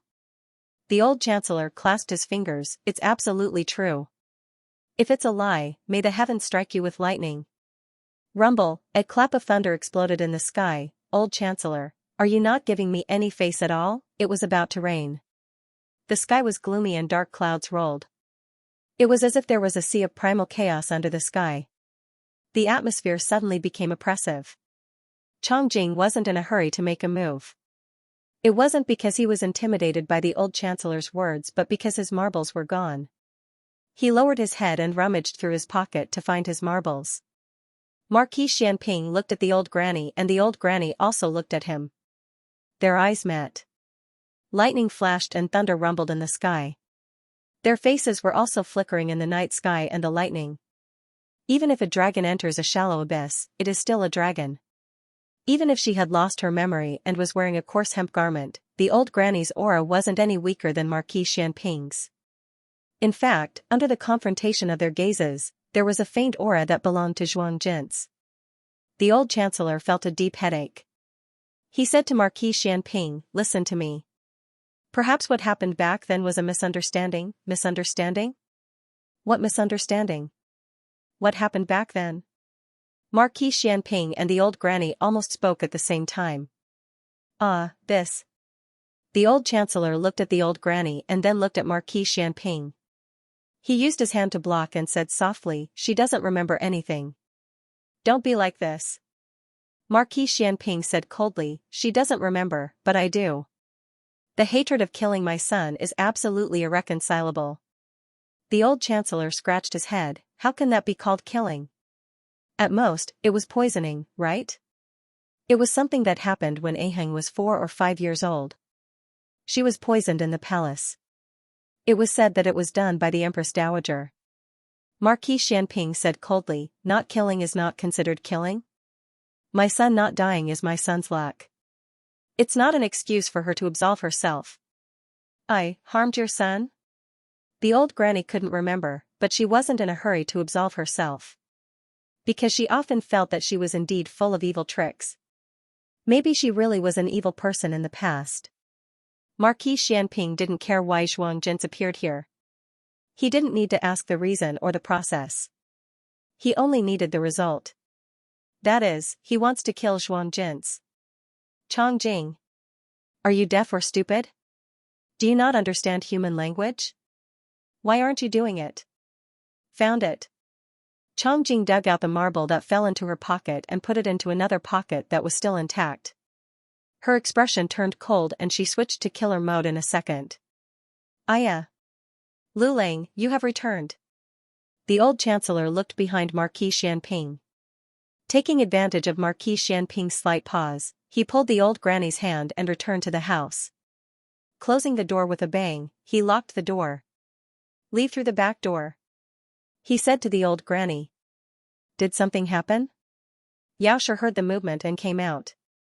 Nothing. Quickly return to the house." The old chancellor waved his hand at Yaoshe. Marquis Xianping's target was Zhuang Jin's. He wouldn't kill the innocent. He wasn't worried about Yaoshe's safety. He pulled the old granny and escaped through the back door. The most important thing was to quickly find Lu Lang. Only he could stop Marquis Xianping. But just as the two crossed the threshold of the back door, they saw Chang Jing standing in front of them with a murderous look. Old Chancellor took in a breath of cold air. They couldn't go back. Marquis Xianping was blocking the front door. "That, little brother, can we discuss?" The old Chancellor smiled and suddenly rushed over to hug Chang Jing. He said to the old granny, "Quickly go. Go find Lu Lang. He's at Lin Brat's house." Lin Qingye's house was nearby and it would only take a quarter of an hour to walk there. But how could the old Chancellor hug an assassin like Chang Jing? Chang Jing lifted him up. Chang Jing wasn't interested in people other than his target. After throwing the old Chancellor to the side, he stretched out his hand to kill the old granny. He only used his hand to grab the back of the old granny's neck, and with a gentle twist, he actually broke her neck. At the crucial moment, a small figure flashed over and blocked in front of the old granny. He raised his small arm and blocked Chang Jing's arm. Chang Jing used his right hand, but no one knew that his dominant hand was actually his left hand. He raised his left hand and slapped towards Gu Jiao. Gu Jiao received this palm forcefully, and the huge force forced the two of them to move back 2 steps. Chang Jing looked at Gu Jiao in astonishment and then looked at his own hand. Eh? He was actually able to receive a palm from him, Gu Jiao thought. Ugh. Half of my arm is going to be numb. Where did this expert come from? Great-aunt, grand-uncle, you two leave first. Gu Jiao stopped Chang Jing and said to the two of them. The old Chancellor didn't care about being pretentious and courteous as he pulled the old granny and sprinted towards Lin Qingye's residence. Of course, he didn't forget to turn back and remind Chang Jing, "She's the daughter-in-law of Marquis Xianping. You're not allowed to use your true strength." His words were effective as Chang Jing's murderous aura was reduced by half. Chang Jing's martial arts was much higher than those experts in the martial arts school. Even if his murderous aura was reduced by half, it wasn't that easy for Gu Jiao to defeat him. Of course, it was also slightly difficult for Chang Jing to get rid of Gu Jiao. The two of them started to fight intensely. The old Chancellor brought the old granny and sprinted non-stop. The reason why they could still run at this age was mainly due to Gu Jiao's good daily care. Their bodies were much more robust than before, and the old Chancellor even faintly felt that they had more black hair. However, misfortunes never come singly. Even though they got rid of Marquis Xianping and Chang Jing's evil clutches, they encountered a group of masked men in black. The men in black blocked the entrance of the alley. In order to get to Lin Qingye's house as soon as possible, the old Chancellor brought the old granny to take a shortcut which was secluded and almost no one passed by. This also meant that there weren't any officials patrolling nearby. It's over, it's over. This is what it means to have a wolf in the front and a tiger in the back. The other party didn't come with good intentions. It didn't seem good whether they were captured by them or killed by Chang Jing when they got back. "You, who are you people?" the old Chancellor asked vigilantly. More than 10 men in black opened up a path with a swoosh. There was a carriage parked behind them. Hearing the question, the curtain of the carriage was lifted and Grand Tutor Zhuang walked down from the carriage. Grand Tutor Zhuang put his hands in his wide sleeves with an arrogant and calm expression. He strolled to the front of the two people and took a glance at the old granny and the old Chancellor. His gaze turned cold. "So it's you." No wonder he felt something was wrong when he saw them at Jade Water Alley last time. It turned out that they were acquaintances. No wonder he closed the door in a panic, and no wonder he didn't have the face to see people. "Why are you here?" And with the Empress Dowager, before Chancellor Ho resigned, he fought with the Empress Dowager to the death. They fought for 2 dynasties from the reign of the late emperor to the current emperor. It wasn't an exaggeration to say that they were sworn enemies. Yet they appeared at the same place at the same time and were even close. There should be something he didn't know, but he couldn't think about it in detail now. The most important thing now was to bring the Empress Dowager back. Grand Tutor Zhuang's gaze landed on the old Chancellor's hand, which was holding the old granny's wrist. His expression changed and he shouted sternly, "Impudent! Is the Empress Dowager's phoenix body something an old man like you can profane?" Not to mention pulling her wrist, he couldn't even pull the corner of her clothes. The old Chancellor withdrew his hand with a guilty conscience. Grand Tutor Zhuang didn't dare to speak sternly to the old granny. He said gently, "Sister, go back with big brother." The old granny looked at him with disdain. Get lost. Grand Tutor Zhuang was speechless. Grand Tutor Zhuang took a deep breath and told himself that the Empress Dowager had only lost her memory.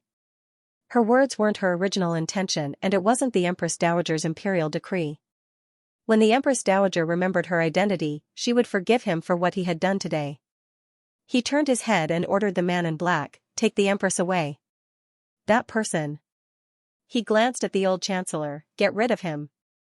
The Empress Dowager of a country actually had an affair with a man outside. Once this kind of scandal was spread out, facing the public censure would be a light punishment.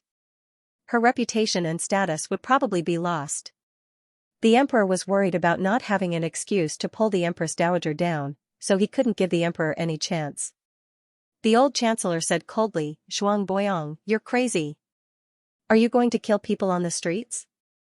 Each and every one of them really didn't take human life seriously. Grand Tutor Zhuang said indifferently, "You tried to assassinate the Empress Dowager. I killed the assassin, so what crime am I guilty of?"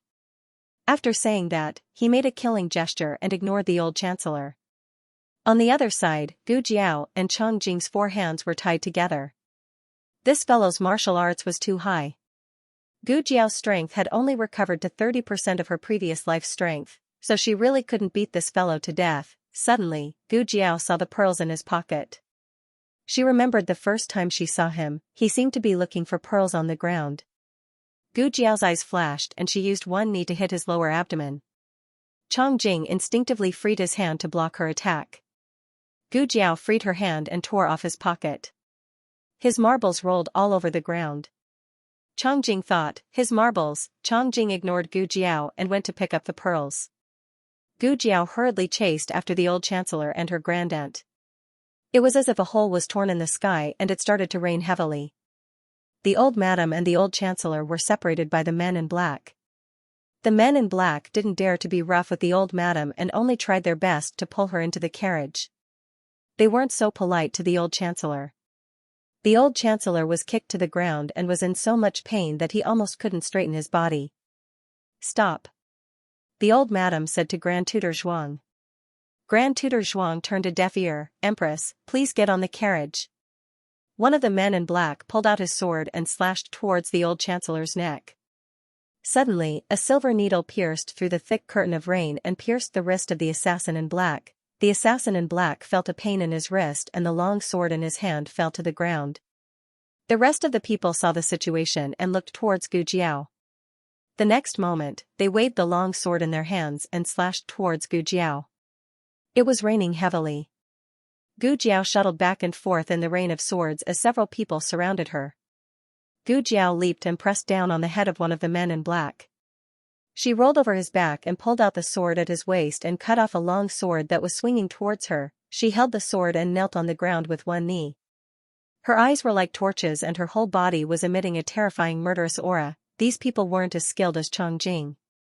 She quickly opened up a path and arrived behind the old madam.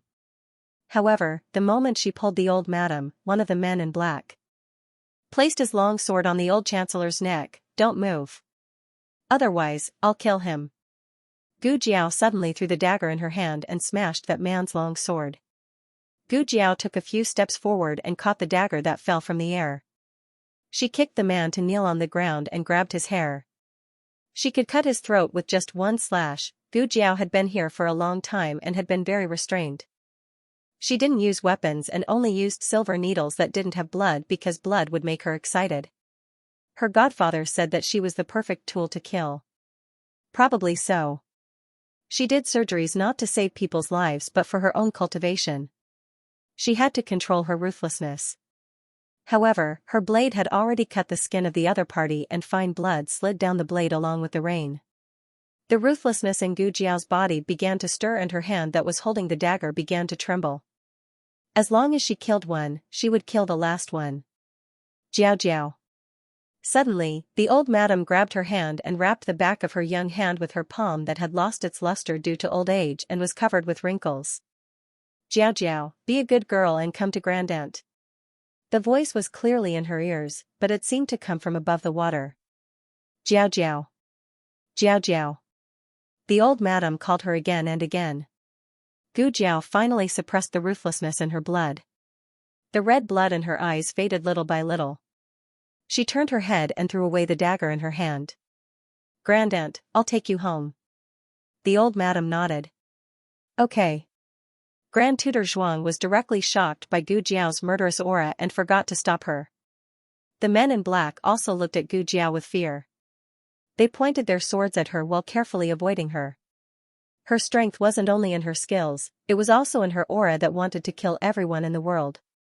It was simply too terrifying. Therefore, even if Gu Jiao was following beside the old madam and was obediently letting the old madam hold her hand, no one dared to act rashly. The change happened the moment they turned to leave. The rain was too heavy and a building that was on the verge of collapse couldn't withstand the washing of the heavy rain. The beam snapped and the huge roof tilted down, smashing towards Gu Jiao and the old madam. Everything happened too quickly and old Chancellor didn't even have time to pounce over and knock them away. Gu Jiao's ears twitched and she raised her head. The huge roof came pressing down like a glacier and even she couldn't push it away. She turned around and protected her grandaunt's waist with one hand and the back of her head with the other. She then used her elbow to fall to the ground. She protected her grandaunt under her body. The old madam looked at the roof pressing down on Gu Jiao and she couldn't push Gu Jiao away. She could only stretch out her hand to protect Gu Jiao's head. She protected Gu Jiao's head but she couldn't protect her own head. A wooden plank suddenly smashed onto her forehead. Empress Dowager, Zhuang Jin's, she felt a sharp pain in her head and a hole seemed to have opened up in the depths of her mind. Countless strange yet familiar images rushed out along with her memories. "Jins, tell father, what do you want to be when you grow up?" "I want to be a bird." "Why?" "I can fly. That way I won't have to be trapped in the house all day." "Jins, from today onwards, you are the Empress of Great Zhao Empire. Zhen and the Empress will be together for 100 years and be united forever. His Majesty is resting in Wanfu Palace. Her Majesty doesn't have to wait for His Majesty to admire the moon. His Majesty will come again at the beginning of next month. Jins. In this lifetime, have you ever loved Zhen? Long live Empress Dowager." The latest chapter of this book isn't finished yet. For more exciting content, please scan the QR code below to download the app. Novels are updated at a faster rate. Millions of novels are read for free. Novels with connotations that can't be found on the internet are all available here. https://www.zhhbqg.com/896428964286/1127599247. HTML Genius remembers this website's address in a second. www.zhhbqg.com Biku Pavilion's mobile reading website, mzhhbqg.com. The latest chapter of this book is not finished yet. For more exciting content, please scan the QR code below to download the app. The novel is more complete and updated faster. Millions of novels are free to read. There are novels with connotations that can't be found on the internet here. When Gu Jiao woke up, she found herself lying on a dry bed. She raised her head and looked around. She recognized that this was her boudoir in the medical center. She tried to move her body and found that she was in pain all over. "You're awake?" Xiao Liulong's voice sounded softly above her head. However, she was lying on her stomach and her neck was limited, so she couldn't see him for a while. "Don't move, I'll come over." Xiao Liulang took a few steps forward and sat down on the edge of the bed beside her. She was sweating a little, so Xiao Liulang took a handkerchief and wiped her forehead carefully. "How do you feel?" he asked. "Does it hurt?" "It doesn't hurt," she said. The physical pain couldn't do anything to her. She was used to it and didn't feel anything. She looked around. Xiao Liulang looked at her restless appearance and couldn't help but speak with a stern tone. "You're seriously injured, don't move." His tone was stern, but his eyes were full of worry. He was originally tutoring Lin Xianxia and Feng Lin at Lin Xianxia's house today. Suddenly, there was a storm, so he felt uneasy. Sure enough, Lu Quan came over not long after and said that something happened to Gu Jiao and the old lady. Lu Quan had also just arrived home. After experiencing Gu Shaoshun being kidnapped, He hadn't recovered from the incident yet when Gu Jiao and the old lady got into trouble. The person was sent to the medical center by Marquis Xianping. Gu Jiao and the old lady were injured and both fainted on the spot. Marquis Xianping originally came with Chang Jing to kill the old lady, but he saw Grand Tutor Zhuang. With Grand Tutor Zhuang there, they naturally couldn't kill them. When Marquis Xianping arrived, Gu Jiao and the old lady had already been dug out from under the ruins. Two large groups of people surrounded the old lady, but Gu Jiao only had the old chancellor by her side. Marquis Xianping sent Gu Jiao, who was covered in blood, to the clinic. The matriarch's injuries were also not optimistic. Her head was bleeding profusely. Imperial Tutor Zhuang was worried that she would not be able to hold on until she returned home, so he followed Marquis Xianping and brought her to the medical hall. Gu Jiao's back was hit by the roof. She almost broke her spine. Dr. Song said that if her spine is broken, she will face the risk of being paralyzed and may not be able to stand up for the rest of her life. Hearing this, Xiao Lulang broke out in a cold sweat.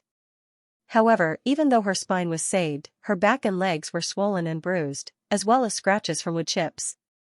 Then there was her elbow. When she fell while protecting the old lady, she should have used at least one hand to support herself. However, she used one hand to protect her Grey-Tant's waist and the other hand to protect her Grey-Tant's head. In the end, her knees and elbows hit the ground and they were all swollen, but she actually said that it didn't hurt and even moved around. Xiao Lulang felt that as her husband, even if it was only in name, he should reason with her. He could no longer ignore his own safety and couldn't leave her to recuperate. Gu Jiao looked around blankly. Where's Great Aunt? All of Xiao Liulang's words were stuck in his throat. In another room, an old doctor surnamed Lu was bandaging the old lady's head injury. The old lady was still unconscious, but her breathing was not as weak as before. Is she all right? Imperial Tutor Zhuang asked. Old Dr. Lu did not know the other party's identity, but he could tell that they were either rich or noble. He cupped his hands in salute and said, replying to this master, this old madam's injuries are not serious. The wound is not deep and the bleeding has stopped. She will be fine once she wakes up. On the other hand, our Miss Gu's injuries were too serious. He could not bear to look at her. Imperial Tutor Zhuang felt relieved and gave old Dr. Lu a silver ingot. You may leave. Yes. Old Dr. Lu took his medicine box and left. Imperial Tutor Zhuang stood guard by the bed. Thinking about what had just happened, he also felt a burst of fear. He was so worried that the Empress Dowager had suffered a serious injury. Imperial Tutor Zhuang did not wait for too long before the person on the bed slowly opened her eyes. Imperial Tutor Zhuang quickly stood up and looked at her. Excitedly, younger sister, you're awake? He thought that she had not recovered her memories yet, so it would be easier for her to accept this form of address. But when he met the other party's eyes, his entire person froze. Even though she was ill, her eyes were fierce and domineering. It was a gaze that belonged only to Zhuang Jin's. Imperial Tutor Zhuang took a step back and straightened his clothes. He reached out his hands and his legs gradually moved back. He cupped his hands in salute. This official respectfully welcomes the Empress Dowager. From now on, there was no great aunt in the world, only the Empress Dowager.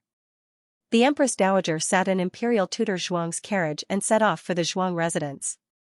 Before leaving, Imperial Tutor Zhuang had the imperial bodyguards go to the residence to inform the family.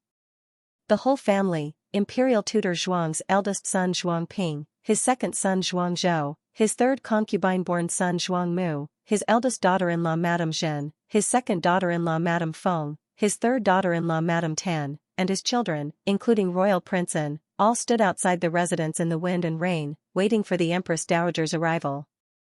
The carriage stopped outside the residence swaying in the wind and rain. Zhuang Ping was the first to kneel down. After he knelt down, everyone present knelt down. He cupped his hands in salute and said loudly, "This official respectfully welcomes the Empress Dowager. Long live the Empress Dowager." Everyone kowtowed, respectfully welcomes the Empress Dowager. Long live the Empress Dowager. Imperial Tutor Zhuang came down from another carriage and personally held an umbrella for the Empress Dowager against the wind and rain. The Empress Dowager was still wearing the clothes from Bishui Alley, but this did not affect her aura.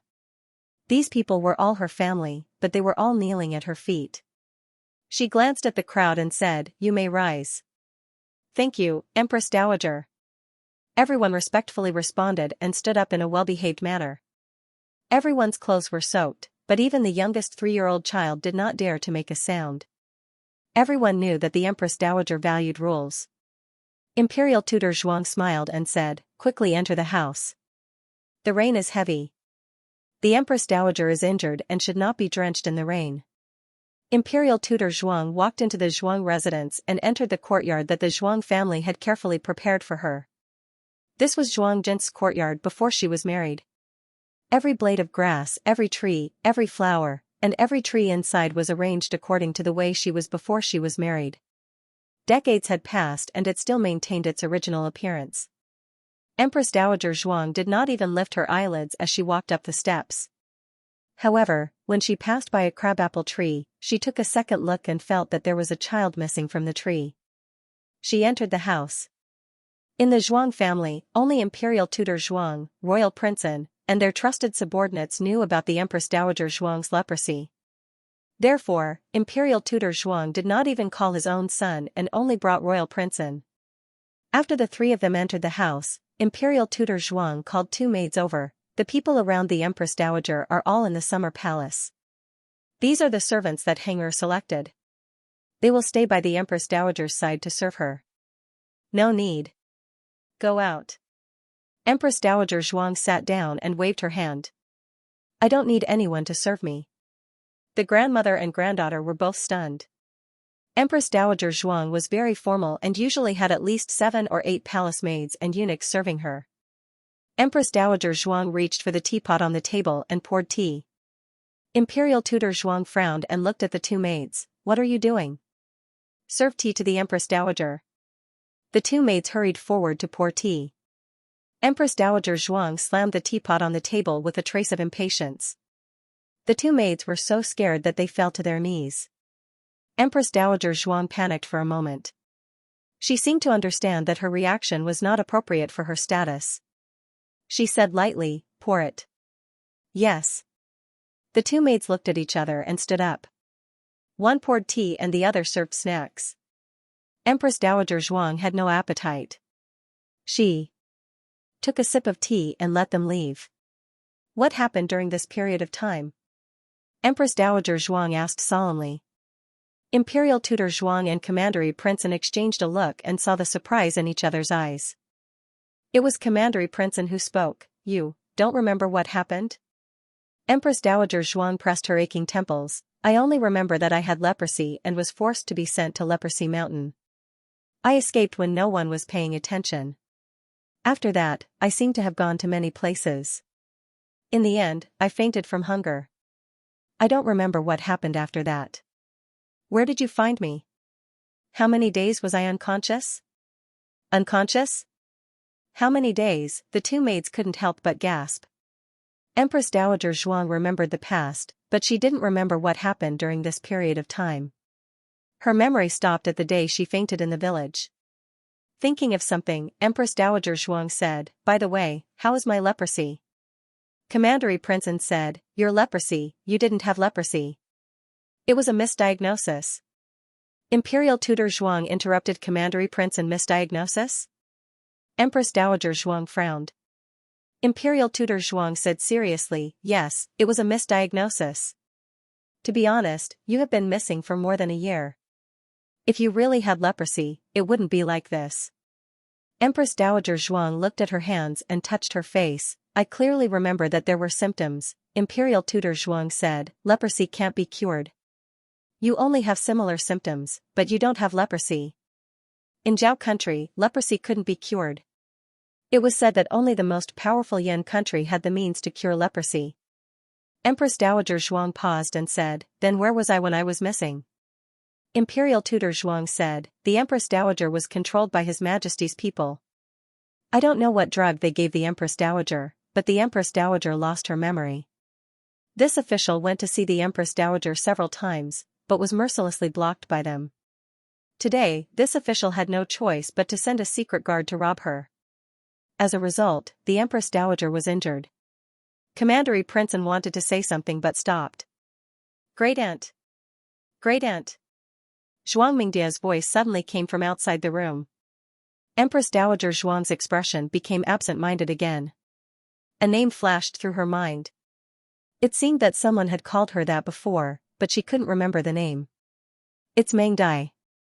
Imperial tutor Zhuang smiled, she should be with her sister. Empress Dowager, do you want to see them? Meng Dai. The one who called her grandaunt was Meng Dai, that's right. Otherwise, which girl would call her grandaunt? Empress Dowager Zhuang nodded, come in.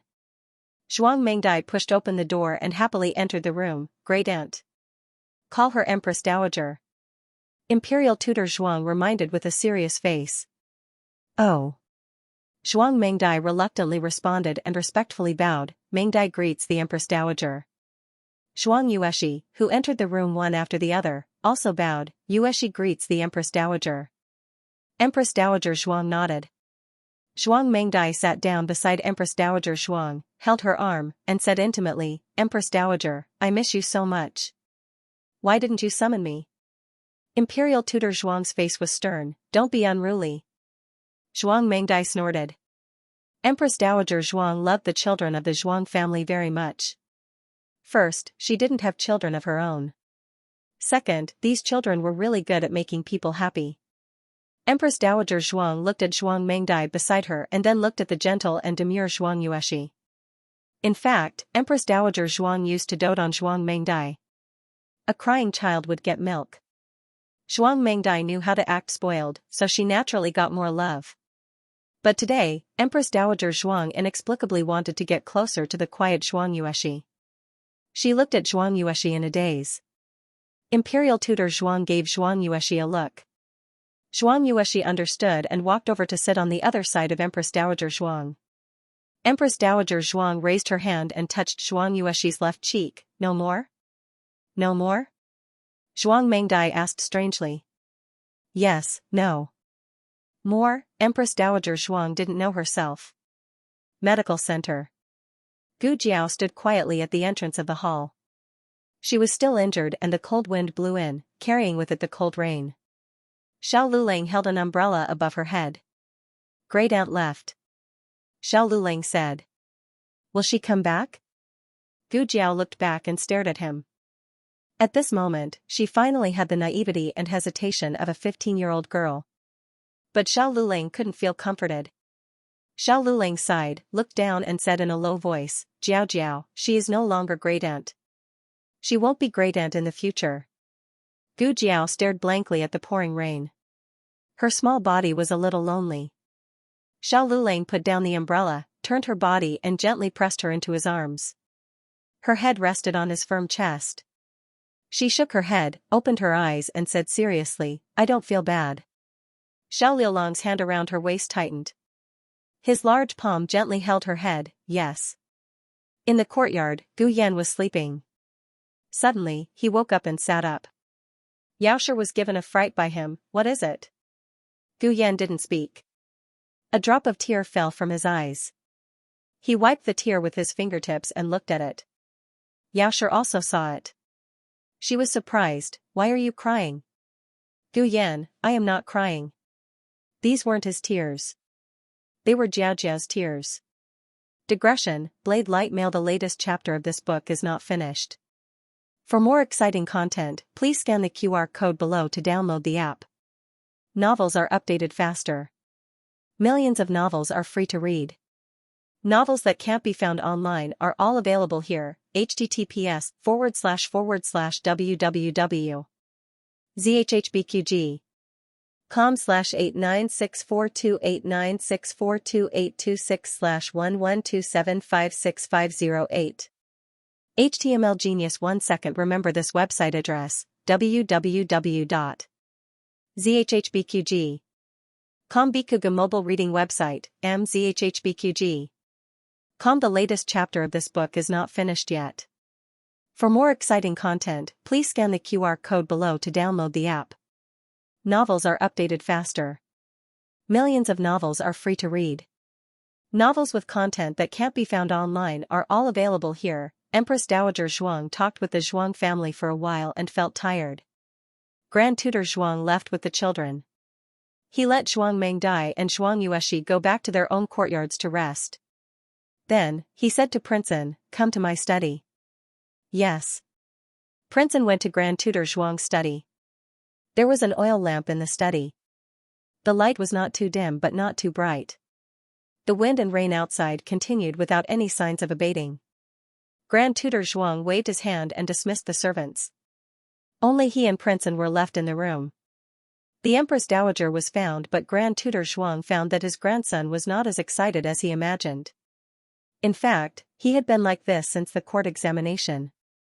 This made Grand Tutor Zhuang suspect that Princeton lost his confidence after one failure. Grand Tutor Zhuang said sincerely, "One imperial examination is no big deal. In the future, you will have a meteoric rise in the officialdom. You can still beat him. To be exact, you will definitely beat him." Life was very long. A small victory or loss was nothing. The most important thing was to look forward and not look back. The Empress Dowager and the Zhuang family are behind you. Princeton did not do this because of the imperial examination results. At least not completely.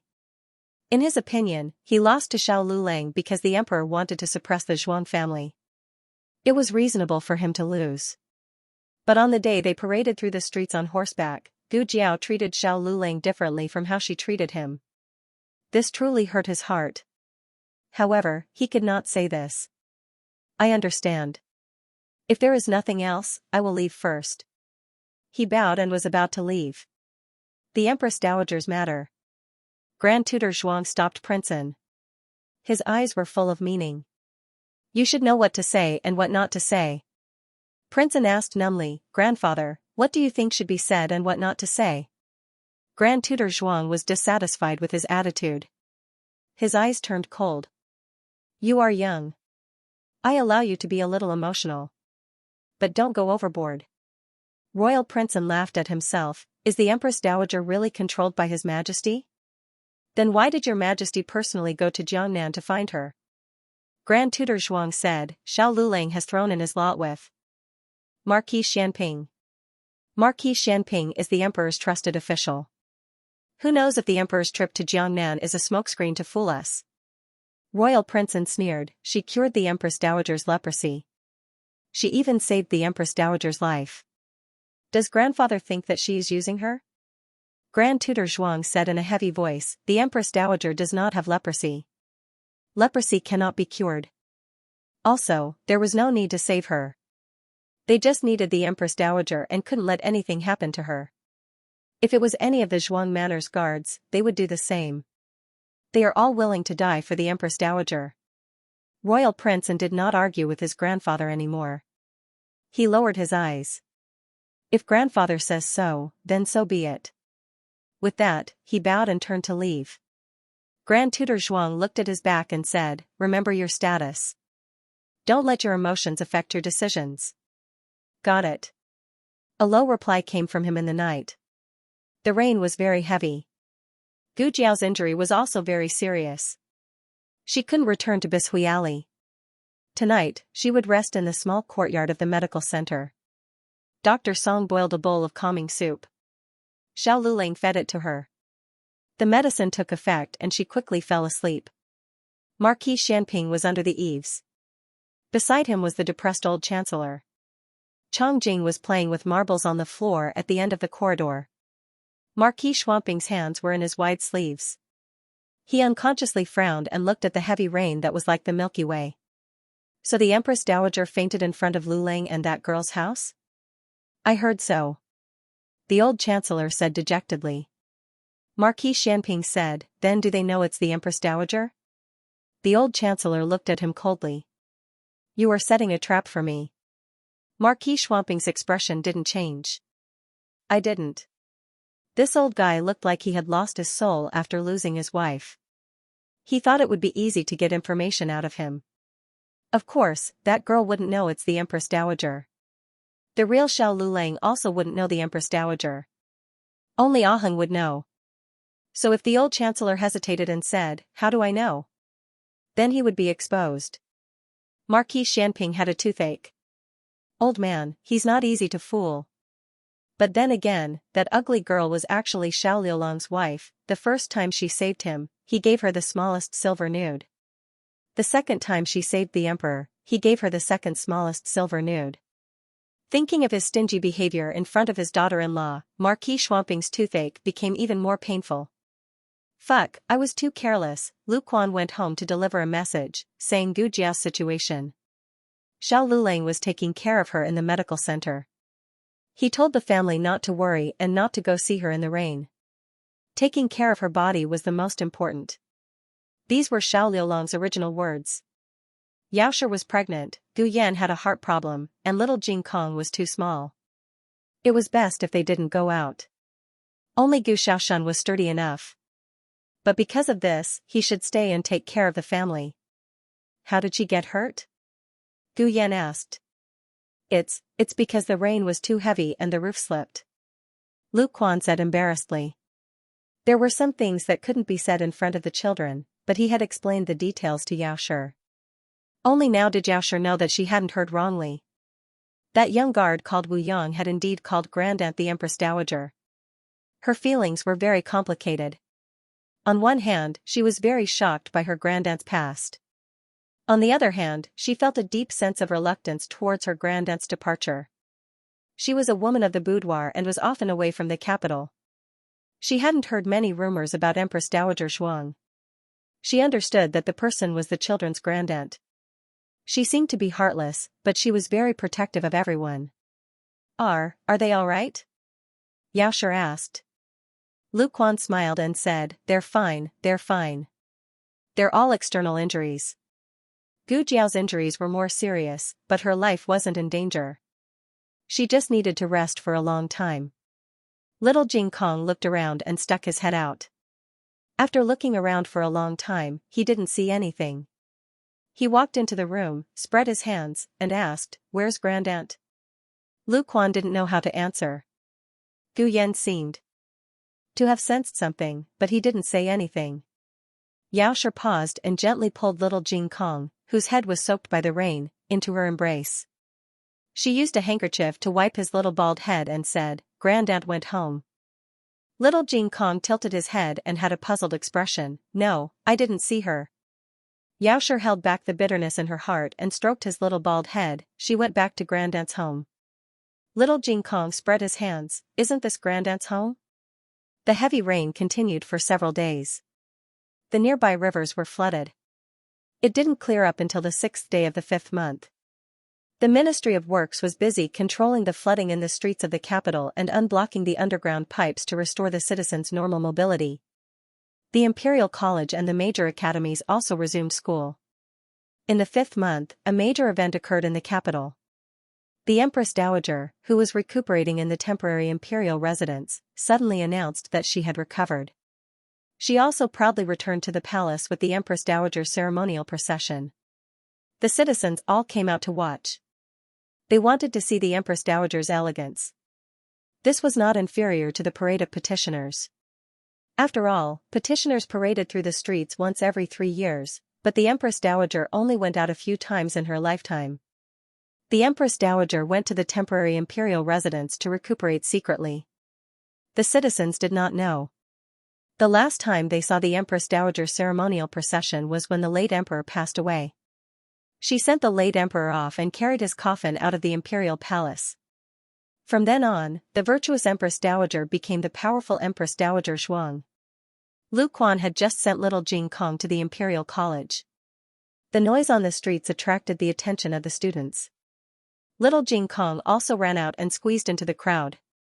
He looked at the Empress Dowager ceremonial procession, which was escorted by thousands of imperial guards. In front of the procession, there were officials holding a sign for silence. Behind them were dozens of dignified eunuchs and palace maids. Behind them was a luxurious carriage. Wow! What a big carriage! Little Jing Kong exclaimed. Empress Dowager, long live the Empress Dowager! The citizens along the way knelt down and kowtowed to the person in the carriage. Little Jing Kong did not kowtow, but he was small, so it was not out of place for him to stand. He stared at the gorgeous carriage. Suddenly, the curtain of the carriage was blown open by the wind, revealing the Empress Dowager wearing a heavy phoenix crown and a gorgeous phoenix robe. Although her clothes and aura were different, little Jing Kong recognized her at a glance. Great-aunt?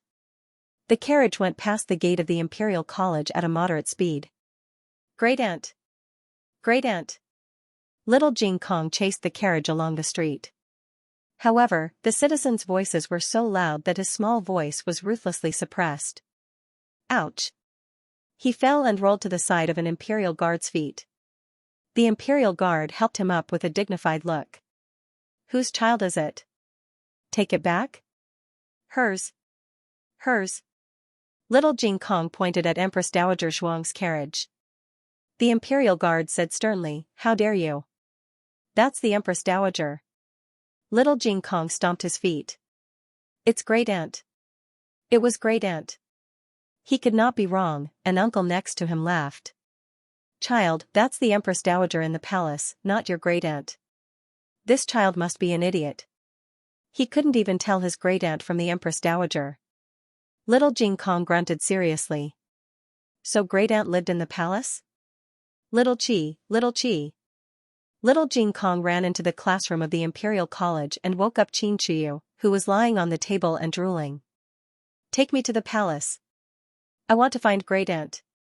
The latest chapter of this book is not finished yet.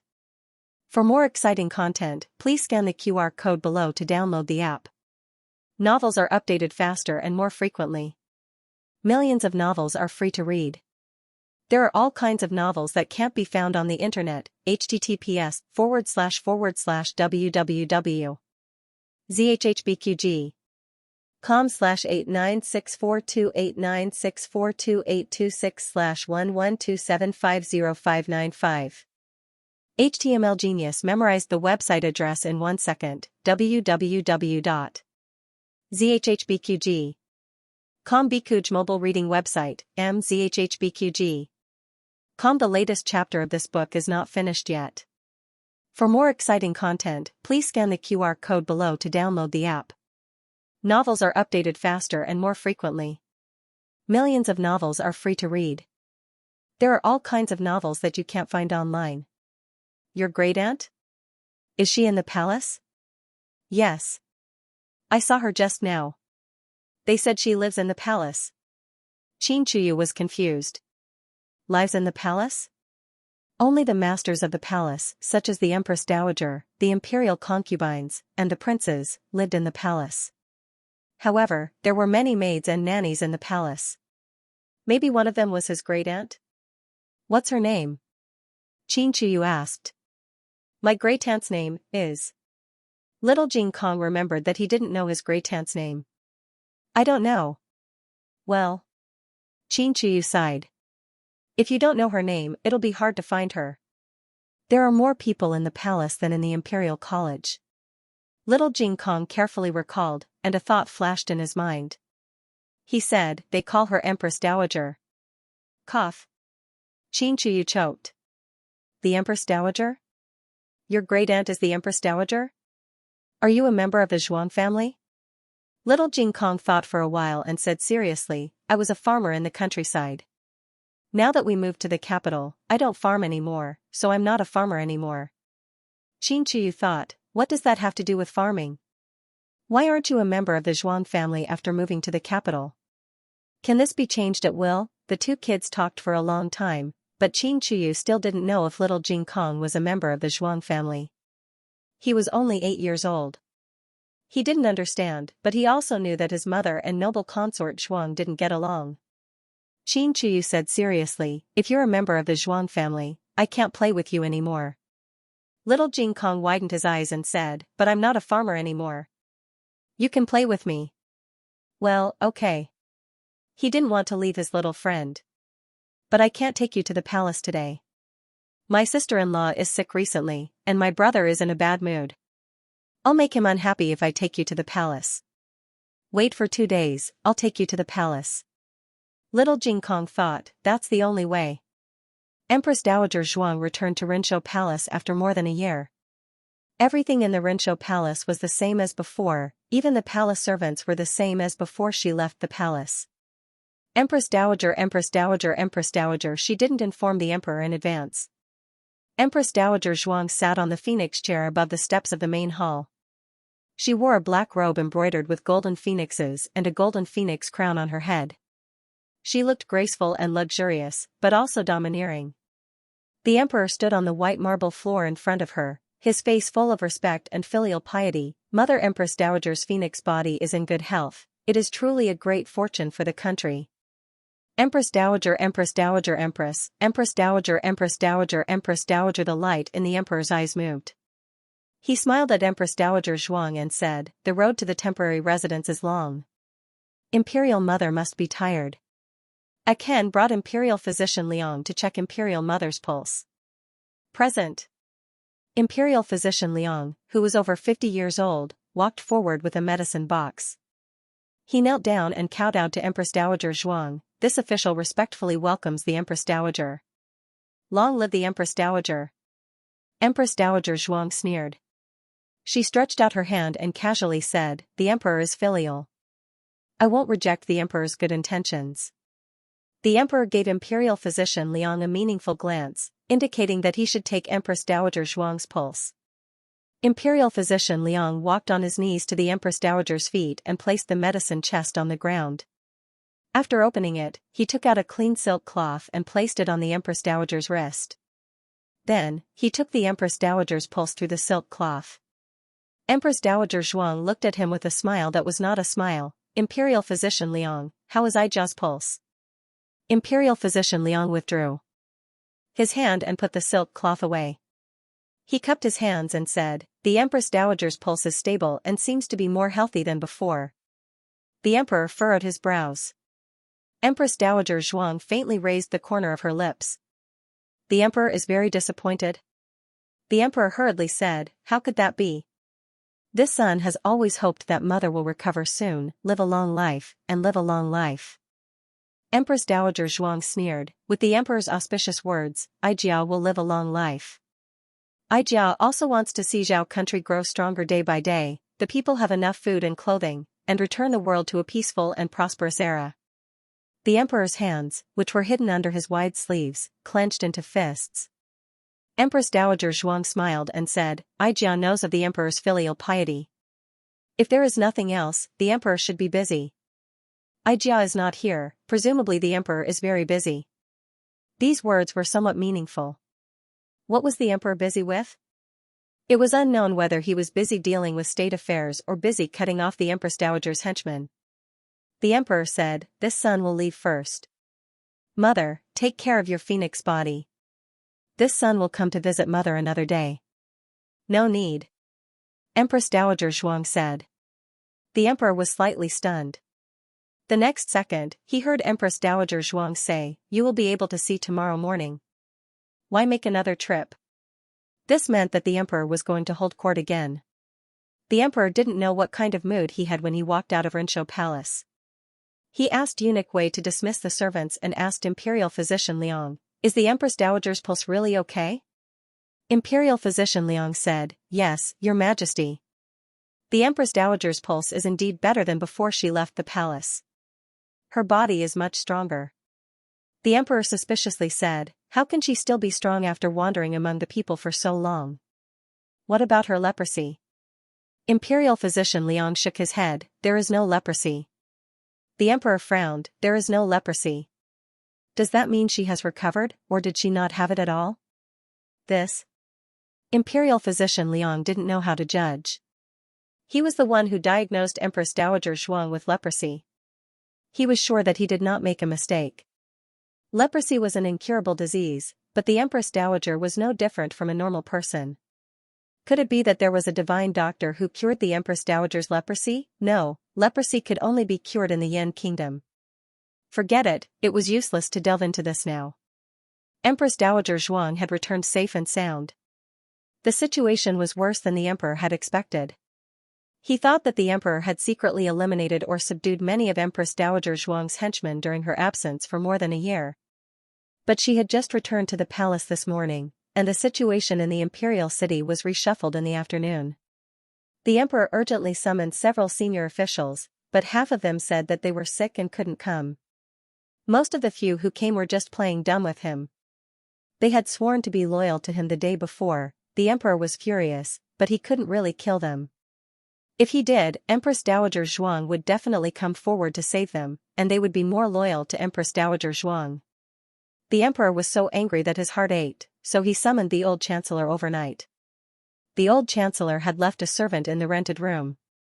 The emperor sent someone to summon him, and his servant would come to Bai Shui Alley to inform him. In fact, the emperor had summoned him several times before. When the emperor was in power, he didn't come. When the emperor was in decline, he came. The emperor was naturally moved. He walked out from behind the desk and held the old chancellor's hand. "I knew it. You are the one I can truly trust." The old chancellor's mood was very complicated. He knew that the time he had been waiting for had finally arrived. If he returned to the imperial court now, he would definitely gain the emperor's absolute trust and respect, but he couldn't be happy. Not only for himself, but also for Lu Lang. When Lu Lang entered the imperial court as an official, it meant that he would be the enemy of the entire Zhuang family. It was impossible for him to leave Lu Lang alone. But could he still treat Zhuang Jin as the former Empress Dowager Zhuang? The emperor said excitedly, "I hereby confer you as the chancellor of the Imperial College. The imperial edict will be announced to the world tomorrow." The old chancellor knelt down and bowed deeply. "I thank your majesty for your grace." Eunuch Wei sent the old chancellor out of the palace. When they passed by the imperial garden, they met Empress Dowager Zhuang's carriage. Empress Dowager Zhuang didn't have a good appetite, and her mood was somewhat irritable. It was the same palace, but somehow, Empress Dowager Zhuang felt lonely. Deep in the palace, it wasn't that she had never been lonely, but this time, there was some desolation. "Empress, why don't you eat some more desserts? You ate too little for dinner." A little palace maid held a plate of delicate and delicious rose cakes and said. Empress Dowager Zhuang had no appetite. The old chancellor stood behind the flower bushes and looked at her fixedly. Empress Dowager Zhuang, who was wearing a phoenix robe, had a fierce aura. Her gaze was like a knife, and even when she didn't speak, she was like an unsheathed sword. No one dared to go against her. Eunuch Wei stopped beside the old chancellor, looked at the old chancellor, and then looked at the Empress Dowager. He whispered, "Is Lord Hu going to see the Empress Dowager?" The old chancellor shook his head. So what if he saw her? She didn't remember. She would no longer hold a knife to his neck to rob him of his secret stash, nor would she force him to go to the kitchen to make brown sugar glutinous rice cakes for her, nor would she hide the half-eaten candied fruits in his room, nor would she bring him along to serve her tea when she went to play cards with Yizi. "Let's go," the old chancellor said disappointedly. Eunuch Wei looked at the back of the old chancellor. Why did he feel that Lord Hua and the Empress Dowager were a little depressed? The latest chapter of this book is not finished yet. For more exciting content, please scan the QR code below to download the app. Novels are updated faster. Millions of novels are free to read. Novels with connotations that can't be found on the internet are all available here. https://www.zhbqg.com/89642896428226/112729676. HTML Genius remembers the website address in 1 second. www.zhhbqg.com Biku Pavilion Mobile Reading Website, mzhhbqg.com. The latest chapter of this book is not finished yet. For more exciting content, please scan the QR code below to download the app. Novels are updated faster. Millions of novels are free to read. Novels that cannot be found on the internet are all available here. The news that Empress Dowager Zhuang could not eat quickly spread to the Zhuang family. Imperial tutor Zhuang was worried that the Empress Dowager's body was not in good condition and quickly asked the imperial physician to check her pulse. However, the Empress Dowager's pulse was not much of a problem. The imperial physician guessed that it was a heart disease. Maybe, the Empress Dowager has been away from the palace for too long and is not used to returning suddenly. Imperial tutor Zhuang said coldly, "She has lived in the palace all her life. She would not be used to it if she went out. She had returned home, what was there to not be used to? Maybe, we can let her family accompany her more." The imperial physician suggested. Imperial tutor Zhuang thought that this was feasible and sent Zhuang Yueshi and Zhuang Mengdai to the palace that night. When Empress Dowager Zhuang saw Zhuang Mengdai, she did not feel much relief. However, when she saw Zhuang Yueshi behind Zhuang Mengdai, her expression suddenly froze. Zhuang Yueshi's clothes were still her gorgeous dress from before, but there was a red peony on the left side of her face. This was the most popular makeup in the capital. Since the court case, the girls in the capital began to put cinnabar on their faces.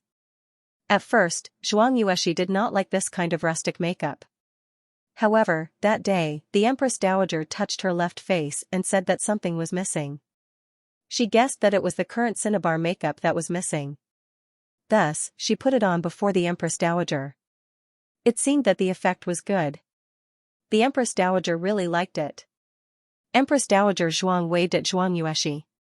Zhuang Yueshi obediently sat down beside the Empress Dowager. She could feel that the Empress Dowager's attitude towards her was different from before. Since young, she did not like to be spoiled. Although she was excellent in every aspect, it was her idiot sister who was the most favored at home. Even when her eldest brother brought her sister to Jiangnan, he also brought the idiot Zhuang Mengdai. "What did you eat for dinner?" Empress Dowager Zhuang asked while holding her hand. Zhuang Yueshi was flattered and said, "I had some grain porridge for dinner." Empress Dowager Zhuang said, "That is not good. You are still growing and should eat more. Servants, serve the food." The palace servants were overjoyed. It was still Grand Tutor Zhuang who had a way. After sending the two young misses into the palace, the Empress Dowager immediately had an appetite. A dazzling array of dishes was presented on the table. Empress Dowager Zhuang did not let the palace maid serve her. Instead, she personally filled Zhuang Yueshi's bowl with food and said, "You should eat more. You are too thin. You can't even give birth to a grandson for me." Zhuang Yueshi blushed. Empress Dowager, she wasn't even married yet. Zhuang Mengdai asked in surprise, "Empress Dowager, are you going to arrange a marriage for my sister?" Empress Dowager Zhuang frowned and looked at Zhuang Yueshi. "Arranged marriage? Aren't you married?" "Ah?" Zhuang Yueshi was stunned. "Empress Dowager, I didn't." Empress Dowager Zhuang was in a trance. Then who was it that got married? Where was her little grandson? "Empress Dowager, are you okay?" Zhuang Yueshi held Empress Dowager's hand with concern. Empress Dowager Zhuang couldn't remember. She shook her head and said, "It's okay. Maybe I remembered wrong. Speaking of which, you're 16 this year, and you'll be 17 in half a year. It's time to arrange a marriage for you." Zhuang Yueshi whispered, "Yueshi doesn't want to get married. Yueshi wants to stay at home and serve my parents. I also want to accompany you." Empress Dowager Zhuang said, "You can go back to your family after you get married. No one dares to wrong the daughter of the Zhuang family." Zhuang Yueshi picked up her chopsticks again and didn't say anything. Empress Dowager Zhuang still didn't eat much. The joy that Zhuang Yueshi brought to the Empress Dowager when she entered the palace seemed to fade when Zhuang Yueshi said that she wasn't married. Zhuang Yueshi didn't understand what was going on. Empress Dowager Zhuang didn't understand either. The next day, Empress Dowager Zhuang went to the imperial court and listened to the state affairs behind the curtain.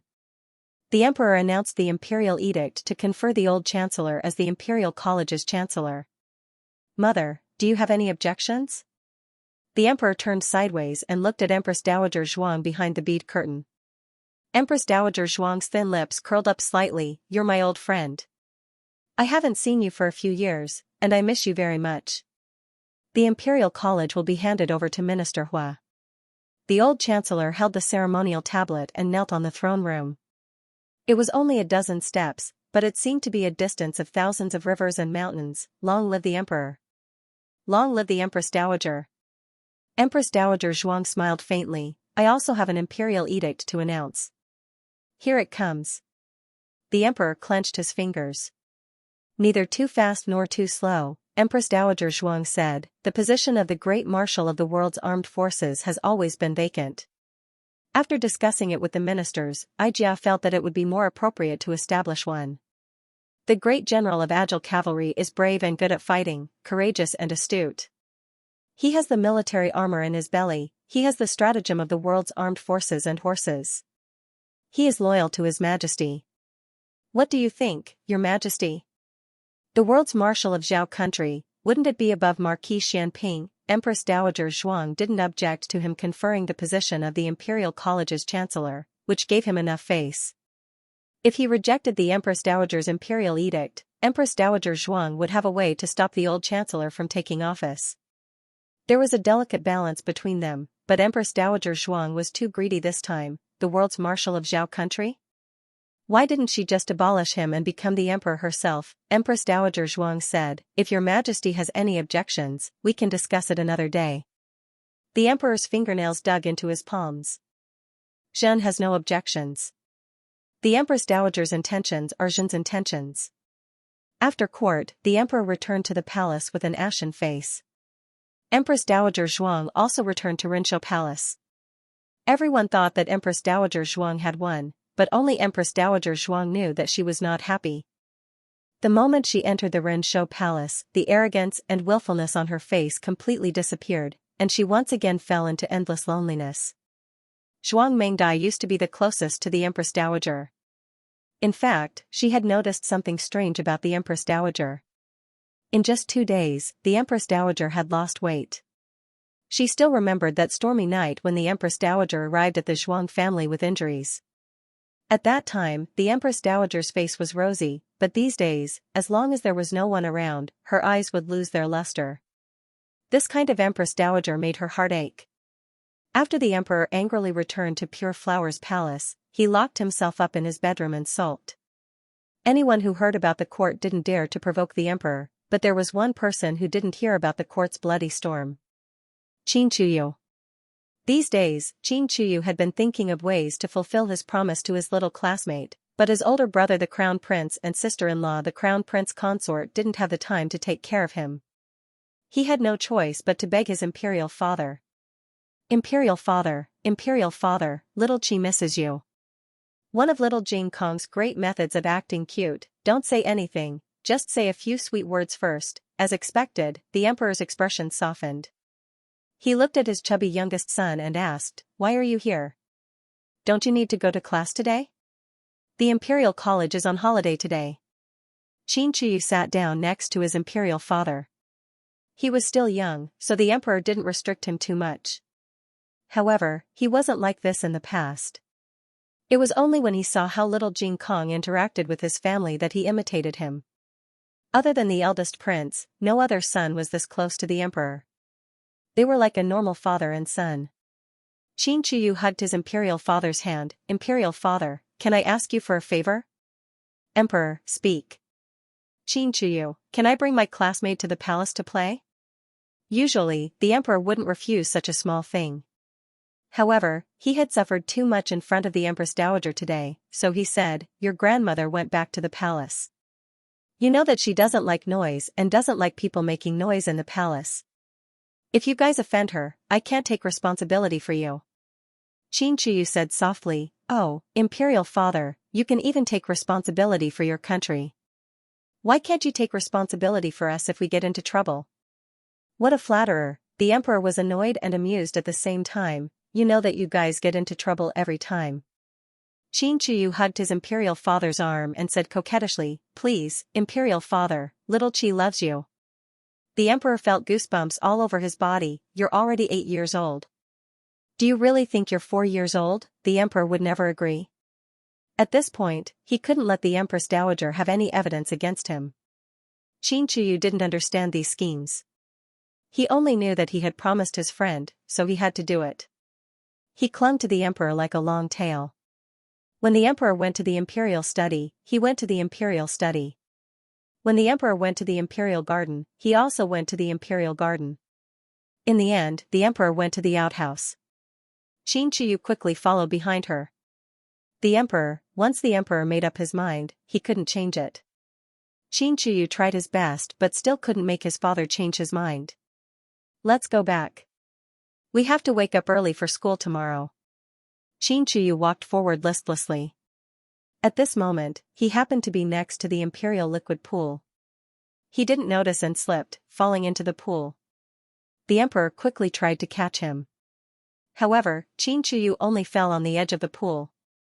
The emperor missed him and fell into the pool. Qin Chuyu, he didn't do it on purpose, Eunuch Wei was shocked. Your Majesty, although the emperor was saved quickly, he choked on a lot of water and was shocked. He started to feel unwell at night. First, he had a high fever, night sweats, coughs, and then he felt dizzy and nauseous.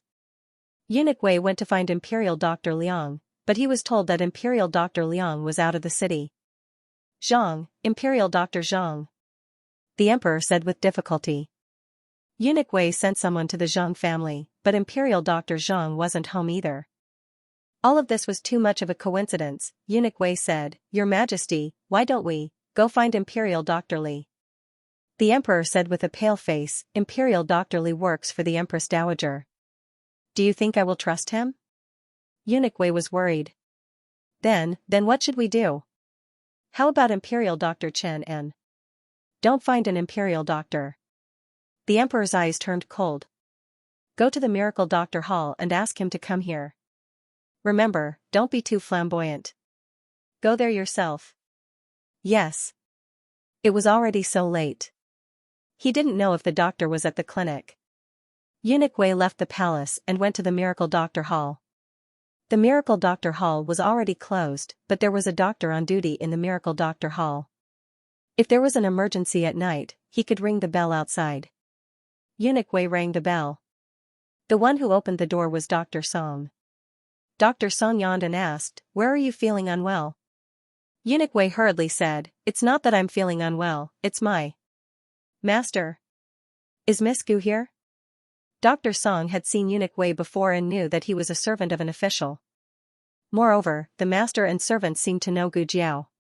Dr. Song said, "Miss Gu has rested. I'll go with you." "No, it has to be Miss Gu." Eunuch Wei insisted. Dr. Song explained, "Miss Gu is injured. It's so late, she can't go on a house call. What happened?" It was Xiao Liulang's voice. Dr. Song looked at Xiao Lulang and said, "His master is sick and wants to ask Miss Gu to go on a house call." When Eunuch Wei saw Xiao Lulang, his expression froze. Xiao Zhuangyuan? Why are you here?" Dr. Song was surprised that the other party actually knew Xiao Lulang and also knew Gu Jiao. However, he didn't know that they were husband and wife. He said, "He is Miss Gu's husband." Eunuch Wei was stunned. Xiao Zhuangyuan is actually Miss Gu's husband? Miss Gu is married? Her partner is the new top scholar, Xiao Lulang. When did this happen? Xiao Lulang looked at Eunuch Wei and said, "I know. I'll go and tell her." Eunuch Wei's consciousness returned. He didn't have time to think about the relationship between the two. He bowed and thanked, "Thank you. Thank you, Xiao Zhuangyuan." The movement outside had already woken up Gu Jiao. When Xiao Lulang entered the room, she had already opened her eyes. "Are you going on a house call?" she asked. Xiao Lulang paused and said, "The emperor is sick." Everyone knew that the emperor should find an imperial physician when he was sick. Since he didn't find one, it meant that he had reached a point where he had to find Gu Jiao. "Okay, I'll go." Gu Jiao nodded. If she went, she would be involved in a quarrel. If the emperor couldn't find an imperial physician that he trusted, then there was only one possibility: the Empress Dowager wanted to kill him while he was sick. Xiao Liulang's thoughts turned, but he didn't stop her.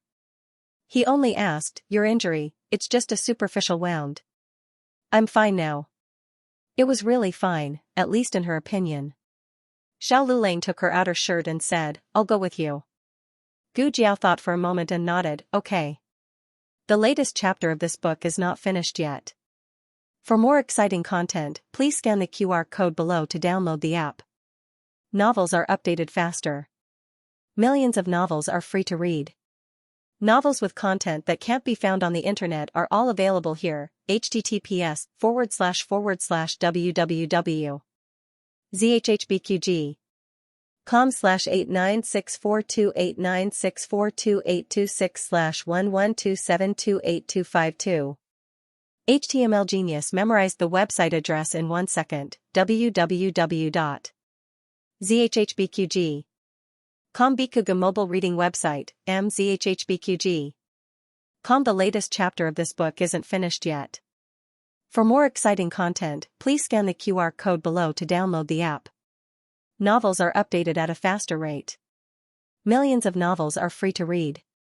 Novels with a deeper meaning that can't be found online are all available here. The two of them rode Eunuch Wei's carriage to the imperial palace. Eunuch Wei was the head steward of Pure Flower's palace, so no one dared to stop him from inspecting his carriage. The group smoothly entered the palace. Strictly speaking, Pure Flower's palace didn't belong to the imperial harem. Men outside could enter, but Eunuch Wei had to inform the emperor that they weren't summoned. However, by the time he went to inform the emperor was already close to losing consciousness. His condition was very bad. His face was swollen and he had difficulty breathing.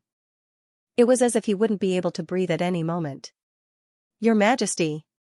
Eunuch Wei couldn't care less. He hurriedly went out to invite Gu Jiao and Xiao Lulang in. This was the first time Xiao Lulang had seen Gu Jiao save a patient. The scene at Jadewater Alley when she operated on Gu Qinlin was too bloody, so Gu Jiao closed the door and didn't allow Xiao Lulang to enter. Gu Jiao carried her medical kit to the bright yellow dragon bed. Her expression was calm and unhurried. "Light the lamps. Quick. Quickly light the lamps." Eunuch Wei hurriedly instructed. All the candles were lit and the oil lamps were adjusted to the brightest. The dim bedchamber was suddenly brightly lit. Gu Jiao was dressed in green. Her slender figure stood in the vast and spacious hall. She was as small as a chestnut, but she emitted a dazzling radiance and aura. Xiao Lulang stared at her. This was a serious expression that he had never seen before. It was a little unfamiliar, but also a little hard to shift his gaze away. "Zhuangyuan Xiao, my apologies." Eunuch Wei smiled embarrassedly at Xiao Lulang. It was time to undress His Majesty. He couldn't let people watch anymore. He had the palace servants place a screen in front of the bright yellow dragon bed. Xiao Lulang could only vaguely see the figure projected on the screen. "Is His Majesty all right?" Eunuch Wei asked worriedly. He was fine just now. Why did it suddenly become so serious? Isn't it just a few mouthfuls of water? This was dry drowning, which was a type of drowning. Usually, people would choke on a few mouthfuls of water and be no different from ordinary people when they came ashore. However, when they returned home, they would have difficulty breathing, cyanosis of the mouth and lips, drowsiness, fatigue, coma, suffocation, and even drowning. This kind of situation mostly occurred in young children and people with weak bodies. It also happened occasionally in people with strong bodies. The main reason was that there wasn't much water in the lungs, so it didn't affect the air exchange between the alveoli. However, there would be convulsions in the throat, closure of the glottis, and hypoxia in the brain. Gu Jiao stepped onto the dragon bed, took off His Majesty's sleeping clothes, and knelt beside His Majesty. She cleaned up the residue in His Majesty's mouth and nose, and then performed chest compressions for His Majesty. After doing this, she opened the small medicine box and found a portable bottle of pure oxygen inside. There are more and more things other than medicine. Gu Jiao put the oxygen mask on the emperor. The emperor slowly opened his eyes after a short while. His blurry vision slowly became clearer. The moment he saw that it was Gu Jiao, the emperor's heart calmed down. He opened his mouth. "Miss Gu." Gu Jiao held his oxygen mask. "Don't talk first. Take some oxygen." His hypoxia was very serious. She didn't know if it had caused cerebral edema. Without the precision detection of instruments, she could only judge by observation. She had to observe him for a night and judge if he had passed the danger tomorrow morning. Hearing this, the emperor could only nod slightly. Eunuch Wei walked forward and saw that the emperor opened his eyes. He couldn't help but wipe away his bitter tears. "Your Majesty, you scared me to death." Fortunately, His Majesty made a prompt decision to invite Miss Gu over. Otherwise, the imperial doctors would be helpless in such a serious situation. Soon, the emperor fell asleep. Eunuch Wei intended to ask Gu Jiao to rest in the side hall, and he could stay by himself. However, he suddenly didn't know how to address her. When he first met her, he thought that she was not married. It became a habit to call her Miss Gu, mainly because the second boss and the people in the medical center also called her that. The second boss called her that because he felt that the two of them were not real husband and wife. The people in the medical center called her that because their boss called her that.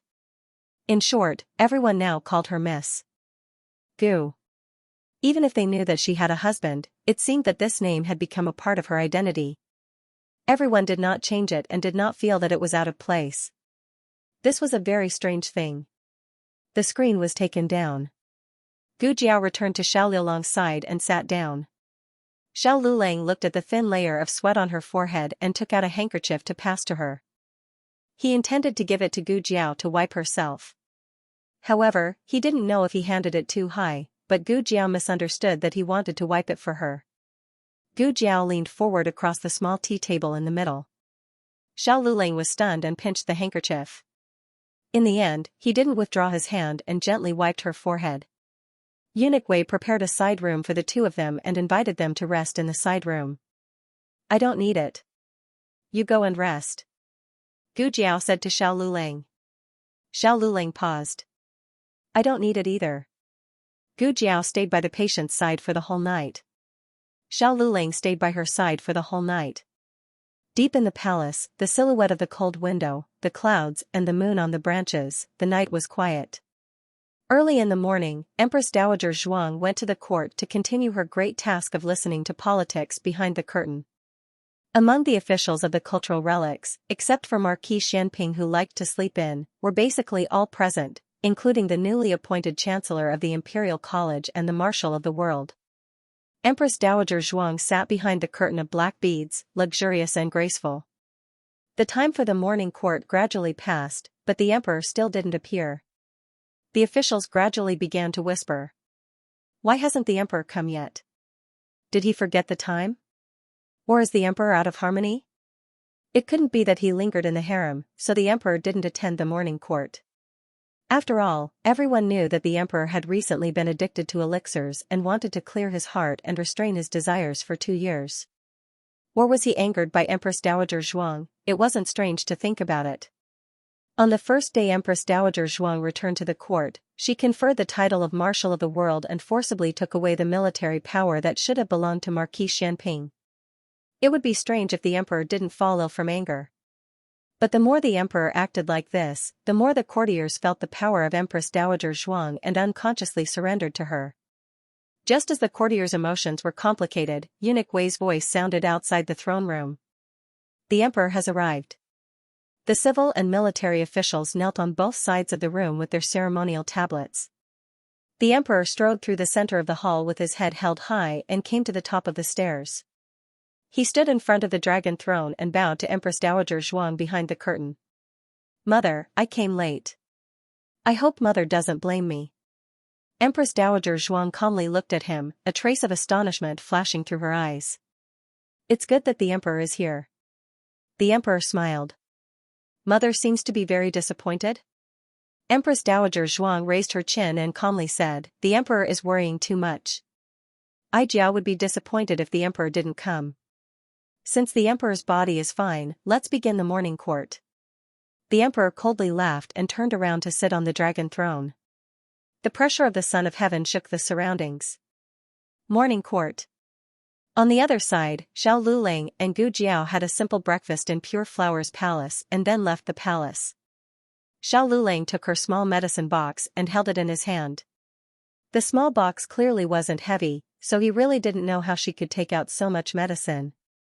The two of them passed by the throne room. The carriage was parked near the throne room and Eunuch Wei personally sent them back. There wasn't anything important in the morning court, so it was quickly dismissed. Empress Dowager Zhuang came out of the throne room and sat on her phoenix carriage. Her phoenix carriage was carried by 8 palace experts and was surrounded by muslin curtains. Outsiders could vaguely see a graceful figure, but it wasn't very clear. Gu Jiao and Xiao Liulang's carriage headed east while Empress Dowager Zhuang's carriage headed west.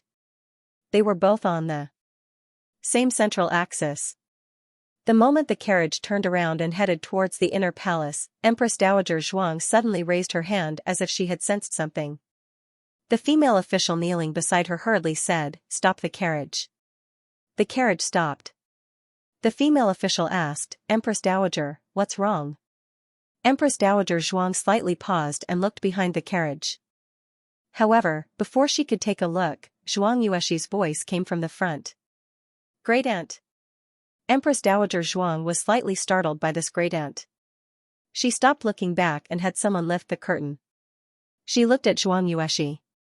Today, Zhuang Yuexi was wearing a simple green dress with narrow sleeves. This was also a popular style in the capital. She was puzzled as the capital had always been beautiful with wide sleeves and gorgeous dresses. The richer the family's daughter, the bigger the sleeves. Only the daughters of poor families would wear narrow sleeves to make it easier to work. Last time, Empress Dowager Zhuang liked the trendy cinnabar makeup and wondered if Empress Dowager Zhuang would also like trendy dresses. In the end, she made the right bet. Empress Dowager Zhuang liked it very much. Empress Dowager Zhuang's eyes were gentle as she said to her, "Come up." Zhuang Yuexi was overjoyed. Could she sit on Empress Dowager Zhuang's phoenix carriage? Empress Dowager Zhuang's phoenix carriage was something that even the princess had never sat on before. Zhuang Yuexi was flattered and sat on it. The floor of the phoenix carriage was covered with a soft velvet carpet, which was said to be made of the best snow fox fur. It was as if one was stepping on clouds and had a sense of supreme glory. This was much more magnificent than a carriage and sedan. Zhuang Yuexi sat beside Empress Dowager Zhuang. From this height, she felt that the palace's scenery was different. Zhuang Mengdai was still sleeping and missed the opportunity to sit on the phoenix carriage. After arriving at Renshou Palace, Empress Dowager Zhuang asked people to open the storeroom and take out all the good things. She calmly chose a few for Zhuang Yuexi. There was the Donghai Luminous Pearl, Xixia Purple Smoke Pot, Dongjin Dynasty's Black Iron Dagger, the previous dynasty's Taizong Ancient Sword, the Old King of War's Armor. The first two were still acceptable, but why did the latter feel a bit wrong? What dagger, ancient sword, armor, were they for a girl? A talented girl like her actually liked famous calligraphy and paintings more. However, since they were given to her by Empress Dowager, she was still very happy. Empress Dowager Zhuang kept giving her gifts, even jade beads, gold pixiu, and wood tools. Zhuang Yuexi was confused. These were all things for a child to play with, is it too much? She calmed down and asked. Empress Dowager Zhuang said, "For Jiao Jiao, it's not much." After saying this, Empress Dowager Zhuang was stunned. What did I just say? Zhuang Yuexi was stunned and said, "Nothing, you said it's for me, it's not much." The Empress Dowager was really too much. How could she even call her name wrong? She had a pet name, Yu Yu. Gu Jiao returned to the courtyard of the medical center and Xiao Lulang immediately changed her bandages. She lay on the soft bed and Xiao Lulang gently lifted her clothes. This time, he did not have any other thoughts because she was seriously injured. When she tried to save the emperor, she tore her wound. A few scabs had split open and blood had seeped into the gauze. After it dried, it stuck to the gauze. Xiao Lulang took a deep breath and calmed down. He said to her, "It might hurt a little, bear with it." The person on the bed did not move. Xiao Lulang bent down to take a look and saw that she was already asleep. Her eyes were slightly closed, and her long eyelashes cast a thin shadow on her cheeks. The tip of her nose was slightly sweaty, and she was probably enduring the pain in her sleep. It was not that it did not hurt, it was that she did not care about it. Was it because she had been in more pain before? Xiao Lulang frowned and changed her bandages even more gently. By Shui Alley. The family sat together to eat. At the table, there was no Gu Jiao, no Xiao Lulang, and no great aunt who always asked them what they did today. The food was not fragrant anymore. On the 10th of May, the results of the imperial examination came out. Du Erhan was on the list and ranked 7th. Feng Lin and Lin Xianxia were ranked 80 and 79 respectively. There were a total of 72 grand scholars who participated in the imperial examination. The rest were all top 3 grand scholars. Feng Lin and Lin Xianxia were top 3 grand scholars. It was not easy for them to beat many of their peers in the imperial examination. Therefore, even though they were at the bottom, Feng Lin was still so excited that he cried. He had seen too many people who fell behind in the examination. Everyone had set off from their hometown, but every time there was an examination, a few would fall behind. There was even no one who could walk to the end, or they could only walk to the end alone. It was rare for them to all stay in the capital. This was really a blessing from the heavens. From today onwards, they were all scholars of the imperial court, scholars of the imperial court were not officials in the formal sense. If one insisted on giving them a title, they would be preparatory officials of the imperial court. They would study in the imperial court of the Hanlin Academy for 3 years. After 3 years, the court would close and those with excellent results would become true scholars of the Hanlin Academy. At that time, the examination would not be as high as 80 out of 200. In previous years, the court would only accept 3 people. The rest would be sent to become local officials or teachers based on their results and daily performance. Even though the examination was cruel, there were still 3 years to go. Xiao Lulang was not too surprised by this result. Feng Lin and Lin Xianxia were both hardworking people and had received a lot of guidance from the old chancellor. The top scholar of the imperial court had personally taught them. It would be unreasonable if they still did not pass the examination. On the 11th of May, Xiao Lulang reported to the Hanlin Academy. Along with him were the second-place Commandery Princeton and the third-place Ning Ziyuan. According to the laws and traditions of the Zhao country, the top scholar of the previous examinations would be given the position of a 6th-rank scholar in the Hanlin Academy. The main responsibility of a 6th-rank scholar in the Hanlin Academy was to record the emperor's words and deeds, lecture on history, and draft manuscripts related to ceremonies. The 2nd place and the 3rd place were given the position of a 7th-rank scholar in the Hanlin Academy. The editors of the Hanlin Academy were mainly responsible for drafting edicts, editing history books, and lecturing on the Confucian classics. They were new editors and editors. These important tasks were temporarily not for them to do. Their main responsibility was still to study. In addition to continuing to study the original classics, they also needed to familiarize themselves with the laws, court affairs, regulations, agriculture, mathematics, history, astronomy, and so on. It could be said that the things they needed to learn were more and more complicated than when they took the imperial examinations. Those who were not Xianxia could enter the Hanlin Academy, and those who were not Hanlin could not enter the cabinet. But was it that easy to enter the cabinet? Those who thought that they could sit back and relax after passing the 3 tripod tests were too naive. They had an exam every 3 months. At the end of the year, there was also the annual examination. If they failed the annual examination, they would be given a warning. If they failed the annual examination twice, they would be demoted. Commandery Princeton's injuries had healed. He had regained his handsome appearance. Although he was a 7th-rank scholar, the office he was given was bigger and more spacious than Xiao Liulang's. This was not strange. After all, the cabinet was Grand Tutor Zhuang's territory. Most of the Hanlin Academy was also controlled by Grand Tutor Zhuang. However, the office Ning Ziyuan was given was also better than Xiao Liulang's. This was somewhat thought-provoking. No way, you. Ning Ziyuan was helping Xiao Lulang move things. As soon as he arrived at the door, he smelled an indescribable smell. He whispered, "Why is your office near the stable?" It was fine in the winter, but when the weather was hot, that smell, it was too overwhelming. Ning Ziyuan continued to whisper, "You said you were going to make things difficult for me. I think you're being made things difficult for by someone else. I heard about what happened to the Zhuang family. That Empress Dowager Zhuang is back. Otherwise, they wouldn't have dared to be so brazen. Just bear with it for a while. When this is over, maybe His Majesty will find an opportunity to give you a place." Xiao Lulang had expected that after returning to the capital, what awaited him would not be a bright future. He said carelessly, "Don't come to my office all the time." "Do you think I want to come here?" Ning Ziyuan whispered, "They told me to come here and laugh at you. Don't take it to heart." Ning Ziyuan was well versed in the ways of an official. On the first day, he was pulled into a camp. Before he could protect himself, he could only pretend to defect to the enemy. In fact, he was on His Majesty's side. He was also willing to become friends with Xiao Lulang. "I've put down the things. I'm leaving." Ning Ziyuan gently put a stack of books on Xiao Liulang's desk. He walked to the door, hesitated for a moment, then turned back and picked up a few books. "Sorry, brother." After saying this, he threw the books on the ground with a loud bang.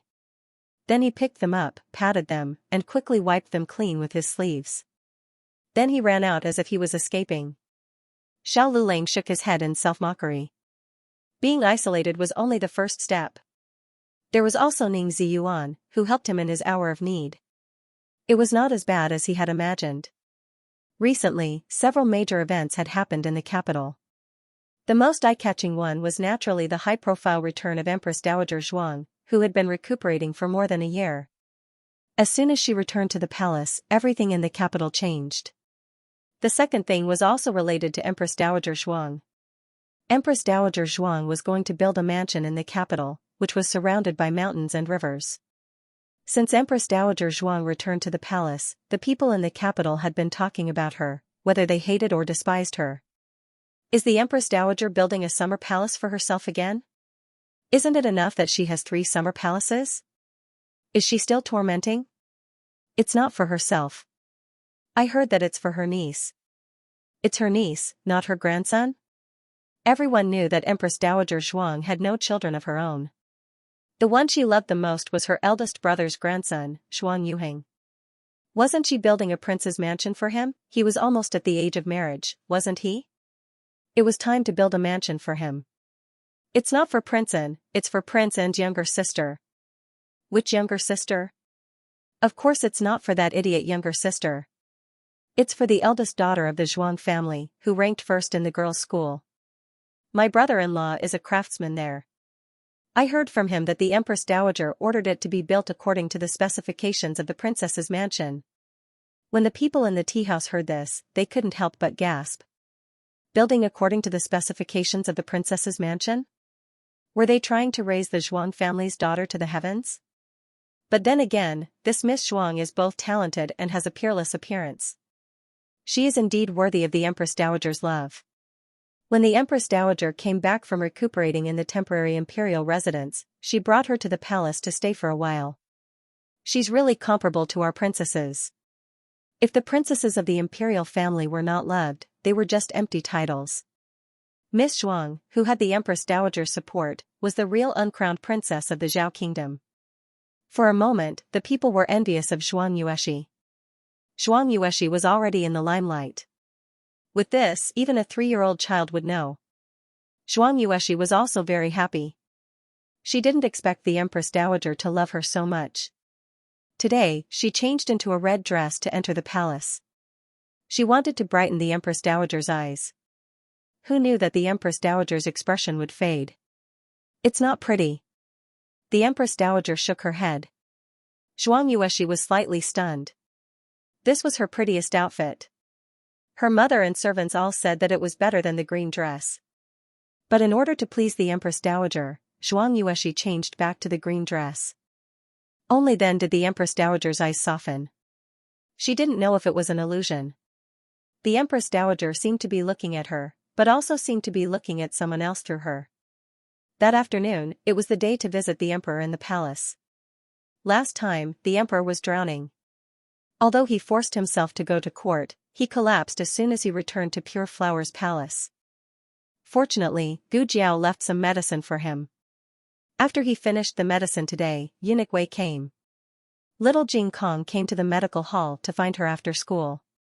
Seeing her packing her medicine box, he asked, Jiao Jiao, where are you going? A house call. Gu Jiao said. Where are you going? The Imperial Palace. Gu Jiao said. For Gu Jiao, whether it was the Imperial Palace or a private residence, it was just a place to work. There was nothing to make a fuss about or hide. The Imperial Palace, little Jing Kong blinked his big eyes. He stepped forward and hugged Gu Jiao's hand. With a cute face, he said, Jiao, can you take me with you? I haven't been with you for a few days. I miss you so much.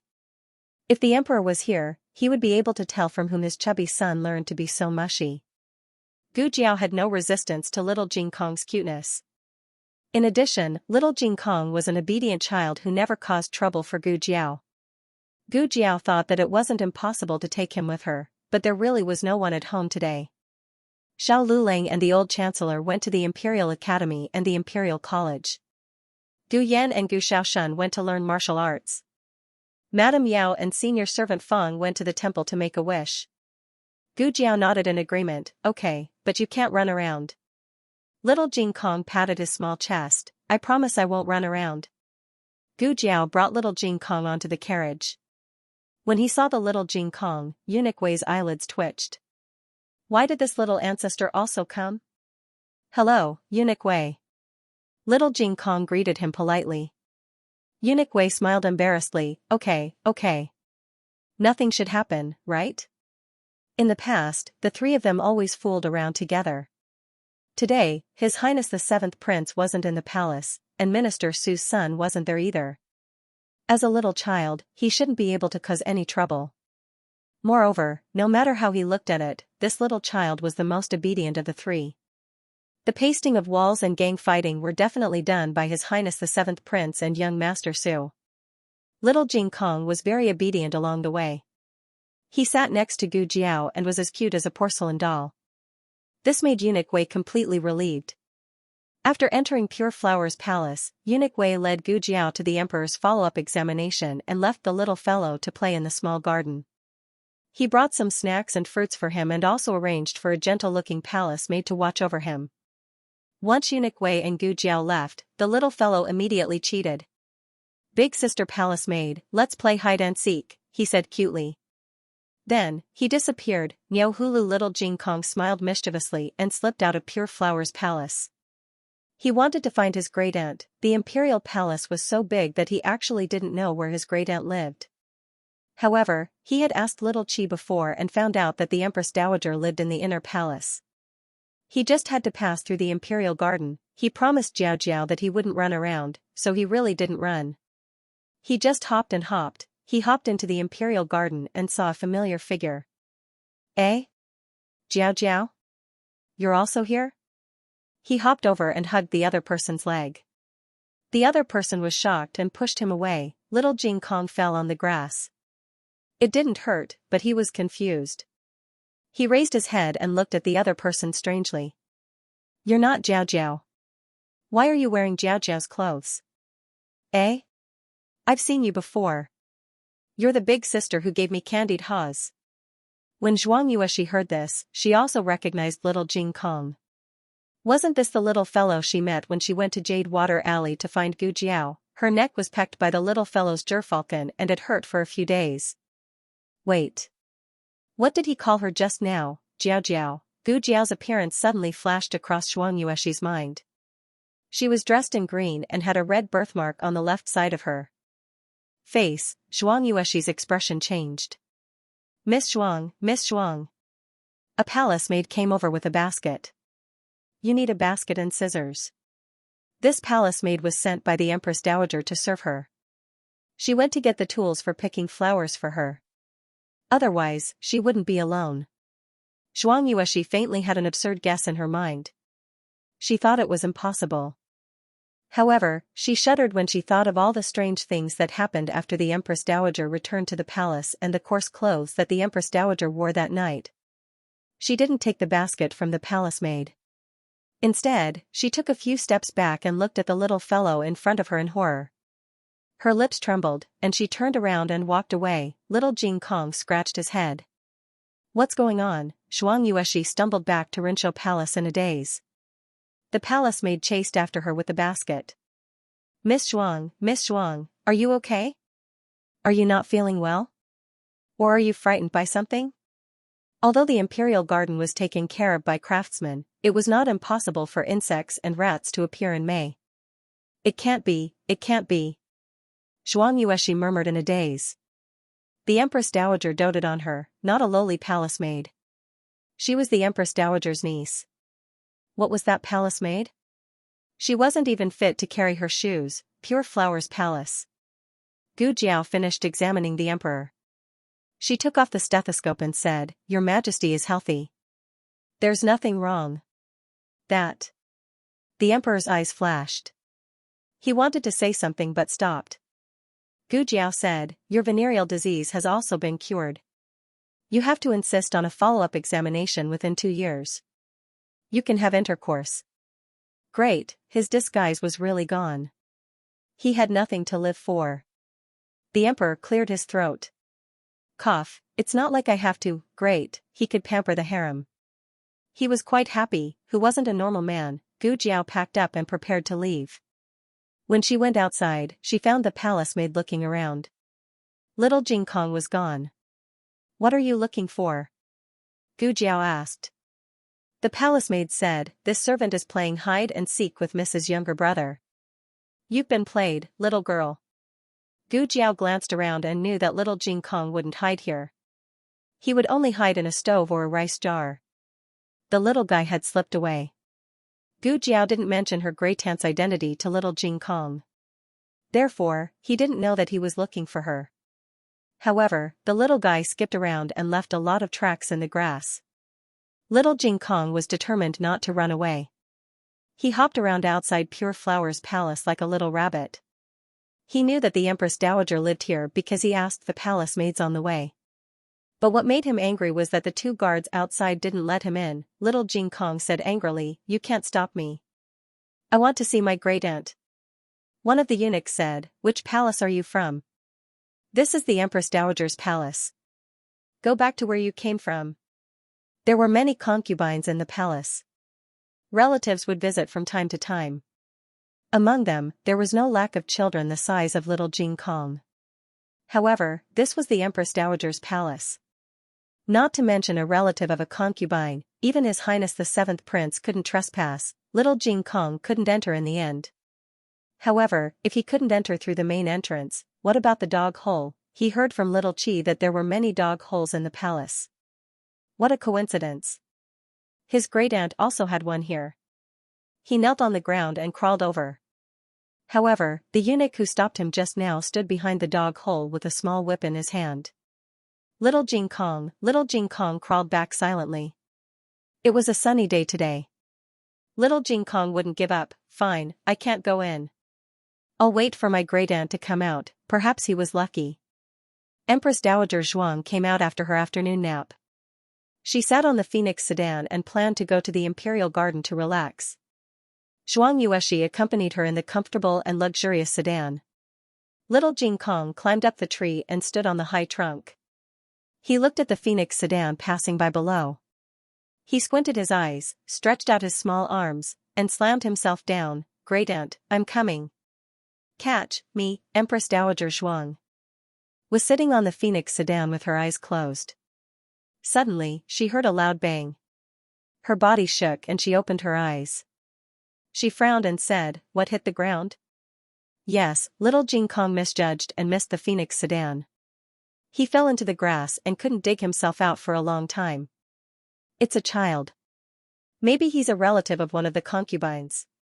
A eunuch outside the Phoenix sedan said. Send someone to send him back. Empress Dowager Zhuang was not interested in other people's children. Yes. The eunuch replied. Gu Jiao followed little Jing Kong's footprints and found a place nearby. Then, she heard the noise and hurried over. However, she bumped into Empress Dowager Zhuang's Phoenix sedan. Digression, are there any more monthly tickets? The latest chapter of this book is not finished yet. For more exciting content, please scan the QR code below to download the app. Novels are updated faster and more complete. Millions of novels are free to read. Novels with content that can't be found online can be found here. https://www.zhhbqg.com/896428964286/1127016110. HTML Genius remembered the website address in 1 second. www.zhhbqg.com Bikuga mobile reading website, mzhhbqg.com. Please scan the QR code below to download the app for more exciting content. Novels are updated faster. Millions of novels are free to read. Novels with content that can't be found on the internet are all available here. Who are you? How dare you stop the Empress Dowager? Get out of the way. The steward who served the Empress Dowager was surnamed Qin. He looked at Gu Jiao and said sternly. Gu Jiao didn't look like a noble in the palace, but she didn't look like a palace maid either. Her clothes were not luxurious, and her temperament was very cold. Gu Jiao didn't get out of the way. She looked at the golden phoenix carriage about 10 steps away. The huge golden phoenix embroidery was shining and dazzling in the light. Behind the long gauze curtain, several figures could be vaguely seen. The figure in the middle was wearing a black robe embroidered with golden phoenixes. He sat upright and still, looking both familiar and strange. Great Aunt. Little Jing Kong finally dug himself out of the ground. He endured the little pain and jumped toward the Empress Dowager's carriage. He jumped from the back of the carriage to the front and saw Gu Jiao standing in the middle of the path. He said, "Jiao Jiao?" "Jiao Jiao." Empress Dowager Zhuang's heart was slightly shocked. Little Jing Kong was covered with mud and grass. He jumped over and dropped the grass as he jumped. He said solemnly, "Jiao Jiao, I didn't run away." Gu Jiao came back to her senses. "Yes, you didn't run away. You just jumped and jumped." Gu Jiao raised her hand to remove the grass on the little guy's head and body. Then she took out a handkerchief to wipe the mud on his face. Eunuch Qin wanted to pull the two people away, but when he looked back, he saw that Empress Dowager Zhuang didn't look unhappy at all through the gap of the gauze curtain. Not only that, but the Empress Dowager Zhuang was also in a daze. Empress Dowager Zhuang didn't like children, which was known by all 6 palaces. Even the 2 daughters of Prince Ning rarely went to Empress Dowager Zhuang. But now, Empress Dowager Zhuang didn't feel bored at all when she looked at the little girl and the dirty little bald head. She couldn't even take her eyes off him. An indescribable emotion suddenly rose from the bottom of her heart. She didn't know what was going on either. Zhuang Yueshi sat beside the Empress Dowager and looked at the Empress Dowager's face. She could not help but feel nervous. When Gu Jiao was almost done, little Jing Kong tilted his head and looked at the Phoenix sedan. He thought for a while and called out, "Great Aunt?" Eunuch Qin's expression changed. He strode forward and said, "How dare you?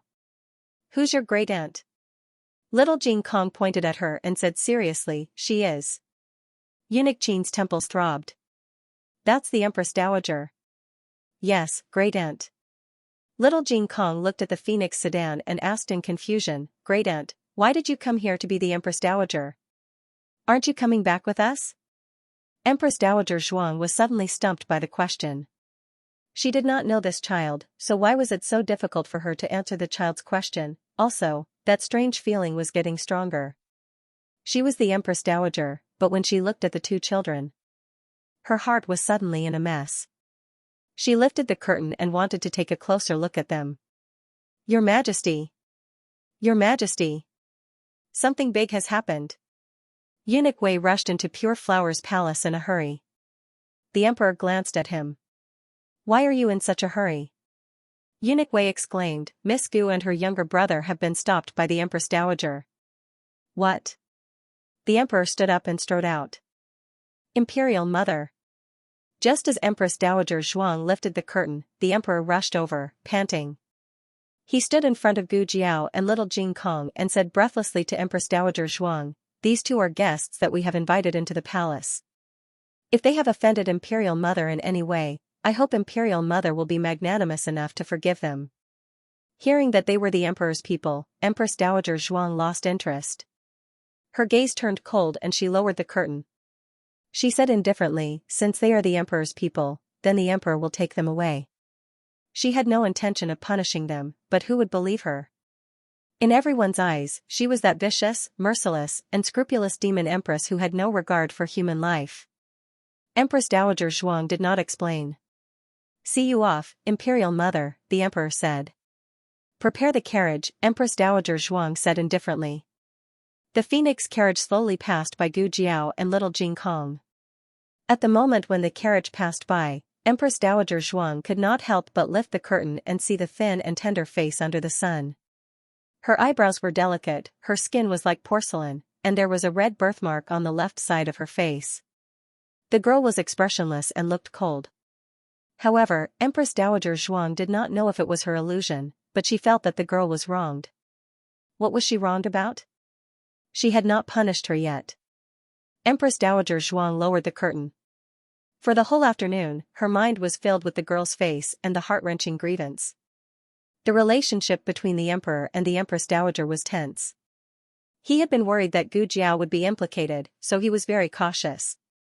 Unexpectedly, Empress Dowager Zhuang still met her. To be cautious, he asked Eunuch Wei to personally send her out of the palace. After leaving the palace, Gu Jiao and little Jing Kong got on the carriage to go back. Little Jing Kong was a little depressed. Jiao Jiao, Grandaunt doesn't want us anymore?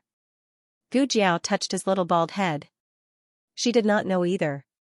However, Grandaunt seemed to really ignore them. Little Jing Kong climbed onto Gu Jiao's lap and jumped into Gu Jiao's arms to seek comfort. Gu Jiao held him and stroked his little back. Little Jing Kong fell asleep sadly. The coachman was Xianxia. He waved the whip and the carriage started to move. However, after a few steps, they were stopped by a familiar voice. Wait. It was Xianxia. She caught up with Gu Jiao's carriage and stopped it, forcing Xianxia to tighten the reins and stop the carriage. Xianxia felt that this girl looked familiar, but he could not remember where he had seen her. Xianxia ignored him. She walked to the window and said to Gu Jiao, Miss Gu, Grandaunt asked me to tell you something. She had never called her Grandaunt in this way even in front of the Empress Dowager. However, she called her Grandaunt intimately in front of Gu Jiao. Gu Jiao lifted the curtain indifferently. Xianxia's eyelashes trembled. She looked at Gu Jiao coldly and said, Grandaunt hopes that today's incident will not happen again. Don't come to the palace to look for her in the future. She is the Empress Dowager. What happened before was just an expedient measure. Don't have any thoughts that you shouldn't have. Gu Jiao looked straight at Xianxia. Xianxia felt her scalp tingle from that direct and sharp gaze. However, she did not show it on her face. She calmed herself down and took out a pouch from her wide sleeve. She threw it to Gu Jiao and said, I'm returning this to you. This pouch was personally embroidered by Gu Jiao for her Grandaunt. Her embroidery was not very beautiful but it was very durable. Grandaunt always carried it with her to store small amounts of money. When Grandaunt left, she did not take anything from Bishui Alley. She only took a simple set of clothes and this pouch that had never left her side. This was the only thing that Gu Jiao left at Grandaunt's place. Now, my great-aunt had returned it. Gu Jiao smoothed the creases on the pouch. She did not say anything and quietly put down the curtain. Looking at Gu Jiao's abandoned expression, Xianxia felt an indescribable pleasure. The person who blocked her in the alley and threatened her that she would not be able to pay the price finally had a day like this. Her brother was hers and so was her Grandaunt. Xianxia returned to Rinshou Palace. Empress Dowager Zhuang was tidying up her set of coarse clothes. She was already the Empress Dowager. These clothes were not presentable and should have been thrown away long ago. However, she did not throw them away. Instead, she brought them back to the palace and kept them in a box. Today, she took out the clothes and laid them on the large and luxurious bed. She flipped and turned in her pockets as if she was looking for something. The little palace maid asked, Empress Dowager, what are you looking for? I am looking for. Empress Dowager Zhuang was stunned. Yes, what was she looking for? Did she feel that something important was missing? But what was it? Xianxia's eyes flashed as she walked into the room. Empress Dowager. Empress Dowager Zhuang asked, when you sent the clothes here, did you see anything else? Empress Dowager Zhuang stayed at the Zhuang family for a night. The clothes were washed by the servants of the Zhuang family and were sent by Xianxia herself. Xianxia lowered her eyes. No, only this set of clothes. That night, Empress Dowager Zhuang did not sleep well. As soon as she closed her eyes, she saw the little girl's round eyes. She tossed and turned for most of the night and finally fell asleep. However, she dreamed of the little monk again. The little monk tearfully questioned her, Grandaunt, why did you come here to be the Empress Dowager? Aren't you going back with us? Aren't you going back with us? You are our Grandaunt. The next morning, through the thick bead curtain, the courtiers felt the Empress Dowager Zhuang's aura of don't provoke me or I will kill your whole family. The courtiers were all silent and did not dare to breathe loudly. After the court, Empress Dowager Zhuang called Grand Tutor Zhuang aside. In the corridor outside the side hall, Grand Tutor Zhuang bowed to Empress Dowager Zhuang. Empress Dowager. Empress Dowager Zhuang, I have something to ask you. Grand Tutor Zhuang, please ask. Empress Dowager Zhuang, who was I with when I was missing for more than a year? Grand Tutor Zhuang was surprised. Why did you suddenly ask this? Empress Dowager Zhuang said indifferently, you only need to answer my question. Yes. Grand Tutor Zhuang cupped his hands and said, After the Empress Dowager escaped from Leprosy Mountain, she wandered among the common people and moved to a small village. She was found by His Majesty's people and was temporarily put under house arrest.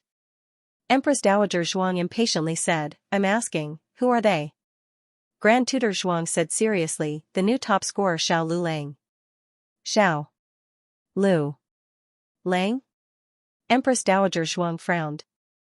This name was very familiar, but she could not remember where she had heard it. However, if she had lived in his house, it seemed to make sense. Grand Tutor Zhuang continued, "Xiao Lu Lang is His Majesty's person and has been in contact with His Majesty since he was in the village. Later, he went to the capital to take the exam. On the surface, it was to take the exam, but in reality, it was to deceive people and bring the Empress Dowager into the capital. In fact, Heng had already found the Empress Dowager's whereabouts in the county and had even gone to meet her. Unfortunately, the Empress Dowager did not know Heng at that time and even injured him. Heng did not dare to act rashly and could only return to the capital to discuss countermeasures with me. I could only contact my subordinates and force His Majesty to reopen the Imperial College.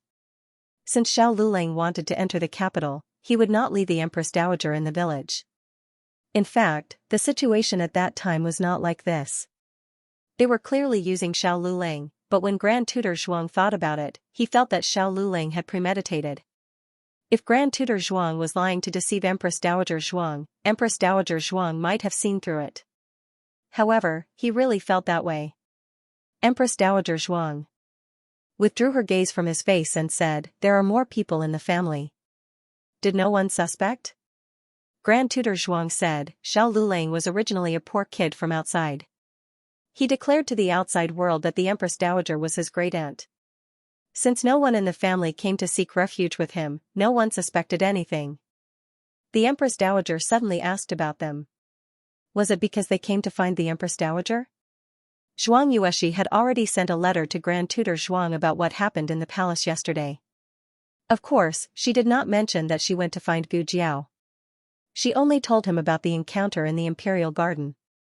Grand Tutor Zhuang said, "They drugged the Empress Dowager and made her lose her memory. They took the opportunity to get close to the Empress Dowager and captured her heart. The Empress Dowager must not be deceived by them. The grandaunt was fake. They were only using her." This knowledge made Empress Dowager Zhuang feel very uncomfortable. But wasn't it strange? Shouldn't she feel angry and humiliated? Shouldn't she give an order to kill their whole family? But why was she only sad? The weather was good and there were no clouds in the blue sky. Marquis Gu had not been to Bai Shui Alley for some time. Today, he was going to the supervisor of the manor built for the Empress Dowager. He passed by Bai Shui Alley and decided to visit Yaoshi.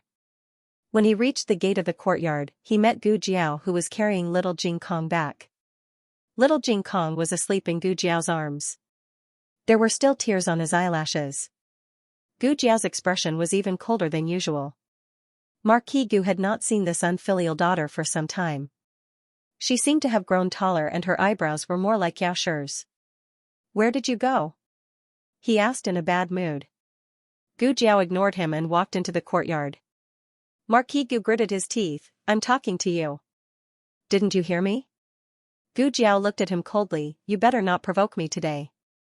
Marquis Gu felt a knot in his heart because of her cold eyes. His hand trembled and the drawing fell out. Gu Jiao was not interested in his things. But it was placed there. She did not want to see it. Then she stopped in her tracks. Marquis Gu quickly picked up the drawing and patted the dust off. He glared at Gu Jiao and said, "What are you looking at? It's not like I built a manor for you." Then he remembered that it was rare for him to show off in front of this girl. He brushed the drawing and said to her, "Do you know what this is?" "It's a manor built for Miss Zhuang by the Ministry of Works." "What's this?" Gu Jiao held the sleeping little Jing Kong in one hand and pointed at a small dot on the drawing with the other hand. Marquis Gu raised his eyebrows, "An ancient well." "What about this?" "Crabapple tree. It has to be tall. Tie a straw mat to the tree. It's said that it can hold a child." "Why does it need to hold a child?" "How would I know? You can ask the Empress Dowager if you have the ability." It was rare for him to be angry. His tone was very arrogant. But after saying that, he subconsciously raised his hand and covered his head, but Gu Jiao did not beat him. It was quite unexpected. Gu Jiao continued to ask curiously, "What's this?" Today was probably the longest conversation between father and daughter since they met. They had said so many words, but this girl still did not beat him. Is this girl finally becoming filial? Life was so good. This is bamboo, this is a doghouse, this is a chicken coop, there is a birdcage, this is a vegetable field, this is the east room, this is the west room. Marquis Gu's eyebrows danced as he spoke. However, as he spoke, he sensed that something was wrong. He looked at the drawing and then at the yard in front of him. What was going on? Wasn't this the matter? Gu Jiao also saw it. She took out the money bag and looked at it carefully for a long time. "I don't want you anymore." She wanted to hear it from her grandaunt. The next day, Gu Jiao went to the imperial palace again with the opportunity of seeing the emperor. This time it was her turn to disappear. She went to the room and disappeared. There were guards in the imperial palace, but it was not too difficult for her to escape. She went to the imperial garden. Maybe it was the good weather, or maybe Empress Dowager Zhuang did not want to stay in Rinshou Palace. In short, she often sat alone in the garden in a daze recently. When Gu Jiao came, she was in a daze in front of a potted crabapple. "Who is it?" Eunuch Qin saw the shadow on the ground and looked back at Gu Jiao. He said vigilantly, "It's you again." Empress Dowager Zhuang heard this and also turned her head. At first sight of Gu Jiao, Empress Dowager Zhuang's mood actually jumped for a moment.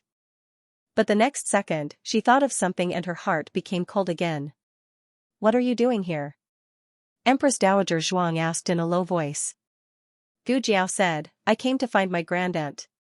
Empress Dowager Zhuang said lightly, "There is no grandaunt here." "There is." Gu Jiao said with a trace of grievance.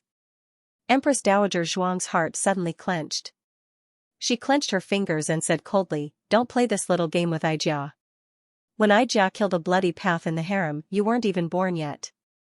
These are the leftovers of Aijia. Do you really think Aijia will be fooled by you?" Gu Jiao didn't rush to refute. Instead, she stretched out her hand and spread out her fingers, revealing the purse in her palm. Empress Dowager Zhuang originally didn't know what she had lost. But when she saw the purse, she instantly knew that it was what she had been looking for. Empress Dowager Zhuang's eyes became colder. "Why are Aijia's things in your hands?" Gu Jiao lowered her eyes and said in a very wronged and very obedient manner, "Someone gave it to me and said that you returned it to me. They said that you didn't want me anymore. How could Aijia not want you? You are Aijia's Jiao Jiao." These words suddenly flashed through Empress Dowager Zhuang's mind. The latest chapter of this book is not finished. For more exciting content, please scan the QR code below to download the app. Novels are updated faster. Millions of novels are free to read. Novels with connotations that can't be found on the internet are all available here. https://www.zhbqg.com/896428964286/1126749993. HTML Genius remembered the website address in 1 second. www.zhhbqg.com Bikuga mobile reading website, mzhhbqg.com. The latest chapter of this book is not finished yet. For more exciting content, please scan the QR code below to download the app. Novels are updated faster. Millions of novels are free to read. Novels with content that cannot be found on the internet are all available here. Even she herself was stunned. She was stunned for a while. She moved her mouth in disbelief, but no sound came out for a long time. Jiao Jiao, the name that came out of her mouth carelessly, did it belong to this little girl? Why did she? Empress Dowager Zhuang Yuexi's voice suddenly appeared. She saw a familiar little figure standing beside the Empress Dowager from afar. She was suspicious and walked over to take a look. It was indeed Gu Jiao. Her heart skipped a beat. Then she saw the small purse in Gu Jiao's hand and her face changed. She tried to hide her uneasiness and told herself that the Empress Dowager had already forgotten about this girl. Now that the Empress Dowager favored her, this girl's efforts would be in vain. Her thoughts turned and she calmed down. She looked at Gu Jiao and asked with a face full of doubt, what are you doing here? Is the palace a place where you can come and go as you please?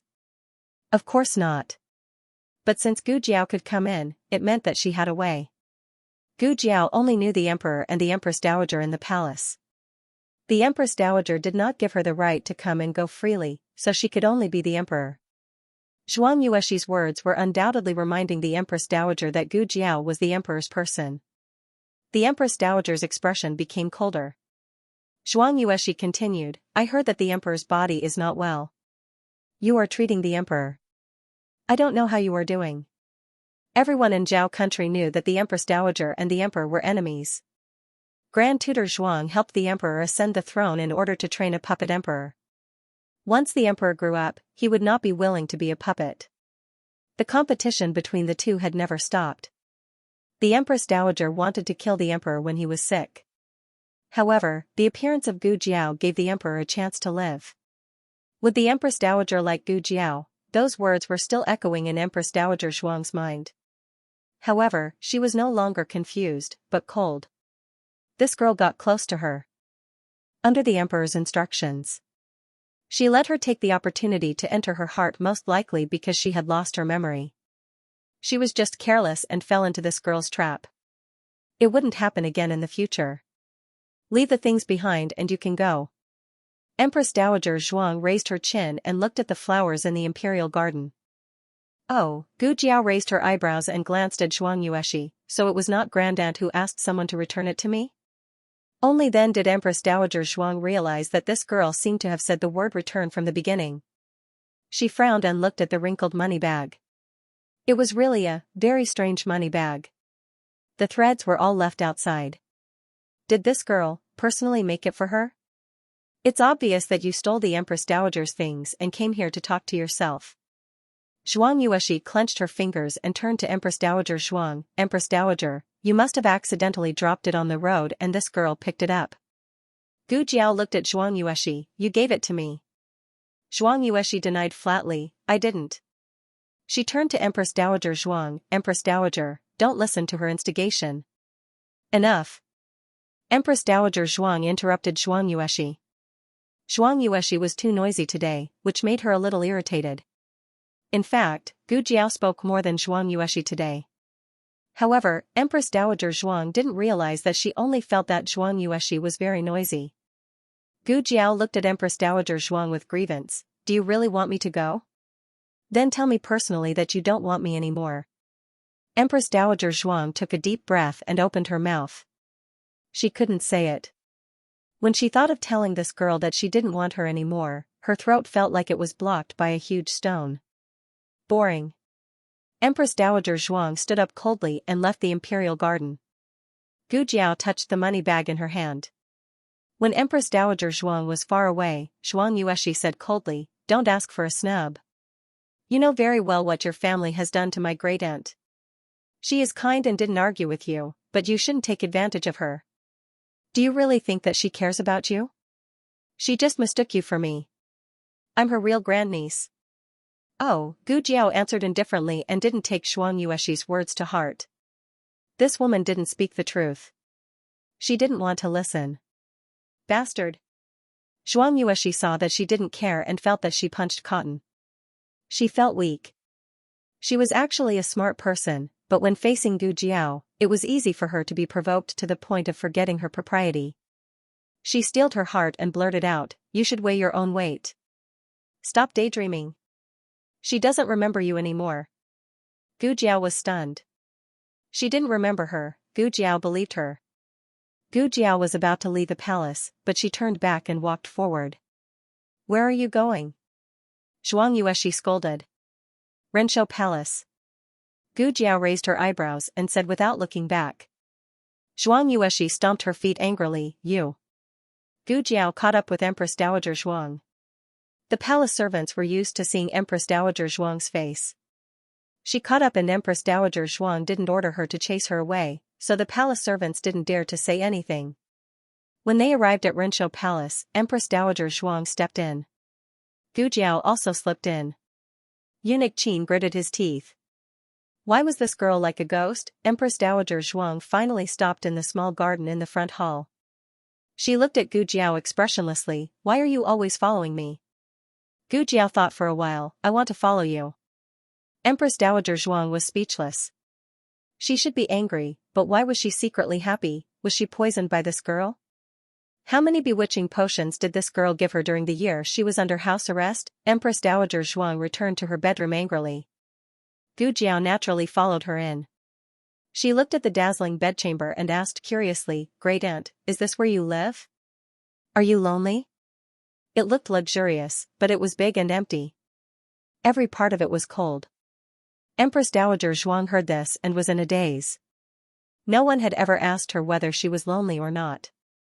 The father who sent her to the palace never asked, the husband who left her in the palace never asked. And the people who wanted her to climb higher and higher never asked. While she was in a daze, a white hand reached over. The hand was holding a paper bag that had just been opened. There were 3 candied fruits inside. These candied fruits were obviously from the common people. The dried fruits from the palace were much more exquisite. How dare you?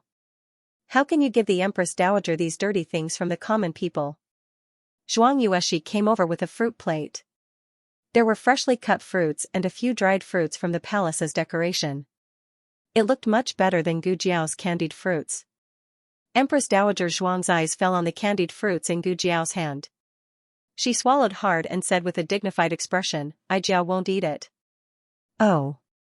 Gu Jiao began to eat by herself. Empress Dowager Zhuang ate the fruits that Zhuang Yueshi gave her without tasting the food. Gu Jiao went to the small kitchen and made a bowl of sugar eggs for Empress Dowager Zhuang. Zhuang Yueshi looked at the sugar eggs in the bowl with disdain. You give the Empress Dowager this kind of thing? The palace also had eggs, but that was shrimp egg custard, shark fin egg custard, abalone egg custard, osmanthus, wolfberry, and pearl egg custard. Who would eat this kind of sugar eggs? Gu Jiao ignored her and walked over. She put a bowl of steaming hot sugar eggs on the table next to the Empress Dowager's hand and whispered, I added half a spoon of brown sugar. She added more sugar. Empress Dowager Zhuang refused in her heart. She was the Empress Dowager of a country. How could she eat something so unrefined? She turned her face away coldly and tears flowed uncontrollably from the corner of her mouth. Empress Dowager Zhuang was about to take a nap. Gu Jiao and Zhuang Yueshi were invited to the side hall next door to rest. Gu Jiao's background was a bit unclear, but as long as the Empress Dowager didn't chase her away, the palace people didn't dare to do anything to her. You can leave too. Aijia doesn't like to have people serving me when I'm sleeping. Yes. The 2 little palace maids who were close to her also left. Empress Dowager Zhuang was the only one left in the huge bedroom. She was lying on the large and luxurious phoenix bed with her eyes half closed and her back facing the table. The window was wide open and a gentle breeze blew in. Gu Jiao put ginger in the sugar eggs. The smell of ginger mixed with brown sugar filled the entire bedroom. Empress Dowager Zhuang tossed and turned and couldn't fall asleep. Finally, she steeled her heart, sat up, and sat down at the table. She hugged a bowl of sweet and sour eggs and started slurping it. Suddenly, a small green figure hung down from the beam. Her head hung upside down outside the window and she called happily. Great Aunt Empress Dowager Zhuang trembled and almost choked to death. There was no one else who had been caught eating sweet and sour eggs. Gu Jiao hung upside down. Blood rushed to the top of her head. Her little face was red and she looked cute. Empress Dowager Zhuang looked at her and then looked again. Gu Jiao didn't hang for long. She put her hand on the windowsill and jumped in through the window. Empress Dowager Zhuang said without changing her expression, Aijia just didn't want to waste it. Gu Jiao nodded. Yes, yes, yes. Every grain is hard work. Empress Dowager Zhuang finished eating and wiped her mouth. She said seriously, it doesn't taste good. Gu Jiao looked at the bowl without any residue. Gu Jiao said again, Great Aunt, do you not remember what happened in Bai Shui Alley? Empress Dowager Zhuang was slightly startled. Then she said seriously, Aijia never remembers unimportant things. Oh. Gu Jiao came to Empress Dowager Zhuang's side. She knelt down on one knee and took her hand. She looked up at her. Great Aunt, I'll take you out of the palace. Empress Dowager Zhuang said lightly, What are you doing? Gu Jiao said, You're not happy in the palace. Empress Dowager Zhuang thought she would say, "I'll take you out of the palace to help you find your past memories." This girl didn't care whether she would be remembered or not. Was she just thinking about whether she was happy or not? Empress Dowager Zhuang looked away and said coldly, "Who said Ai Jiao was not happy? Ai Jiao is the most honorable woman in Zhao country. I am the Empress Dowager who has the power to overturn the court. In this world, Ai Jiao can get whatever Ai Jiao wants." Gu Jiao didn't say anything. She looked at her with heartache. She thought that she would be the most upset if her great-aunt forgot. But in fact, it was her great-aunt. Empress Dowager Zhuang didn't dare to look into Gu Jiao's clear eyes. She looked out the window and said coldly, "Did the emperor send you again? What good to Ai Jiao? You're just trying to bewitch Ai Jiao again. Ai Jiao might as well tell you the truth. Your trick." Before she finished speaking, she felt a warm and soft touch on her palm. She lowered her head and saw that the little girl had opened her hand and was burying her face in her palm. Her cheeks were soft, and there was baby fat that had yet to fade. His eyelashes were long and slender. Every time they fluttered, they swept across her palm and her heart. An hour later, Eunuch Qin came to wake Empress Dowager Zhuang up as usual. Empress Dowager Zhuang had been in the harem for decades. She was very strict with her work and rest. She didn't waste a moment. "Empress Dowager, I'll come in to help you change." After Eunuch Qin finished reporting outside the door, he pushed the door and came in with a stack of gorgeous clothes. But when he came to Empress Dowager Zhuang's phoenix bed and saw the person on the bed, he was shocked. Before he could say the word, he felt two sharp eyes. He quickly turned around and bowed to Empress Dowager Zhuang, who was already dressed neatly. Empress Dowager. Empress Dowager Zhuang wasn't wearing a phoenix robe or an ordinary palace dress. Instead, she was wearing a set of coarse clothes.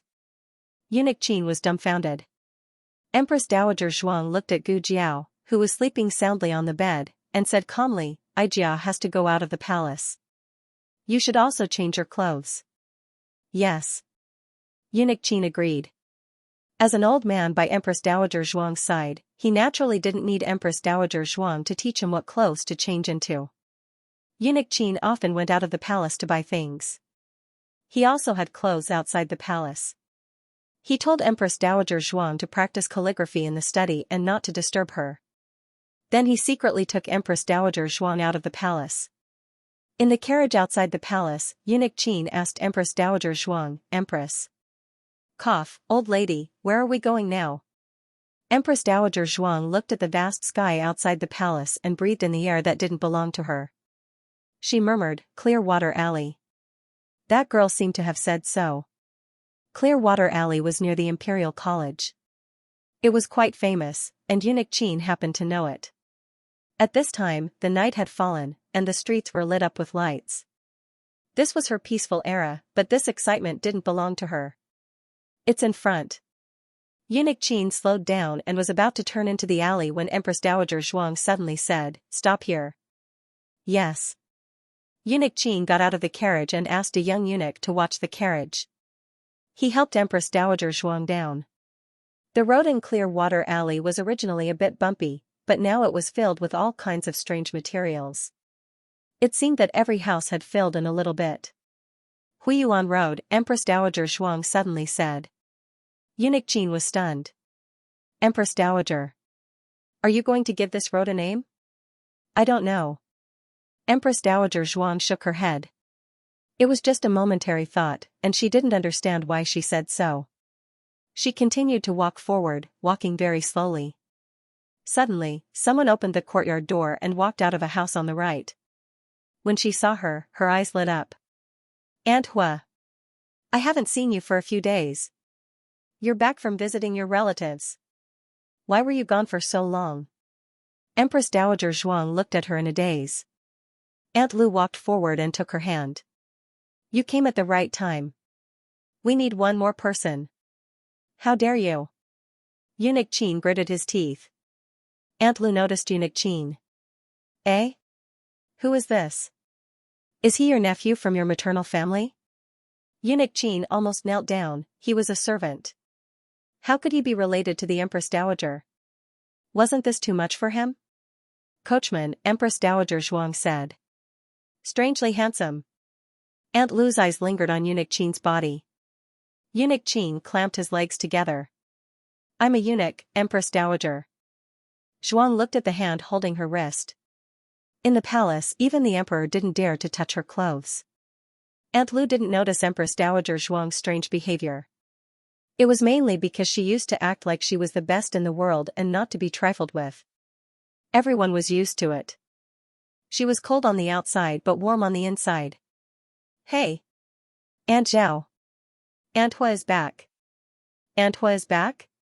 Aunt Zhao came out of the house and saw Empress Dowager Zhuang. She called into the house, Liang Ge, go call your grandmother. Grandma Hua is back. Hey! A child called Liang Ge quickly ran out of the Zhao house and returned to his own house. Grandmother. Grandma Hua is back. For a moment, the entire Clear Water Alley was shocked. The days without the old lady to play cards with them were as lonely as the snow. A large group of people surrounded Empress Dowager Zhuang and asked her why she had been gone for so long. The children in the family were very anxious. They saw the little one looking at the door several times and asked him if he missed his great-aunt. He said no, but tears were rolling in his eyes.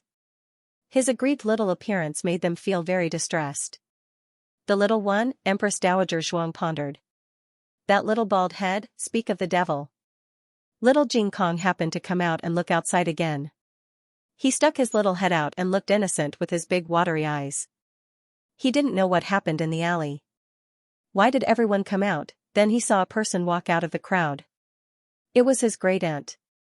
Little Jing Kong's eyes lit up. He was about to call out Grandaunt when he suddenly thought of something. Then, he pursed his lips and ran back into the house. Aunt Zhao hurriedly said, okay.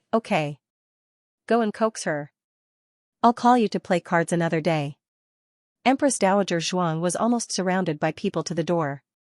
She was born to be a cut above others. She entered the palace at the age of 16 as the empress. Wherever she went, she was surrounded by thousands of people and admired by tens of thousands of people. However, they surrounded and admired her as the daughter of the noble Zhuang family, the virtuous Empress Dowager who was the mother of the world, and the powerful Empress Dowager. They were her many identities, but they were not her. Empress Dowager Zhuang entered the courtyard. A familiar smell came to her. She almost immediately concluded that she had lived here before. The bamboo in the front yard, the vegetable field, the small fish pond, the begonia tree, the dog house, and the chicken coop in the backyard overlapped with the scene that lingered in her mind. Woof! Little Eighth happily pounced on her. Eunuch Qin's face changed. He opened his arms in front of her and said, protect the empress. Little Eight rolled its eyes at him and jumped at the feet of the old lady. Soon, the little eagle also flew down from the roof. Ah! Eunuch Qin was scared to death. That was an eagle. The little eagle fluttered its wings and landed on Empress Dowager Zhuang's shoulder. Who has come? Yaoshi came out of the room and saw Empress Dowager Zhuang dressed the same as the day she left home. Yaoshi's voice suddenly stopped. She was pregnant. It was not that she could see it. She should have known. You have returned? Yaoshi did not know how to address her, nor did she know why she had come here. Yaoshi was a bit nervous. Empress Dowager Zhuang looked at a room in the corridor. Yaoshi looked back and quickly said, Xiaoshan and Yenner have gone to learn. They have not returned yet. Empress Dowager Zhuang looked at the room across from her. Yaoshi said, I have been tidying your room the entire time. Her room? Empress Dowager Zhuang calmly walked over. Eunuch Qin quickly walked forward and opened the door first. The sky was dark and there were no lamps in the room, but it was clear from north to south. It could be seen that it was a pretty good room, but it was a bit too small. It was not even as big as the Phoenix bed in Rinshou Palace. Eunuch Qin's heart ached.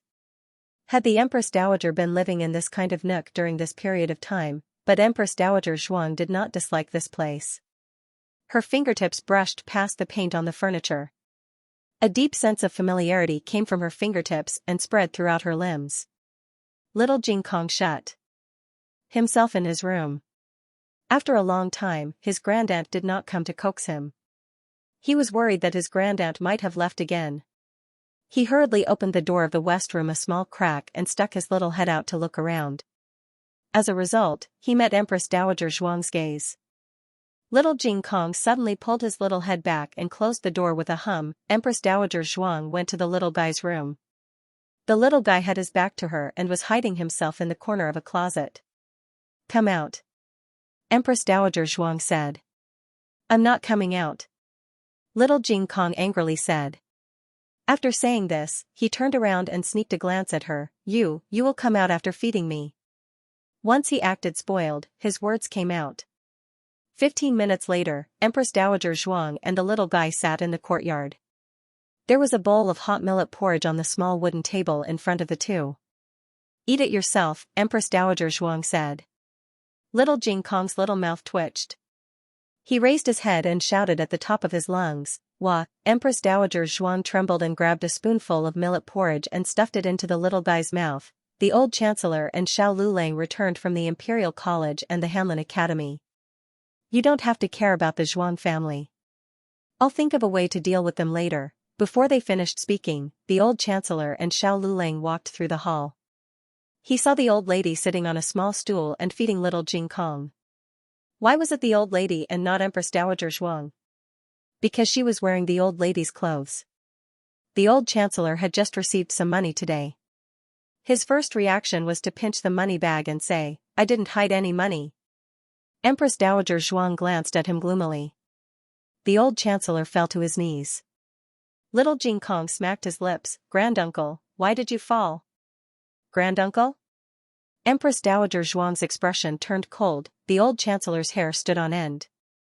Ah. Little monk, how can you deceive your granduncle like this?" No.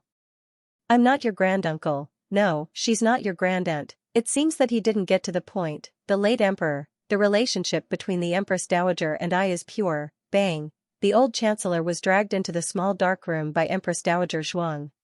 It was a bit loud. Everyone thought, "We don't know and we don't dare to ask." Nanny Fong and Lu Quan were so scared by Empress Dowager Zhuang that they couldn't hold their knives. Gu Jiao and Gu Xiaoshan weren't here, so this dinner was made by Xiao Lulang. Empress Dowager Zhuang instinctively rejected it. She couldn't tell why, but she still raised her chopsticks and tasted it. This guy looked like a human, but why was his cooking so bad? Empress Dowager Zhuang's entire body trembled from the unpalatable taste. Her qi and blood surged, and the top of her head seemed to be about to be blown open by the chaotic qi and blood. Her head hurt again and sweat seeped out of her forehead. At this time, Xiao Lulang looked at her deeply and suddenly said, "Has Grandaunt's injury recovered?" Jiao hasn't. She was seriously injured and almost lost her life. She was seriously injured, she almost died. Old lady, where are you from? Do you still remember what illness you had? So little, only 3. Candied fruit is very expensive. If you don't want to eat it, then forget it. Is this how you talk to your grandaunt? I'm going to sell mountain goods. I've heated the food in the pot. If you're hungry, eat it yourself. There's also medicine. If you throw it away, I'll know. Jiao. Jiao, be good and come to Grandaunt. Grandaunt, I'll take you home. Okay. Renshou Palace. Zhuang Yueshi wandered outside the Empress Dowager's bedroom for a long time, but she didn't see the Empress Dowager come out. There were 2 strong eunuchs guarding the door. She hesitated for a moment, walked forward and asked, "Eunuchs, it's late. We should remind the Empress Dowager to eat." One of the eunuchs said, "The Empress Dowager ordered that no one is to disturb her unless she comes out herself. Otherwise, we can't disturb her." Zhuang Yueshi asked, "But it's so late. What if the Empress Dowager is hungry?" The other eunuch smiled and said, "Miss Zhuang, don't worry. If the Empress Dowager is hungry, she will send for the food. Moreover, there is no shortage of food inside. How can those snacks fill the stomach?" Zhuang Yueshi looked worried. What Zhuang Yueshi didn't say was that she was really worried about the girl surnamed Gu. That girl was also in Renshou Palace, but in the blink of an eye, she disappeared. She seriously suspected that the girl had entered the Empress Dowager's bedroom. What would she do in the Empress Dowager's bedroom? What would she say to the Empress Dowager? Would she rack her brains to remind the Empress Dowager of the past year's events? She was not stupid. How could she not see that the Empress Dowager gave her things that she didn't really like? The way the Empress Dowager liked her was also not her original. How many bewitching potions did the girl feed the Empress Dowager? She didn't believe that the girl didn't have any ulterior motives. Xianxia said softly, "Eunuchs, please help me pass the message. The Empress Dowager loves me so much. If she knows that I have been worrying about her outside, she will be unhappy." As soon as she said this, the two eunuchs hesitated. Empress Dowager Zhuang was a very principled person. However, they all saw how much the Empress Dowager doted on Xianxia recently. Not only did she give her the best treasures, but she also built a mansion for her. She obviously treated her like a princess and loved her dearly. If Miss Zhuang was really tired out outside, Empress Dowager Zhuang would blame them, the servants, who would suffer. However, they didn't dare to openly disobey the Empress Dowager's order. Xianxia said, "Or you can let me in directly. If anything happens, I will take responsibility. Please don't worry. With me around, I will not let the Empress Dowager make things difficult for you." The two eunuchs exchanged a look and nodded in agreement. Xianxia carried a plate of freshly baked rose pastry into the bedroom. The palace servants in the bedchamber had all been dismissed. The palace hall was quiet. The moonlight poured down like water and hung on the floor. It was beautiful and dazzling. A slightly bulging figure could be faintly seen on the bed. Xianxia was about to go forward and bow when she saw the other person's face clearly. She gasped and was so shocked that she almost dropped the plate in her hand. How could it be her? Why was she sleeping on the Empress Dowager's phoenix bed? She had never slept on it before, she didn't even dare to touch it. This girl was so daring. She dared to secretly climb onto the Empress Dowager's phoenix bed. There would be a good show to watch now. Xianxia wasn't so kind to remind Gu Jiao. She hoped that Gu Jiao would continue to sleep. It would be best if she could sleep until she called the Empress Dowager over. However, Xianxia didn't expect that when she turned around, she stepped on her skirt. She lost her balance and fell towards Gu Jiao, who was on the phoenix bed. The plate in her hand fell to the ground and smashed into pieces. The crisp sound woke Gu Jiao up. Before Gu Jiao could understand what happened, she saw a shadow coming towards her. Gu Jiao instinctively slapped the shadow. Suddenly, there was a loud slap in the bedchamber. Xianxia was sent flying by the slap. She crashed into the cabinet of treasures on the opposite side. The porcelain and jade items on the cabinet fell to the ground, including the Empress Dowager's phoenix seal that was hidden in the makeup box. Empress Dowager Zhuang was powerful. Her phoenix seal was as valuable as the imperial jade seal. Destroying the phoenix seal was a death sentence. It was much more serious than climbing onto the phoenix bed. Xianxia was stunned when she saw the phoenix seal break into two pieces in front of her. At this moment, Empress Dowager Zhuang returned to the palace. She had changed her clothes in the side hall. The dignified and solemn black phoenix robe was slowly reflected on the floor.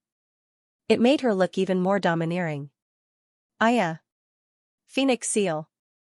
Eunuch Qin looked at the mess on the floor and changed his expression. Xianxia rushed over and knelt in front of Empress Dowager Zhuang. She pointed at Gu Jiao, who was on the phoenix bed, and said, "Empress Dowager. It's her. She climbed onto your phoenix bed when you were not around. I kindly asked her to get up, but she slapped my face. I was slapped by her and hit the cabinet. That's why the phoenix seal fell off." Empress Dowager Zhuang narrowed her eyes. "You mean she hit you?" Xianxia heard the dangerous tone and was happy. "Yes, Empress Dowager. My face is swollen because of her." It was indeed swollen. It was very swollen. His mouth was also broken and bleeding a little. Empress Dowager Zhuang glanced at Xianxia's swollen face and looked at Gu Jiao. "Who hit you?" Xianxia was secretly happy. "You are dead. Just wait for Empress Dowager to break your hand." Gu Jiao raised her right hand pitifully. She used the back of her hand to slap her, and there was a red mark on it. Empress Dowager Zhuang looked at the back of her hand that was slightly red and her eyes became cold. Digression. It's almost the end of the month. Are there still monthly tickets? The latest chapter of this book is not finished yet. For more exciting content, please scan the QR code below to download the app. Novels are updated faster and more complete. Millions of novels are free to read. All the novels that you can't find online are available here. https://www.zhhbqg.com/8964289642826/1126499978. HTML Genius memorized the website address www.zhhbqg.com. Bikuga mobile reading website mzhhbqg.com. The latest chapter of this book is not finished yet. For more exciting content, please scan the QR code below to download the app. Novels are updated faster. Millions of novels are free to read.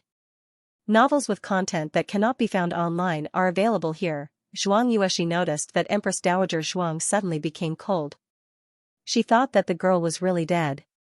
The Empress Dowager was really angry. Even the emperor could not save her today. However, what Xianxia did not expect was that Empress Dowager Zhuang did not get angry. Empress Dowager Zhuang stared at Gu Jiao's outstretched hand. After a while, her eyes became colder and colder. But why don't you get angry? Empress Dowager Zhuang closed her eyes and took a deep breath to suppress her anger. Xianxia was excited. It was coming, it was coming. Who allowed you to come in? Empress Dowager Zhuang shouted. Yes, who allowed you to come in? Xianxia was proud, but she soon noticed that something was wrong.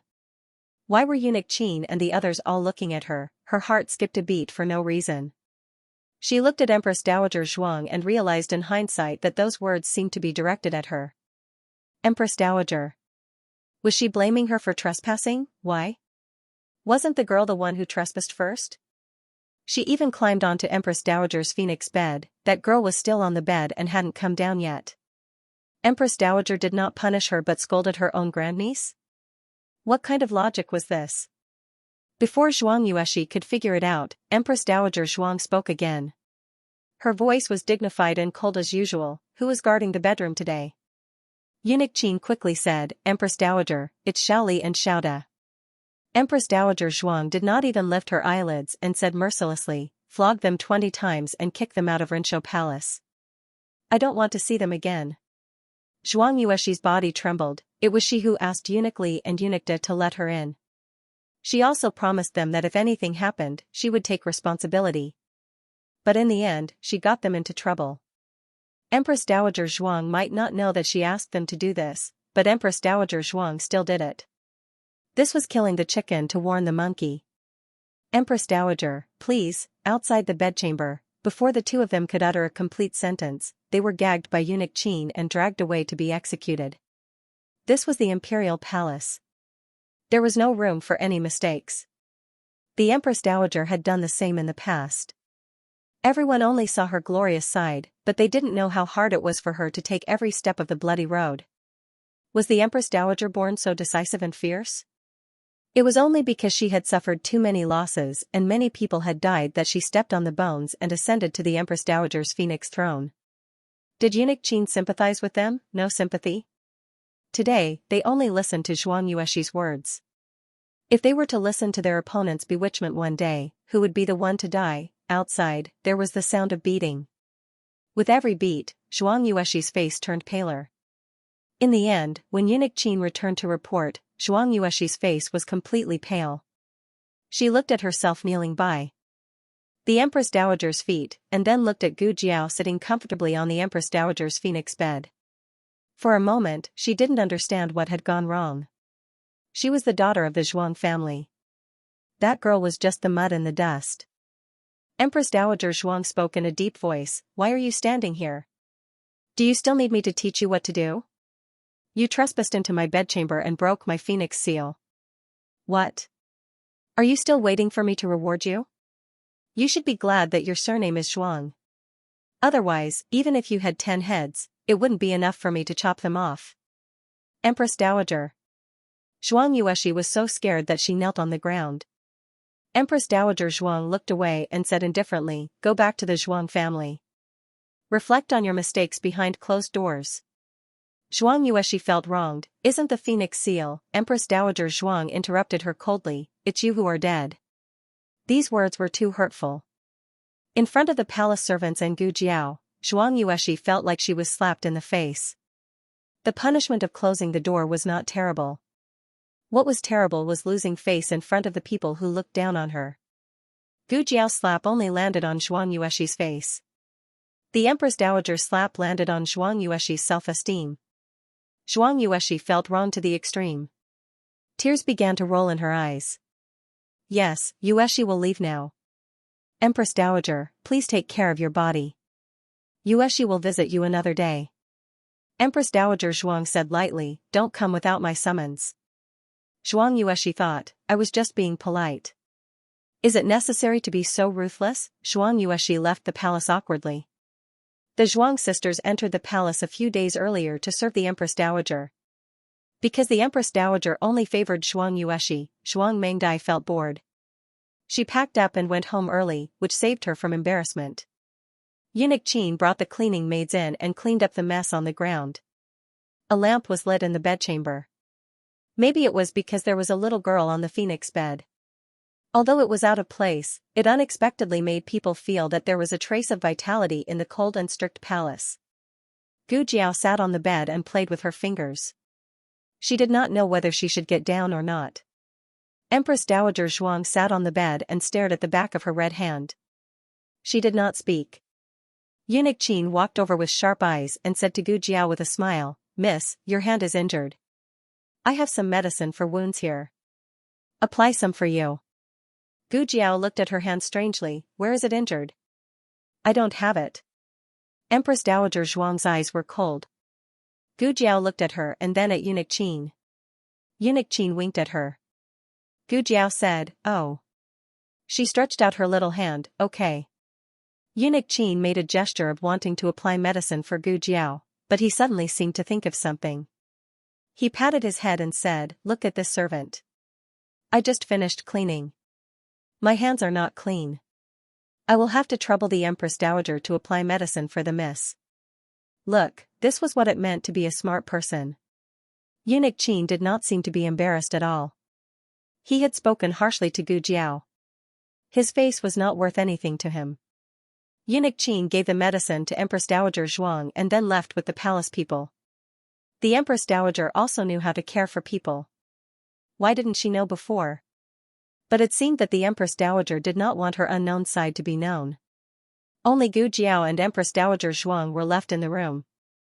Gu Jiao thought for a moment and handed her hand to Empress Dowager Zhuang, quickly apply the medicine. It would be better if she did not apply it, Empress Dowager Zhuang. The back of Gu Jiao's hand was really fine. After Empress Dowager Zhuang applied some cooling ointment, she said to her, turn around. Huh? Gu Jiao was slightly stunned. Empress Dowager Zhuang said in a deep voice, Jia said, turn around. Oh. Gu Jiao obediently turned around. Empress Dowager Zhuang gently lifted her nightgown. Gu Jiao's little body stiffened. She was about to turn around when she heard Empress Dowager Zhuang say, don't move. Gu Jiao did not move. Gu Jiao's back was covered with scars. The swelling had disappeared, but there were still large patches of blue and purple. The scars had formed a thick scab, and the skin around the scab was slightly red. If she did not scratch it, it would itch. If she scratched it, it would hurt. Gu Jiao usually endured it. She did not say a word about how the scars came about. She also acted as if nothing had happened in front of Empress Dowager Zhuang. Empress Dowager Zhuang thought about how she would cook and hang upside down on the roof. She would laugh in front of her without a care in the world. Her heart inexplicably felt suffocated. She dipped her fingertips in medicine and gently applied it to her scars. Aya. Gu Jiao's body trembled and she unconsciously dodged to the side. Does it hurt? Empress Dowager Zhuang asked nervously. It itches. Gu Jiao said. The scabs were the most itchy when they fell off. Empress Dowager Zhuang could not help her with this. She could only apply more ointment to cool her down. Gu Jiao sat cross-legged on the phoenix bed, letting her grandaunt apply the ointment. Suddenly, she thought of something and asked, Great-aunt, have you remembered something? Empress Dowager Zhuang's hand paused and she said seriously, no. Oh. Gu Jiao was disappointed. After applying the ointment, Empress Dowager Zhuang had someone bring in the food. Gu Jiao was indeed hungry. She rarely took an afternoon nap, but unexpectedly, she slept until night. She looked at the exquisite and delicious dishes on the table. There was a plate of meat with sesame scattered on it. She and her grandaunt were the same when it came to loving sesame. This was clearly the meat that Xiao Lulang took from his fellow students at the Imperial College. The taste was the same. Grandaunt, you really don't remember? Gu Jiao ate the meat and looked at Empress Dowager Zhuang with some suspicion. This was clearly her favorite food. Empress Dowager Zhuang lightly said, "Eat your food, why are you talking so much?" Gu Jiao continued to eat. The dishes in the palace were very sumptuous. Gu Jiao even ate crab. The crab meat and crab paste were all removed and then put back into the crab shell. The organs that should be removed were all removed. With a chopstick, it was full of crab paste and crab meat. "Grandaunt, why aren't you eating?" Gu Jiao asked. "Ijia has already eaten," Empress Dowager Zhuang said. She had indeed eaten, and it was Xiao Liulang's dark cuisine. Empress Dowager Zhuang was really disgusting. She didn't want to eat for the next 3 days. Gu Jiao thought about it and took out a small paper bag from her purse. After opening it, there were 3 candied fruits. "Grandaunt, do you eat this? Eat a little after a meal. You won't get indigestion." Empress Dowager Zhuang cleared her throat and took it with a look of disgust. She didn't want Gu Jiao to see her saliva.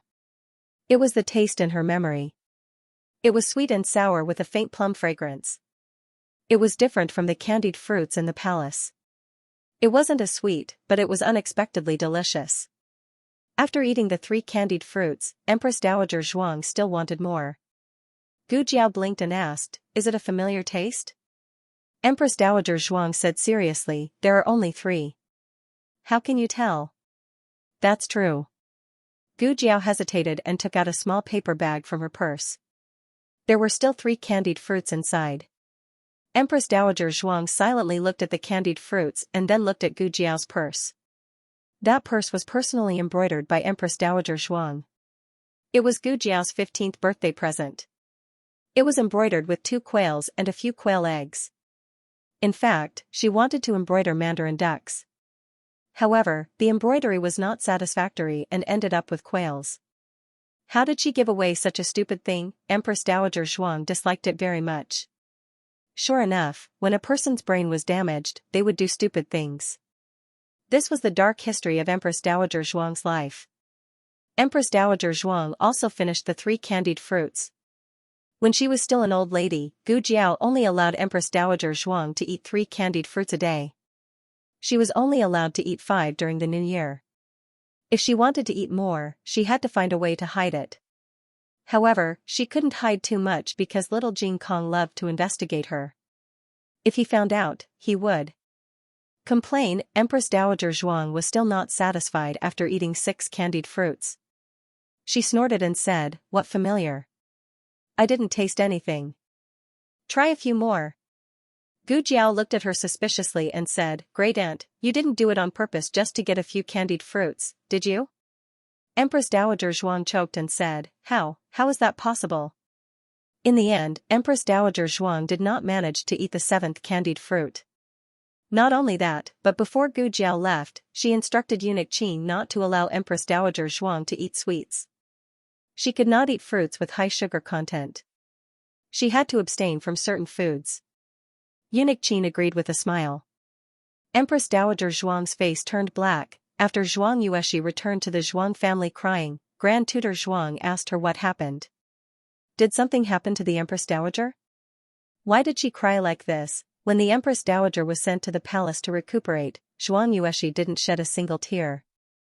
Zhuang Yueshi felt wronged and said, the Empress Dowager drove me out of the palace." Grand Tutor Zhuang was puzzled and asked, "Why?"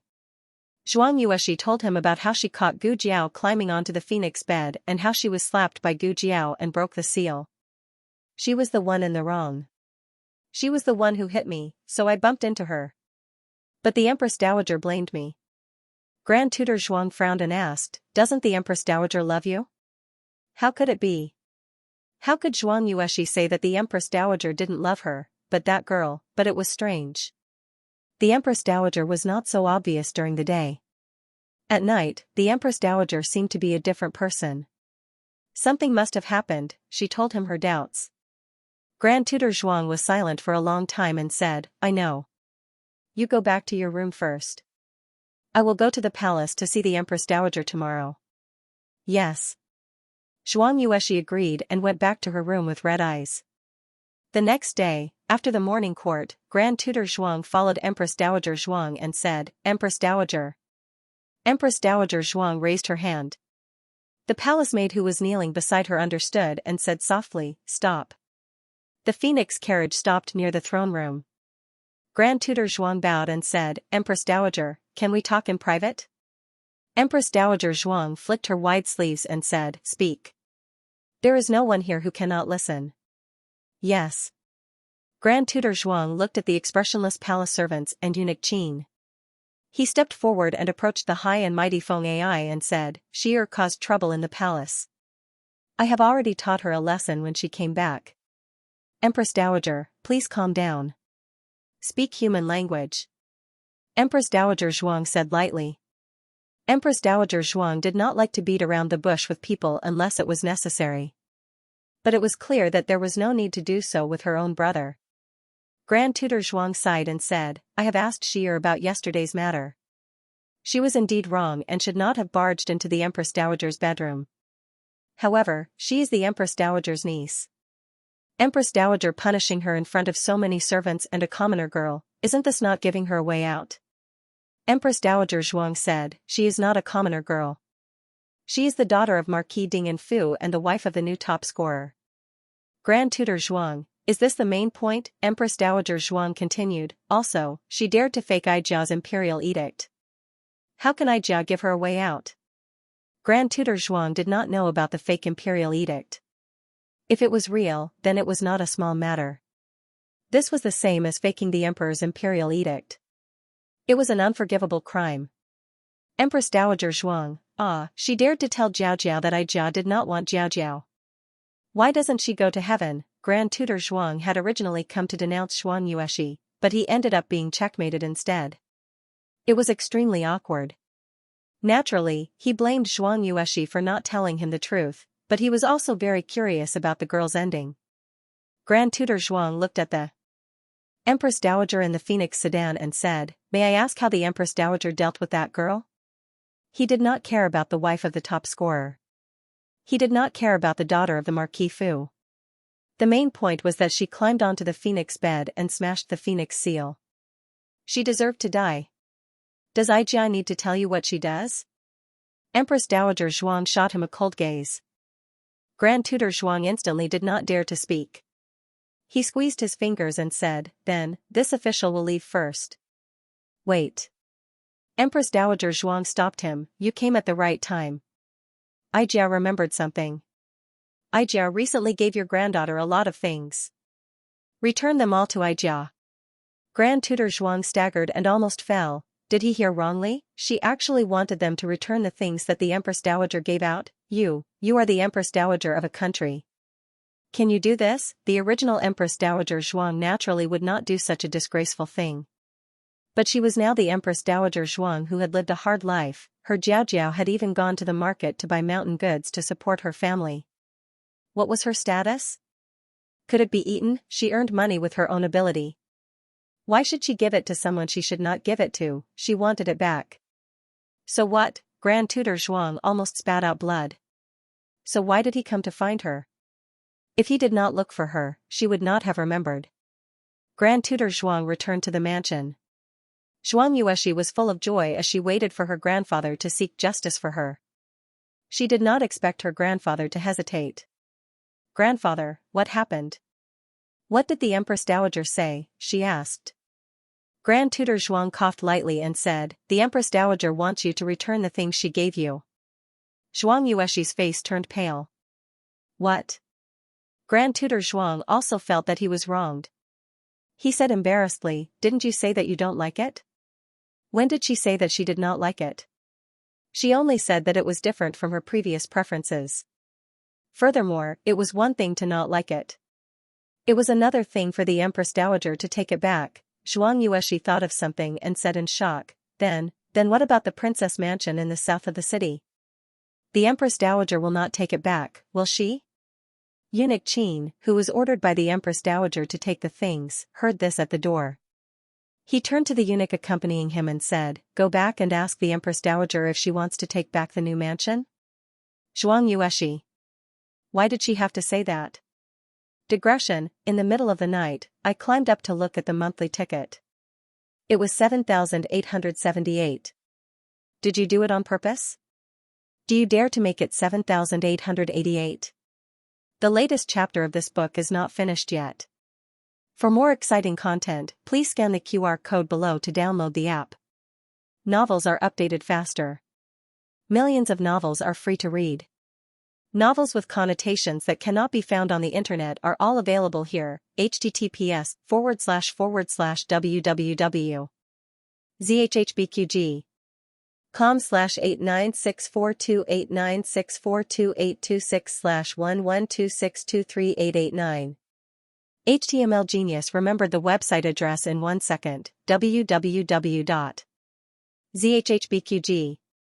Bikuga mobile reading website, mzhhbqg. The latest chapter of this book is not finished yet. For more exciting content, please scan the QR code below to download the app. Novels are updated faster. Millions of novels are free to read. Novels with content that cannot be found on the internet are available here. The news that Xianxia was humiliated by the Empress Dowager was not spread out so quickly. However, the Empress Dowager's phoenix seal was broken. The phoenix on it fell and Eunuch Qin took it to the imperial palace to fix it. In addition, Xianxia moved out of the palace at this time. Everyone guessed that she might have broken the phoenix seal. However, it was not easy to find out about the Rinshou Palace. The Zhuang family also kept quiet about it. Therefore, there was no confirmation. Xiao Lulang knew nothing about the palace. He left the palace and his expression was not good. It was not because he was ostracized by his colleagues, nor was it because the chancellor secretly made things difficult for him. It was because he saw Lu Quan waiting by the roadside when he left the Hanlin Academy. What's wrong? He remembered that he told Lu Quan that he would walk back on his own without picking him up. Lu Quan said awkwardly, It's Jing Kong. Something happened. To be exact, the little guy's parents were called again. Xiao Lulang had a toothache. How many times had this happened this semester? It had only been a few months since the incident of a big bird eating a small bird. Why was he in trouble again so soon? Xiao Lulang took a deep breath and said slowly, Which classmate was bullied by him again? He was clearly the youngest in the elementary school, but every time, he could bully those who were a few years older until they cried. It was not entirely true that he did it on purpose. In short, this little thing had a kind of invisible talent to make people cry. Lu Quan said embarrassedly, No, not a classmate. It's a teacher, Teacher Sunday. Xiao Liulang's eyebrows twitched. The little guy bullied a teacher? Was he trying to betray his teacher? Xiao Lulang also understood why Lu Quan came to the Hanlin Academy. This was indeed a serious matter. Lu Quan could not explain the specific situation. Xiao Lulang went directly to the Meng school and met the governor in charge of the school. His surname was Ouyang. Xiao Lulang was this year's top scorer, and he had studied at the directorate's easygoing hall. Ouyang Xiuezheng had long heard of him, so he greeted him politely. Xiao Lulang put down his walking stick and cupped his hands. What is it this time? Ouyang Xiuezheng wanted to say something but hesitated. After a long while, he said helplessly, You, go take a look for yourself. Xiao Lulang was led by Ouyang Xiuezheng to Teacher Sun's office. This was the place where Teacher Sun dealt with school affairs. It was not far from the classroom of the prodigy class. After passing through a corridor and turning a corner, they arrived. Before Xiao Lulang arrived, he heard the shouts inside. At first, he was stunned, but then he realized that it was Teacher Sun who was shouting. Xiao Liulang's temples twitched again. What on earth did his brat do to be able to agitate Teacher Sun to this extent? Little Jing Kong is in the classroom. Let me take you to see Teacher Sun first. Ouyang Xiuezheng said awkwardly and raised his hand to knock on the unlocked door. The shouts in the room stopped abruptly. After a while, the door was opened. The person who opened the door was the former teacher of little Jing Kong, Teacher Jiang. After Teacher Jiang was transferred to the 6th hall of the directorate to teach, he almost never came to the elementary school. Just now, he was comforting Teacher Sunday. Obviously, the effect of the comforting was not satisfactory. Teacher Sun could vent his emotions in front of his old friends, but he could not lose his self-control in front of Ouyang Shuozheng and the students' parents. He tidied up and came out from behind the screen with eyes swollen like walnuts. Teacher Jiang knew Xiao Lulang. When little Jing Kong first got into trouble, Teacher Jiang was there. At that time, he tried his best to protect little Jing Kong and did not hesitate to offend Qin Chuyu, who was a prince. This made Xiao Lulang have a good impression of him. Xiao Lulang saluted him with one hand in the other. Teacher Jiang. Teacher Jiang politely returned the salute. He did not beat around the bush with Xiao Lulang and directly told him what happened. It turned out that today's lesson was arithmetic. Teacher Sun explained a problem and expanded it to the ancestral ratio. Little Jing Kong said that Teacher Sun was wrong and said it in front of all the students. In fact, he was not wrong, Teacher Jiang said. The ancestral ratio was 22:7 and the secret law was 355/113. It was accurate to the last 7 digits of the derivative. This was recorded in the 10 Sutras of Arithmetical Classics. Xiao Lulang had also been studying the 10 Sutras of Arithmetical Classics recently, so he knew that the ancestral ratio was indeed this number. Why did he say that Teacher Sun was wrong? Did Teacher Sun show him the 10 Sutras of Arithmetical Classics? Little Jing Kong was a strict child. As long as he found the source, he would not pester endlessly. That was the problem. Teacher Sun took out the 10 Sutras of Arithmetical Classics and showed it to him, but he said that it was not accurate enough. He said a long string of numbers in one breath, at least 17 or 18 digits of the derivative. He directly stunned Teacher Sunday. Teacher Sun thought that he was disrupting the class. Little Jing Kong said that Teacher Sun was misleading the students. In order to prove his point, he dug a hole for Teacher Sun and threw 10 arithmetic problems at him in one breath. In the end, Teacher Sun could not solve a single problem. If he could not solve it, it meant that Teacher Sun's knowledge was not good enough. If his knowledge was not good enough, it meant that there was also a problem with the ancestral ratio that Teacher Sun taught. Teacher Sun was misleading the students. This was little Jing Kong's logic. In fact, one could not generalize like this. Teacher Sun could not solve those problems because those problems were beyond Teacher Sun's knowledge. One could not say that the points within Teacher Sun's knowledge were also wrong. However, little Jing Kong was the king of the children in the class. Everyone in the class responded to his call. Little Jing Kong gave 10 questions, but Teacher Sun could not solve a single one. After that, Teacher Sun gave little Jing Kong another 10 questions, and little Jing Kong solved at least 5 of them. Then, little Jing Kong said indifferently, "What's so strange about me not being able to solve the remaining questions? I'm a student. I came here to study because I don't know how to solve them. If I know how to solve them, why do I still need a teacher?" Listen to his infuriating tone. Teacher Sun lost all his face. He grabbed the ferrule and hit little Jing Kong's palm. In the end, he did not hit him and fell down. The whole class roared with laughter. The scene was like a large-scale car accident in the Imperial College. It was said that the students from the other 4 classes all came to watch. The whole school knew about Teacher Sun's embarrassing appearance. It was no wonder that Teacher Sun was so angry that he cried. It was really embarrassing. Teacher Jiang said earnestly, "Don't be in a hurry to scold Jing Kong. Although he was wrong to target Teacher Sun, he did not use you to support himself. He is different from those rich playboys." "Thank you, Teacher Jiang. I will talk to him." Xiao Lulang thanked Teacher Jiang sincerely.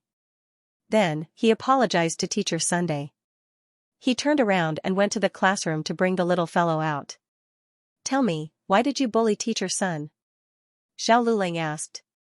The two of them stood behind a large tree, the thick and solid tree trunk perfectly blocking their figures.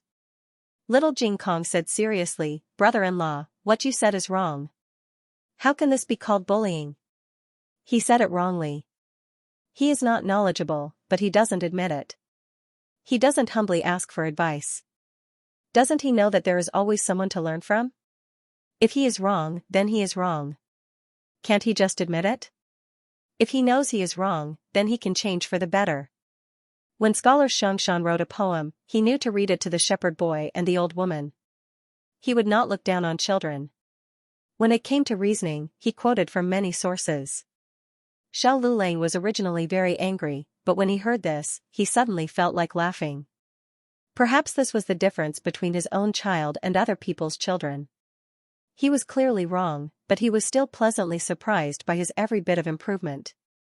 Xiao Lulang asked, "Who told you the story of scholar Xianxia?" Little Jing Kong snorted, "Son-in-law. He could learn and use it flexibly." Okay. However, Xiao Lulang knew him very well. This kid was a bully. He said, "This is not a reason for you to bully teacher's son in front of everyone. Are you going to tell me yourself, or do you want to tell me in front of Jiao Jiao later?" When Gu Jiao was mentioned, little Jing Kong became listless. Xiao Lulang was very good at poking at people's weak spots. After little Jing Kong was caught, he obediently confessed his motive. The cause of the incident was that little Jing Kong brought the baby eagle to school and almost bit off Qin Chiyu's manhood. Teacher Sun did not protect him like Teacher Jiang did. Instead, he timidly handed him over. He was very disappointed in Teacher Sunday. From then on, he already felt that Teacher Sun was not worthy of being his teacher. Xiao Lulang did not expect the little guy to be so vengeful. Xiao Lulang considered his words carefully and said to him, "Teacher Sun did do something wrong. He should not have lowered his head to power. However, have you ever thought that not everyone has to be as brave as Teacher Jiang? Why not?" Little Jing Kong did not understand. Xiao Lulang didn't know how to explain it to him. Perhaps it was because the people he came into contact with were all extremely brave people, so he had an established understanding, everyone should be righteous, brave, and fearless. However, in fact, self-protection was a person's instinct. One day, when he left Gu Jiao and his home, and went to a wider place, he would find that people like Teacher Sun were the people he met the most. Teacher Sun did not mean to harm him. He also worked hard to teach him. To be fair, he was an excellent teacher in all aspects, except for his incompetence in dealing with the baby eagle. Xiao Lulang patted his little bald head and said, "You can have higher standards for yourself, but lower standards for others." Why? Little Jing Kong still did not understand. Xiao Lulang thought for a while and said, "Because they may not be as good as you." This was the first time that the bad brother-in-law praised little Jing Kong. Little Jing Kong's numerous words of debate were stuck in his throat. His throat was dry, his palms were hot, and his cheeks were red. Who is good? The little guy looked up at the sky and walked away with his hands and feet. Finally, under Xiao Liulang's mediation, little Jing Kong came to Teacher Sun and apologized for his provocation. In fact, he felt a little wronged, because he was right about the ancestral rate. Teacher Sun accepted little Jing Kong's apology. Just when he thought that Xiao Lulang was finally going to take the little bastard away, Xiao Lulang suddenly said seriously, "About the ancestral rate, I will try my best to verify it. If Jing Kong is right, then I hope Teacher Sun can also apologize to Jing Kong, because you have wronged him." As soon as he said this, Teacher Sun was stunned. Who would stand up for a child like this? Was he crazy to calculate the ancestral rate? Who did he think he was? Even little Jing Kong did not expect his bad brother-in-law to say this. Although he did not know whether it was difficult to calculate the ancestral rate, his bad brother-in-law was willing to believe him. Teacher Sun gradually recovered from the shock. He did not believe that Xiao Lulang could calculate the ancestral rate to 7 digits, so he accepted the bet without any pressure. After sitting in the carriage, little Jing Kong curled his lips and said, "What if I am wrong?" Xiao Lulang did not care and said, "Then I will go and apologize to Teacher Sunday." What's the big deal? What's the big deal? How embarrassing. Little Jing Kong was silent for a moment, then suddenly moved closer to Xiao Lulang. Xiao Lulang looked at him and said, "What's wrong?" Little Jing Kong took a deep breath, clenched his fists, and said, "I will let you hug me." His bad brother-in-law stood up for him because he was obsessed with his charm and could not help himself. Then, then he would sacrifice himself. Xiao Lulang looked at him strangely. Thank you, but I don't want to hug you. When Xiao Lulang and little Jing Kong returned to Bishui Alley, Gu Jiao, Gu Yan, and Gu Xiaoshan were not back yet. Gu Jiao took a job at the clinic, so she went to see patients. As for Gu Yan and Gu Xiaoshan, they were learning at their master's house. When they were eating at his master's house, Gu Yan felt that his master's wife looked at Gu Xiaoshan strangely. He wanted to say something, but Gu Xiaoshan was so engrossed in eating that he did not notice it at all. After getting on the carriage, Gu Yan asked Gu Xiaoshan, "Do you feel that your master's wife treats you differently recently?" Gu Xiaoshan was shocked and said, "Ah? What's the difference? Master's wife doesn't like me anymore?" Gu Yan thought, obviously, she likes you too much. That look in her eyes is as if she wants to pack you up and bring you back to her house, never letting you go again. Gu Yan said seriously, "I think she likes you. You have to be careful. I am afraid that master will get jealous and take revenge on you." Gu Xiaoshan, the latest chapter of this book is not finished yet. For more exciting content, please scan the QR code below to download the app. The novel is updated faster. Millions of novels are free to read. There are all kinds of novels that you can't find online. https://www.zhhbqg.com/8964289642826/112621257. HTML Genius memorized the website's address in 1 second. www.zhhbqg.com Bikuga mobile reading website, mzhhbqg.com. The latest chapter of this book is not finished yet. For more exciting content, please scan the QR code below to download the app. Novels are updated faster. Millions of novels are free to read. Novels with content that can't be found online are all available here. The place where Gu Jiao went to see patients today was a 3-story house in the east of the city. The old master in the house was a scholar and taught at the nearby academy. The madam's family was quite wealthy, so their family background was not bad. The patient this time was their eldest son. He was 20 years old this year and had just passed the county-level examination. The family was very happy, but unfortunately, he had contracted a serious illness a few days ago. They sent him to a nearby clinic, but they were turned away, saying that it was smallpox and that he should stay at home to be treated. The clinic had prescribed medicine, but after taking it for a few days, they did not get better. They had heard from a student at the academy that the Miracle Hands Hall had good medical skills, so they went to ask for help. Who knew that it would be a female doctor? The husband and wife were disappointed. Gu Jiao had been practicing medicine for a long time, so she was used to this kind of look. There were no female doctors in Zhao country, so the status of female doctors was low. It was not something that she could change with just a few accidents. She did not have any ambition to be a great person. Gu Jiao entered the room. Since she was already here, the husband and wife could not refuse her treatment. The county-level scholar's mental condition was not very good. Lying on the bed, he was somewhat panicked and irritated. From his symptoms, fever, headache, papules, it was indeed similar to smallpox. But after careful examination, Gu Jiao found that it was not the case. "It's an allergic rash," Gu Jiao said. This was a severe allergic reaction. It was not easy for him to survive until today. Many severe allergic reactions could cause shock or suffocation. It could only be said that this county-level scholar was very lucky. Gu Jiao took out a few tablets of loratadine from the small medicine box and put them in a porcelain bottle. She handed it to the husband and wife, once a day, 1 tablet at a time. Swallow it with warm water. After eating, come to the clinic for a follow-up examination. This is it? The wife looked at the small medicine bottle in her hand and opened her mouth in disbelief, but they said it was smallpox. Gu Jiao said, "He has a mild cold and an allergic rash. At first glance, it does look like smallpox, but he really isn't. The two of you don't have to worry." However, allergic rash was not a minor illness. If it became serious, it could be fatal at any time. He was lucky this time, but he had to be more careful in the future. What did he touch that made him like this? The woman recalled carefully and said, that day, he ate a peach. In the afternoon, he started to feel uncomfortable all over. I didn't pay much attention to it. I just thought that the peach's fur was stuck to his body. I let him take a bath and he seemed to feel better. The next day, it was even worse. Gu Jiao did not have an allergen test paper for the time being, so she could only try to keep the patient away from peaches.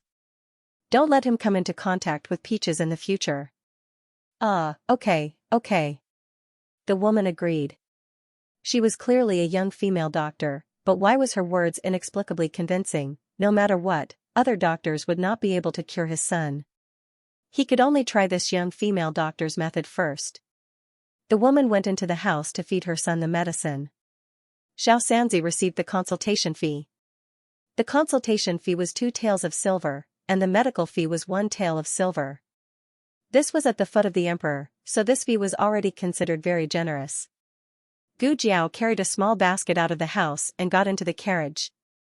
Xianxia took the consultation fee and sat on the outer seat. He said to Gu Jiao, Miss Gu, are we going back? Gu Jiao nodded, yes, let's go back. There was nothing else. Okay. Xianxia grabbed the horsewhip and drove the carriage forward slowly. The carriage had not gone far when suddenly, several men on horses galloped over. They were extremely fast and did not care about the people on the street. The people hurriedly avoided them, but there was still an old man who could not avoid them. His courage was knocked over and he fell to the ground. The main culprit did not even look back and left. The old man fell on the side of the road and could not get up for a long time. This naturally caused a lot of sighs. A young man who was not from the city spoke. He asked the shop assistant who came out to watch the scene, brother, isn't this at the foot of the emperor? How can someone dare to ride a horse like this? The shop assistant said, you don't know? Didn't you see the clothes they were wearing? The young man said, they were too fast, I didn't pay attention. The shop assistant looked at the back of the few people and said, they are people from the marshal's mansion. Marshal's mansion? The young man frowned. He had not been in the capital for long and was not clear about the situation in the capital. The shop assistant patiently explained, they were originally general of Agile Cavalry of Hushan Barracks. A few days ago, they were conferred the title of Marshal of the World's Army. Those people are from the Marshal's mansion. The young man was puzzled, so arrogant? The shop assistant hurriedly made a shushing gesture, shoo, you can't talk nonsense. They must have an urgent matter, otherwise they would not be like this. What urgent matter? They almost killed someone on the street. Everyone knew that this was just an excuse, but no one dared to expose the truth. The general of Agile Cavalry surnamed Tang was Empress Dowager Zhuang's confidant. When Empress Dowager Zhuang returned from her illness, the first thing she did was promote him to Marshal of the World's Army. She openly took away Marquis Xianping's military power. Sister, the people of Tang Manor are too much. In a tea house facing the street, a girl in purple said to the Taoist nun opposite her, this is not the first time they have used their power to bully people. Earlier in Willow Lane, I saw a servant of Tang Manor beating up a commoner. They said that the commoner owed Tang Manor money, but even if they owed money, they could not beat him up like that. The Taoist nun did not speak and only quietly sipped her tea. The purple-clothed girl leaned on the table, leaned in front of her, and whispered, elder sister, do you think that the rumor is true? The Taoist nun looked at her, what rumor? The girl in purple said, that Marshal Tang is the Empress Dowager's illegitimate son. The Taoist nun looked at her coldly, do you want to die? The girl in purple stuck out her tongue, a bit intimidated by her sister, but still mustered up her courage and said, I heard that the Empress Dowager almost married Princess Ning into him. The Taoist nun pushed her sister back to her seat, looked at the noisy street, and said, Ziwan, go help that old man and buy all his tea. Yes. The servant girl on the side bowed and was about to go downstairs when she heard the Taoist nun say, forget it, there's no need. Someone has already gone. The servant girl and the girl in purple looked at the old man at the same time and saw a girl in green walk through the crowd to help him up. Ah, sister. It's her. The girl in purple recognized Gu Jiao, the one who gave the top scorer a flower hairpin. No, the top scorer of the 3 tripod cauldrons gave her a flower hairpin. Why is she here? The girl in purple still could not forget the new top scorer and thought of the girl who had been treated differently by the new top scorer. She was not good-looking, but after the flower hairpin incident, her appearance and dressing had become popular in the capital. Even the girl in purple had a small flower on her face. The Taoist nun looked at Gu Jiao and murmured, "Yes, it's really fate." After Gu Jiao helped the old man up, she bought a caddy of tea leaves from him. Perhaps the surrounding people felt that their behavior of standing by and doing nothing was worse than a little girl's, so they also bought the old man's tea leaves one after another. The basket of tea bags was sold out in an instant. "Thank you, miss, thank you." The old man cupped his hands and thanked her excitedly. Gu Jiao turned around and got into the carriage. The Taoist nun didn't withdraw her gaze until the carriage disappeared at the end of the street. Gu Jiao gave the tea leaves she bought to Xianxia and then returned to Bishui Alley. Gu Yan and Gu Shaoshan hadn't returned yet, so little Jing Kong went to his master's place. Senior servant Feng was cooking in the kitchen. Xiao Lulang plunged into the study and didn't even notice Gu Jiao pushing the door open. It was rare for him to be so absent-minded. Gu Jiao walked over and found that he was drawing. "What is this?" Gu Jiao asked. The light in the room was a little dim.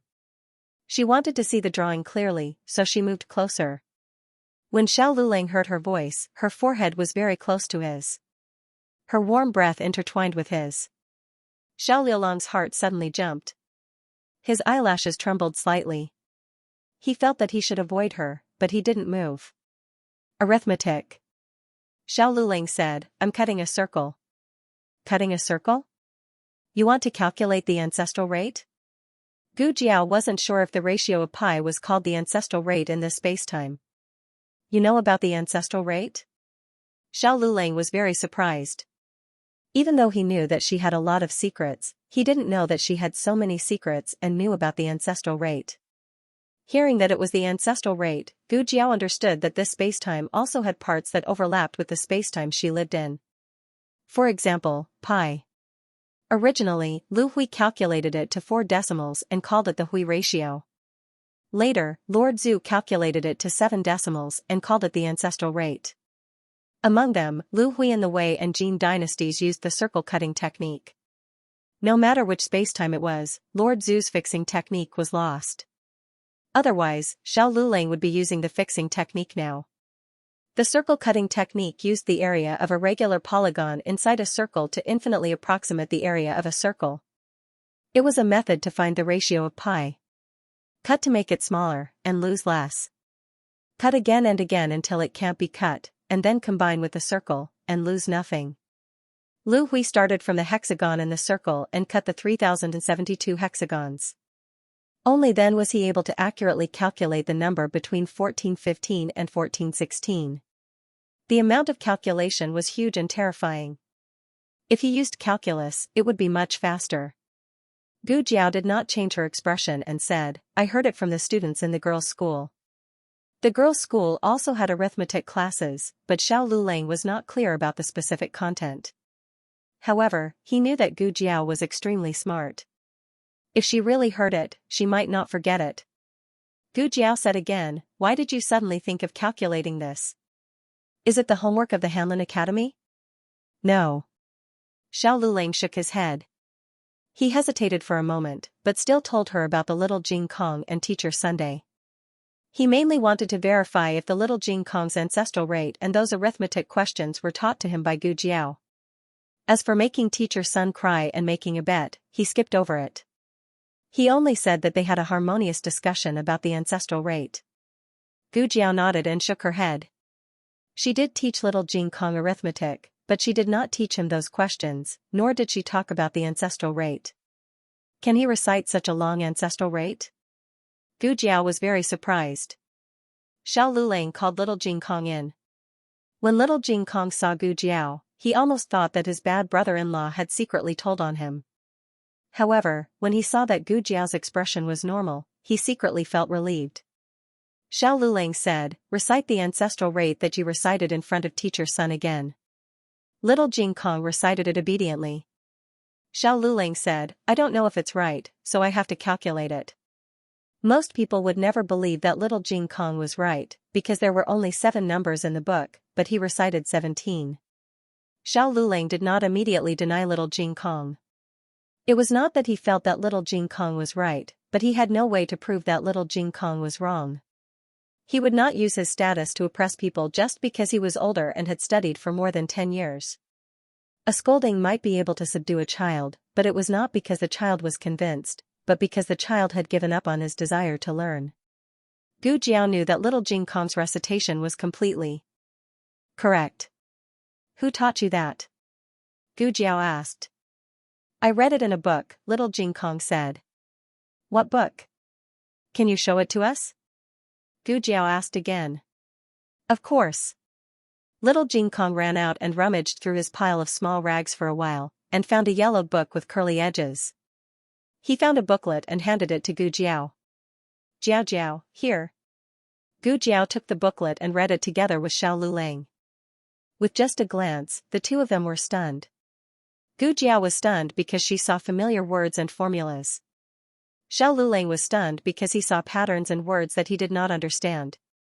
At the same time, under these strange words and patterns, there were annotations in another language. It was the language of the Yan Kingdom. No wonder little Jing Kong could understand some of it. He had been learning the language of the Yan Kingdom recently. It was strange that he had a book from the Yan Kingdom. And, Xiao Lulang turned to the last page and saw a big royal seal on it.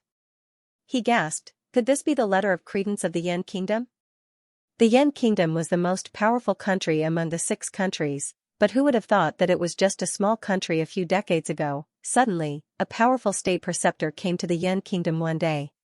He brought 6 ancient books with him. The Yan Kingdom rose like a bamboo shoot after a spring rain because of the secrets in the ancient books. The treatment of leprosy was also learned from the ancient books. In the end, the 6 ancient books were sealed as letters of credence. They were kept in the palace of the Yan Kingdom and guarded by hundreds of imperial experts day and night. If this letter of credence was real, then the one in the palace of the Yan Kingdom was fake. It should be impossible, right? After all, Jing Kong was just a little monk who was dizzy with meat. Gu Jiao did not know what letter of credence it was, but she could conclude that the simplified Chinese characters and advanced mathematics formulas in this book did not belong to this time and space. Could it be that there were other time-traveling seniors here? The latest chapter of this book is not finished yet. For more exciting content, please scan the QR code below to download the app. The novel is updated faster and more fully. Millions of novels are free to read.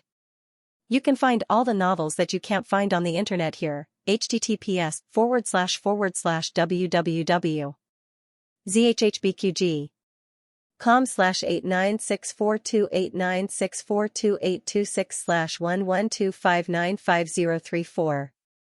HTML Genius remembered the website address in 1 second. www.zhhbqg.com Bikuga mobile reading website, mzhhbqg.com. The latest chapter of this book is not finished yet. For more exciting content, please scan the QR code below to download the app. The novel is updated at a faster rate. Millions of novels can be read for free. There are all kinds of novels that can't be found online. Nanny Fong finished cooking dinner, and the family went to the main room to eat.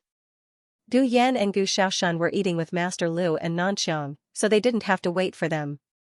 Although Grandaunt wasn't there, Granduncle was, so the atmosphere at the dinner table was still good. However, one of Granduncle's eyes was swollen, so they didn't ask what happened. After dinner, Gu Jiao helped Nanny Fong clean up the dishes, little Jing Kong went to walk the chicken, and Xiao Lulang went back to the room to study the ancient book that he thought was unlikely to be the national book of the Yan Kingdom. Even if there were translations and annotations, it wasn't easy to master it. Gu Jiao took more than 10 years to go from elementary mathematics to advanced mathematics. Of course, it was related to the progress of education, but the education resources in her previous life were more extensive and systematic. Xiao Lulang was crossing the river by feeling his way. The imperial exam didn't test arithmetic, and he didn't spend much effort on arithmetic in the past. This was the rhythm of a liberal arts student suddenly getting an advanced mathematics textbook. Gu Jiao, starting tomorrow, I'll give my husband 6 walnuts. The family did their own things while waiting for Gu Yan and Gu Xiaoshen to come home. In the past, the two of them would arrive home around 4:45 in the evening, and the latest would be 4:45 in the evening. At 4:45 in the evening, Madame Yao couldn't sit still anymore. Every time she heard footsteps outside, she would turn her head to look. When the footsteps passed, she would secretly sigh. After another quarter of an hour, the sound of a carriage finally came from the door. Little Jing Kong had already taken a small bath and was lying in bed. When he heard the sound, he crawled out of bed, put on his shoes, and ran out. I'll do it, I'll do it. The night in May was slightly cold, but it wasn't cold. He was wearing thin pajamas, and he opened the courtyard door with force. He looked up. Eh? Dear brother. The person who came was Gu Chongqing. Behind Gu Chongqing, a carriage slowly passed by. It turned out that the sound of the carriage had come from it. Gu Chongqing was riding a horse, but when he entered the alley, he dismounted and led the horse inside. Gu Chongqing looked at the little guy who had come all the way to open the door for him. He was suddenly in a good mood. He looked at the little guy's little pajamas and asked, "Are you going to sleep?" Little Jing Kong nodded. Yes. Then he shook his head. I'm waiting for Brother Yan and Brother Xiaoshen. Gu Chongqing turned to look at the end of the alley. Have they been studying so late recently? Little Jing Kong shook his head. No, it's only so late today. Has older brother Yan and older brother Xiaoshen returned? Yaosher asked from the courtyard. Everyone in the family spoke with the identity and tone of Little Jing Kong. Little Jing Kong turned around and said, "It's dear brother." Yaosher's attitude towards Gu Chongqing was much better than before, but there was no motherly love and filial piety between them. They just treated each other as familiar guests. Are you worried about Yan? Gu Chongqing looked at Yaosher and asked. When it came to Gu Yan, the two of them had a common topic. Yaosher sighed. Yes, he didn't come so late in the past. I'm worried that he might have been delayed on the road. It's not raining today. Gu Chongqing took down the game that was hanging on the saddle and put it on the stone table. He said to Yaosher, I'll go and look for him. Yaosher looked at him gratefully. Will it delay you tomorrow? No. Gu Chongqing said. Yaosher saw that he answered so straightforwardly that he should be fine. She was relieved and said, That's good, that's good. I'll go. Gu Chongqing did not even have time to say goodbye to his younger sister and brother-in-law. He turned around and left the residence. Gu Jiao saw that Xiao Luling had finished a math problem. She also noticed that it was getting late. She went out and asked, Yan and Xiaoshen haven't returned yet? Yaosher said, Shitzi went to look for them. Eldest brother came? Gu Jiao looked at the game on the table. Little Jing Kong was stepping on the stone bench and pulling the rabbit and pheasant inside. Gu Jiao walked over and picked him up. She went to the well to wash her hands and carried him back to his room. Go to sleep. Don't come down again. Okay. Little Jing Kong obediently agreed. Still not back? When Gu Jiao passed by the study room, Xiao Luling asked her.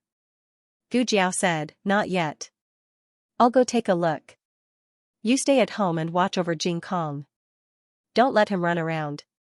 Most people could not watch over little Jing Kong. If she was not around, this child would be very naughty. Sure enough, as soon as Gu Jiao left, little Jing Kong sneaked out from the west room. Xiao Luling stood at the door expressionlessly and looked at him condescendingly. Little Jing Kong thought for a while and made a final struggle. I want to pee. The place where Gu Yan and Gu Xiaoshen learned martial arts was in the north of the city. It was not a wealthy district, but it was not poor either. It was a place with beautiful scenery. There were two ways to get there from Baishui Tong. One way was to go through Chang'an Street and go to Baisher Street. This road was more prosperous and was often used by Gu Yan and Gu Xiaoshen. The other way was to go through Xuanwu Street and go to the official road at the end. The further one went, the fewer people there were. The two usually took this road when they went there. When they came back, they did not take this road. It was too dark and they were afraid of accidents. But to be safe, Gu Jiao and Gu Chongqing still took both roads. Gu Chongqing went to the official road and Gu Jiao went to Baisher Street. At this time, Gu Yan and Gu Xiaoshan were indeed on Baisher Street. The reason why they were delayed was that the wheel of the carriage was broken. There was a tea house nearby. Lu Quan asked the two to sit in the tea house for a while he went to find someone to fix the carriage. The two were bored sitting in the tea house. When they saw a seller selling tonghulu, they remembered that little Jing Kong and Aunt Gu loved tonghulu, so they went to buy some for them. But how can we give it to Aunt Gu? Gu Xiaoshan asked. Send it to her. Gu Yan said. Oh. Gu Xiaoshan thought it was feasible and asked for a few more. Aunt Gu can't come out all the time. Buy a few more. She eats one a day. Gu Yan nodded and reached for his money bag. At this moment, a thief rushed over and bumped into Gu Yan. He stole Gu Yan's money bag. Gu Yan touched his waist.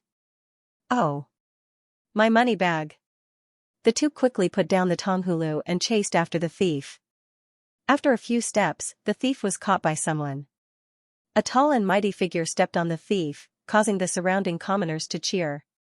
The two went to retrieve their money bags from the thief. Gu Yan suddenly felt two eyes on him that could not be ignored. He looked up and saw a man full of heroic spirit sitting in a room on the second floor of a restaurant. The man had strong facial features and a tall and sturdy body. He looked straight at Gu Yan. When their eyes met, he raised his cup to Gu Yan and smiled. Gu Yan frowned. He did not like this kind of smile. It made him uncomfortable. Found it. Let's go. Gu Xiaoshan said to Gu Yan. Okay. Gu Yan did not pay any more attention to the man. He went back to the restaurant with Gu Xiaoshan. However, Lu Quan had not returned yet. The two were bored to death waiting. Suddenly, the young warrior who caught the thief walked over.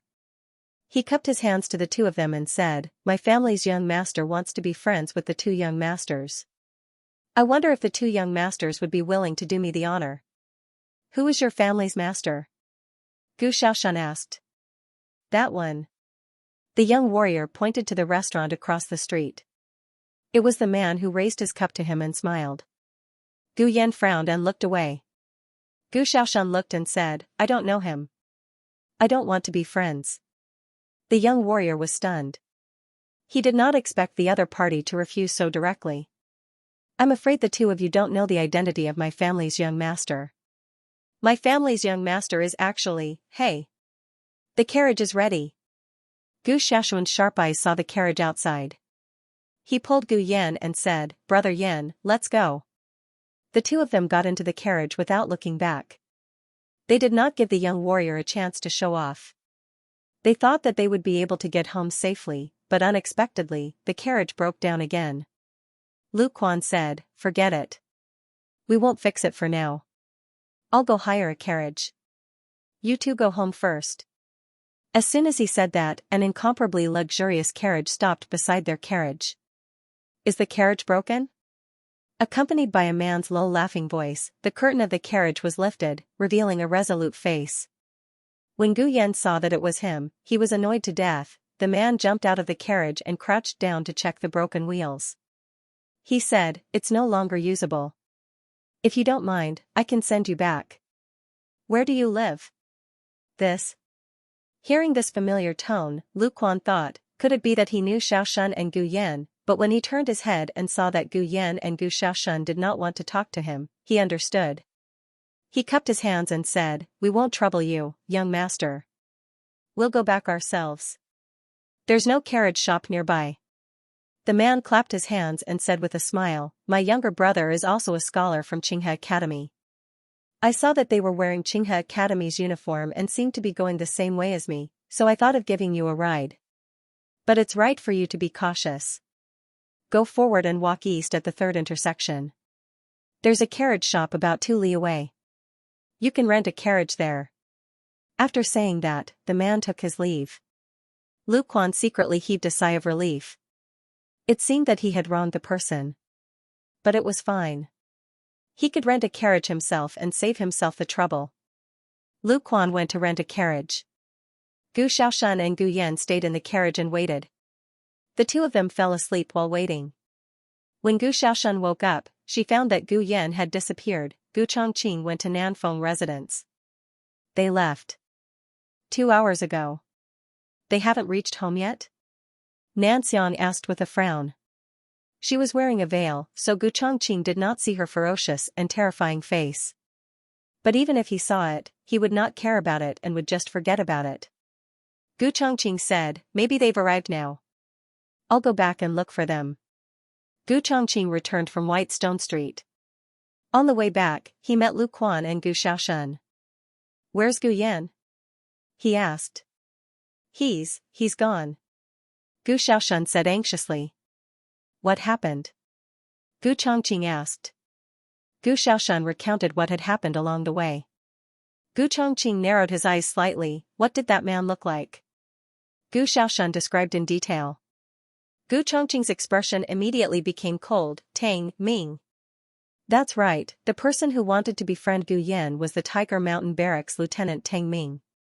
He was no longer a lieutenant. After his uncle became the Grand Marshal, he was immediately appointed as a deputy general. His rank was now higher than Gu Chongqing's senior lieutenant. When he first saw Gu Yan at the restaurant, he was deeply stunned.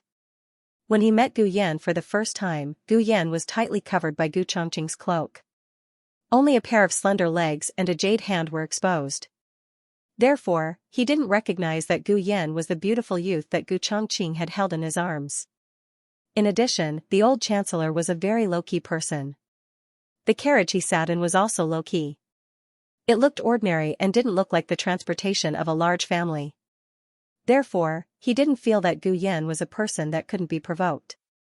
Gu Yan was lying on the soft bed. Because he was drugged, his breathing was a bit hurried. His cheeks were slightly hot and there was a seductive blush on his face. The youth's figure was tall and slender. His Adam's apple wasn't big, but it was very delicate. Tang Ming had played with so many youths, but he had never seen such a peerless beauty. Just by looking, he felt like his soul was being stolen away. Gu Yan slowly woke up. The effect of the drug was still there and he couldn't move. His heart skipped a beat. From the corner of his eyes, he saw the face that he had seen countless times tonight. A strong sense of disgust suddenly rose from the bottom of his heart. However, Tang Ming smiled. He was indeed a beauty. Even when he was angry, he was still so seductive. The corners of his eyes that were slightly red really stirred up his heart. Tang Ming raised his hand. Because he practiced martial arts for many years, his palm and fingertips had thin calluses.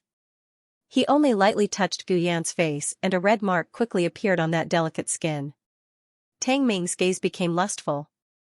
Gu Yan's stomach felt nauseous. He used what little strength he had left to yell, "You, get lost." This kind of yell wasn't intimidating at all. Tang Ming smiled. The feeling was too good. He wasn't satisfied with just touching Gu Yan's face. His fingers moved and he lifted Gu Yan's lapel. His skin was like porcelain. Tang Ming suddenly bent down and took a deep breath in the crook of Gu Yan's neck. You smell so good. Gu Yan was disgusted. He looked at the top of this man's head in disgust and endured the other's breath. You are seeking death. These words caused Tang Ming to pause. He raised his head and calmly looked at Gu Yan. So it's a little wild horse. This prince loves to tame wild horses that don't listen. In a moment, I'll give you a bowl of medicine and you'll cry and beg me. I am Marquis Ding An's son, Marquis Ding An? Tang Ming couldn't stop laughing. How could Marquis Ding An's son sit in such a broken carriage? Why don't you say you're Marquis Xianping's son? Marquis Xianping's name was much more famous than Marquis Ding'an. If this really was Marquis Xianping's son, Tang Ming didn't dare to touch him. As for Marquis Ding'an, thinking of Gu Chongqing, Tang Ming's expression darkened. That was also a hard nut to crack. However, he didn't remember Gu Chongqing having such a younger brother. Unless, he was that stepmother's son. Gu Chongqing didn't get along with his stepmother. Even his stepmother's son and daughter were not very fond of him. Gu Chongqing wouldn't care about the life or death of this younger brother, so whether he was or not wasn't important.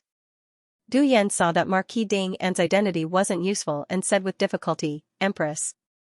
Empress Dowager, will kill you. Tang Ming looked at him in amusement. Oh? Why would the Empress Dowager want to kill me? Gu Yan, the Empress Dowager, is my great-aunt. Tang Ming was stunned at first, then he raised his head and laughed. The Empress Dowager is your great-aunt? The Empress Dowager is your great-aunt? I don't know you, but I know the Empress Dowager. I know the Empress Dowager's family better than you. There were so many children in the Zhuang family. He had seen every one of them, including the jade-like young master, Royal Princeton. Unfortunately, Royal Princeton was the Empress Dowager's favorite and was also Imperial Tutor Zhuang's grandson. With his status, he couldn't afford to offend the other party. Gu Yan glared at him. The effects of the drug were very strong. He had only said a few words, but he was already about to fall asleep. He tried his best to stay awake. If you don't let me go, the Empress Dowager really will kill you. Ha ha ha.